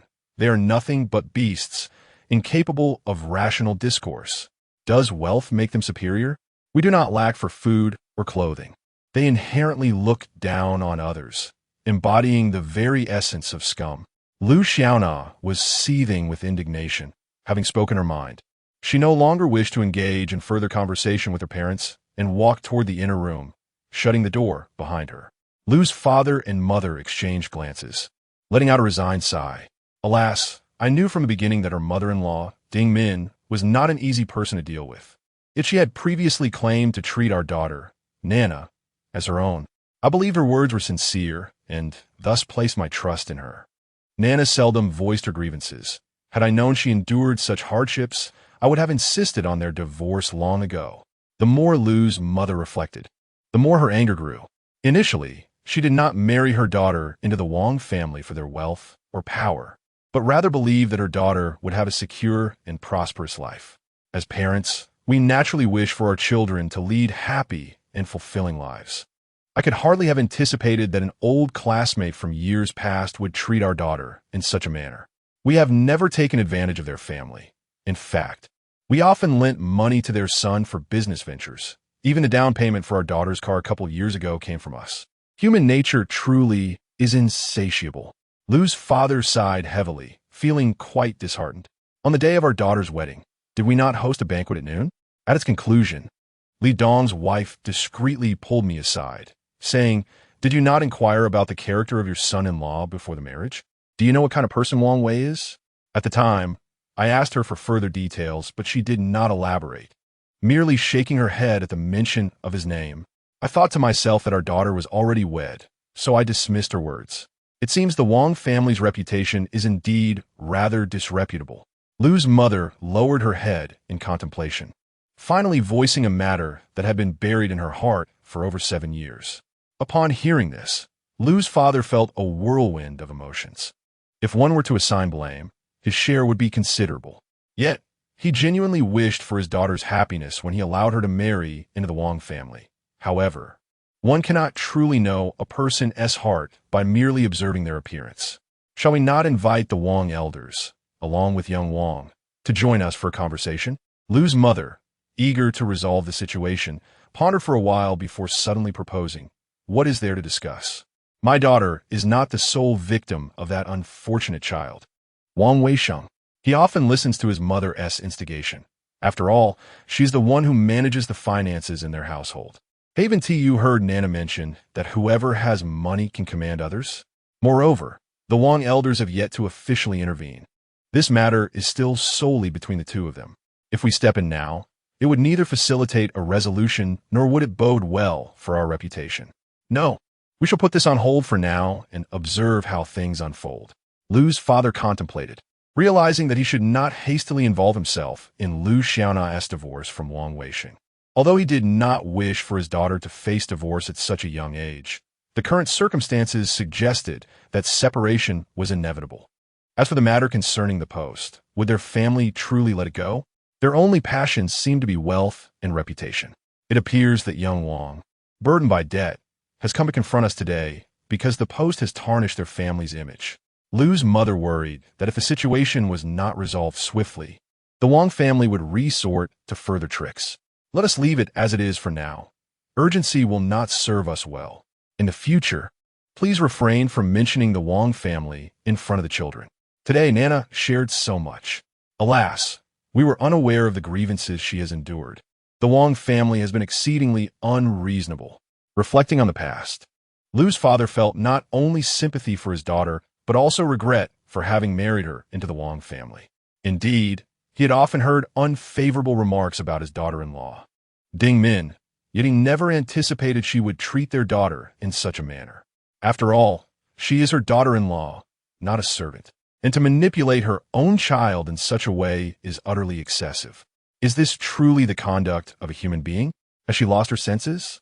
Does she genuinely believe herself to be a matriarch? Lu's mother felt deeply for her daughter, yet recognizing the Wong family's extensive connections, she could only vent her frustrations verbally. Let this matter rest for now. Since Nana insists on resolving it in her own way, we shall allow her the space to do so. She has that friend, Xiaming, doesn't she? I've heard she's a columnist frequently invited as a guest on radio shows. It was she who assisted with the posting, and I understand her personality is quite assertive. With her support, Nana should not be at a disadvantage. Lu's father, self-effacing and aware of his limitations, decided to allow the youth to handle their affairs in their own manner, as long as they remained within legal bounds. Lu Xiaona first checked on her son in her parents' room, finding him still in slumber, and quietly sat by his bedside, observing him. Ever since marrying into the Wong family, she had been gradually indoctrinated by her mother-in-law, who employed a boiling frog approach. She was told that a woman must adhere to the principles of obedience and virtue, dutifully caring for her husband and his family, and that a slothful woman would lead her family to ruin. At that time, she was young and naive, and Wang Weisheng occasionally showed her kindness, leading her to navigate this convoluted existence. Little did she know that after giving birth, her mother-in-law would intensify her demands, threatening to send her son back home at the slightest dissatisfaction, leaving her to guard an empty house alone. Since the moment she gave birth, her mother-in-law insisted that Wang Weisheng sleep separately from her, claiming that the child's cries would disturb her son. Now, counting the years, her son is 4, which means she has been living apart from Wang Weisheng for 4 years. Throughout this time, she has solely shouldered the responsibility of raising their son, managing household expenses, and at one point was even coerced by Wang Weisheng into surrendering her bank card, receiving a mere 500 yuan each month for her and her son's sustenance. She has never confided in anyone about these matters, partly out of embarrassment and partly because she felt that no one would believe such a dramatic tale, one that seems more fitting for a bygone era, if she were to share it. At this juncture, she recognizes her own complicity. Her constant appeasement has only emboldened the Wang family's arrogance. A devil cannot be reformed. One must either distance oneself or eradicate the threat entirely. Chapter 63. The thoughts of Xiaming early the next morning. Xiaming received a call for help from Lu Xiaona. Naturally empathetic and unable to bear witnessing her friends being mistreated, she hastened to the home of Lu Xiaona's parents without hesitation. As it was not a day of rest, Li Chunyin, busy with her work, could not find the time to come. After watching the video recorded by Lu Xiaona and the footage copied from the community security, Xiaming was taken aback. She had previously encountered Lu Xiaona's husband, Wang Weisheng. Although he did not possess the typical tall and handsome demeanor, his manner of speaking suggested he was not a brutish individual, even though she had seen the messages where he berated Lu Xiaona.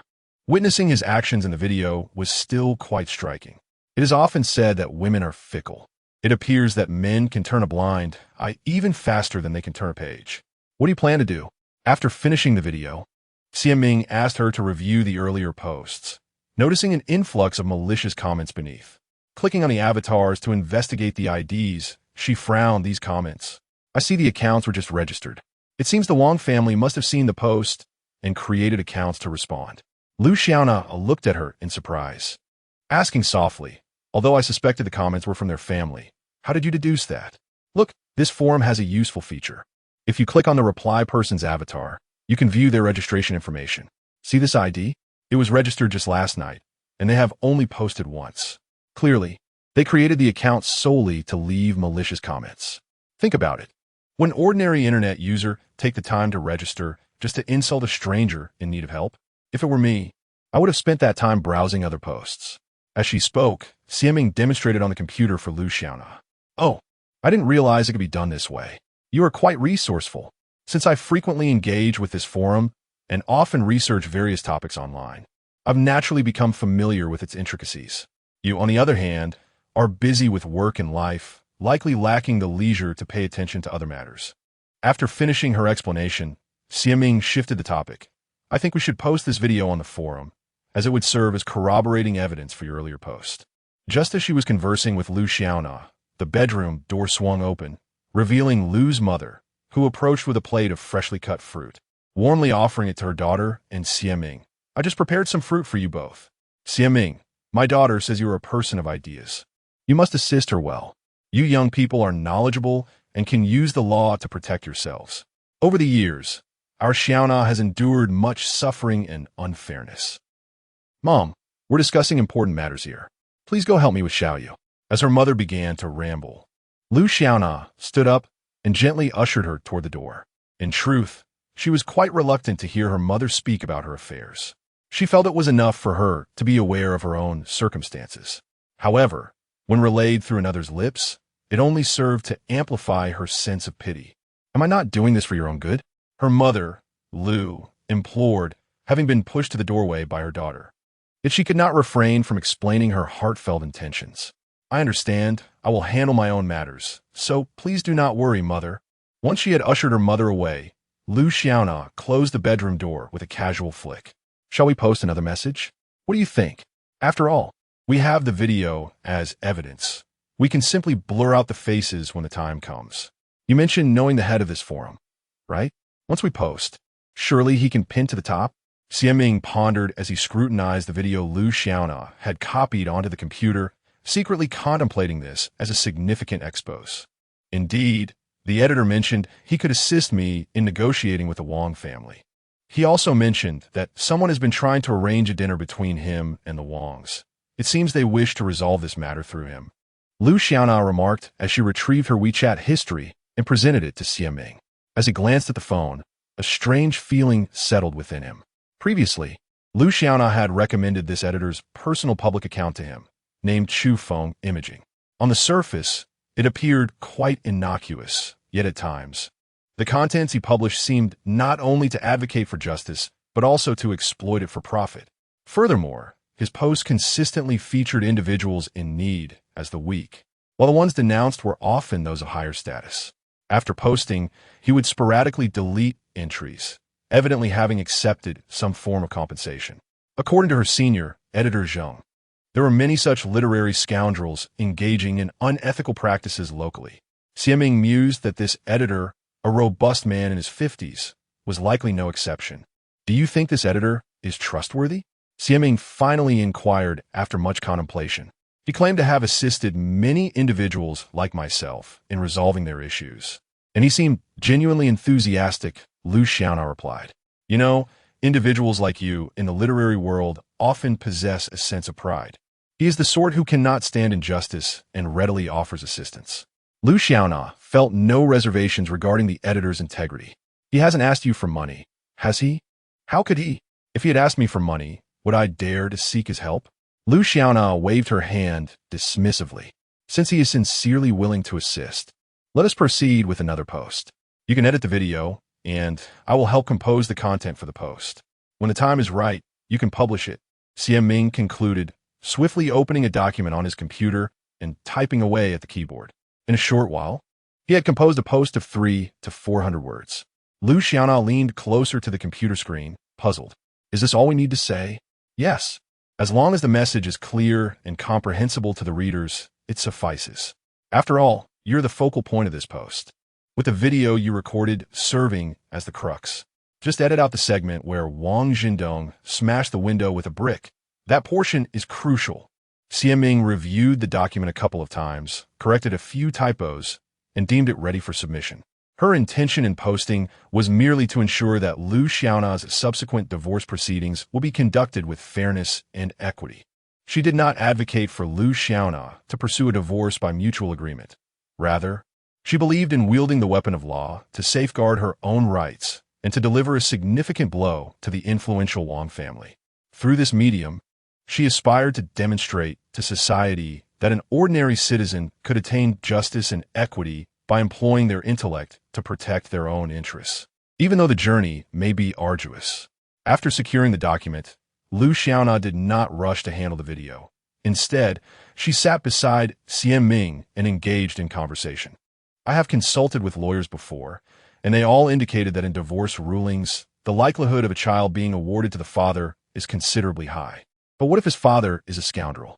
Can the judge still rule in such a manner? Xie Ming, possessing some knowledge of marital law, recognized that from a purely legal standpoint, the situation was not as Liu Xiaona had portrayed it. Chapter 64. Bloodless Murder. Liu Xiaona cast a glance at Xie Ming and, with a hint of resignation, nodded in agreement. I have consulted numerous lawyers, and indeed, the likelihood of the court awarding custody to my father is somewhat higher. What sort of lawyers are these? Xie Ming retorted. Have you clearly articulated your circumstances? Your husband is in debt to the tune of millions. He lacks the financial means to raise a child, and you have been the primary caregiver. From both an economic standpoint and the perspective of the child's emotional well-being, it is improbable that the judge would grant custody to the father. As Xie Ming pondered this, disbelief washed over her, prompting her to reach out to a friend working a law firm. This acquaintance, while not an attorney but rather an accountant, had been diligently studying for the bar exam in hopes of transitioning into a legal career, reflecting the allure of the legal profession. However, in Xie Ming's view, the local lawyers worthy of commendation were exceedingly few. Most were merely muddling through, as her previous encounters with certain attorneys had left her with a somewhat biased impression. Once her call connected, Xie Ming succinctly outlined Liu Xiaona's situation without divulging any names. After presenting the essential details, she eagerly inquired, "My friend is solely seeking custody of her child. Based on your law firm's experience with divorce cases, who is most likely to be awarded custody in such a situation?" After a moment of silence, her friend responded, "While I haven't personally handled any cases, from what I've gathered, the likelihood of a boy being awarded to the father tends to be higher. But the father is in debt and lacks the financial capacity to nurture the child, intending to abandon his wife and child. How could custody possibly be granted to him?" Xie Ming found it perplexing. She had previously researched various cases online, and it did not align with the prevailing narrative that local lawyers tended to favor awarding daughters to mothers and sons to fathers. Surely, such a conclusion could not be accurate. Ultimately, it depends on the specific circumstances. If your friend wishes to consult further, I can provide her with our lawyer's contact information, and she can schedule a meeting. Disheartened by this vague response, Xie Ming expressed her gratitude before ending the call. She struggled to comprehend how someone with her limited legal knowledge could deduce the likely custody outcomes, while those actually engaged in the legal profession offered ambiguous or unprofessional advice. How did such individuals become lawyers? It was no wonder she recalled her father mentioning a friend from his youth, a person who had once been illiterate yet had surprisingly become a lawyer. While effort may account for some success, her father remarked that this individual's current eloquence did not suggest a mastery of legal intricacies. In truth, Xie Ming failed to recognize that, despite her own perceived ignorance, she possessed a greater understanding of legal matters than many in society, which prevented her from hastily dismissing others as uninformed. In reality, numerous individuals, including those with advanced degrees, were similarly lacking in various areas of knowledge. Due to the busyness of life or indulgence in leisure, they lacked the leisure to absorb news, acquire knowledge, and over time, they failed to keep pace with the times, inevitably falling behind. After listening to Xie Ming's conversation with her friend, Liu Xiaona displayed an expression that seemed to say, "I told you so." Xie Ming, noticing her demeanor, felt a pang of discomfort. Why did reality diverge from the legal stipulations? Even after hearing it firsthand, she struggled to accept the truth. Until a conclusion was reached, she believed it prudent to trust the legal provisions, perhaps attributing the discrepancy to the lack of skill among the lawyers or their indifference to the matter at hand. While she comforted herself, she stubbornly remarked to Liu Xiaona, "My friend is not a lawyer, so her words do not carry weight. However, I have indeed reviewed the legal clauses. Judges typically award custody to the party that best supports the child's physical and emotional development. I have been to court and understand the procedures. Although the cases may differ, the process remains fundamentally unchanged. In court, the most critical aspect is not the lawyer's eloquence, but whether the parties can present sufficient evidence. If you wish to secure custody of the child, you must demonstrate that you possess the means to nurture them, ensuring their well-being and future development will thrive in your care. Did I not send you a screenshot of the clauses previously? Take a moment to review it and prepare yourself. Very well. I shall organize the evidence I have on hand, Lu Xiaona mused, contemplating that if the Wang family truly refused to negotiate, they would have no choice but to follow the legal process.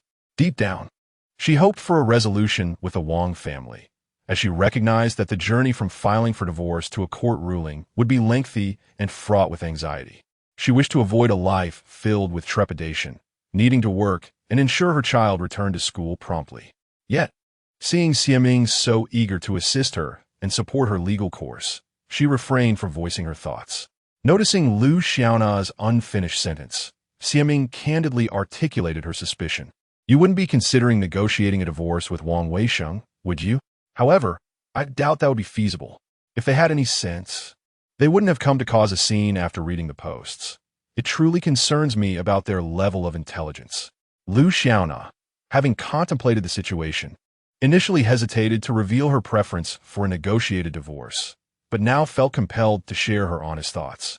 In truth, a negotiated divorce would be ideal, but it seems the Wang family is not inclined toward a peaceful resolution. Nonetheless, your suggestion is indeed in the best interest of you and your child. Resolving this matter promptly will help restore normalcy to your life with your son. After hearing Lu Xiaona's perspective, Xiaming felt less optimistic. The Wang family's visit and disruption seemed a clear indication of their intent to resolve matters through force. Xiaming, to be frank, I truly wish to avoid provoking the Wang family. You have no idea how terrifying that old witch is. Her notorious reputation has long spread throughout her community. She can be deadly without shedding blood. Unbeknownst to you, during Wang Weisheng's business endeavors, she devised countless nefarious schemes, causing harm to numerous partners. Truly a terrifying reality. Now, whenever Lu Xiaona mentions her mother-in-law, a deep-seated resentment gnaws at her. Chapter 65. The noble of the Wang family, Xiaming, had long been aware of Lu Xiaona's grievances regarding her mother-in-law, which she had expressed on social media 2 years prior to her marriage. At that time, Xiaming paid little heed, thinking that a strained mother-in-law and daughter-in-law relationship was commonplace. However, witnessing Lu Xiaona's teeth-clenching remarks about her mother-in-law now revealed the depth of her resentment. Thank you. Let us find a place to sit. I know a decent barbecue restaurant nearby, and it's almost lunchtime. I'm feeling quite hungry. Lu Xiaona said as she walked to the wardrobe, swiftly changing into a suitable outfit for going out. What about your son? Should we bring him along? Let us just chat. Leaving him at home is fine. My mother can help watch him. Lu Xiaona had planned to discuss matters privately with Xiaming. Sensing that she was about to divulge something significant, Xiaming readily agreed. All along, Lu Xiaona felt like a mere observer in this world, absorbing the warmth and coldness of life through the experiences of others. Although she had navigated the professional realm for many years, her insights into love and marriage primarily stemmed from her friends' experiences. Despite never having officially dated or entered in a marriage herself, witnessing friends endure various melodramatic events had thoroughly extinguished her hopes and curiosities about marriage. Reflecting on her university friends, who were scattered across different cities, one had wasted 3 precious years with a man devoid of both physical and emotional capability, while another had fallen into the abyss of a deceitful marriage with a married man, becoming entangled in the complexities of parenthood. Fortunately, one friend enjoyed a blissful marriage, which still offered her a glimmer of hope and aspiration. After driving Lu Xiaona to a nearby upscale barbecue restaurant, they settled in and placed their orders. Engaging in conversation as they dined, Lu Xiaona expertly grilled the meat while introducing the dishes brought by the waiter before steering the topic back to her divorce. Your husband claims to be in debt over 2 million. Is that true or false? After so many years together, you must know him well enough, right? Xiaming, unable to suppress her curiosity any longer, posed the question that had lingered in her mind. I genuinely don't know, but thinking back, I believe his debts are a fabrication. He truly wishes to escape me. Lu Xiaona replied, deftly handling the grilling tongs. Xiaming observed her carefully, noting the lack of change in her expression, reflecting that she likely had already deduced the reason behind Wang Weisheng's desire for divorce, though it remained unspoken.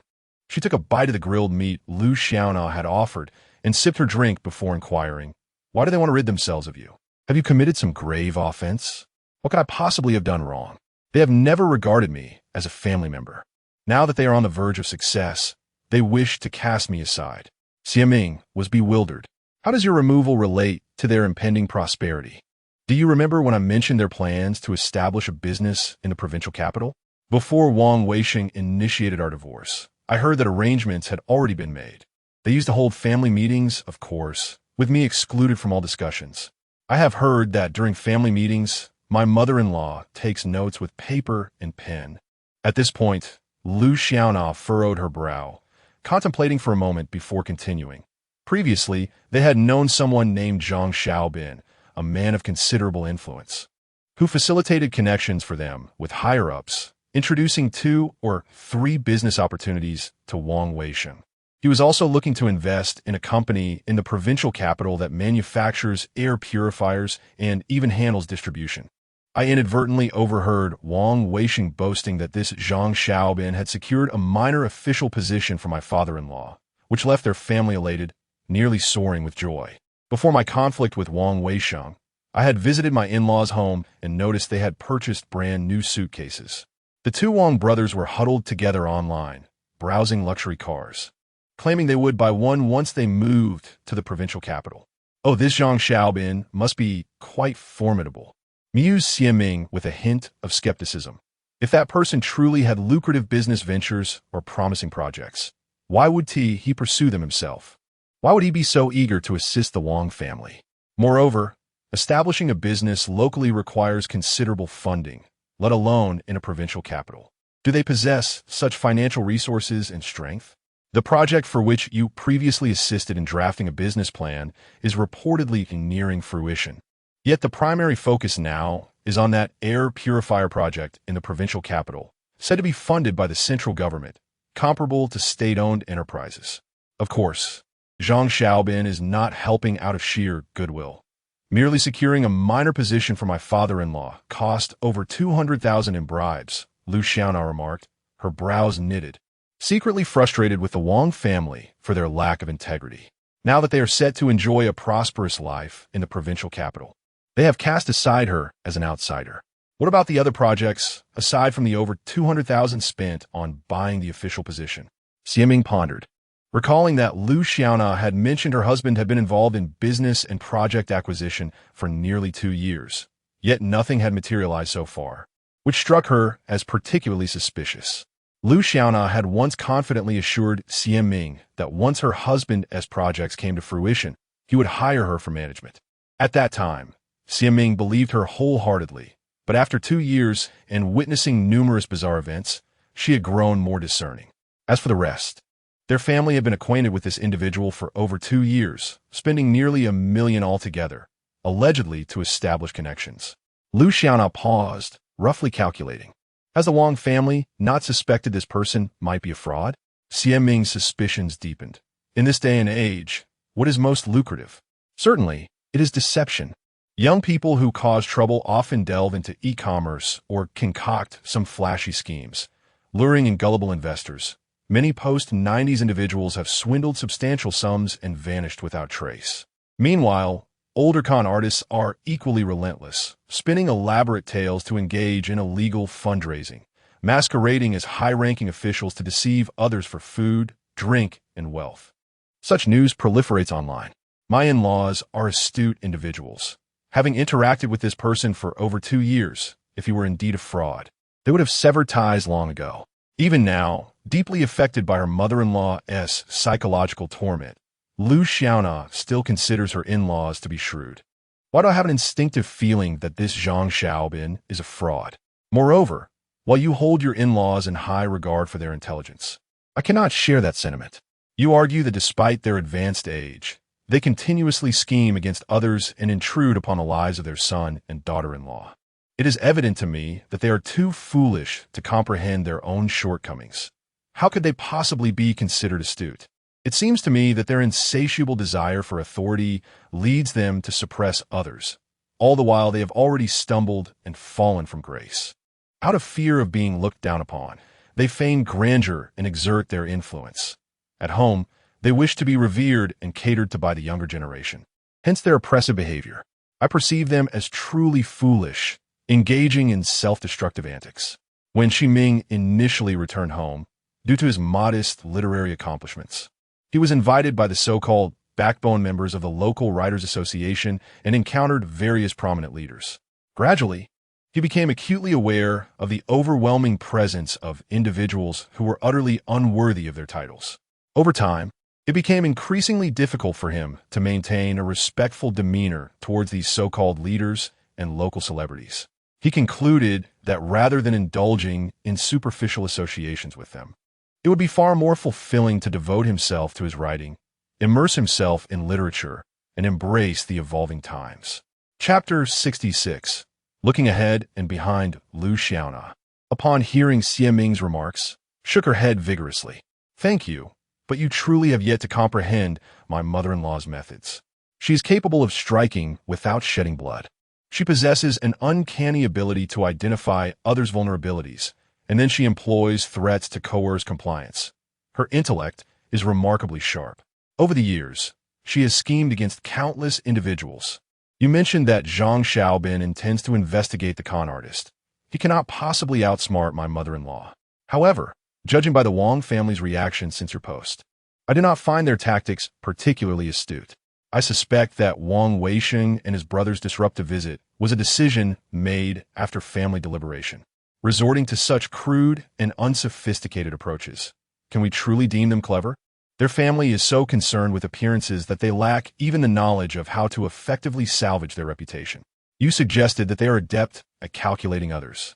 This must have been the case before your father-in-law fell from grace. Xie Ming perceived that Lu Xiaona had endured relentless torment under her mother-in-law's rule, which had instilled in her a psychological shadow. Furthermore, she believed that the current predicament was partly attributable to Lu Xiaona's own actions. Had she not been so submissive and had the courage to sever ties decisively, perhaps the Wang family would not have dared to bully her so brazenly. People, after all, tend to prey on the weak while fearing the strong. Xie Ming's words rendered Lu Xiaona speechless.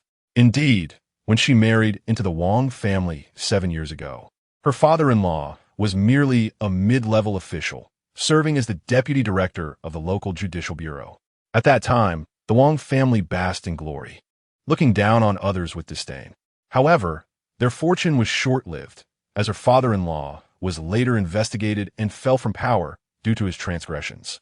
Yet, owing to his previous connections, the family continued to maintain a semblance of authority, albeit diminished. Their haughty demeanor remained, perhaps even intensified. Having heard Xie Ming's insights, Lu Xiaona took a moment to reflect and realized that she indeed had a point. The reason for her lack of awareness may have been the proverbial fog of war, leaving her oblivious to the reality. Noticing her silence, Xie Ming busied herself with grilling meat using tongs and took out her phone to revisit the post Lu Xiaona had previously shared, sifting through the responses. Look here. These replies are undoubtedly from the Wang family. I see nothing useful among them besides insults. You claim the Wang family is astute. I fail to perceive any evidence of that in these comments. After speaking, Xie Ming retrieved her phone again, presenting a few responses to Lu Xiaona. Examine these replies again. This is clearly a case of not a single silver piece hidden here. Moreover, they have inadvertently revealed their identities, exposing even more of their family's scandalous affairs. Look at how they responded, accusing you of defaming them by alleging corruption and bribery. At this juncture, Xie Ming chuckled, covering her mouth, and animatedly pointed to the responses. You still assert that the Wang family is clever? I see them as a bunch of fools. They clearly avoided mentioning any illegal activities in both the main post and the replies, yet they managed to let slip their own blunders. I could hardly contain my laughter. They intended to intimidate you with threats of defamation. Ha! Do you think their brains have been kicked by a donkey? Oh dear, this is simply hilarious. I must take a moment to laugh. Lu Xiaona took her phone and examined it closely, noticing a foolish comment beneath a post that read, "Sigh, I truly cannot comprehend whether you are speaking on behalf of the male party or if you have come to harm their family intentionally." After all, the post did not reveal any corruption or misconduct from the male lead's family. Yet this individual suddenly brings forth so much to say, making statements that are rather unconvincing. Be cautious, or you might bring trouble upon the male lead's family. Lu Xiaona clicked on the absurd replies ID, discovering that the username was a transliteration of her real name. It was evident that the person commenting was indeed a member of the Wang family. This realization made her chuckle. She pondered to herself how much she feared the Wang family and how highly she had overestimated her mother-in-law, to the point of feeling such trepidation towards them. After sharing a laugh, Xiaming wiped away a tear of mirth and took the phone from Lu Xiaona's hands, articulating each word. Nana, in recent years, the authorities have been tackling corruption at all levels, with results that are clear for all to see. Individuals from the Wang family will no longer have the opportunity to flaunt their power. You need not fear them. As long as you pursue a legal and reasonable resolution, you will undoubtedly be able to resolve this matter. You say their family is formidable, but in my view, they engage in underhanded tactics.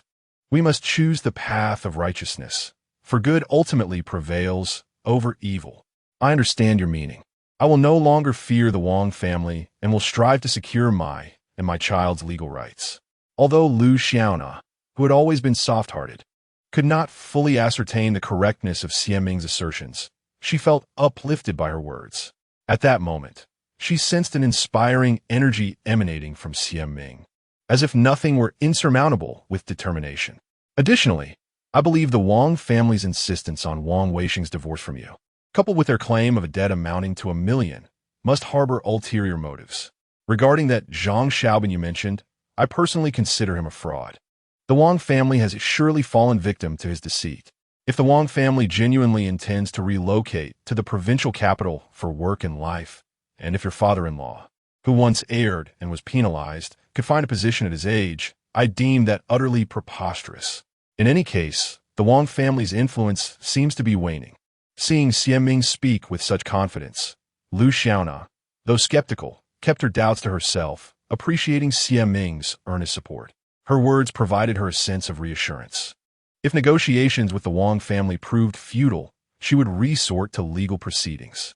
After bidding farewell to Xiaming, Lu Xiaona returned home to edit her video and, seizing the opportunity of a weekday, published her second post. Although the forum's editor had pinned it and highlighted it in red, the response it garnered was not as fervent as that of the previous post. Nevertheless, the video evidence allowed many netizens to witness the violent behavior of Wang Weisheng and his brother. The day following the post, Editor Du from the forum contacted Lu Xiaona via WeChat, informing her that the Wang family had initially intended to host a meal to discuss resolving the post's issues, but had since gone back on their word. Not only had they canceled the meal, but they were also unwilling to meet face-to-face. He vehemently criticized the Wang family on WeChat, denouncing their disdainful attitude towards others and their propensity to bully the weak. He suggested that he would seek media assistance to expose the various misdeeds of the Wang family and would gather further negative information about them. However, he indicated that should he manage to find media coverage, Lu Xiaona would need to bear the corresponding costs herself. Without much contemplation, Lu Xiaona was deeply touched by his enthusiastic support and expressed her heartfelt gratitude through numerous messages on WeChat. In truth, when this editor Du mentioned the possibility of contacting the Wang family to advise them, she harbored a flicker of hope. She sincerely wished for an amicable divorce and had no desire to escalate matters to court, as she needed to work for a living and ensure her child attended school regularly. More importantly, she did not wish to provoke the Wang family, who were well-connected and on the verge of significant success. Thus, she felt a degree of apprehension after posting her second message. Chapter 67. Disheartening news after several days of silence following Lu Xiaona's second post. Xiaming pondered the ongoing stalemate between the two parties and decided to send her a message, advising her to gather evidence and prepare for a potential lawsuit. Lu Xiaona acknowledged his message but subsequently ceased all communication with him. Reflecting on the matter, Xiaming concluded that the divorce was a personal affair for Lu Xiaona, and as an outsider, he felt it inappropriate to interfere. Thus, he chose to set her issues aside and focus on his own endeavors. Meanwhile, Wu Qianqian, having connected with Yi Su through Xiaming's enthusiastic introduction, found their conversations to be quite pleasant, leading to plans for a meeting that Sunday afternoon. Initially, Wu Qianqian hesitated to share this development with Xiaming, fearing that Yisu might have mentioned it to him, thus creating an awkward situation. However, during their Saturday cleaning session, after much deliberation, she finally revealed her upcoming date with Yisu to Xiaming. Upon hearing this, Xiaming felt a surge of happiness but restrained his enthusiasm, responding mildly, "I merely facilitated your connection. The subsequent matters are yours to navigate." Wu Qianqian, though slightly disappointed by his lack of exuberance, understood his perspective. Additionally, she mentioned, "I have heard that Li Jiaqing has been speaking ill of you post-divorce. You should remind him not to overstep." Xiaming recalled his mother's lamentations regarding Wu Qianqian's hasty marriage and subsequent divorce, realizing that Sun Ziyu had likely been venting to her about Li Jiaqing. "Weren't you the one who advised not to worry about others' opinions and gossip?" He countered, "Let him say what he wishes. It is his prerogative." Since the divorce, Wu Qianqian had indeed been subjected to various disparaging remarks from Li Jiaqing. In the past, she might have confronted him, but now, having gained insight into his character, she deemed it wiser to avoid unnecessary conflict. "What he is doing is merely an attempt to salvage his lost pride," she reasoned, acknowledging the absurdity of his behavior. "While he may be a fool, we must remain vigilant. Most importantly, I'm concerned that your mother might be stirred by such gossip and decide to confront Li Jiaqing. What if she takes matters into her own hands?" Xiaming recalled overhearing his mother express her irritation over Li Jiaqing's slanderous comments, seemingly contemplating a confrontation. Initially resolved to take a passive approach to Li Jiaqing's rumors, Wu Qianqian frowned and sighed, asking, "Did you hear something from your mother?" Upon Xiaming's nod, her frown deepened as she considered the implications. Suddenly, she relaxed. "My mother likely just vents for relief. She wouldn't be so idle as to confront Li Jiaqing. Just the other day, she called to arrange a blind date for me. Perhaps you should reach out to Li Jiaqing before he provokes your mother further. It's absurd that even after the divorce, he continues to spread rumors. Such conduct reflects poorly on his character," Xiaming remarked, exasperated by Li Jiaqing's persistent meddling. It was indeed baffling that even after their separation, he could not refrain from such defamatory antics. Truly a remarkable specimen of absurdity. Whenever Li Jiaqing is mentioned, Wu Qianqian feels an overwhelming discomfort. She quickly shakes her head and exclaims, "Forget it. I hope he will no longer exist in my life." Xiaming glances at her, hesitating to speak. She understands her feelings. Being entangled with someone she dislikes for so long must indeed be distressing. The next day, the weather shifts from the crisp autumn days to a rather gloomy atmosphere. As Wu Qianqian sits at the bus stop waiting for her ride to a date, a chilly autumn breeze sweeps by, causing her to shiver despite her long sleeves and pants. Originally, Yisu intended to pick her up by car, but she did not wish to inconvenience him, so she opted for public transport to the agreed-upon location. Although she had met Yisu once before and exchanged numerous messages with him on WeChat in recent days, the thought of their formal meeting still made her heart flutter with anxiety. To be honest, when they first met, she was preoccupied with retrieving her luggage and only caught a fleeting glimpse of him. Even then, she felt he was quite appealing. However, consumed by her own troubles and the ongoing divorce, she had relegated him to the back of her mind. Had it not been for Xiaming's recent mention, she might have never recalled his existence. Despite the overcast weather, Wu Qianqian perceives that today's date is progressing quite smoothly. Upon her arrival at the designated place, Yisu is already seated in the CAF, patiently awaiting her. Perhaps due to their pleasant exchanges on WeChat, the atmosphere is not overly tense when they finally meet. Their previous acquaintance seems to foster a sense of familiarity between them. As they sip coffee and engage in conversation, they find themselves enjoying each other's company immensely, as if they were destined to meet sooner. Yisu, serving as the deputy manager of the R&D department at a company, presents a clean and refreshing appearance, exuding an intellectual charm. Meanwhile, Wu Qianqian embodies the essence of grace, possessing a delicate beauty and a composed demeanor, demonstrating both knowledge and stability in her work. With a personality far less ostentatious than Xiaming's. In terms of appearance and shared values, they indeed appear well suited for one another. In the midst of their lively conversation, Wu Qianqian, who holds a favorable impression of Yisu, hesitates before deciding to confide in him about her previous marriage. After taking a sip of her coffee, she glances at Yi Su's expression and stammers. There's something I need to tell you. I was married not long ago, and I just finalized my divorce, so it was quite a whirlwind. If this bothers you, please feel free to say so directly. If it's uncomfortable to discuss in person, you can always message me on WeChat later. Seeing her gaze lowered and her words faltering, Yi Su recognizes her sensitivity regarding her past marriage. After she finishes speaking, he offers her a warm smile. Oh, regarding your past, Xiaming mentioned it to me briefly. However, I must clarify that he is not the type to pry into personal matters. He merely brought it up while formally introducing you to me. In the realm of matchmaking, what I truly value is the alignment of our fundamental beliefs, as well as the presence of shared topics for conversation. It is evident that our communication flows effortlessly, and our discussions are filled with joy. Moreover, regarding your past, it is apparent that you approach the institution of marriage with caution and take responsibility for your life. This is something I deeply admire. After hearing his words, the unease within Wu Qianqian gradually transformed into elation. She felt that after waiting for 30 years and having fought for months to protect her own happiness, it seemed as though she was preparing the ground for a love that was destined for her. Just recently, she had been lamenting alongside Xiaming, bracing herself for a future of solitude. Who could have anticipated that she would now encounter the man of her dreams? This was indeed a blessing from Xiaming. With this thought, Wu Qianqian resolved to treat Xiaming with even greater kindness in return for his benevolence. To be honest, hearing you say this brings me great joy. In the past, I was not inclined to express myself and often lacked personal opinions about matters of daily life. Throughout my upbringing, my existence, studies, and career were largely dictated by my family's decisions. However, when it comes to marriage, I did not acquiesce to my parents' wishes.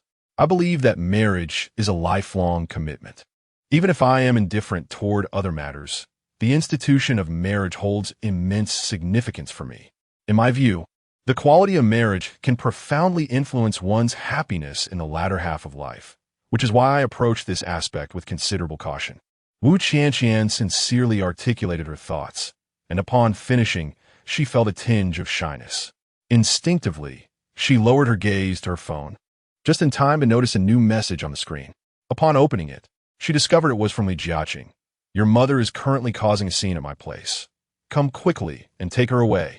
A pang of alarm struck Wu Qianqian's heart as she pondered whether Xiaming had indeed been correct. Her mother had taken it upon herself to confront Rejection. Chapter 68. The eccentric, long-tongued man Wu Qianqian, disregarding what Yi Su was about to say, abruptly rose with an apologetic expression and addressed him. Yi Su, I sincerely apologize. I must attend to some personal matters and need to leave immediately. I did not anticipate this sudden turn of events, and I am truly sorry. Observing her distressed countenance, Yi Su hastily stood up, concern etched on his face. What has happened? Where are you going? Shall I drive you? No. It's no trouble. I can take a taxi. Wu Qianqian waved her hands dismissively. I have urgent matters to attend to. I'll be in touch later. I'm really sorry about today. Next time, the meal is on me. Goodbye. As she exited the CAF, her heart was a tumult of anxiety and frustration. She lamented leaving Yi Su alone, fearing he would be quite upset, which cast doubt on any future encounters. The thought intensified her resentment towards Li Jiaqing. Upon arriving at the residential complex of Li Jiaqing, Wu Qianqian first attempted to call him, but when he failed to answer, her unease only deepened. Although she believed her mother would not be easily intimidated, she felt that confronting Li Jiaqing over mere gossip was an overreaction.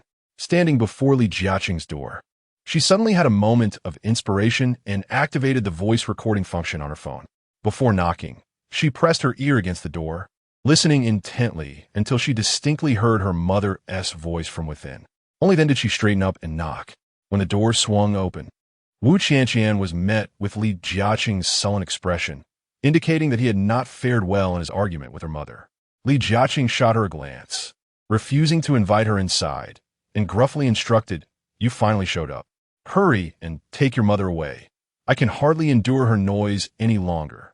Inside, Dan Ziyu, upon hearing this, approached the door and, upon seeing her daughter, eagerly exclaimed, "Qianqian, What brings you here?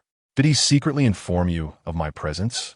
She shot a disdainful look at Li Jiaqing, saying, quite the strategist, bringing my daughter into this.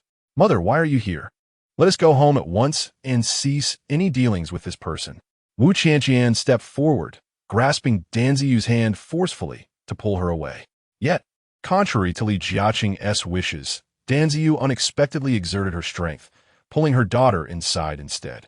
Perfect. You can join in the discussion. You must explain how he has slandered you. People from your workplace have come to me with complaints, and yet you kept it all hidden. Mother, what he said is not true. I stand firm in my integrity and have no desire to engage with him, Wu Qianqian replied, casting a fierce glare at Li Jiaqing. But the more he speaks, the more credence others give him. Just think, an innocent young woman like you, being defamed in such a manner. How will you ever find a partner and marry? Dan Ziyu, recalling the slanderous words she had heard from others, felt an intense urge to silence Li Jiaqing forever. In truth, Li Jiaqing's message to Wu Qianqian was twofold. Firstly, he found himself unable to contend with Dan Ziyu and sought to have Wu Qianqian come to his aid. Secondly, he hoped to seize the opportunity to place Wu Qianqian in an uncomfortable position. However, the ideal situation he envisioned was far from reality, as he did not anticipate the swift reconciliation between the mother and daughter. It was evident that Wu Qianqian had aligned herself with her mother. You, quickly take your mother away. She barged into my home uninvited and caused a commotion. I haven't called the police out of respect for you, Li Jiaqing remarked, warily observing the pair before him, a sense of unease creeping into his heart. Wu Qianqian, treating Li Jiaqing as if he were invisible, patiently implored her mother, Mom, let us not stoop to his level. Let us return home. Return home? You may go if you wish. Just because you choose not to confront him does not mean I will refrain from doing so, Dan Ziyu retorted, shaking off her daughter's grasp and pointing an accusing finger at Li Jiaqing. What kind of man are you, spreading malicious rumors behind one's back? I had never realized your character was so despicable. Initially, Wu Qianqian had intended to forcibly drag her mother away, but the current situation rendered her powerless. Remembering her phone, which she had left recording in her pocket, a plan formed in her mind. She stepped forward, grasped Dan Ziyu's hand, and deliberately asked in a loud voice, Mom, what exactly has he been saying behind my back? Under the impression that her daughter was not well informed, Dan Ziyu immediately divulged everything she knew. He claims your past indiscretions have rendered you infertile and audaciously asserts that you underwent a marriage examination at a hospital with him.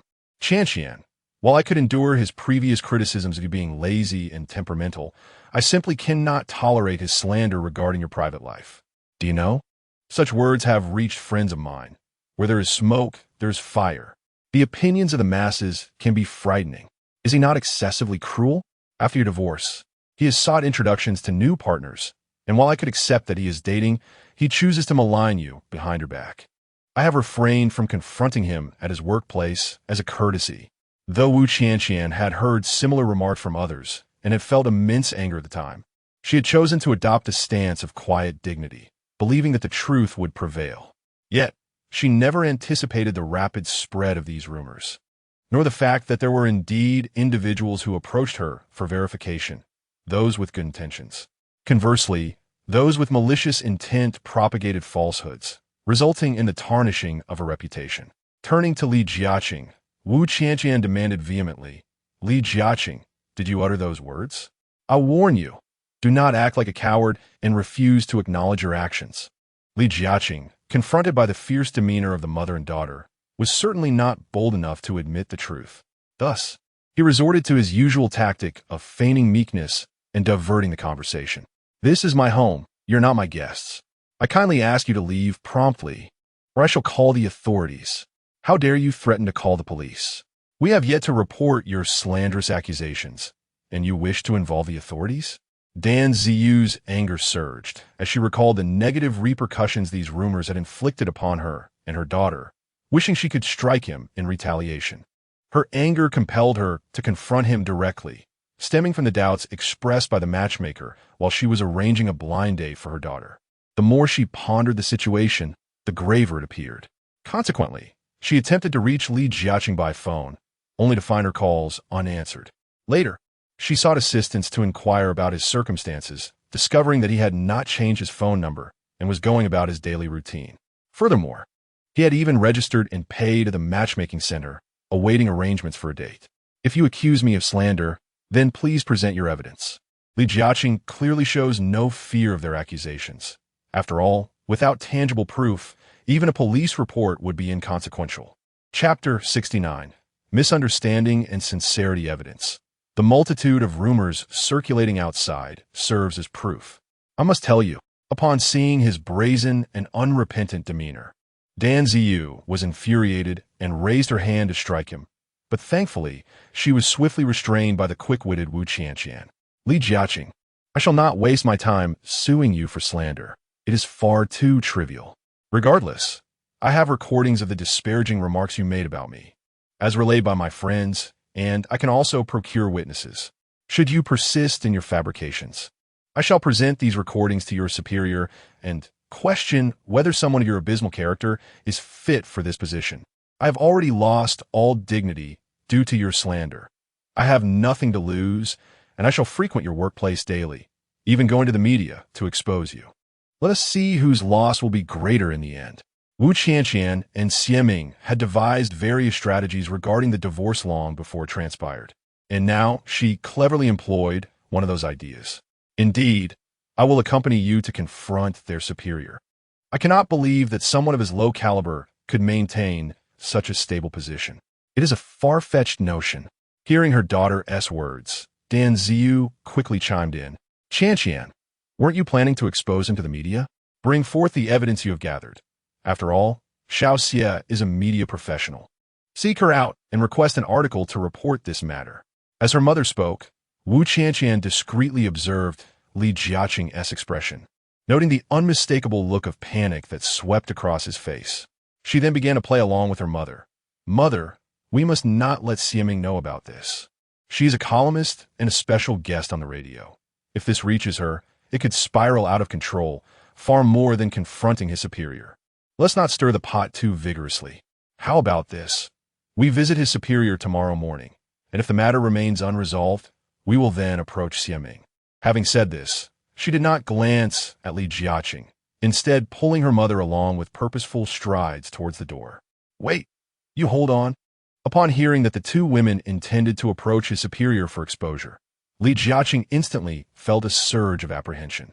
In truth, since his divorce from Wu Qianqian, he had increasingly felt wronged. He had invested considerable time, effort, and resources to facilitate their marriage, only to be turned away on their wedding day. He had dedicated further time and energy to salvage their relationship, even playing the role of a caretaker, returning home daily to prepare meals for her. Yet, all his efforts were ignored by her and her parents. How could he resign himself to the notion of divorce?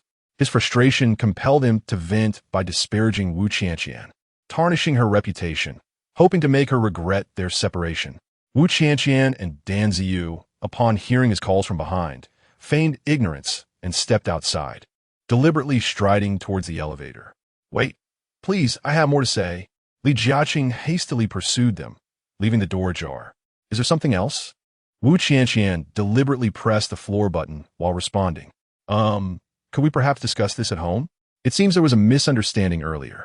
Since you're both here, we might as well resolve it all at once.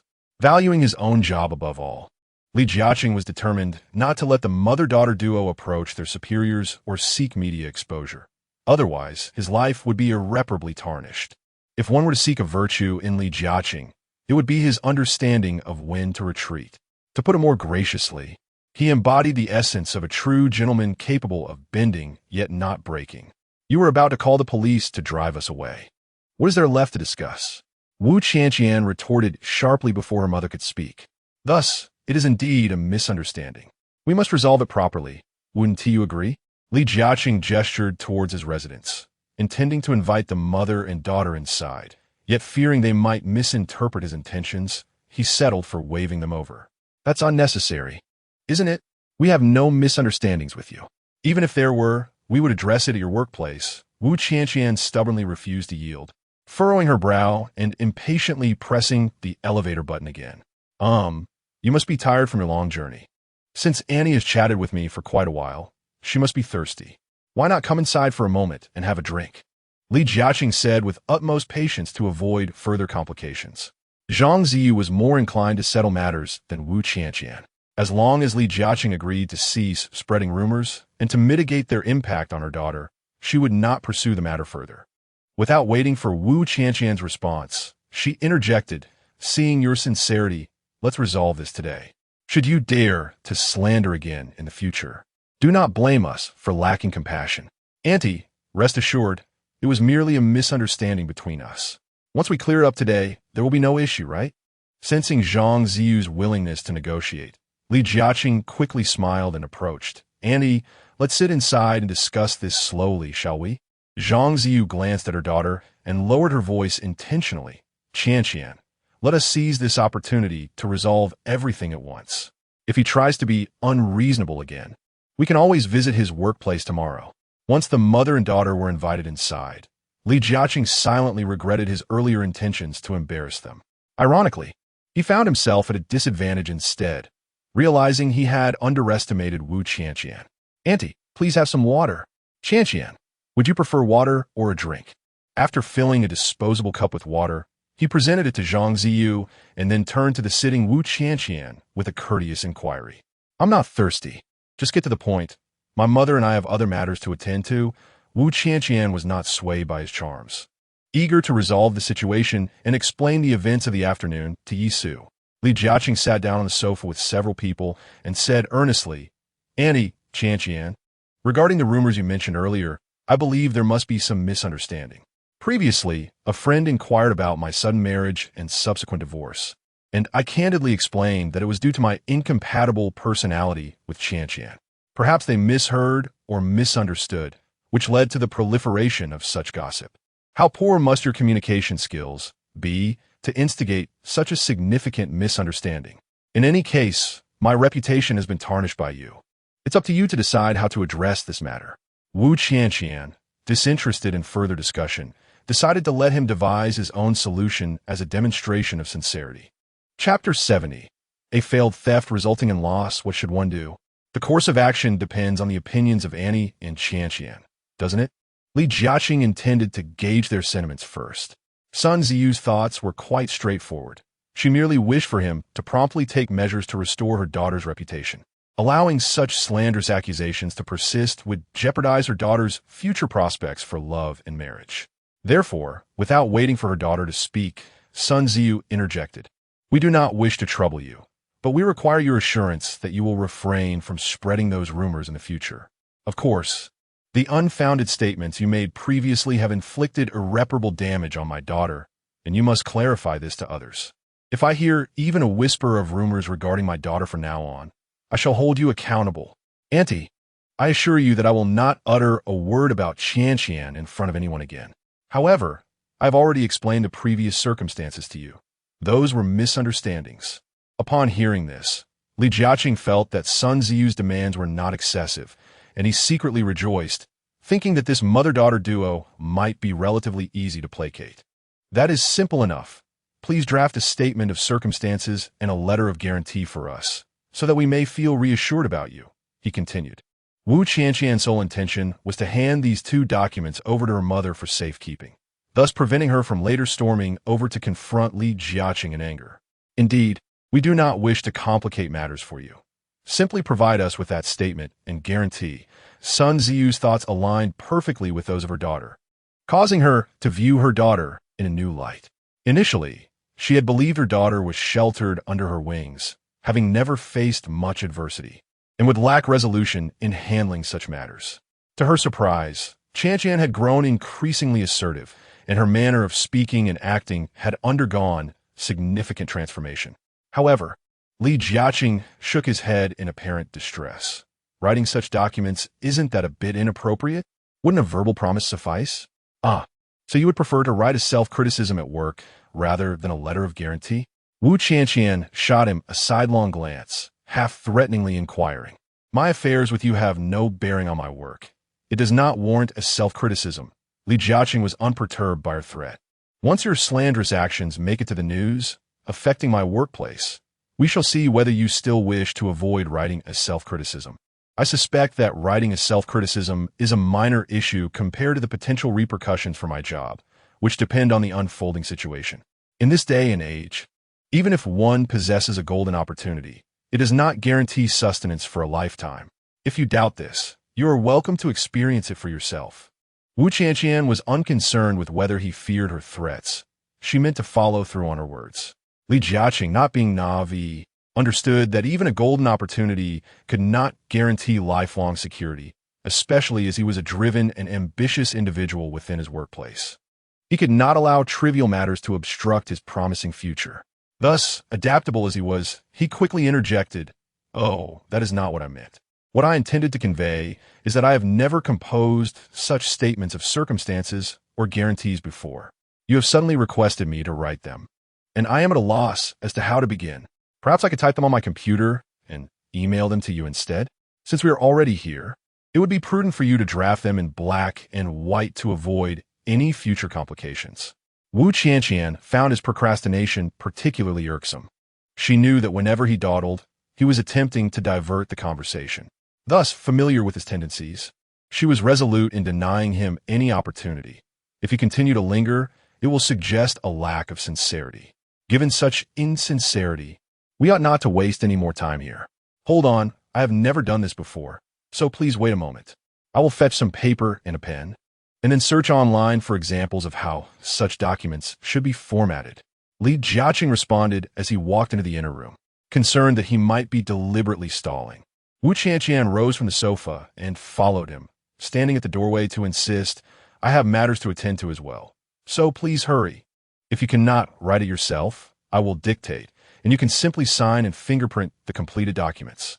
Upon hearing her assertive words and observing her resolute expression, Li Jiaqing felt compelled to comply, realizing he had no alternative but to acquiesce to Wu Qianqian's guidance. Although he frequently composed official documents at work, claiming ignorance was merely an excuse. However, when she proposed to write for him, he insisted on composing the documents himself. To prevent any further delays, Wu Qianqian demanded that he complete the writing within a stipulated time frame. Li Jiaqing, caught off guard by the repercussions of his own actions, felt quite disgruntled but was powerless against the duo. Reluctantly, he pressed on, laboriously crafting a 200-word statement of circumstances and a 100-word guarantee. Wu Qianqian, of course, was not about to let him off the hook so easily. She took the papers from his hands, scrutinized them, and then made extensive corrections before presenting the revised content back to him. "I heard you are often praised by your superiors for your official writing at work. How is it that this time you have produced so many typos and grammatical errors? This is rather careless of you, don't you think? I have made some corrections. Simply copy it out again and then sign and fingerprint it. Must it be so troublesome? I've already written them, and I even created 2 copies." He protested, raising the guarantee and statement in his hand, his brow furrowed in reluctance. "You want me to transcribe it again? Isn't that a waste of time? Li Jiaqing, do you really have that many typographical errors in your official documents? Do you think I'm foolish or slow-witted?" Wu Qianqian was incensed by his obstinacy and, despite his slanderous remarks, was unwilling to associate with him any further, nor did she wish to meet him again. With an impatient glare, she snapped, "Enough of your excuses. Either you write it or you finish it quickly."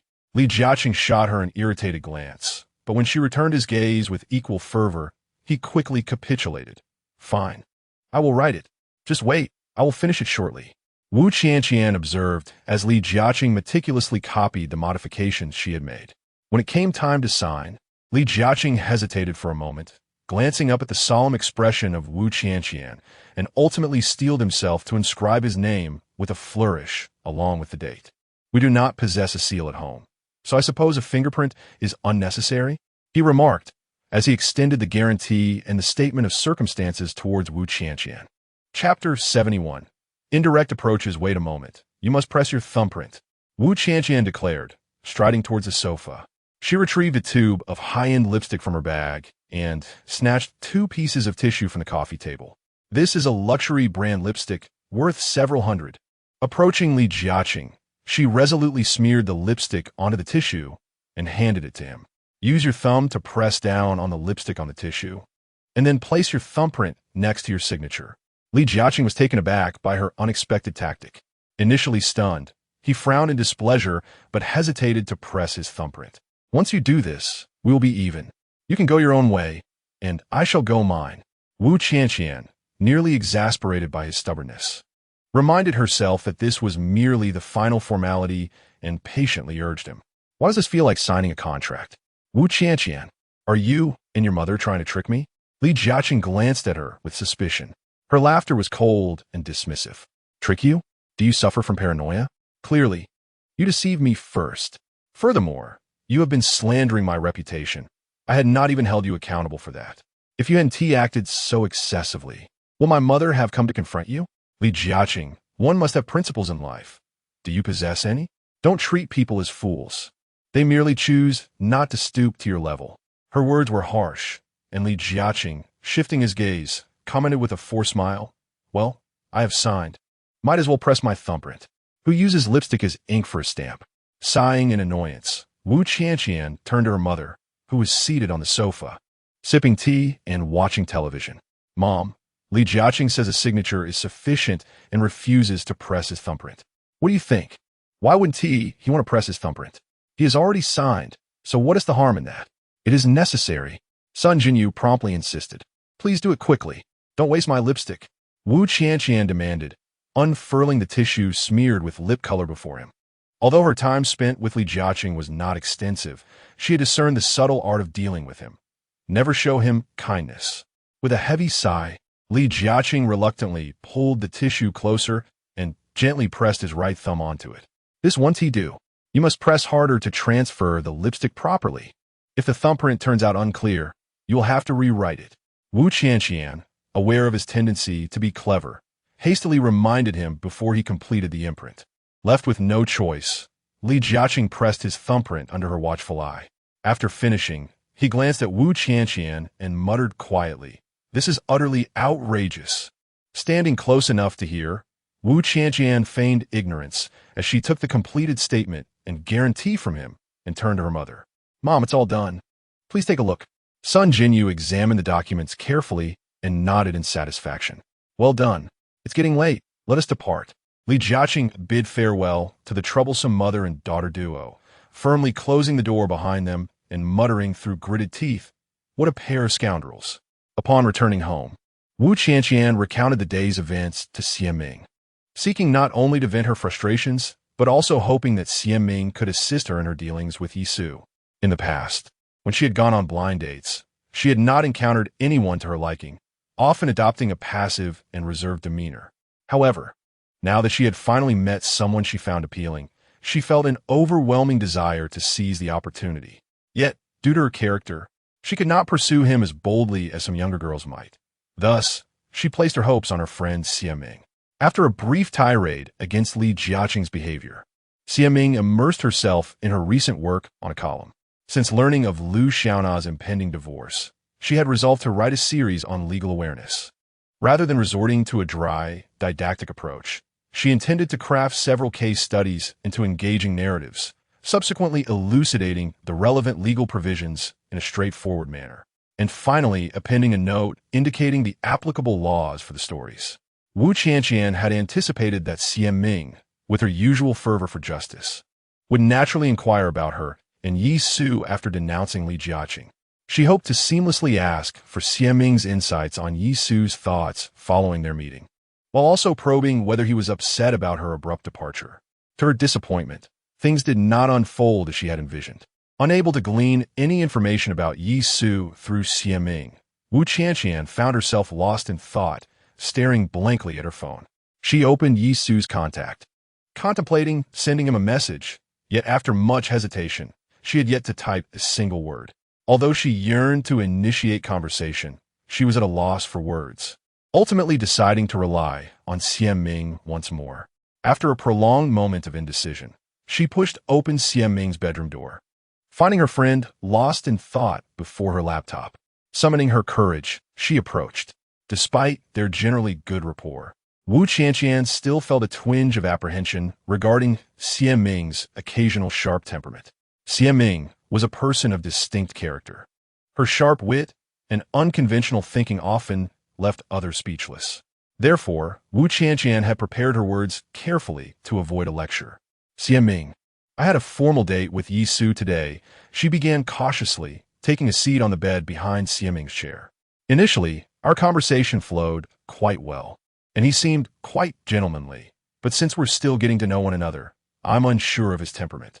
Xie Ming, momentarily disrupted from her train of thought, took a moment to respond. Well, as you spend more time together, you'll come to understand him better.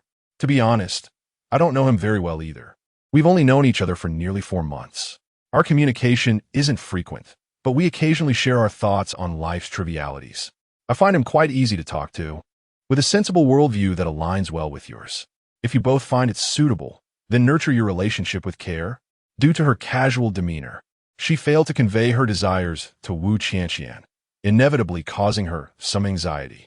After waiting for 30 long years, she finally encountered a man like Yi Su, who met her expectations to such an extent that she exerted considerable effort to persuade Xie Ming to probe his sentiments. Unfortunately, Xie Ming did not grasp the subtext of her words. Logically, given her usual perceptiveness, she ought to have anticipated this. With a quiet sigh, she resolved to continue her pursuit of Xie Ming. Well, I'm currently somewhat satisfied with him, yet I remain uncertain about his feelings towards me. Xie Ming, do you think he would mind that I have been divorced? Chapter 72. One's honey is another's poison. If he truly objects, I believe you might consider passing on him. What kind of society is this, where a woman who has been divorced is deemed unworthy of love and remarriage? Yet men, having divorced, are free to wed again. Look, you harbor prejudice against yourself. How can you expect others to be devoid of bias? Upon hearing this, Xie Ming could not help but furrow his brow. Yet, is this not the reality? Countless divorced men have taken to marrying young and beautiful women. Although Wu Qianqian conceded that Xie Ming had a point, she still felt the necessity to confront reality. The majority of those men possess differing values from ours. What is your purpose in marrying? Is it for love, or for material conditions beyond affection? For me, it is undoubtedly for love. I do not lack for food or clothing. I have a legitimate job that sustains me, and I do not pursue a life of vanity and luxury. Wu Qianqian replied without hesitation. Xie Ming nodded approvingly. I appreciate your answer. However, not everyone shares your sentiments. Some marry not for love, but for mutual benefit. Thus, it is common to see beautiful women wed to elderly men and handsome men flocking to wealthy women. 9 years ago, while working away from home, a university classmate's cousin, who had a respectable job, was even seeking affluent partners. Each individual's values differ. Her cousin mentioned that many executives in foreign enterprises keep mistresses, some of whom are highly educated women. In regions like southern Jiangsu, being kept for 2 or 3 years can lead to receiving a fully furnished apartment or hundreds of thousands in cash. Do you think that is worthwhile? I certainly do not. It is hardly a commendable affair. Wu Qianqian found this utterly perplexing. Yet, they argue that as a company white-collar worker, even after a decade of hard work, one cannot afford a home in southern Jiangsu, while those kept can acquire a beautifully decorated apartment in a mere few years. You may find their actions disgraceful, but they might view your disdain as a form of false moral superiority. Xie Ming understood their perspective well, yet he was reluctant to agree. After all, individuals differ greatly. Goodness, as a sheltered flower who must return home to reside during university, Wu Qianqian held these individuals in extreme contempt. They focus solely on short-term gains, yet must also plan for their long-term interests, trading one's body for money. And with such unrepentant justification, Xie Ming regarded her with a half-smile, continuing to elucidate. They are not foolish. They certainly plan for their futures. Some girls hail from rural backgrounds, and when those executives return home, they either sell the house for cash or take the money directly home to invest in properties or businesses, eventually marrying a humble, unambitious man to live a fulfilling life. Life choices vary among individuals. What you desire may not align with another's pursuits. Therefore, I believe you should simply be yourself.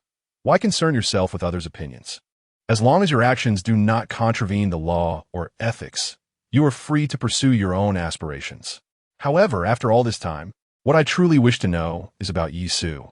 Wu Qianqian never anticipated that after such a long roundabout, she still failed to achieve her objective.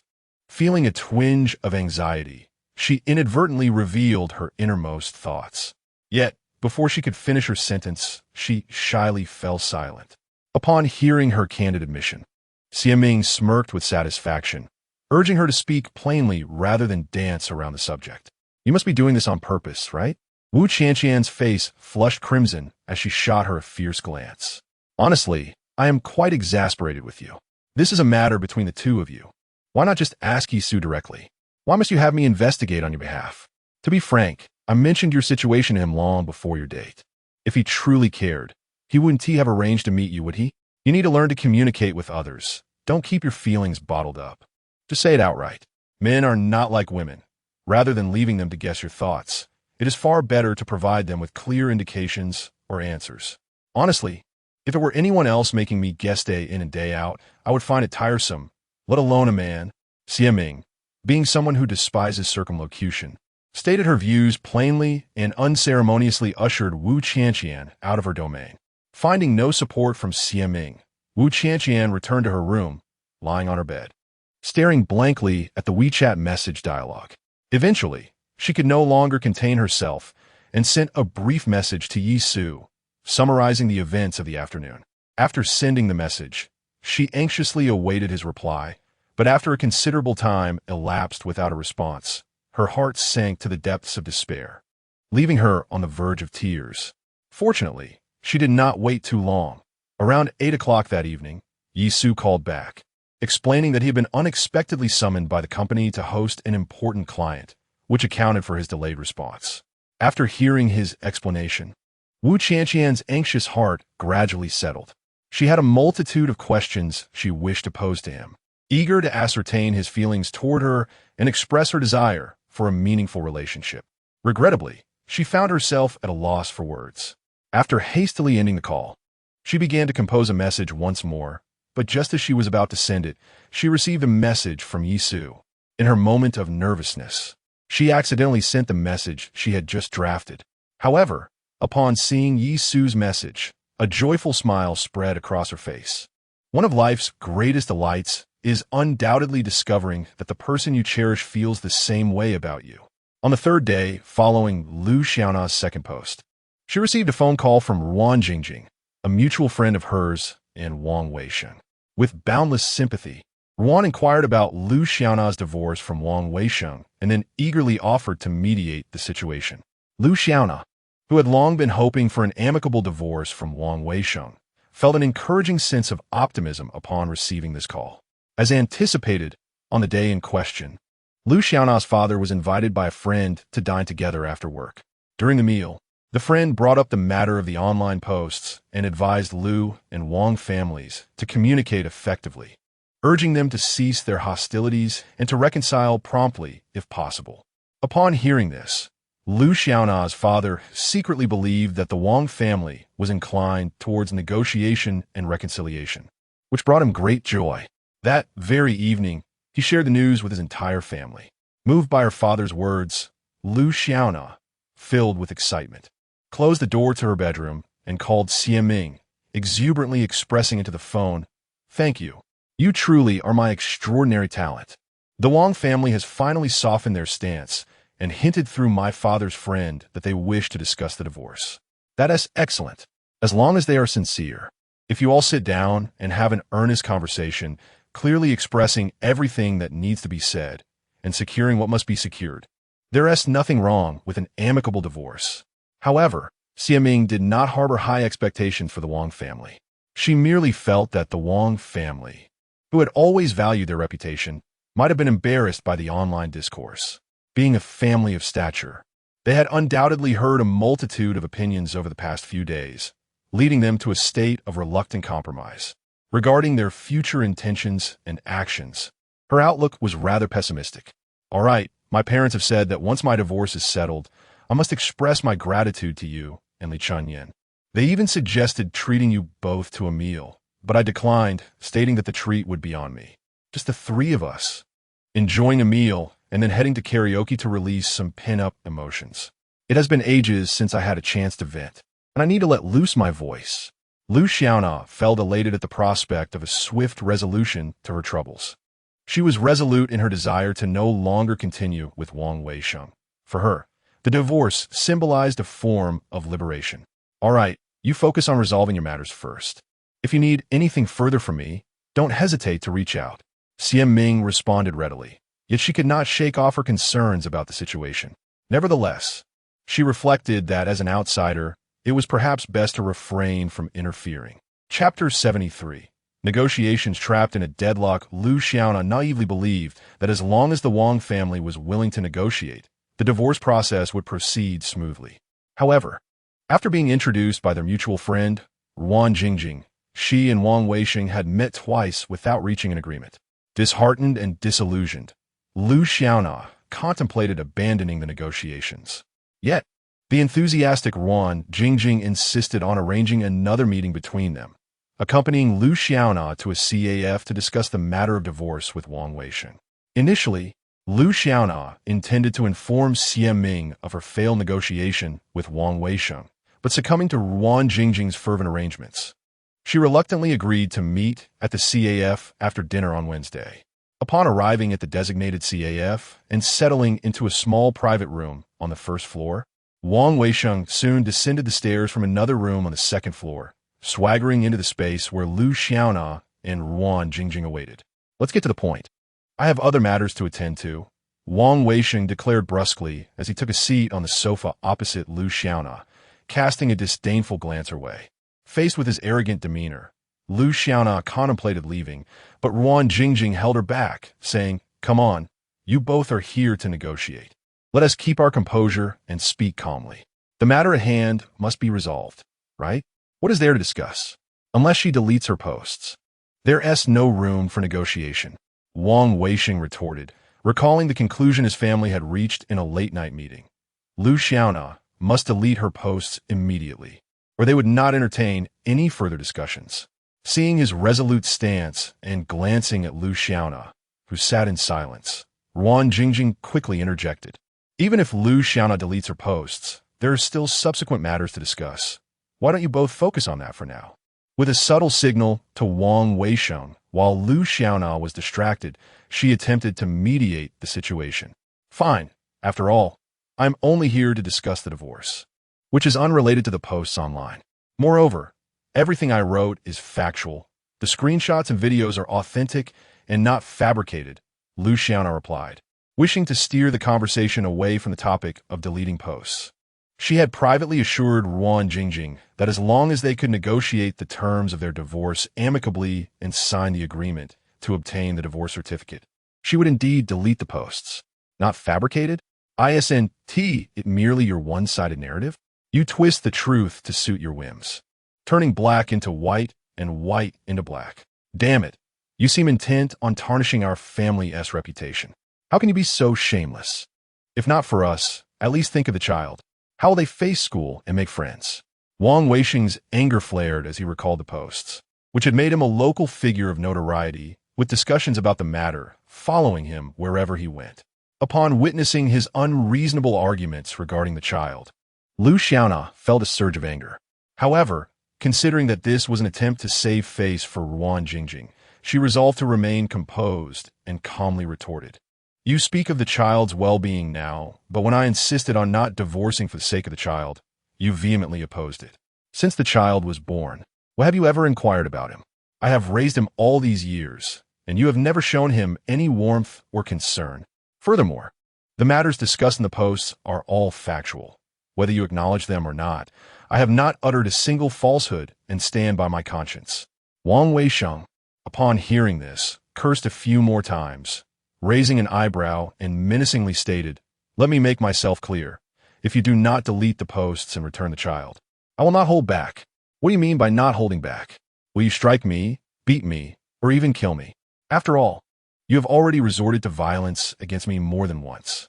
Over the years I spent in your household, I have endured both physical and emotional abuse. Since leaving with the child, my family and I have faced your family's threats and surveillance. I am aware of your family's connections, but I also know we live in a society governed by law. As long as I have not committed any illegal acts, I have no fear of your underhanded tactics. Facing Wang Weisheng, Lu Xiaona felt an overwhelming sense of frustration as memories of the past flooded her mind. Sitting beside Lu Xiaona, Ruan Jingjing noticed her agitation and gently tugged at her sleeve, offering comfort. Nana, those are matters of the past. Now, we should focus on discussing the future. Let us negotiate amicably, shall we? Do you truly believe he is here to negotiate? Lu Xiaona replied, I am sincerely here to negotiate. If we can resolve the divorce amicably, I am all for it. If not, I will not force the issue. The fierce demeanor of Wang Weisheng filled Lu Xiaona with disgust. Brother Wang, since Nana is so earnest in her desire to discuss this with you, you must also show some sincerity. You two have been together for so many years. Even if you were to part ways, it should be done with courtesy. Don't you think? Ruan Jingjing maintained a cordial smile, urging with a pleasant demeanor. Very well, let us proceed with business. Tell me, what must happen for you to delete the posts? Wang Weisheng, fixated solely on the matter of the post deletion, pressed on. In truth, prior to Lu Xiaona and Ruan Jingjing arriving at the CAF, Wang's family had already settled on the second floor, not for any other reason than to address the 2 posts Lu Xiaona had previously made. Even his father's old colleagues had seen the posts and urged their family to resolve the issue swiftly, warning against creating unnecessary trouble. Lu Xiaona, relieved that the conversation had shifted to the crux of the matter, articulated clearly, as I've stated before. Once we come to a mutual agreement on the divorce terms and obtain the divorce certificate, I will delete the posts. What if you fail to delete them afterwards? Wang Weisheng stubbornly clung to the issue of post deletion. Rest assured, I will uphold my word. I will delete the posts before we go to obtain the divorce certificate. Should I fail to do so, all terms we agreed upon will be rendered void. How's that sound? I have already made concessions, which demonstrates my genuine intent. Lu Xiaona asserted, patting her chest in assurance as she spoke. Upon hearing this, Ruan Jingjing found the suggestion quite agreeable and was about to echo it. But upon receiving a sharp glance from Wang Weisheng, she hastily fell silent. In that case, you might as well delete the post first, and then we can sit down to discuss this matter thoroughly. If you lack sincerity, then let us not engage in any discussion today. I shall proceed with the necessary formalities. Lu Xiaona had spoken at length, yet seeing his unwavering stance, her patience for negotiation had entirely evaporated. The previous 2 discussions had also reached a deadlock at this juncture, squandering her time and energy and deepening her disappointment in Wang Weisheng to the point of despair. This man, with whom she had shared 7 years of her life, had taught her endurance and submission, transforming her from a lively and healthy girl into a melancholic and ailing woman, ultimately rendering her a middle-aged divorcee on the brink of crisis. If possible, she wished to sever all ties with him post-divorce. Let me make it abundantly clear. If you do not delete the post, there will be no room for negotiation. Wang Weisheng declared, rising to leave. Observing this, Ruan Jingjing quickly stepped forward to restrain him, gently coaxing him with soothing words until he reluctantly settled back down. The entire negotiation devolved into a cyclical argument over the deletion of the post. At times, Wang Weisheng could not contain his impatience and attempted to depart, while Lu Xiaona, frustrated by the lack of progress, contemplated retreating. Fortunately, with Ruan Jingjing's presence offering counsel, both parties, each with their own concerns, sought to persuade the other towards compromise. Consequently, this negotiation extended from 8 p.m. until the CAF's closing, yet still yielded no tangible progress. Returning home empty-handed, Lu Xiaona found her parents asleep with the child. Physically and emotionally exhausted, she sat in silence on the living room sofa for a considerable time. Over the years, she had endured various psychological torments from the Wang family, resulting in her gaunt appearance and the development of insomnia. For the past 6 months, she had relied on medication to sleep. The doctor diagnosed her with neurasthenia, advising her to pay attention to her diet and rest, and to maintain a cheerful disposition. Yet since marrying Wang Weisheng, she had long been deprived of any sense of joy. Chapter 74. The benevolent helper. Early the next morning, Lu Xiaona, who had been lying in bed and staring at the ceiling until dawn, received a phone call from Ruan Jingjing, who expressed her apologies for not being able to assist her the previous night. Noticing Lu's pallor, She kindly invited her to take a stroll with her child to lift her spirits. However, with her mind preoccupied by thoughts of swiftly attaining a divorce, Lu had no inclination for leisure activities and thus politely declined the invitation. Ruan Jingjing, sensing her fatigue in Lu's voice, offered gentle words of comfort before reminding her to take good care of the child and then ended the call. Just as Lu hung up, she noticed several unread messages on WeChat. Upon opening them, she discovered they were from a well-meaning online acquaintance named Gao Qi. He had previously conducted business with Wang Weisheng and had once been his partner, but claimed to have fallen out with the Wang family after feeling wronged by them. After establishing contact through a post, he had divulged numerous secrets about Wang Weisheng. For instance, he revealed that Wang did not possess the college degree he had previously claimed, but had instead graduated from junior high school before being conscripted by his father. He served for less than 2 years before finding a way to exit the military due to his inability to endure hardship, after which his father arranged a job for him. Furthermore, his college diploma had been procured through dubious means.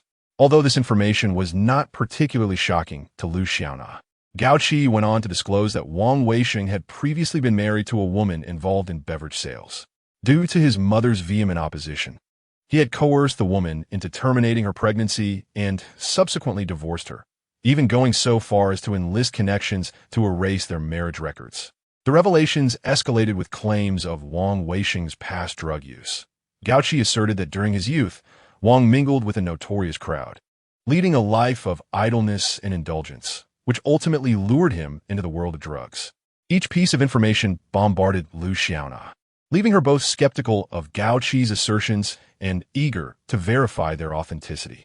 Regardless, she was determined to uncover incriminating evidence against the Wang family to strengthen her case for custody of the child. In pursuit of such evidence, Lu Xiaona maintained frequent communication with Gao Qi. She opened WeChat to listen to the voice messages he had sent, which detailed the developments regarding her post, yet lacked the negative information about Wang Weisheng that she sought. However, a subsequent message caught her attention and ignited her interest.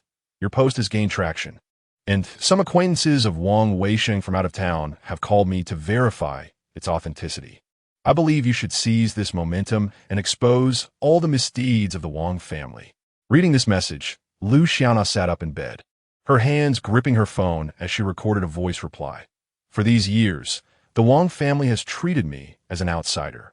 I have remained oblivious to their past illegal activities. When I first married in, my father-in-law had not yet stepped down, and my mother-in-law received large supermarket gift cards. They never used cash for purchases. It was always through these cards, the origins of which I am not entirely certain. If you possess any relevant information, I would greatly appreciate it. After sending the message, she stared blankly at her phone, anxiously awaiting Gao Qi's response. At this moment, she was fervently eager to divorce Wang Weisheng and to sever all ties with him. She no longer wished to confront the painful memories of their past. Soon, Gao Qi replied with a voice message. Currently, I do not possess any relevant evidence. However, if you require it, I can assist you in gathering some, as I still maintain connections with his friends. Thank you so much. Once the divorce is finalized, I will certainly express my gratitude. Lu Xiaona felt a deep sense of appreciation for his willingness to help, reflecting that although her marriage had been tumultuous, she was fortunate to have good people supporting her. I recall you mentioning your intention to pursue an amicable divorce. How is that progressing? By the way, I am 2 years your senior, and I would advise you that once a woman divorces, finding another partner becomes exceedingly difficult, especially when you have a child, particularly a son, to consider. Given your age and the years you have invested in your family, it would be wise to seek a substantial settlement during the divorce. After a while, Gao Qi sent another voice message. Lu Xiaona had heard from friends and acquaintances on multiple occasions urging her to relinquish custody of her child, often lamenting that divorced women face challenges in remarrying. Yet, after enduring such a marriage, she found no inclination to remarry. As for custody, she was determined to fight for it, not for any other reason, but to ensure her child could thrive.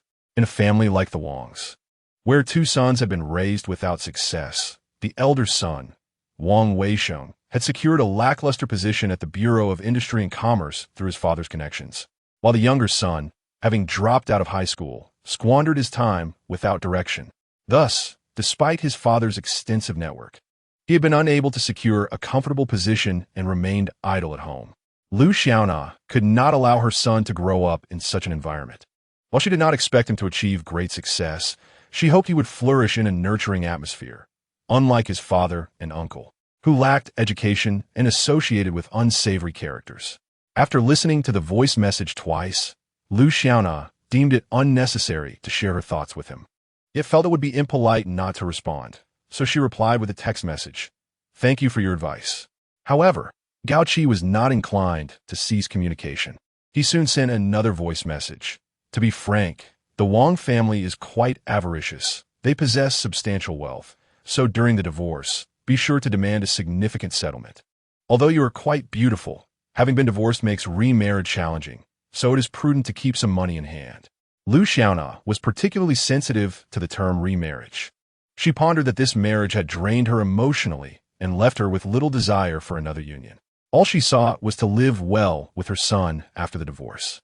After a soft sigh, although she found Gao Qi's words somewhat unpalatable, she had to muster the courage to voice a reply, as she needed his assistance in gathering various pieces of incriminating evidence against the Wang family.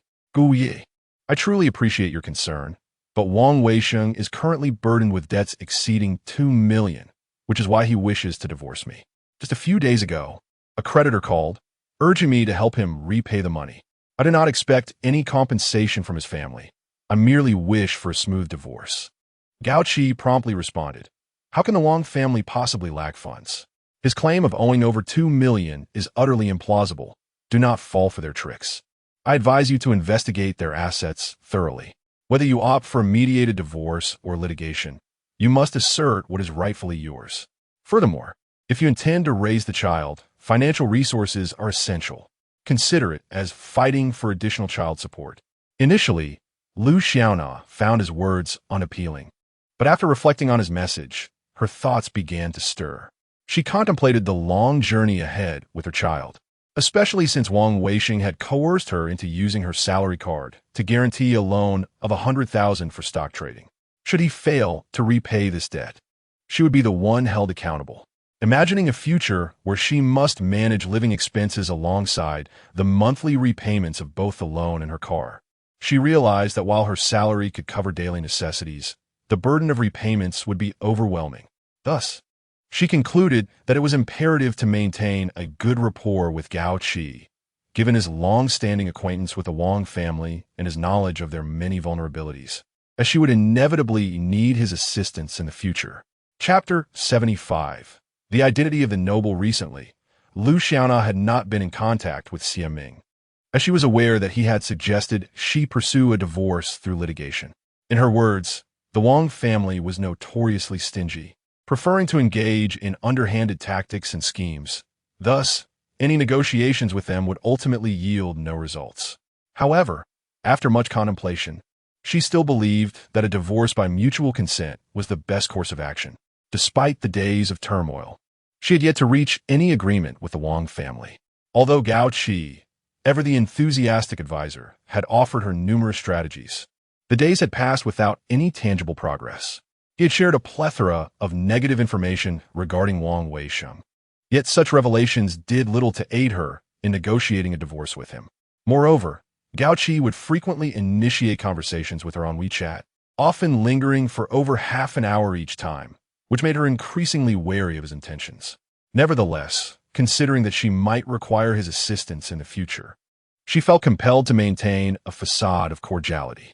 A few days later, she unexpectedly received a message from Xie Ming, inquiring about the exact name of Zhang Xiaobin, who purportedly could assist the Wang family in achieving great success. Shortly thereafter, he sent her a screenshot of a list of individuals subject to enforcement for dishonesty, which included Zhang Xiaobin's name and identification number. Lu Xiaona scrutinized the list and immediately called Xie Ming. As soon as the call connected, she hurriedly sought to confirm the authenticity of the screenshot. "Thank you. Where did you find this list of dishonest individuals? Is it reliable? You can now search for dishonest individuals online. I stumbled upon it in a local public account. Afterward, I thought the name Zhang Xiaobin sounded familiar, so I did a search. I checked the birth date on the ID number, and it largely aligns with what you mentioned. I wanted to send it to you to confirm if this is indeed the person. Is that so? Let me look it up online and ask some friends about Zhang Xiaobin's background. Please do so quickly. When you first mentioned him, I sensed something was off, and it turns out I was right. He claimed to have connections with high-ranking officials in Beijing. How can a person with such connections be on the dishonesty list? He must be a fraud. Didn't you say the Wang family was shrewd and capable? I think their intelligence is in the negative. Yet, I also worry about your judgment. Is this what they call one who is close to vermilion becomes red? One who is close to ink becomes black? Nana, I don't even know how to advise you. You should read more. Go ahead and investigate. I have other matters to attend to. I'll hang up now. The reason Lu Xiaona was reluctant to frequently contact Xie Ming was primarily due to his excessively sharp tongue, which often sounded quite abrasive, even if she acknowledged the validity of his statements. Although she was aware that Xie Ming enjoyed playing with words, having been featured in magazines and published books, she did not anticipate his level of acuity. Compared to her in-laws, she considered herself quite young, yet he could effortlessly discern their intentions, which took her by surprise.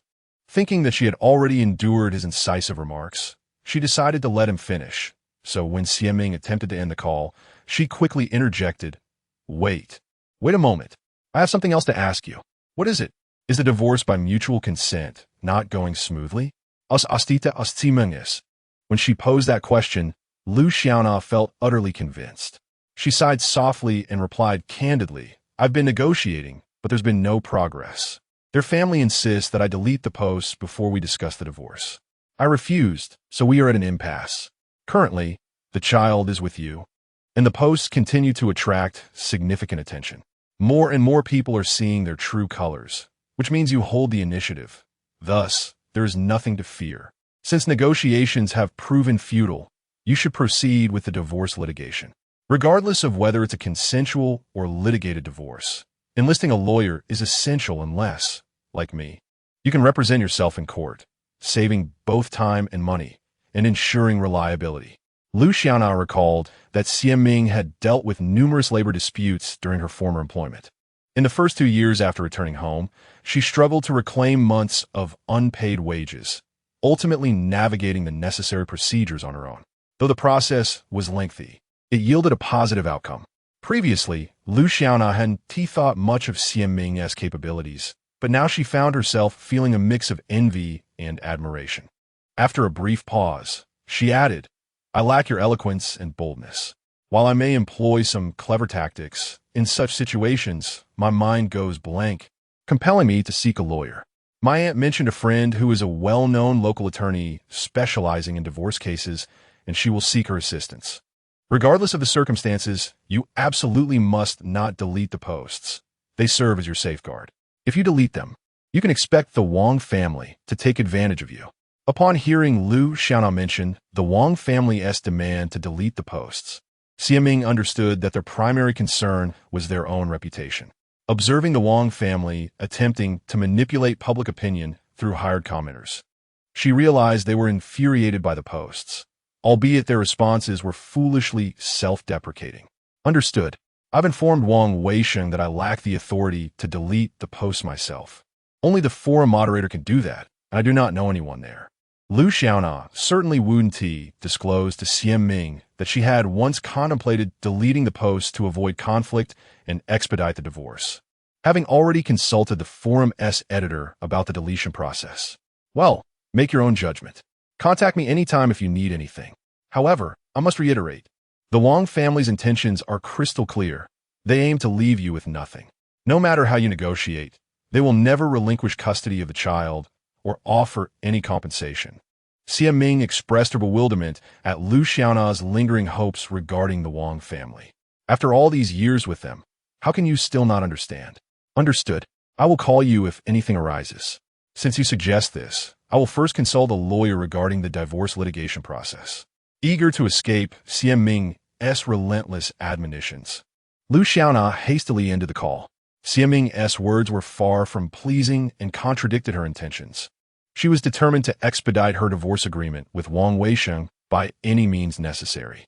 After hanging up the phone, she promptly searched online for information regarding Zhang Xiaobin and called her friends to inquire about the news of him becoming a discredited individual. She reached out to various acquaintances for information and ultimately, 2 days later, confirmed that the esteemed Zhang Xiaobin from the Wang family was indeed the recently wanted fraudster. Chapter 76. The thoughts of the parties involved. It turns out that Zhang Xiaobin is nothing more than a swindler traversing the world. Having been married twice and with his eldest son already in his 30s, while his youngest illegitimate child is merely 3 or 4 years old, spending his days in idleness. He possesses the gift of eloquence, allowing him to deceive many over the years, particularly those who dream of ascension and wealth. Since his victims are often people of stature, they find it difficult to confront him, thus enabling his continuous deceit without consequence. However, one unfortunate soul, refusing to be duped, took legal action against him. Following the judicial process, he inevitably found himself listed among the untrustworthy individuals, and recently, he has also embroiled himself in another lawsuit, becoming a wanted fugitive pursued by the police.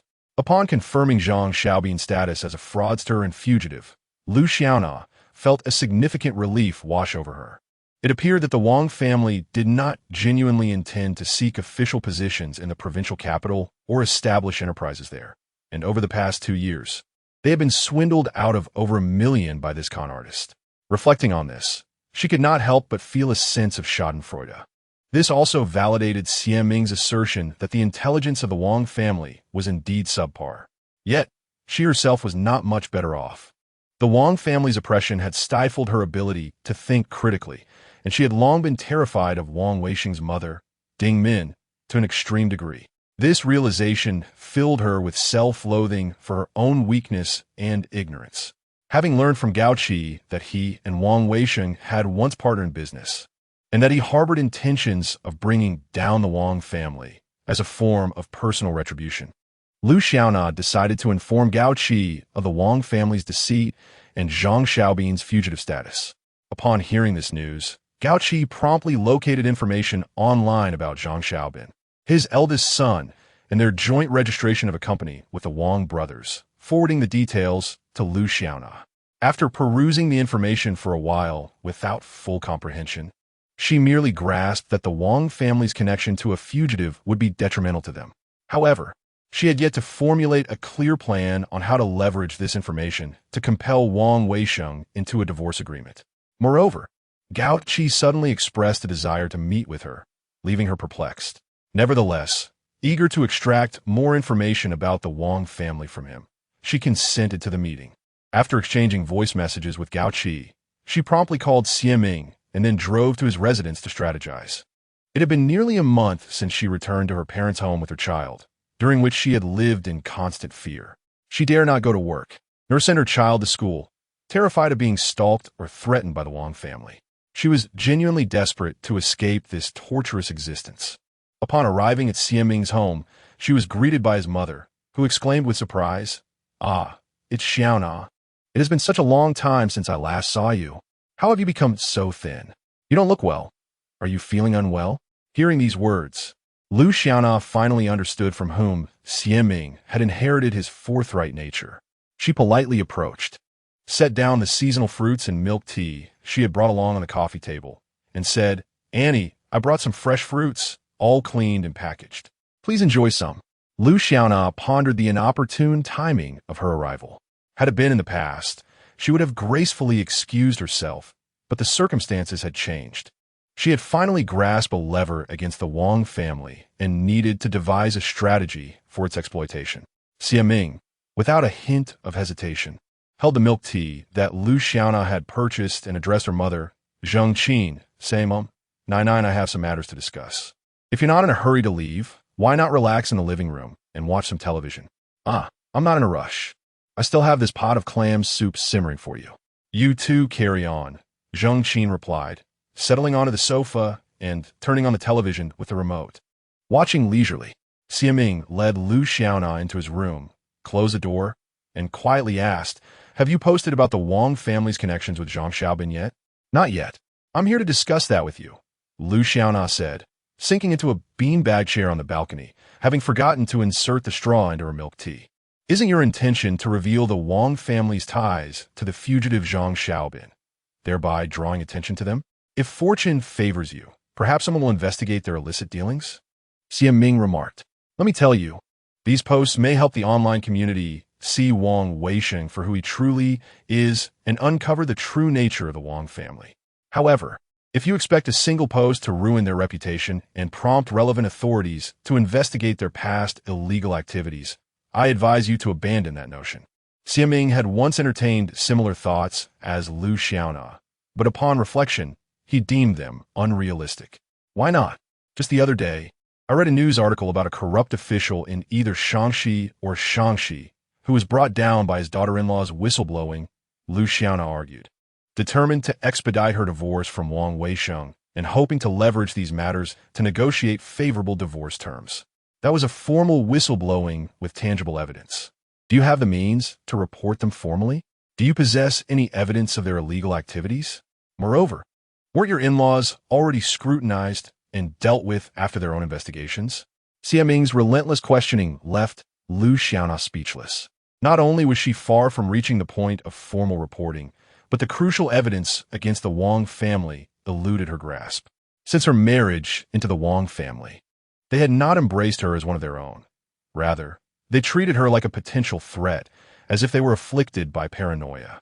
Right now, you need to focus on managing the posts you've made and promptly seek a lawyer to file for divorce. How long have you been back at your mother's house with a child? Don't you need to earn a living? And shouldn't your child be enrolled in kindergarten soon? Given the situation, why are you still clinging to illusions? The Wang family will never part with a single cent for your compensation. Just think about how you described their stinginess. Wang Weisheng took your dowry under the pretense of repaying debts the very next day after your wedding. Subsequently, it has been you who has supported the household, while he has employed various tactics to coerce you into surrendering your bank card, providing you and the child with a mere 500 yuan for living expenses each month. Considering his extreme frugality, how could he possibly give you anything? You should be grateful that he is not extorting more money from you. Xie Ming truly could not comprehend why Lu Xiaona was unable to grasp the situation and make a decisive choice. I have my own thoughts on the matter, and besides, where am I to find a lawyer at this moment? The moment they hear it involves the Wang family. They are reluctant to take the case. Lu Xiaona, with a face full of grievance, interjected. Sigh, do as you wish. After all, it is your affair, and my ramblings are of no consequence. Xie Ming could somewhat discern her true feelings, reflecting that she was currently in the midst of a divorce, facing difficult times, and her continued sharpness would only exacerbate her discomfort. Chapter 77. A difficult pursuit of goals. Lu Xiaona, reluctant to linger on this matter with Xie Ming, deemed it paramount to persuade him to accompany her to meet Gao Qi. Cradling her milk tea, still devoid of straw, she pondered deeply, wrestling with her thoughts for a moment before mustering the courage to speak. Thank you. Do you recall the user I Clay ago, who often defended me in the comments? Xie Ming, after a brief contemplation, sipped his milk tea and replied, Oh, you mean that well-meaning netizen who was severely wronged by Wang Weisheng? What was his name again? Yes. He is called Gao Qi. He was the one who sent me the information about the partnership between the Wang Weisheng brothers and Zhang Xiaobin, along with his eldest son, regarding their company registration. He claimed he could provide various insights about the Wang family and expressed his willingness to exchange evidence with me, stating his desire to bring down the Wang family. The thought of having someone aligned with her invigorated Lu Xiaona. But is this person trustworthy? Xie Ming questioned, feigning disbelief. He should be credible. He used to do business with Wang Weisheng, but was betrayed and left destitute, which is rather pitiable. His animosity toward Wang Weisheng is what makes him an ally of mine. Isn't it said that the enemy of my enemy is my friend? Strength lies in numbers. Lu Xiaona asserted earnestly. Xie Ming furrowed his brow, expressing his concern gravely. Nana, a multitude of voices can create chaos. Today he may be your ally, but tomorrow he could very well align with the Wang family. The fact that he was manipulated by the dim-witted members of the Wang family, leading to his downfall, raises questions about his intelligence. Forming an alliance with someone of such low intellect could render you vulnerable to foolish companions. At this juncture, Ming scrutinized Liu Xiaona's expression and softened his tone. Though I have never met him nor interacted with him, I have diligently reviewed each of his comments. He strikes me as an ordinary onlooker, and his responses lack substance. In the face of the Wang family's derisive attacks, he failed to mount a substantial defense. Furthermore, regarding the forum's chief editor you mentioned, I examined his replies and browsed through his public account, and I found him to be rather unimpressive, a mere literary rogue. His private account thrives on attacking and extorting others, charging them to delete posts. Such a person lacks the integrity to be an editor. Yet, they have genuinely offered assistance. And I cannot simply dismiss their goodwill, can I? More friends equate to more opportunities, do they not? Liu Xiaona's philosophy of friendship, which embraced all, had led her to cultivate a diverse circle of companions, including individuals like Ming and Li Chunyan. Well, do as you wish. I maintain that the value of friendship lies not in quantity, but in quality. Ming perceived a significant generational gap between them, despite his numerous explanations. Liu Xiaona remained resolute in her own path, leaving him anxious on the sidelines.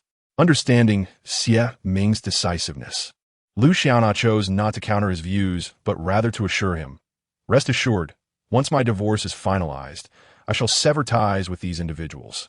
Moreover, you mentioned that their intellectual capabilities are rather lacking, which makes it even more imperative for me not to offend them, does it not? Alas, you are correct. Since you have already entangled yourself in this matter, it would be wise to proceed with caution." Ming is well aware of Liu Xiaona's temperament. She had previously encountered many of her acquaintances, truly a diverse array of individuals from all walks of life. Liu Xiaona, with her boisterous and somewhat boyish demeanor, was generous and amiable, though at times she exhibited her unique shrewdness. Observing that Liu Xiaona had ceased to elaborate, she finally felt a sense of relief. Yet amidst this ease, she contemplated broaching the subject of meeting with Gao Qi. Though somewhat hesitant, she was reluctant to confront Gao Qi alone, whatever the case. She maintained a modicum of caution. As she pierced the seal of her milk tea with a straw, she pondered how to initiate the conversation with Ming. However, she sensed that regardless of Ming's agreement, a lengthy discourse on the matter was inevitable. With a mix of trepidation, she finally spoke. "Thank you. Gao Qi has scheduled a meeting with me around 7 this evening. Would you accompany me? Why does he wish to meet with you?" Ming mused without much consideration, reasoning that Liu Xiaona had conveyed all that needed to be said and done, leaving the remainder to her own devices. "I intend to discuss the divorce with Wang Weisheng. I want to hear some of his suggestions.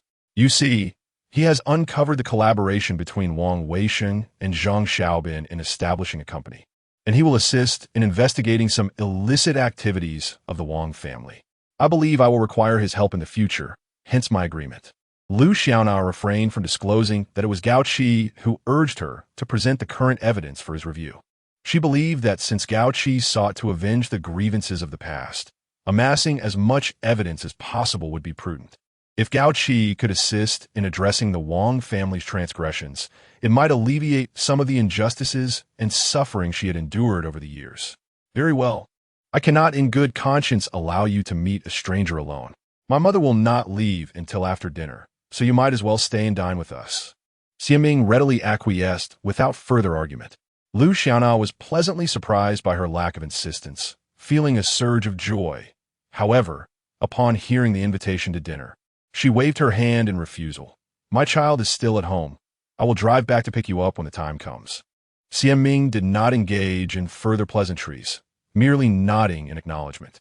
The two then huddled together, scrutinizing the screenshots Gao Qi had sent Liu Xiaona regarding Wang Weisheng's company registration.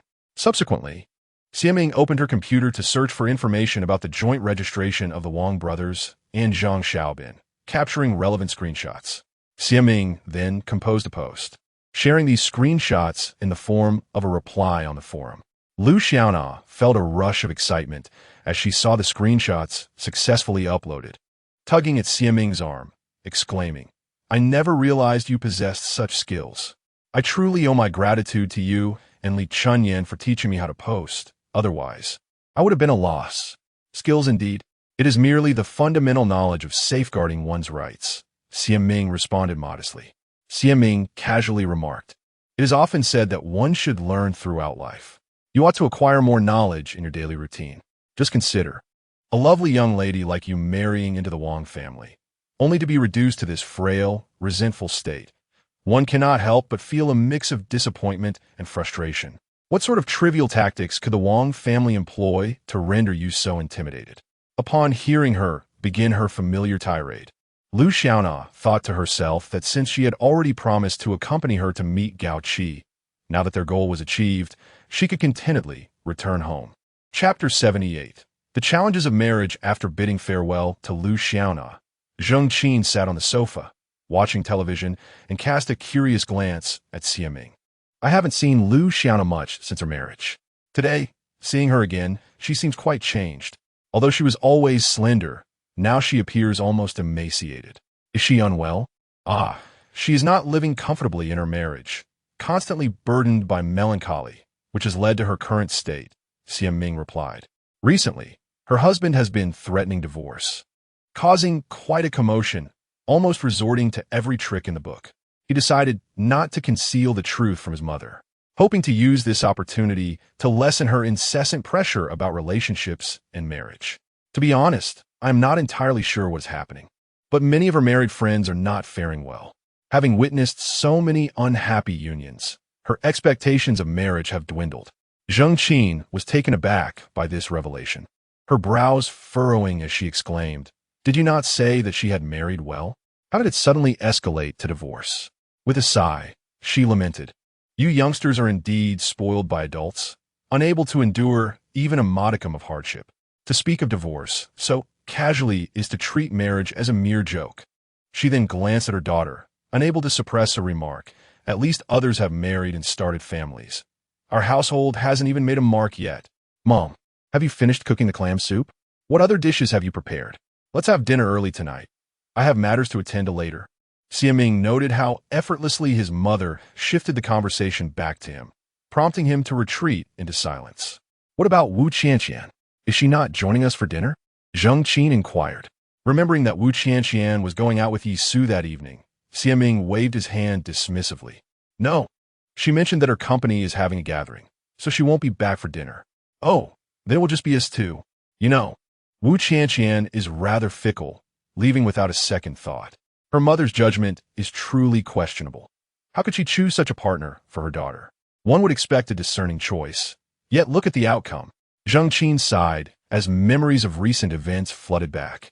To be candid, Wu Qianqian's whirlwind romance and swift divorce had given her pause for reflection. It is indeed true that one can know a person's face, but not their heart.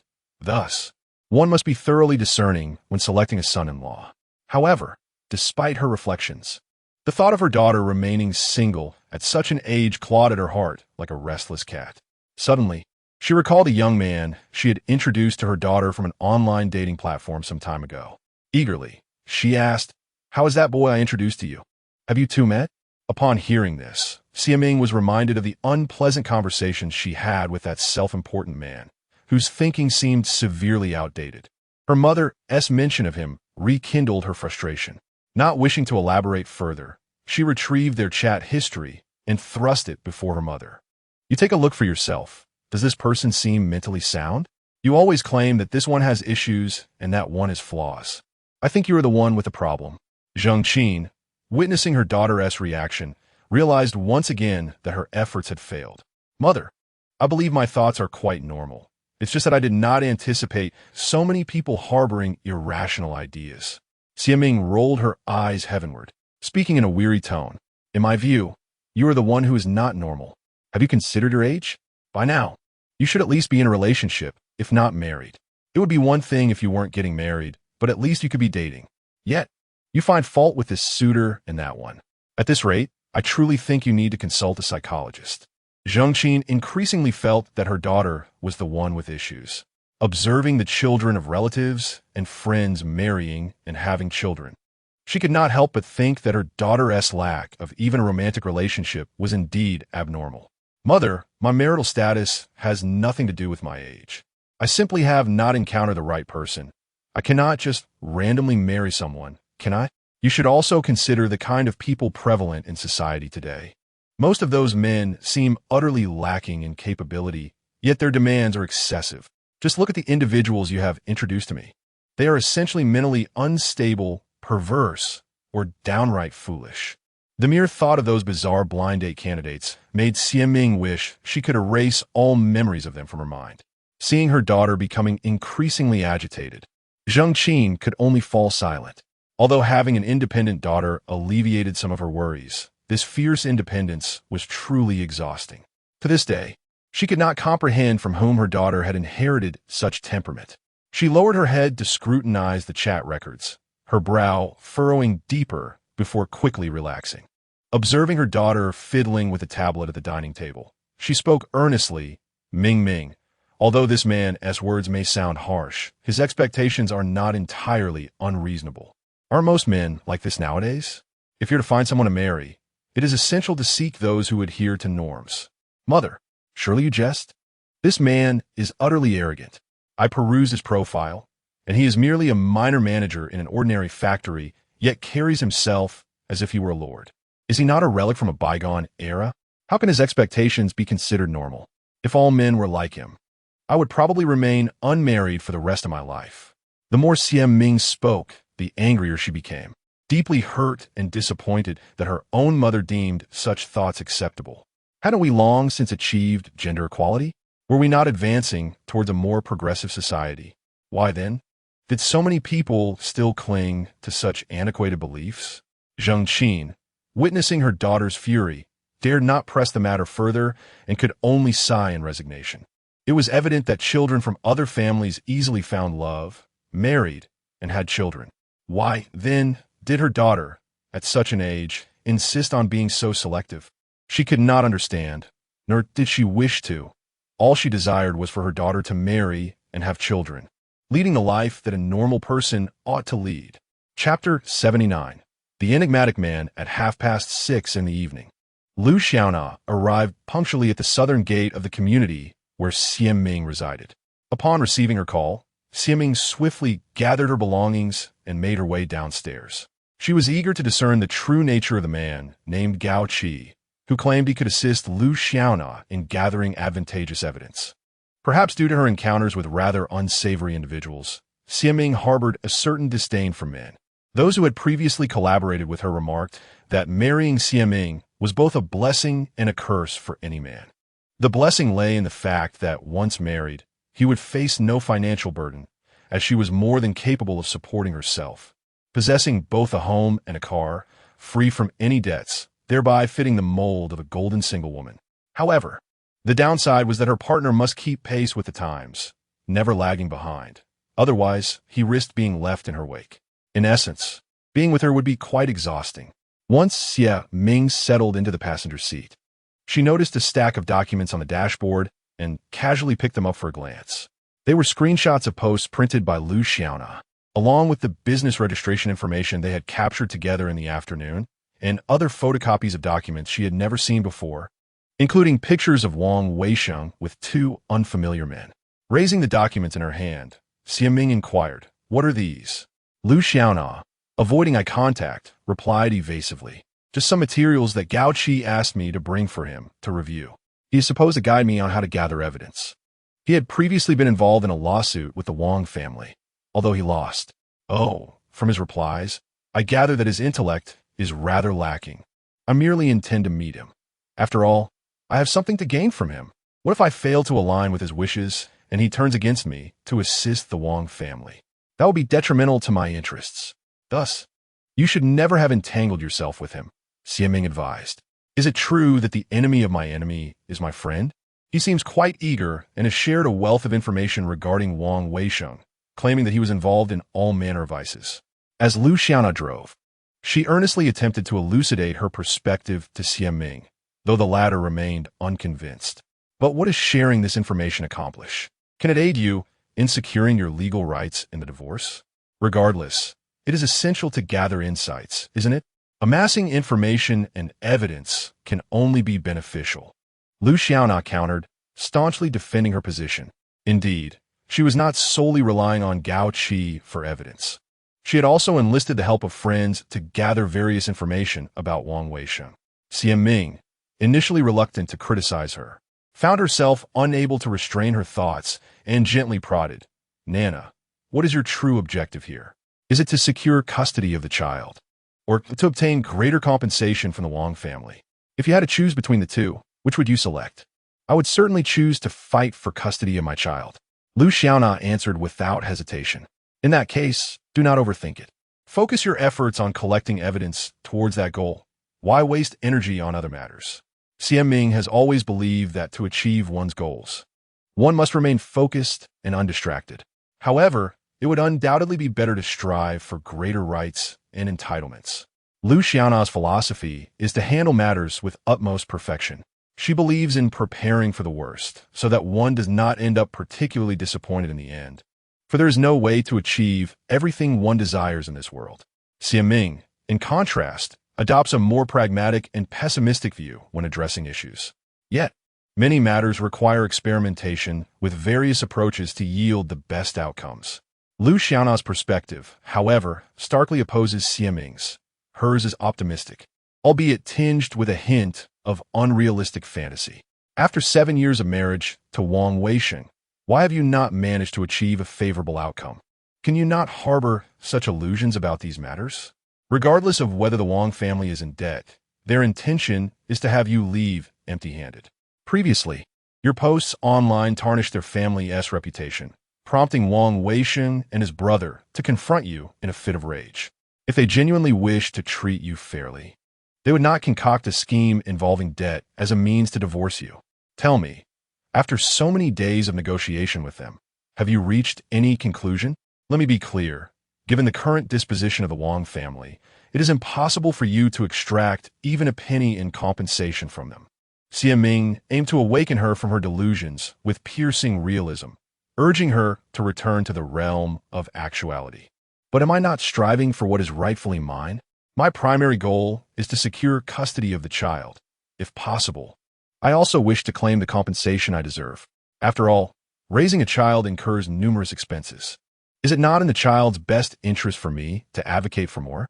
Lu Xiaona, though reluctant to argue with Xie Ming, felt her beliefs were valid. Yet, while ideals may be bountiful, reality often remains stark. I have said my piece. You may navigate this as you wish. Xie Ming felt that further discourse would be futile and chose to remain silent. Within 10 minutes, they arrived at the entrance of the community where Gao Qi was to meet them. Lu Xiaona found a parking space, settled the car, and sent a WeChat message to Gao Qi. After waiting for some time without a response, she patiently remained in the vehicle. Observing this, Xie Ming could not suppress his curiosity. We have arrived. Where is he? Shouldn't you call him? He usually doesn't answer calls. He only communicates through WeChat. Why is that? Does he lack a phone card or something? Xie Ming's curiosity deepened. He had heard that Gao Qi had been ensnared by the Wang family and was still in debt, unable to clear it to this day. To evade his creditors, he constantly changed residences and frequently altered his phone number. Lu Xiaona shared all she knew with Xie Ming. Wasn't it years ago that he was deceived by the Wang family? How has he not recovered since? The more you say, the more I feel he is far from a respectable person. Without even meeting Gao Qi, Xie Ming had formed a decidedly poor impression of him. Thank you. When we meet him, if he asks your name, please do not disclose your real name. Just use someone else's. Lu Xiaona pondered for a moment before making this request. Why is that? Xie Ming, already curious, found himself even more perplexed. Because you are my extraordinary talent and my trump card. I do not wish for the Wang family to be aware of your existence. Did you not mention that if Gao Qi were to turn against us, the Wang family would then realize you have been assisting me from behind the scenes? So what if they know? I have no fear of them. Engaging in such underhanded tactics, they truly must be concerned about their own lack of intelligence. Xie Ming, on the other hand, harbors no fear of the Wang family. After all, she stands upright and fears no shadow. Do they dare to ambush her? In this vast and open world, she genuinely does not believe the Wang family would dare to harm her. Just go ahead and use any name you wish. Fine, understood. Please reach out to him quickly. After waiting so long, what airs is he putting on? He is not a fugitive. Why should he be so cautious? No need to rush. No need to rush. He will contact me after receiving the message on WeChat. Just be patient a little longer. Lu Xiaona could only offer kind words of comfort, for she too had not anticipated that this Gao Qi would make such a mystery of a simple meeting. Chapter 80. The man with negative IQ Lu Xiaona and Xie Ming waited in the car for approximately 20 minutes before receiving a call from Gao Qi, instructing them to drive to the south gate of the community to await him. Was he toying with them? What was he up to? Was this some sort of police drama or a suspense thriller? Xie Ming felt a surge of frustration, unable to comprehend why Lu Xiaona would associate with such a person. In this day and age, cultivating numerous friendships often proved more detrimental than beneficial. Don't rush. Perhaps it's inconvenient for him to exit from the north gate. Just sit tight. I'll head to the south gate right away, Lu Xiaona replied, starting the car and maneuvering through the congested, narrow lane. Deep down, she too found Gao Qi somewhat unreliable. Not only was he tardy, but he had also altered the meeting location, shrouding the encounter in an air of mystery. Upon arriving at the south gate of the community, Lu Xiaona waited for a while before receiving another call from Gao Qi. After hanging up, she and Xie Ming peered out the window, and eventually, in the dim light of night, they spotted a middle-aged man in a white coat striding toward them. The man approached the car, waved to Lu Xiaona, and then opened the back door to enter. "Hello, I am Lu Xiaona, and this is my friend who works in management." Lu Xiaona introduced herself after Gao Qi settled into the vehicle. She pressed the accelerator, steering the car toward the main road on the west side of the community. Quietly, she activated her phone's recording function, contemplating that if Gao Qi divulged any information about the Wang family, she could capture it even if she couldn't remember it all. "Hello, my name is Li Chunyan, and I am Lu Xiaona's friend," Xie Ming casually stated, turning to scrutinize him without reservation. Gao Qi appeared to be in his early 30s, yet his attire and receding hairline gave him the demeanor of a rather greasy middle-aged man. Noticing his unremarkable appearance, Xie Ming observed that he seemed taken aback by her presence after their introductions. He glanced warily around the car, and instead of responding to Xie Ming, he directed his attention to Lu Xiaona, asking, "Do you have the materials I requested?" "Yes, I have brought everything," Lu Xiaona affirmed, casting a glance at the documents on the dashboard. Upon hearing this, Xie Ming promptly reached over to hand the materials to Gao Qi, having previously reviewed them. They were merely copies, so even if they were circulated, they would not jeopardize Lu Xiaona. Gao Qi accepted the documents, perusing them in the dim light of the vehicle, leading the three of them into a contemplative silence. Lu Xiaona drove aimlessly, not intending to find a place to sit down and discuss matters. After a moment, she broke the silence, saying, "I provided you with the materials as requested, so please share your valuable suggestions." Xie Ming refrained from interjecting, seizing the opportunity to gauge the man's eloquence and discern what made Lu Xiaona go to such lengths to meet him. "Aren't you currently negotiating a divorce with the Wang family?" In earlier years, their family accumulated a significant amount of ill-gotten wealth, so it is certain they possess considerable funds. Therefore, I suggest you investigate their assets and seek additional compensation. As for the custody of the child, I recommend that you assign the child to the Wang family, as this would ultimately benefit you. Seated in the back, Gao Qi cleared his throat and spoke slowly and deliberately, reminiscent of a leader addressing an audience. Lu Xiaona did not respond. In truth, her thoughts aligned partially with Gao Qi's. She aimed to secure custody of the child, while also demanding a larger, lawful compensation from the Wang family. Over the years, she had been solely supporting their family of three with her salary, leaving her with no savings. The car she currently drove was purchased with a 100,000 yuan down payment from her parents, with her personally repaying the remaining loan. Xie Ming had hoped to offer practical suggestions, but what he voiced turned out to be a mere collection of presumptuous nonsense. Observing Lu Xiaona's silence, he interjected, asking, "Could you please enlighten Lu Xiaona on how to ascertain Wang Weisheng's actual assets? If I recall correctly, he claimed to be in debt for over 2 million.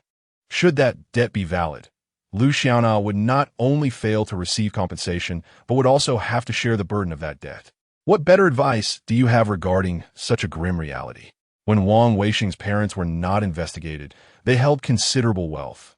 Otherwise, they would not reside in a villa. Lu Xiaona, did you not mention that their family owns several properties? Their ancestral home, a courtyard valued at over 10 million, still exists, does it not? Gao Qi was solely focused on encouraging Lu Xiaona to demand more from the Wang family and advised her to relinquish custody of the child. His motives were clear, though he felt it was not yet the right moment to reveal them to Lu Xiaona. Lu Xiaona glanced at Xie Ming, intending to respond, but unsure of how to proceed. She acknowledged that her ability to think on her feet was significantly weaker than his. To my knowledge, the properties belonging to the Wang family, aside from the shared residence with Lu Xiaona, are not in Wang Weisheng's name. Furthermore, the mortgage on their current shared home is still being paid by her mother-in-law, Ding Min. Thus, if we consider this, Wang Weisheng's assets consist solely of debts. How then can Lu Xiaona strive for compensation? Xie Ming, known for his quick wit and articulate speech, suggested Lu Xiaona could investigate. Surely, she can uncover the assets of the Wang family. There must be considerable real estate, and it should be feasible to claim at least one property. Upon hearing Xie Ming's astute and well-structured argument, Gao Qi felt his pride wounded. Observing Xie Ming, who appeared to be in his early 20s, he felt utterly outmatched by a mere girl, which left him rather disgruntled. Xie Ming, perceiving his plight, thought it pitiful and lamentable, realizing how he had been outsmarted by the dim-witted Wang family. If the intelligence of the Wang family were deemed zero, then Gao Qi's intellect must surely be negative. However, it would be unfair to generalize their lack of intelligence. Rather, it could be said that their scant knowledge and overly optimistic thinking often led them to make foolish decisions. She let out a cold laugh and retorted, "Sir, please clarify your understanding. Currently, it is Lu Xiaona and Wang Weisheng who are undergoing a divorce. Even in the division of assets, it should pertain to their joint property as a couple. As it stands, aside from the jointly owned house with an outstanding mortgage, their assets consist solely of liabilities. Do you comprehend my point? According to legal procedures, unless Lu Xiaona can provide evidence that Wang Weisheng's 200,000 yuan debt was not utilized for their mutual living expenses, she will have to share the burden of the debt with him. To elucidate further, upon divorce, Lu Xiaona will not only receive no compensation, but will also be liable for substantial debt. Do you grasp this now? I am suggesting that they avoid legal proceedings and negotiate their divorce amicably. Surely, that would allow for some form of compensation from the Wang family, right? Gao Qi, rendered speechless by her rebuttal, futilely attempted to launch a senseless counterattack. Chapter 81. Arguing with reason. Gao Qi's vacuous remarks, devoid of conviction, elicited nothing but cold laughter from Xie Ming. She turned to him, her disdain unmasked. If the Wang family was truly willing to offer Lu Xiaona even a penny in compensation, why would they stir up such a tempest? Their family values money above life itself, yet they hold their pride in even higher regard. Do you genuinely believe that compensation can be procured through negotiation? That is nothing but a pipe dream. This time, Gao Qi found himself utterly silenced by Xie Ming's incisive words. He sighed deeply, refraining from further comment. Lu Xiaona, sensing the tension, hurriedly intervened. Gao Qi, my friend here, is in management at her company, and she possesses a particularly forthright character. She speaks her mind candidly and often challenges her superiors. I wish to assist you, but from a rational perspective, it is undoubtedly best to secure as much compensation as possible. Encouraged by Lu Xiaona's words, Gao Qi could not help but express his grievances. Yet, the more he did so, the more scornful Xie Ming became. She perceived such men as utterly lacking in substance. Feigning a desire to aid Lu Xiaona while harboring ulterior motives, she had encountered many of this ilk, lacking profound wisdom yet brimming with petty tricks, likely cut from the same cloth as the Wang family, engaging in disreputable schemes. Thus, she disregarded Lu Xiaona's dignity and retorted sharply, "You wish to help? Then propose a concrete solution. What purpose does your rambling serve? Anyone can offer kind words, yet not everyone can deliver tangible results. So tell us, how can Lu Xiaona secure a more substantial compensation? How can we persuade the miserly Wang family to willingly part with their money?" Gao Qi, repeatedly left speechless by her rebuttals, turned his attention to Lu Xiaona. Lu Xiaona, why is your friend behaving this way? What do you mean, this way? Am I mistaken in my statements? Do you not wish to assist her? If so, Merely speaking without devising a plan to help her is futile. Did you not invite her out today to offer her sound advice? We are all ears. Please share your valuable suggestions. Before Lu Xiaona could respond, Xiaming swiftly interjected. After hearing Gao Qi's lengthy discourse, she felt her instincts were correct. She had sensed his lack of intellect when reading his replies. Perceiving him as someone who enjoyed meddling in others' affairs during times of vulnerability, Lu Xiaona had intended to intervene and quell Xiaming's provocations, but found herself unable to interject. Moreover, as she drove aimlessly, listening to the escalating argument, she lacked the energy to mediate. The situation in the car was entirely unexpected. However, based on the exchange between Gao Qi and Xiaming, it was evident that Gao Qi was not as formidable as she had initially assumed. After enduring a barrage of critiques from Xiaming, Gao Qi felt his pride wounded and retorted, "If you believe I lack good suggestions, then pray tell, what are yours?" My suggestion is simple. Having recognized that the Wang family will not part with a single penny in compensation for Lu Xiaona, the most prudent course is to initiate divorce proceedings, fighting for custody of the child while striving to avoid shared debt with Wang Weisheng. Xiaming succinctly outlined what she considered the optimal solution. This implies that Lu Xiaona not only cannot receive compensation, but must also raise her child. What kind of solution is this? Gao Qi scoffed upon hearing this. However, this was precisely Lu Xiaona's ultimate objective. Her aim was quite straightforward: to secure custody of her child while evading any responsibility for the dubious debts incurred by Wang Weisheng. After Xiaming spoke, he turned to Lu Xiaona and inquired, "Nana, would you say this is what you have been striving for since Wang Weisheng proposed a divorce?" Lu Xiaona hesitated momentarily, but ultimately provided an affirmative response. Gao Qi did not anticipate such a reply from Lu Xiaona, so he set aside the challenging Xiaming and began to earnestly persuade her. "Lu Xiaona, I too have walked this path. When I divorced my wife, I gave her everything I could, allowing her to care for our 2 daughters comfortably. Yet you are different. You have a job, you are quite attractive, and you may have the opportunity to remarry in the future. Therefore, it is essential that you secure some compensation, is it not? Particularly regarding custody of the child. Consider how difficult it would be for a woman to raise a boy alone.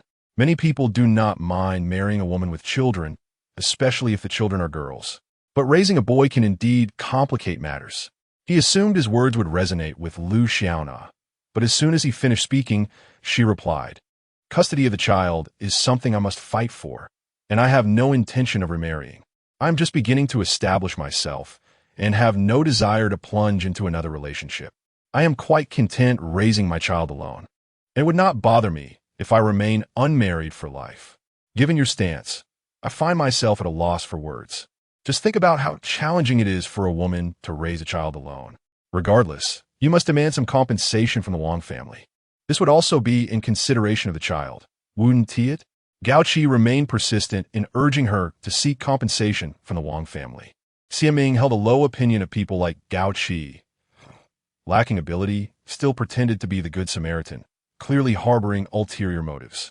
Thus, before Lu Xiaona could respond, she interjected, "Then you should propose a way to secure a greater amount of compensation. The Wang family possesses numerous properties, and the debts might also be fabricated. Therefore, if we threaten them with their connections to the fugitive Zhang Xiaobin, we could potentially extract more compensation." From the moment Gao Qi received the information Lu Xiaona sent him regarding Zhang Xiaobin being wanted, he began to contemplate using this to blackmail the Wang family. Reflecting on the substantial losses he had suffered at the hands of the Wang family, he secretly resolved that even if Lu Xiaona did not pursue this threat, he would seek an opportunity to do so himself. However, he believed it prudent to let Lu Xiaona take the lead. Consequently, while Lu Xiaona gathered evidence, he made sure to acquire some for his own future use. Yet, would the Wang family's dealings with the fugitive impact them in any way? The wanted individual was Zhang Xiaobin, who had committed a crime, but the Wang family merely had business dealings with him, which could not be construed as criminal activity on their part. Thus, do you believe such a threat would be effective against the Wang family? Xiaming argued his point, leaving Gao Qi speechless once more. Lu Xiaona, sharing the same sentiments as Gao Qi, interjected, "If everyone is aware of the Wang family's connections with fugitives, Do you believe the relevant authorities would not investigate them? Yet, even if they did, what would it matter? Over the years, have you uncovered any evidence of the Wong family accepting bribes or engaging in corrupt practices? Have you discovered any substantial assets of dubious origin?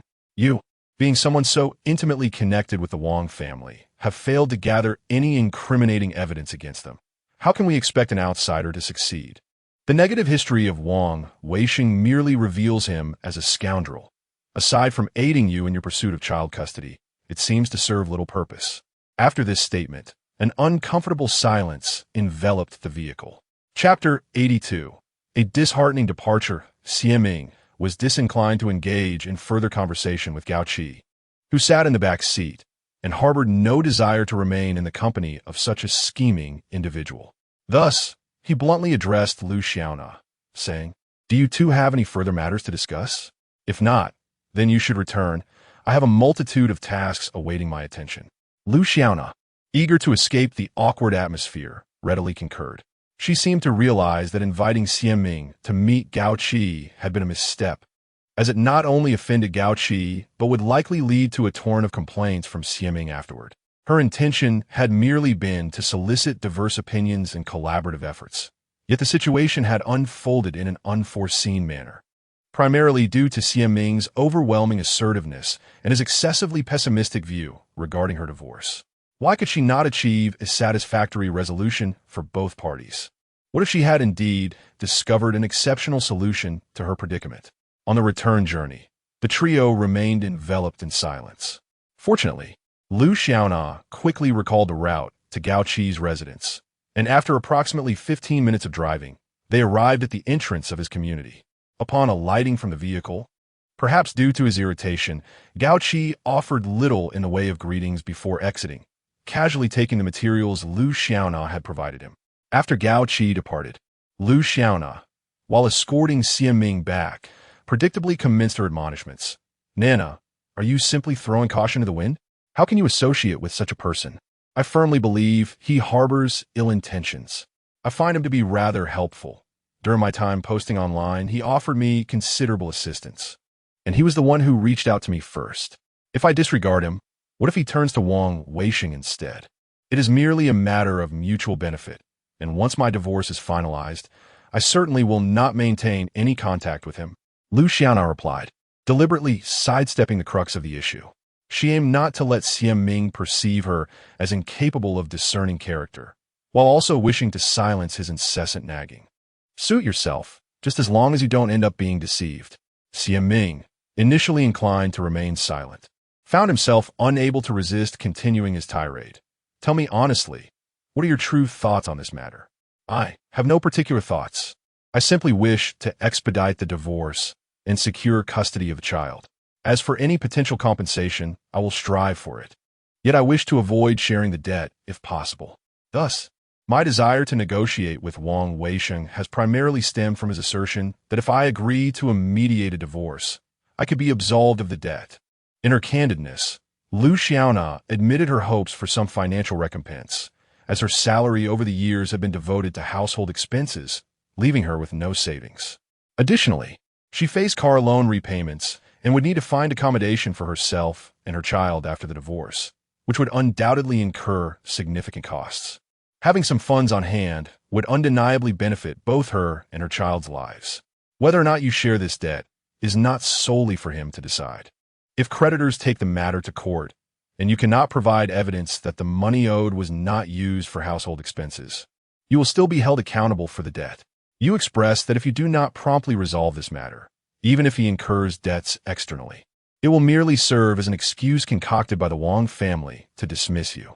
During this period of negotiation, they may indeed fabricate debts and demand you to shoulder the burden. Xieming pondered, considering the Wong family's nature. It is certainly within their capacity to engage in such deceitful tactics. At this juncture, I am merely taking one step at a time. I have previously engaged in negotiations with the Wong family on several occasions, yielding no fruitful results. In the coming days, I shall seek out the lawyer I contacted earlier, intending to seek counsel before proceeding with litigation. Lu Xiaona reflected on Xieming's consistent urging for her to hastily entrust a lawyer to initiate divorce proceedings. Thus, she acquiesced to her advice. Moreover, you ought to elevate your intellect and refrain from being easily duped by anyone. That Zhang Xiaobin is evidently a fraudster, yet he managed to swindle the Wang family of a substantial sum. Do you recall what you mentioned to me earlier? Asserting that the Wang family was poised for great success, which prompted them to abandon your entire family to relocate to the provincial capital. At that moment, I sensed something amiss, yet you remained unconvinced. Reflecting on Zhang Xiaobin's fraudulent actions, Xiaming found the Wang family to be both laughable and pitiable, driven mad by their aspirations for wealth and advancement, leading them to fall prey to another's trickery. Lu Xiaona, who has always been concerned with appearances, had consistently heeded Xiaming's directives since their initial meeting, often subjected to her incessant nagging, which filled her with embarrassment. Hence, when Xiaming brought up that Zhang Xiaobin was a con artist, she interjected. Initially, he captivated the Wang family with his grandiose tales, presenting himself as someone worldly and affluent. Not to mention, his third wife, who had just married him, was exceedingly young, and he had mistresses outside. Who could have anticipated he was a swindler? Such astute individuals as the Wang family were ultimately left in the dark. Moreover, after a period, I noted that Wang Weisheng's discussions with him regarding the establishment of a company had made no progress, which had led me to harbor doubts. When I voiced these concerns in front of my in-laws, it only served to upset them. Look at the Wang family's lack of discernment. You still claim they are formidable. Did you not take the time to analyze the situation? I am occupied with work and childcare. Where would I find the leisure to contemplate such matters? Furthermore, even if I analyzed it, what would change?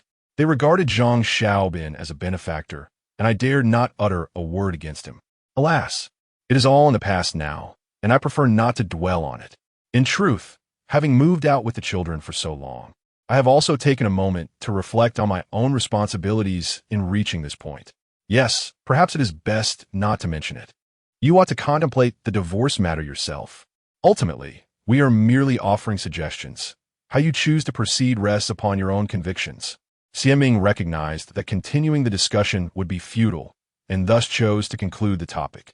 Since Lu Xiaona still harbored a glimmer of hope regarding the Wang family, it would be best to wait until that illusion shattered before attempting to awaken her from it.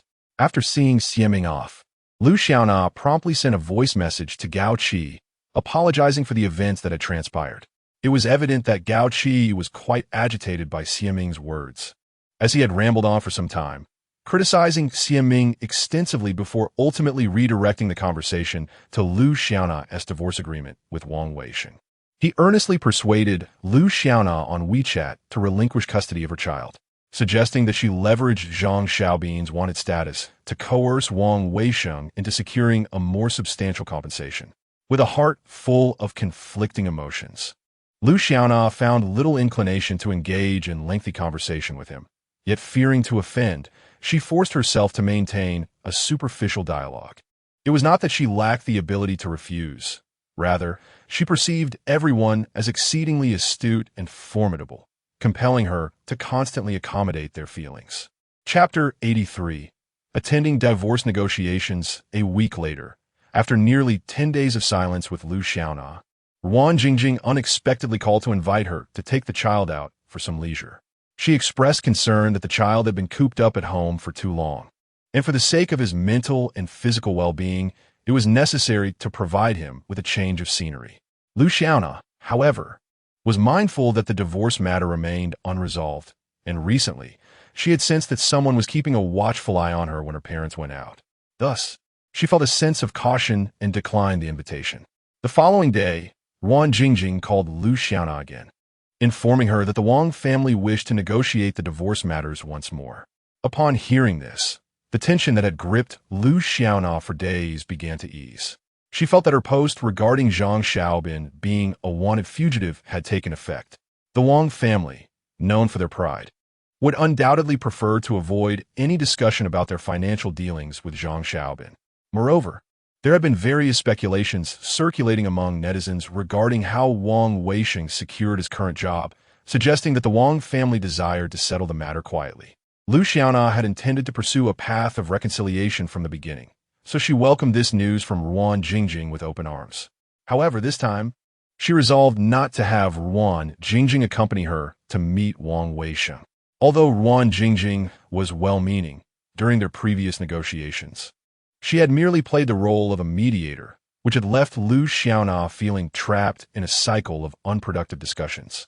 Furthermore, Ruan Jingjing's cautious demeanor toward Wang Weisheng had given Lu Xiaona the impression that she was trying to curry favor, which was rather disheartening. Nevertheless, Lu Xiaona had many friends like Ruan Jingjing. She could not impose her expectations upon them, as each person had their own way of handling matters. She only had one friend like Xie Ming, who remained steadfast in his principles. It must be said that Xie Ming was truly a unique individual. That afternoon, after her conversation with Ruan Jingjing, Lu Xiaona received a message from Wang Weisheng, proposing to meet this Friday evening at their usual spot. Although the private room had been moved from the first floor to a booth on the second, after contemplating the situation, she decided to inform her parents, seemingly seeking their guidance. However, her parents, being quite straightforward, only advised her to negotiate amicably with Wang Weisheng, offering no practical suggestions. She mused that this might be her final opportunity to negotiate with Wang Weisheng, and she was eager to make the most of it. Yet, she feared that a conversation with him alone would likely end in discord. After much deliberation, she picked up her phone and called Xie Ming. Xie Ming, are you free this Friday evening? Knowing Xie Ming's temperament well, she cut straight to the chase without beating around the bush. As a freelancer, I am perpetually free, yet never free. As long as I am informed in advance, I am generally available. Relieved that she had indeed reached out to him in advance, Lu Xiaona candidly stated, Xie Ming, it seems that our previous posts about Zhang Xiaobin being a wanted fugitive have had an impact. The Wang family has asked me to negotiate the divorce terms again. Since previous discussions yielded no results, I would like you to accompany me this time.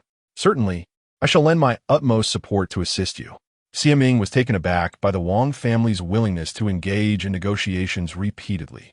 Pondering whether Zhang Xiaobin's response had indeed made an impact, she contemplated the potential of seizing this opportunity to expedite Lu Xiaona's divorce agreement, thereby securing some legal rights for her friend, a commendable endeavor indeed. Oh, thank you. You have been such a wonderful friend during these past few days. I truly do not know what I would have done without you. In the end, you are the most reliable, Lu Xiaona exclaimed, overwhelmed with joy at Xie Ming's prompt agreement. She could hardly believe that the stern and serious Xie Ming, who had previously advised her to pursue divorce litigation, had so readily acquiesced. Just know that I am the most reliable. When the time comes for negotiations, send me the address, and I shall drive over. No need for you to drive. I'll come and pick you up. Lu Xiaona was pleasantly surprised by how easily she had persuaded Xie Ming and felt a surge of happiness, suddenly realizing that Xie Ming did not seem so serious and talkative after all. However, in comparison, Xie Ming truly stood out among her many friends as someone who would selflessly stand by her side, without regard for personal gain. Reflecting on her past insistence that Xie Ming quickly find someone to marry as she approached a certain age, Lu Xiaona felt a pang of guilt, realizing how foolish she had been. While she herself was unhappy, she had been advising others as if she were speaking from experience, deluding herself into thinking that marriage was generally like this. Previously, she had regarded Xie Ming as stubborn, but now she recognized that it was her own obstinacy that had nearly led her to be consumed by an unhappy marriage. On that Friday afternoon, to accommodate Lu Xiaona's negotiation with Wang Weisheng, Xie Ming reluctantly declined Wu Qianqian's invitation for a lavish dinner, opting instead to prepare a simple bowl of instant noodles at home. At precisely 7 o'clock, Lu Xiaona arrived at the northern gate of the community where Xie Ming resided. Upon entering the car, Xie Ming's first question was, "Does Wang Weisheng know that you are bringing me along to negotiate today?" "I did not inform him, so he believes I am going alone. I prefer he remains unaware for now," Lu Xiaona replied, harboring her own thoughts, though it was not the right moment to clarify with Xie Ming. "Isn't that a bit inappropriate?" Xie Ming wondered, believing that negotiations should be conducted with transparency from both parties. What is there to be inappropriate about? Every time they negotiate with me, the entire family is involved. I have long been aware that they reserve a large private room at the agreed-upon venue, where the whole family discusses strategies. Wang Weisheng is rather inarticulate, so they prepare him beforehand, coaching him on what to say. It is I and my family who were naive, thinking they genuinely sought to negotiate, when, in reality, every time ended in discontent. I am determined not to be foolish this time. You possess clarity of thought and can grasp the crux of the conversation, which is why I sought your assistance. Last time, that friend of mine, Xiao Wan, merely played the mediator, allowing me to talk with Wang Weisheng from evening until the coffee shop closed, resulting in no outcome whatsoever. What a colossal waste of time. Reflecting on the previous negotiations, Lu Xiaona felt a wave of foolishness wash over her. Not only had she been manipulated by the Wang family, but she had also squandered so much precious time. I recall you mentioning that the Wang family insisted you delete the post before they would engage in discussions regarding the divorce agreement, correct? Indeed, Wang Weisheng has consistently asserted that he would only proceed with negotiations if I remove the post.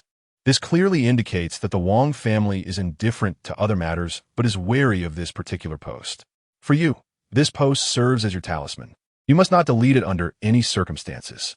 I understand, which is why I have steadfastly refused to comply. What I mean to convey is that even if the Wang family later offers you compensation or agrees to your various demands, you must not delete the post. Xiaming admonished with a grave expression. Chapter 84. Negotiation with the pacifier man. Lu Xiaona was somewhat perplexed and couldn't help but ask why. Since they have already agreed to my demands, why can't I delete the post? ISNT, that rather dishonest? Have you been reading the replies lately? The Wang family has hired numerous trolls to attack you, claiming that you and your family are extorting money from them, which prompted your post. If you delete it now, you will have fallen into their trap, and even if you are in the right, it will be difficult to clarify. In recent days, Xiaming had been monitoring the earlier posts whenever he had the chance, noticing that the extreme responses were multiplying, along with malicious comments that made no mention of the Wang family, but instead fabricated rumors about Lu Xiaona's infidelity and greed. After a moment of silence, Lu Xiaona replied with unwavering conviction, I understand your point. In fact, when the Wang family first proposed this condition, I did consider deleting the post. However, a classmate from out of town called me the other day, saying they had seen the post on their local forum and advised me not to escalate the situation, for the sake of both families' reputations. But upon reflection, since the post has garnered so much attention and I have not written anything false, if I do delete it, many netizens will likely see me as the greedy and shameless woman the Wang family portrays, ultimately losing their sympathy and trust. Well, as long as you understand. Upon arriving at their destination, Lu Xiaona found a parking space and secured her vehicle. Just before stepping out, Xiaming suddenly grasped her arm, emphasizing, let me make it clear, I am merely here to assist you in your discussions. The specifics of the terms are for you, too, to negotiate. I will only serve as a listener. If your conversation strays, I will help steer it back. I understand your intent. That is precisely the kind of assistance I seek. I truly do not wish to engage in futile banter with him. After exiting the car, they approached the designated meeting spot. Upon entering the CAF, Lu Xiaona took her phone and called Wang Weisheng. Then, following his instructions, she and Xiaming settled into a booth by the window on the second floor. Ah, we're all here, yet hasn't he arrived? After Xiaming and Lu Xiaona sat side by side, he glanced around but did not spot Wang Weisheng. Lu Xiaona leaned closer to Xiaming and whispered, he must be in a private room with his family right now. Just wait, he will be here shortly. No sooner had she spoken than Xiaming, who had been listening intently and scanning the surroundings, caught sight of Wang Weisheng approaching from the corridor on the second floor. Phone in hand, he quickly nudged Lu Xiaona with his elbow and whispered, you were right. He is coming now. Upon hearing this, Lu Xiaona looked up and, with her keen eyes, noticed Wang Weisheng's gaze linger on Xiaming before he paused momentarily. With a somewhat forced smile, he approached and greeted them, appearing entirely different from their earlier negotiations. You're here. Please take a seat. This is my friend Xiaming, you've met before. I just had lunch with her, and didn't have time to drive her back, so we came together. Lu Xiaona observed Wang Weisheng's demeanor while speaking, feeling a subtle sense of pride, secretly reflecting on the undeniable influence of having the formidable Xiaming by her side. Hello, Xiaming remarked, nodding symbolically at Wang Weisheng, adding, You two should converse freely, as though I am not here at all. Would you care for something to drink? Wang Weisheng's polite inquiry further complicated Lu Xiaona's emotions. His demeanor resembled that of a mouse confronted by a cat, a reaction largely attributable to her previous exaltation of Xie Ming's capabilities in front of the Wang family. There were aspects she had not disclosed to Xie Ming. Years prior, she had taken home 2 of Xie Ming's published works for her family to peruse. At that time, she had not yet moved out to live independently with Wang Weisheng, hence her in-laws had come across the books.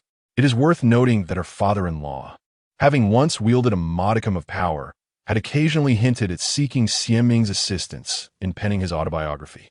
However, due to a series of misfortunes in recent years, this endeavor had been postponed. Furthermore, her frequent mentions of Xie Ming's endeavors, such as his advocacy for rights or his media engagements concerning his publications, had only reinforced the Wang family's perception of this remarkable young man. When Wang Weisheng ventured into business and sought assistance with planning, she had introduced Xie Ming, whose charismatic presence and articulate thoughts had significantly enhanced Lu Xiaona's standing. Consequently, whenever Wang Weisheng threatened divorce, she would skillfully invoke Xie Ming's name, hoping to leverage the influence of an astute friend to temper his ire.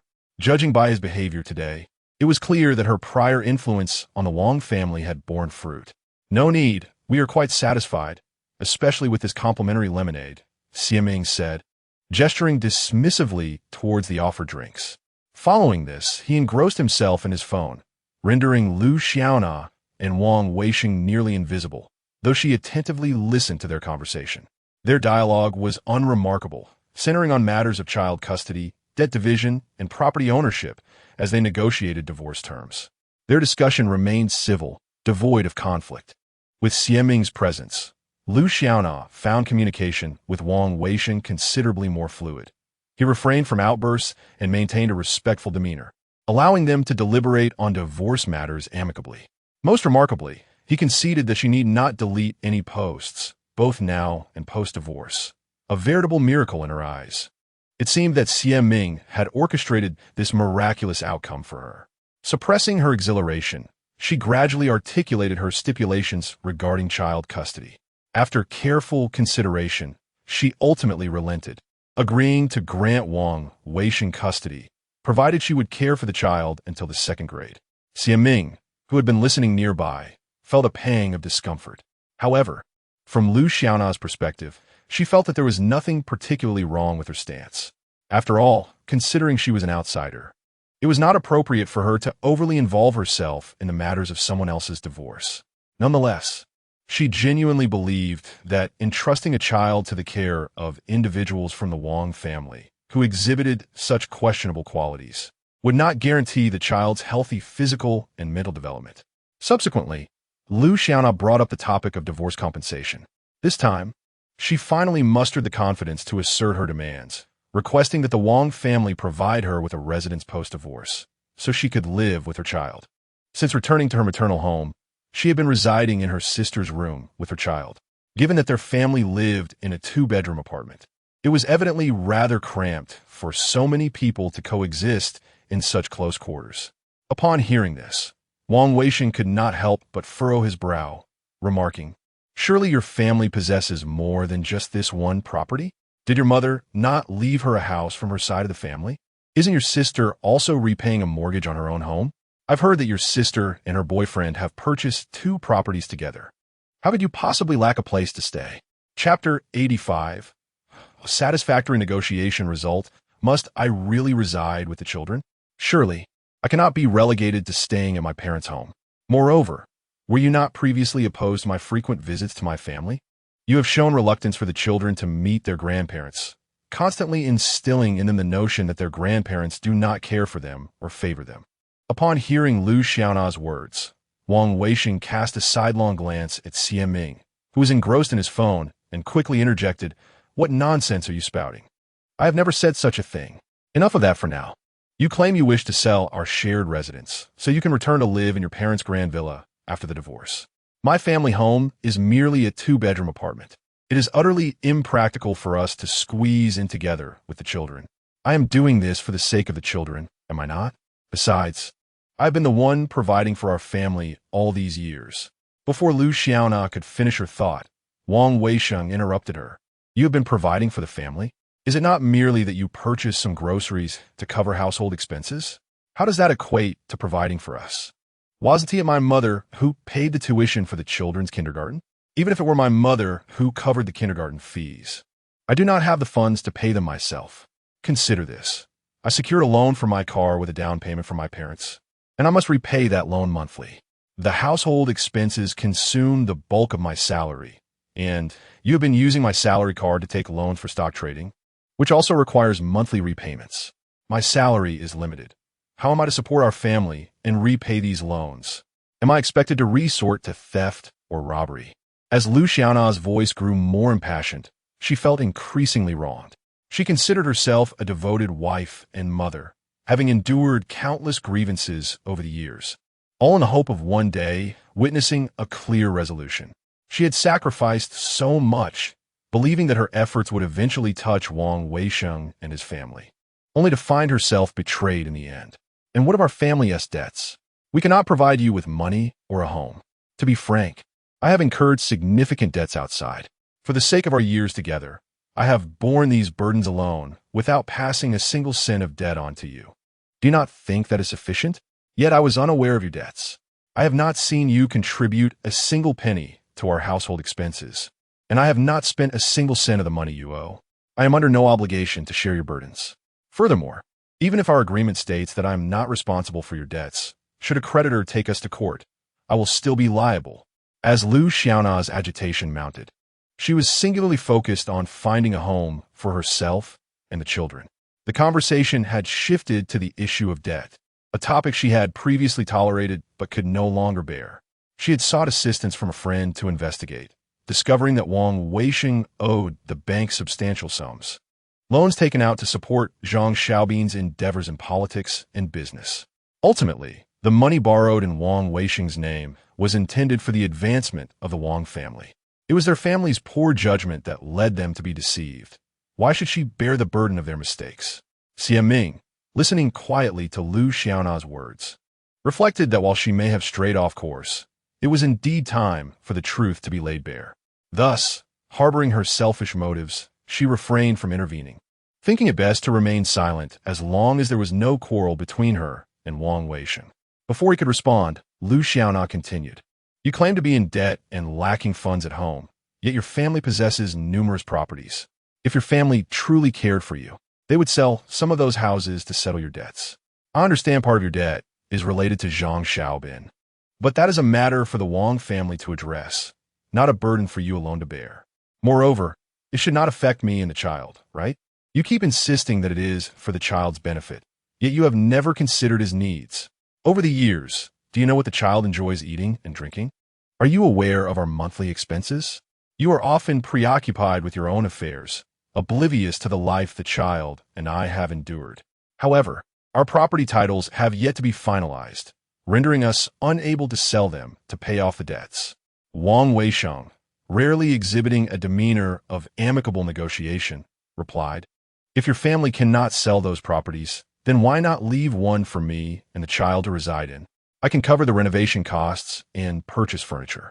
As long as you provide us with a place to live, it would be ideal since one of your family's vacant houses is located in a good school district, making it convenient for the child when he begins primary school. Let us consider this house as being for the child, and we can put his name on the title.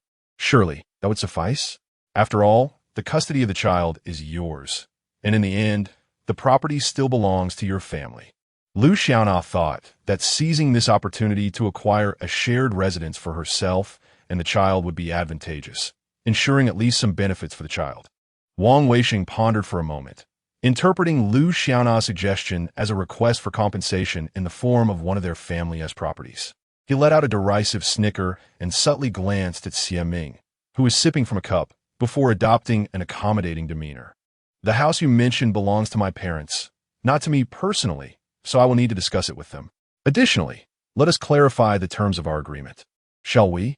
If Xie Ming had not witnessed the conversation between Wang Weisheng and Lu Xiaona, nor the videos of their altercations, She would have found it hard to believe that this seemingly patient man could also exhibit such crude and violent tendencies. Thus, it became evident that a man could indeed disguise his true nature quite effectively. She listened as they outlined their agreed-upon terms. Custody of the child would remain with the male party, while the female party would care for the child until he reached the second grade. The male party would provide housing for the female party and the child, with the property title bearing the child's name.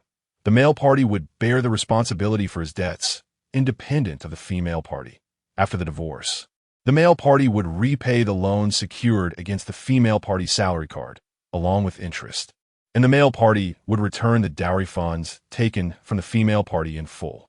Ultimately, the arrangement still required Lu Xiaona to leave empty-handed, deprived of custody of the child while being obligated to care for him until he reached the second grade. It was evident that the male party had meticulously calculated their strategy.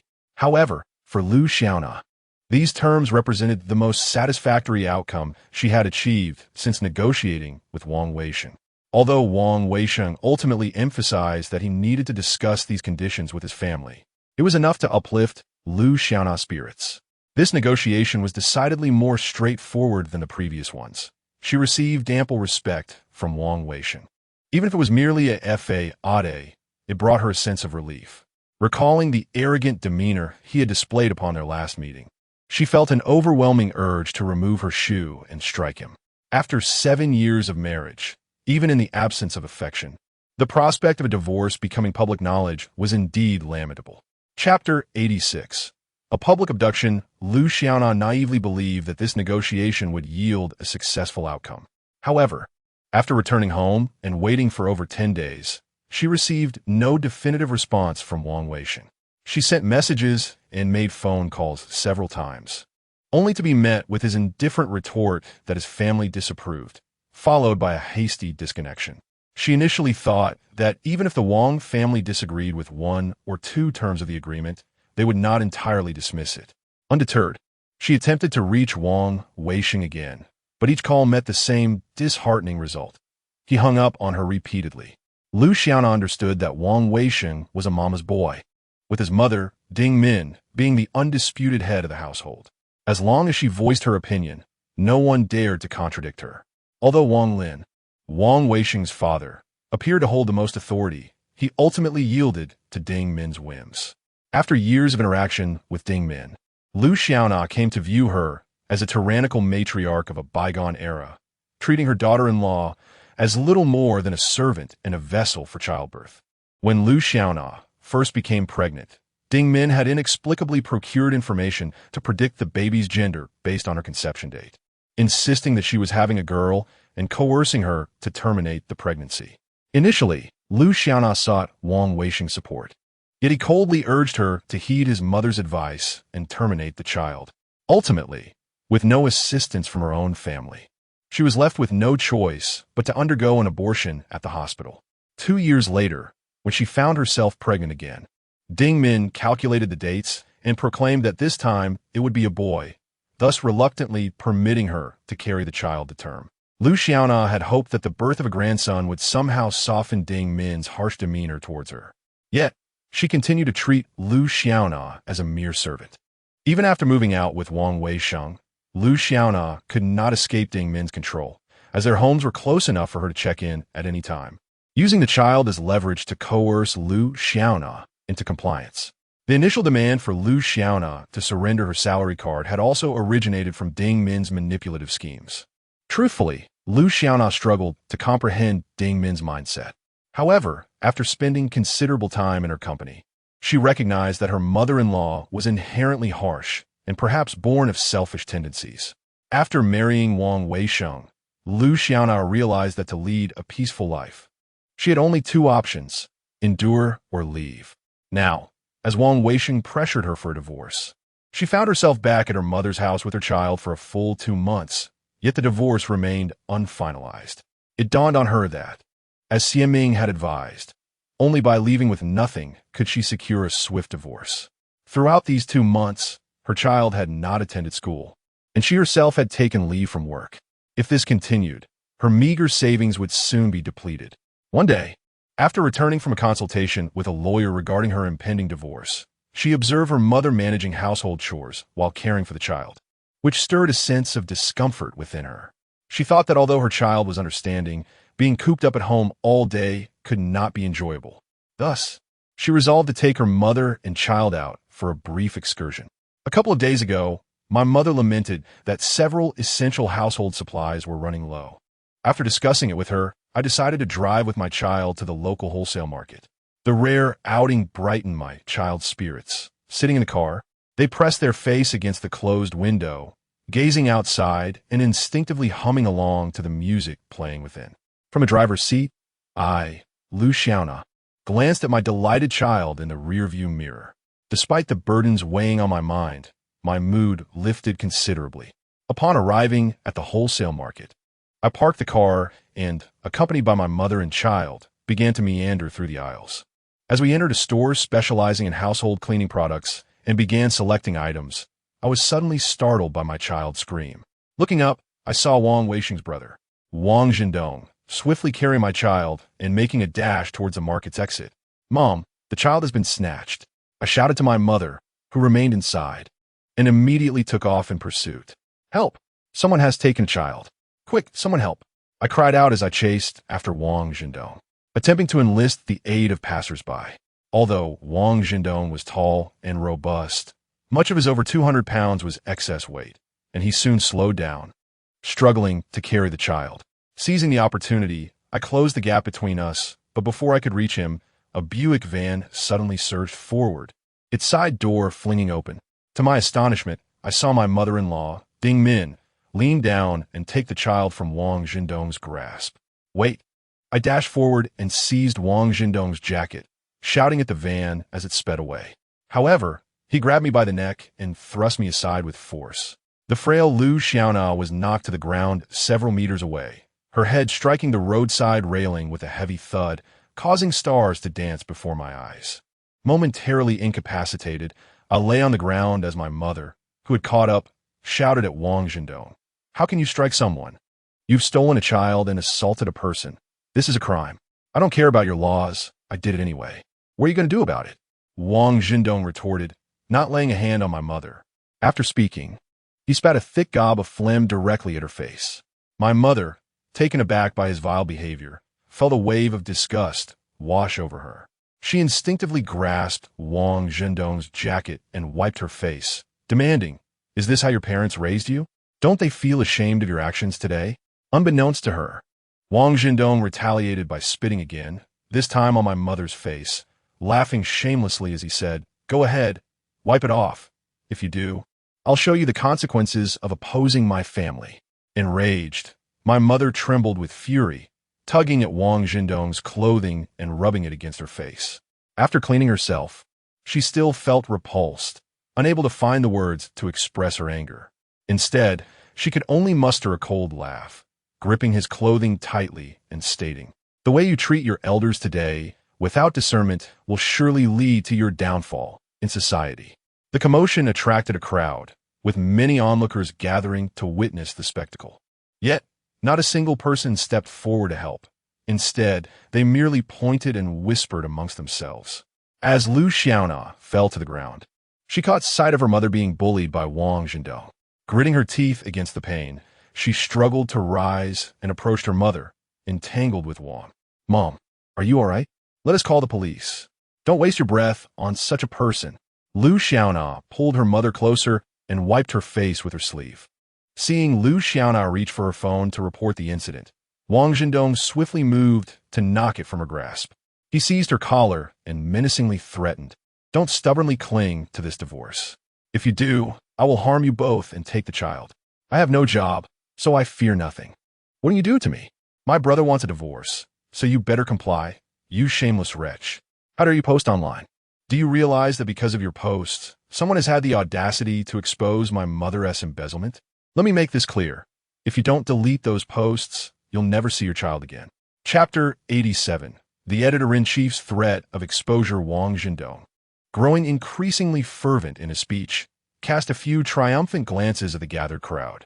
With his left index finger, he poked Lu Xiaona's forehead and declared, "Do you truly believe my brother is merely burdened with a few million in debts? Let me be frank with you. If you continue to test our patience, those debts could escalate to tens of millions, and as his wife, you would bear the consequences. He scoffed at her.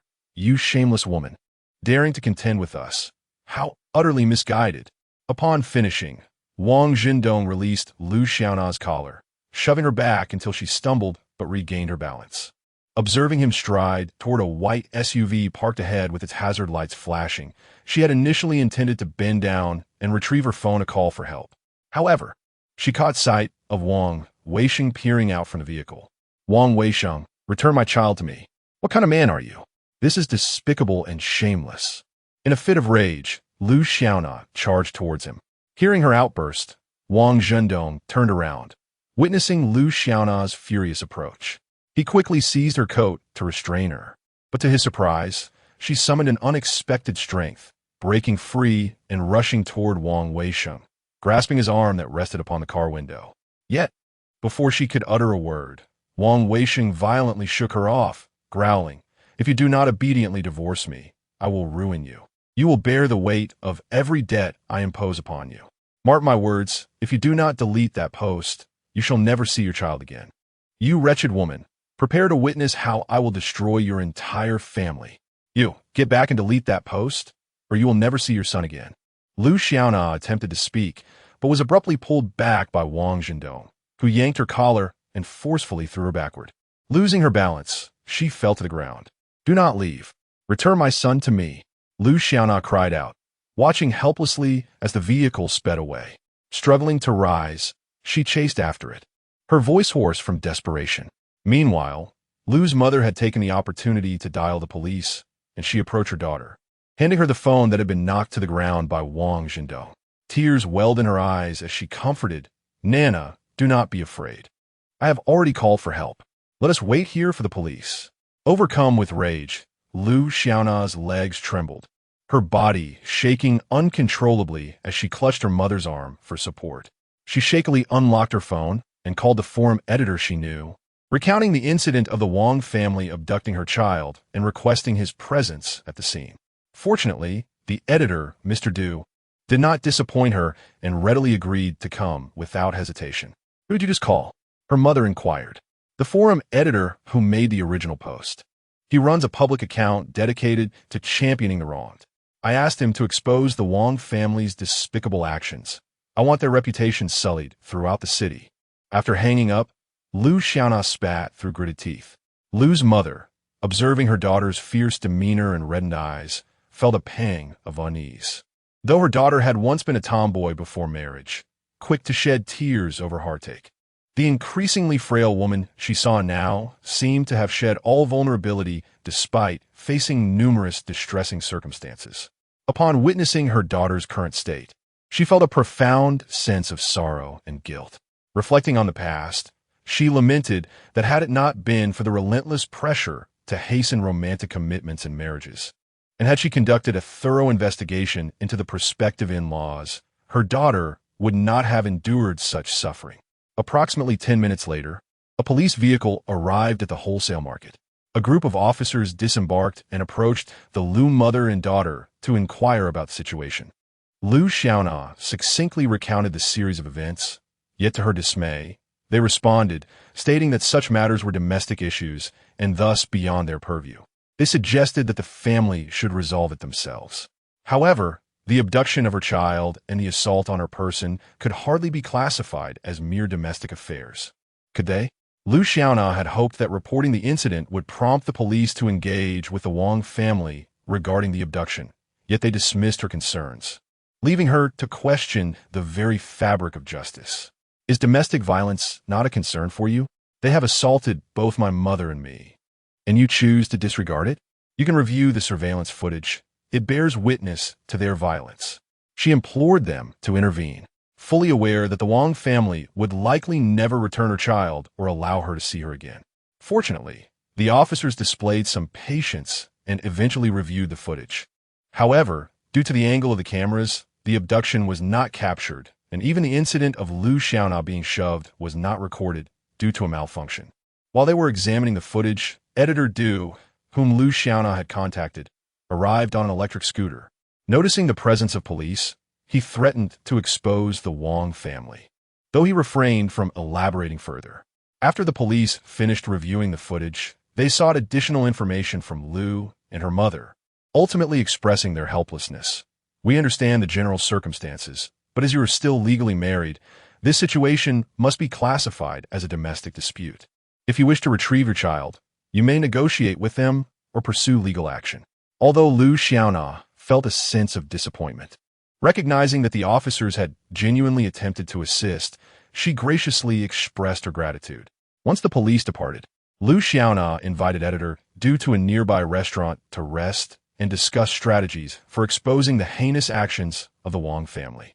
It is worth noting that editor Du had previously offered her assistance, such as promoting her posts, which had left her deeply appreciative and respectful. His willingness to come to her aid once again touched her profoundly. Observing editor Du's enthusiastic support, Lu's mother, upon sitting down, excused herself to a nearby tobacco shop to purchase a whole pack of cigarettes for him as a token of gratitude. The abduction of her grandson was undoubtedly a tremendous blow to her daughter. Witnessing her daughter being shoved by Wang Jindong and subsequently threatened by Wang Weisheng, Lu's mother felt a deep concern that her daughter might be pushed to the brink, fearing she could take drastic actions. Edito Du, I am truly grateful for your assistance during this trying time. Lu's mother, while speaking, handed an entire pack of Su Yin cigarettes to him.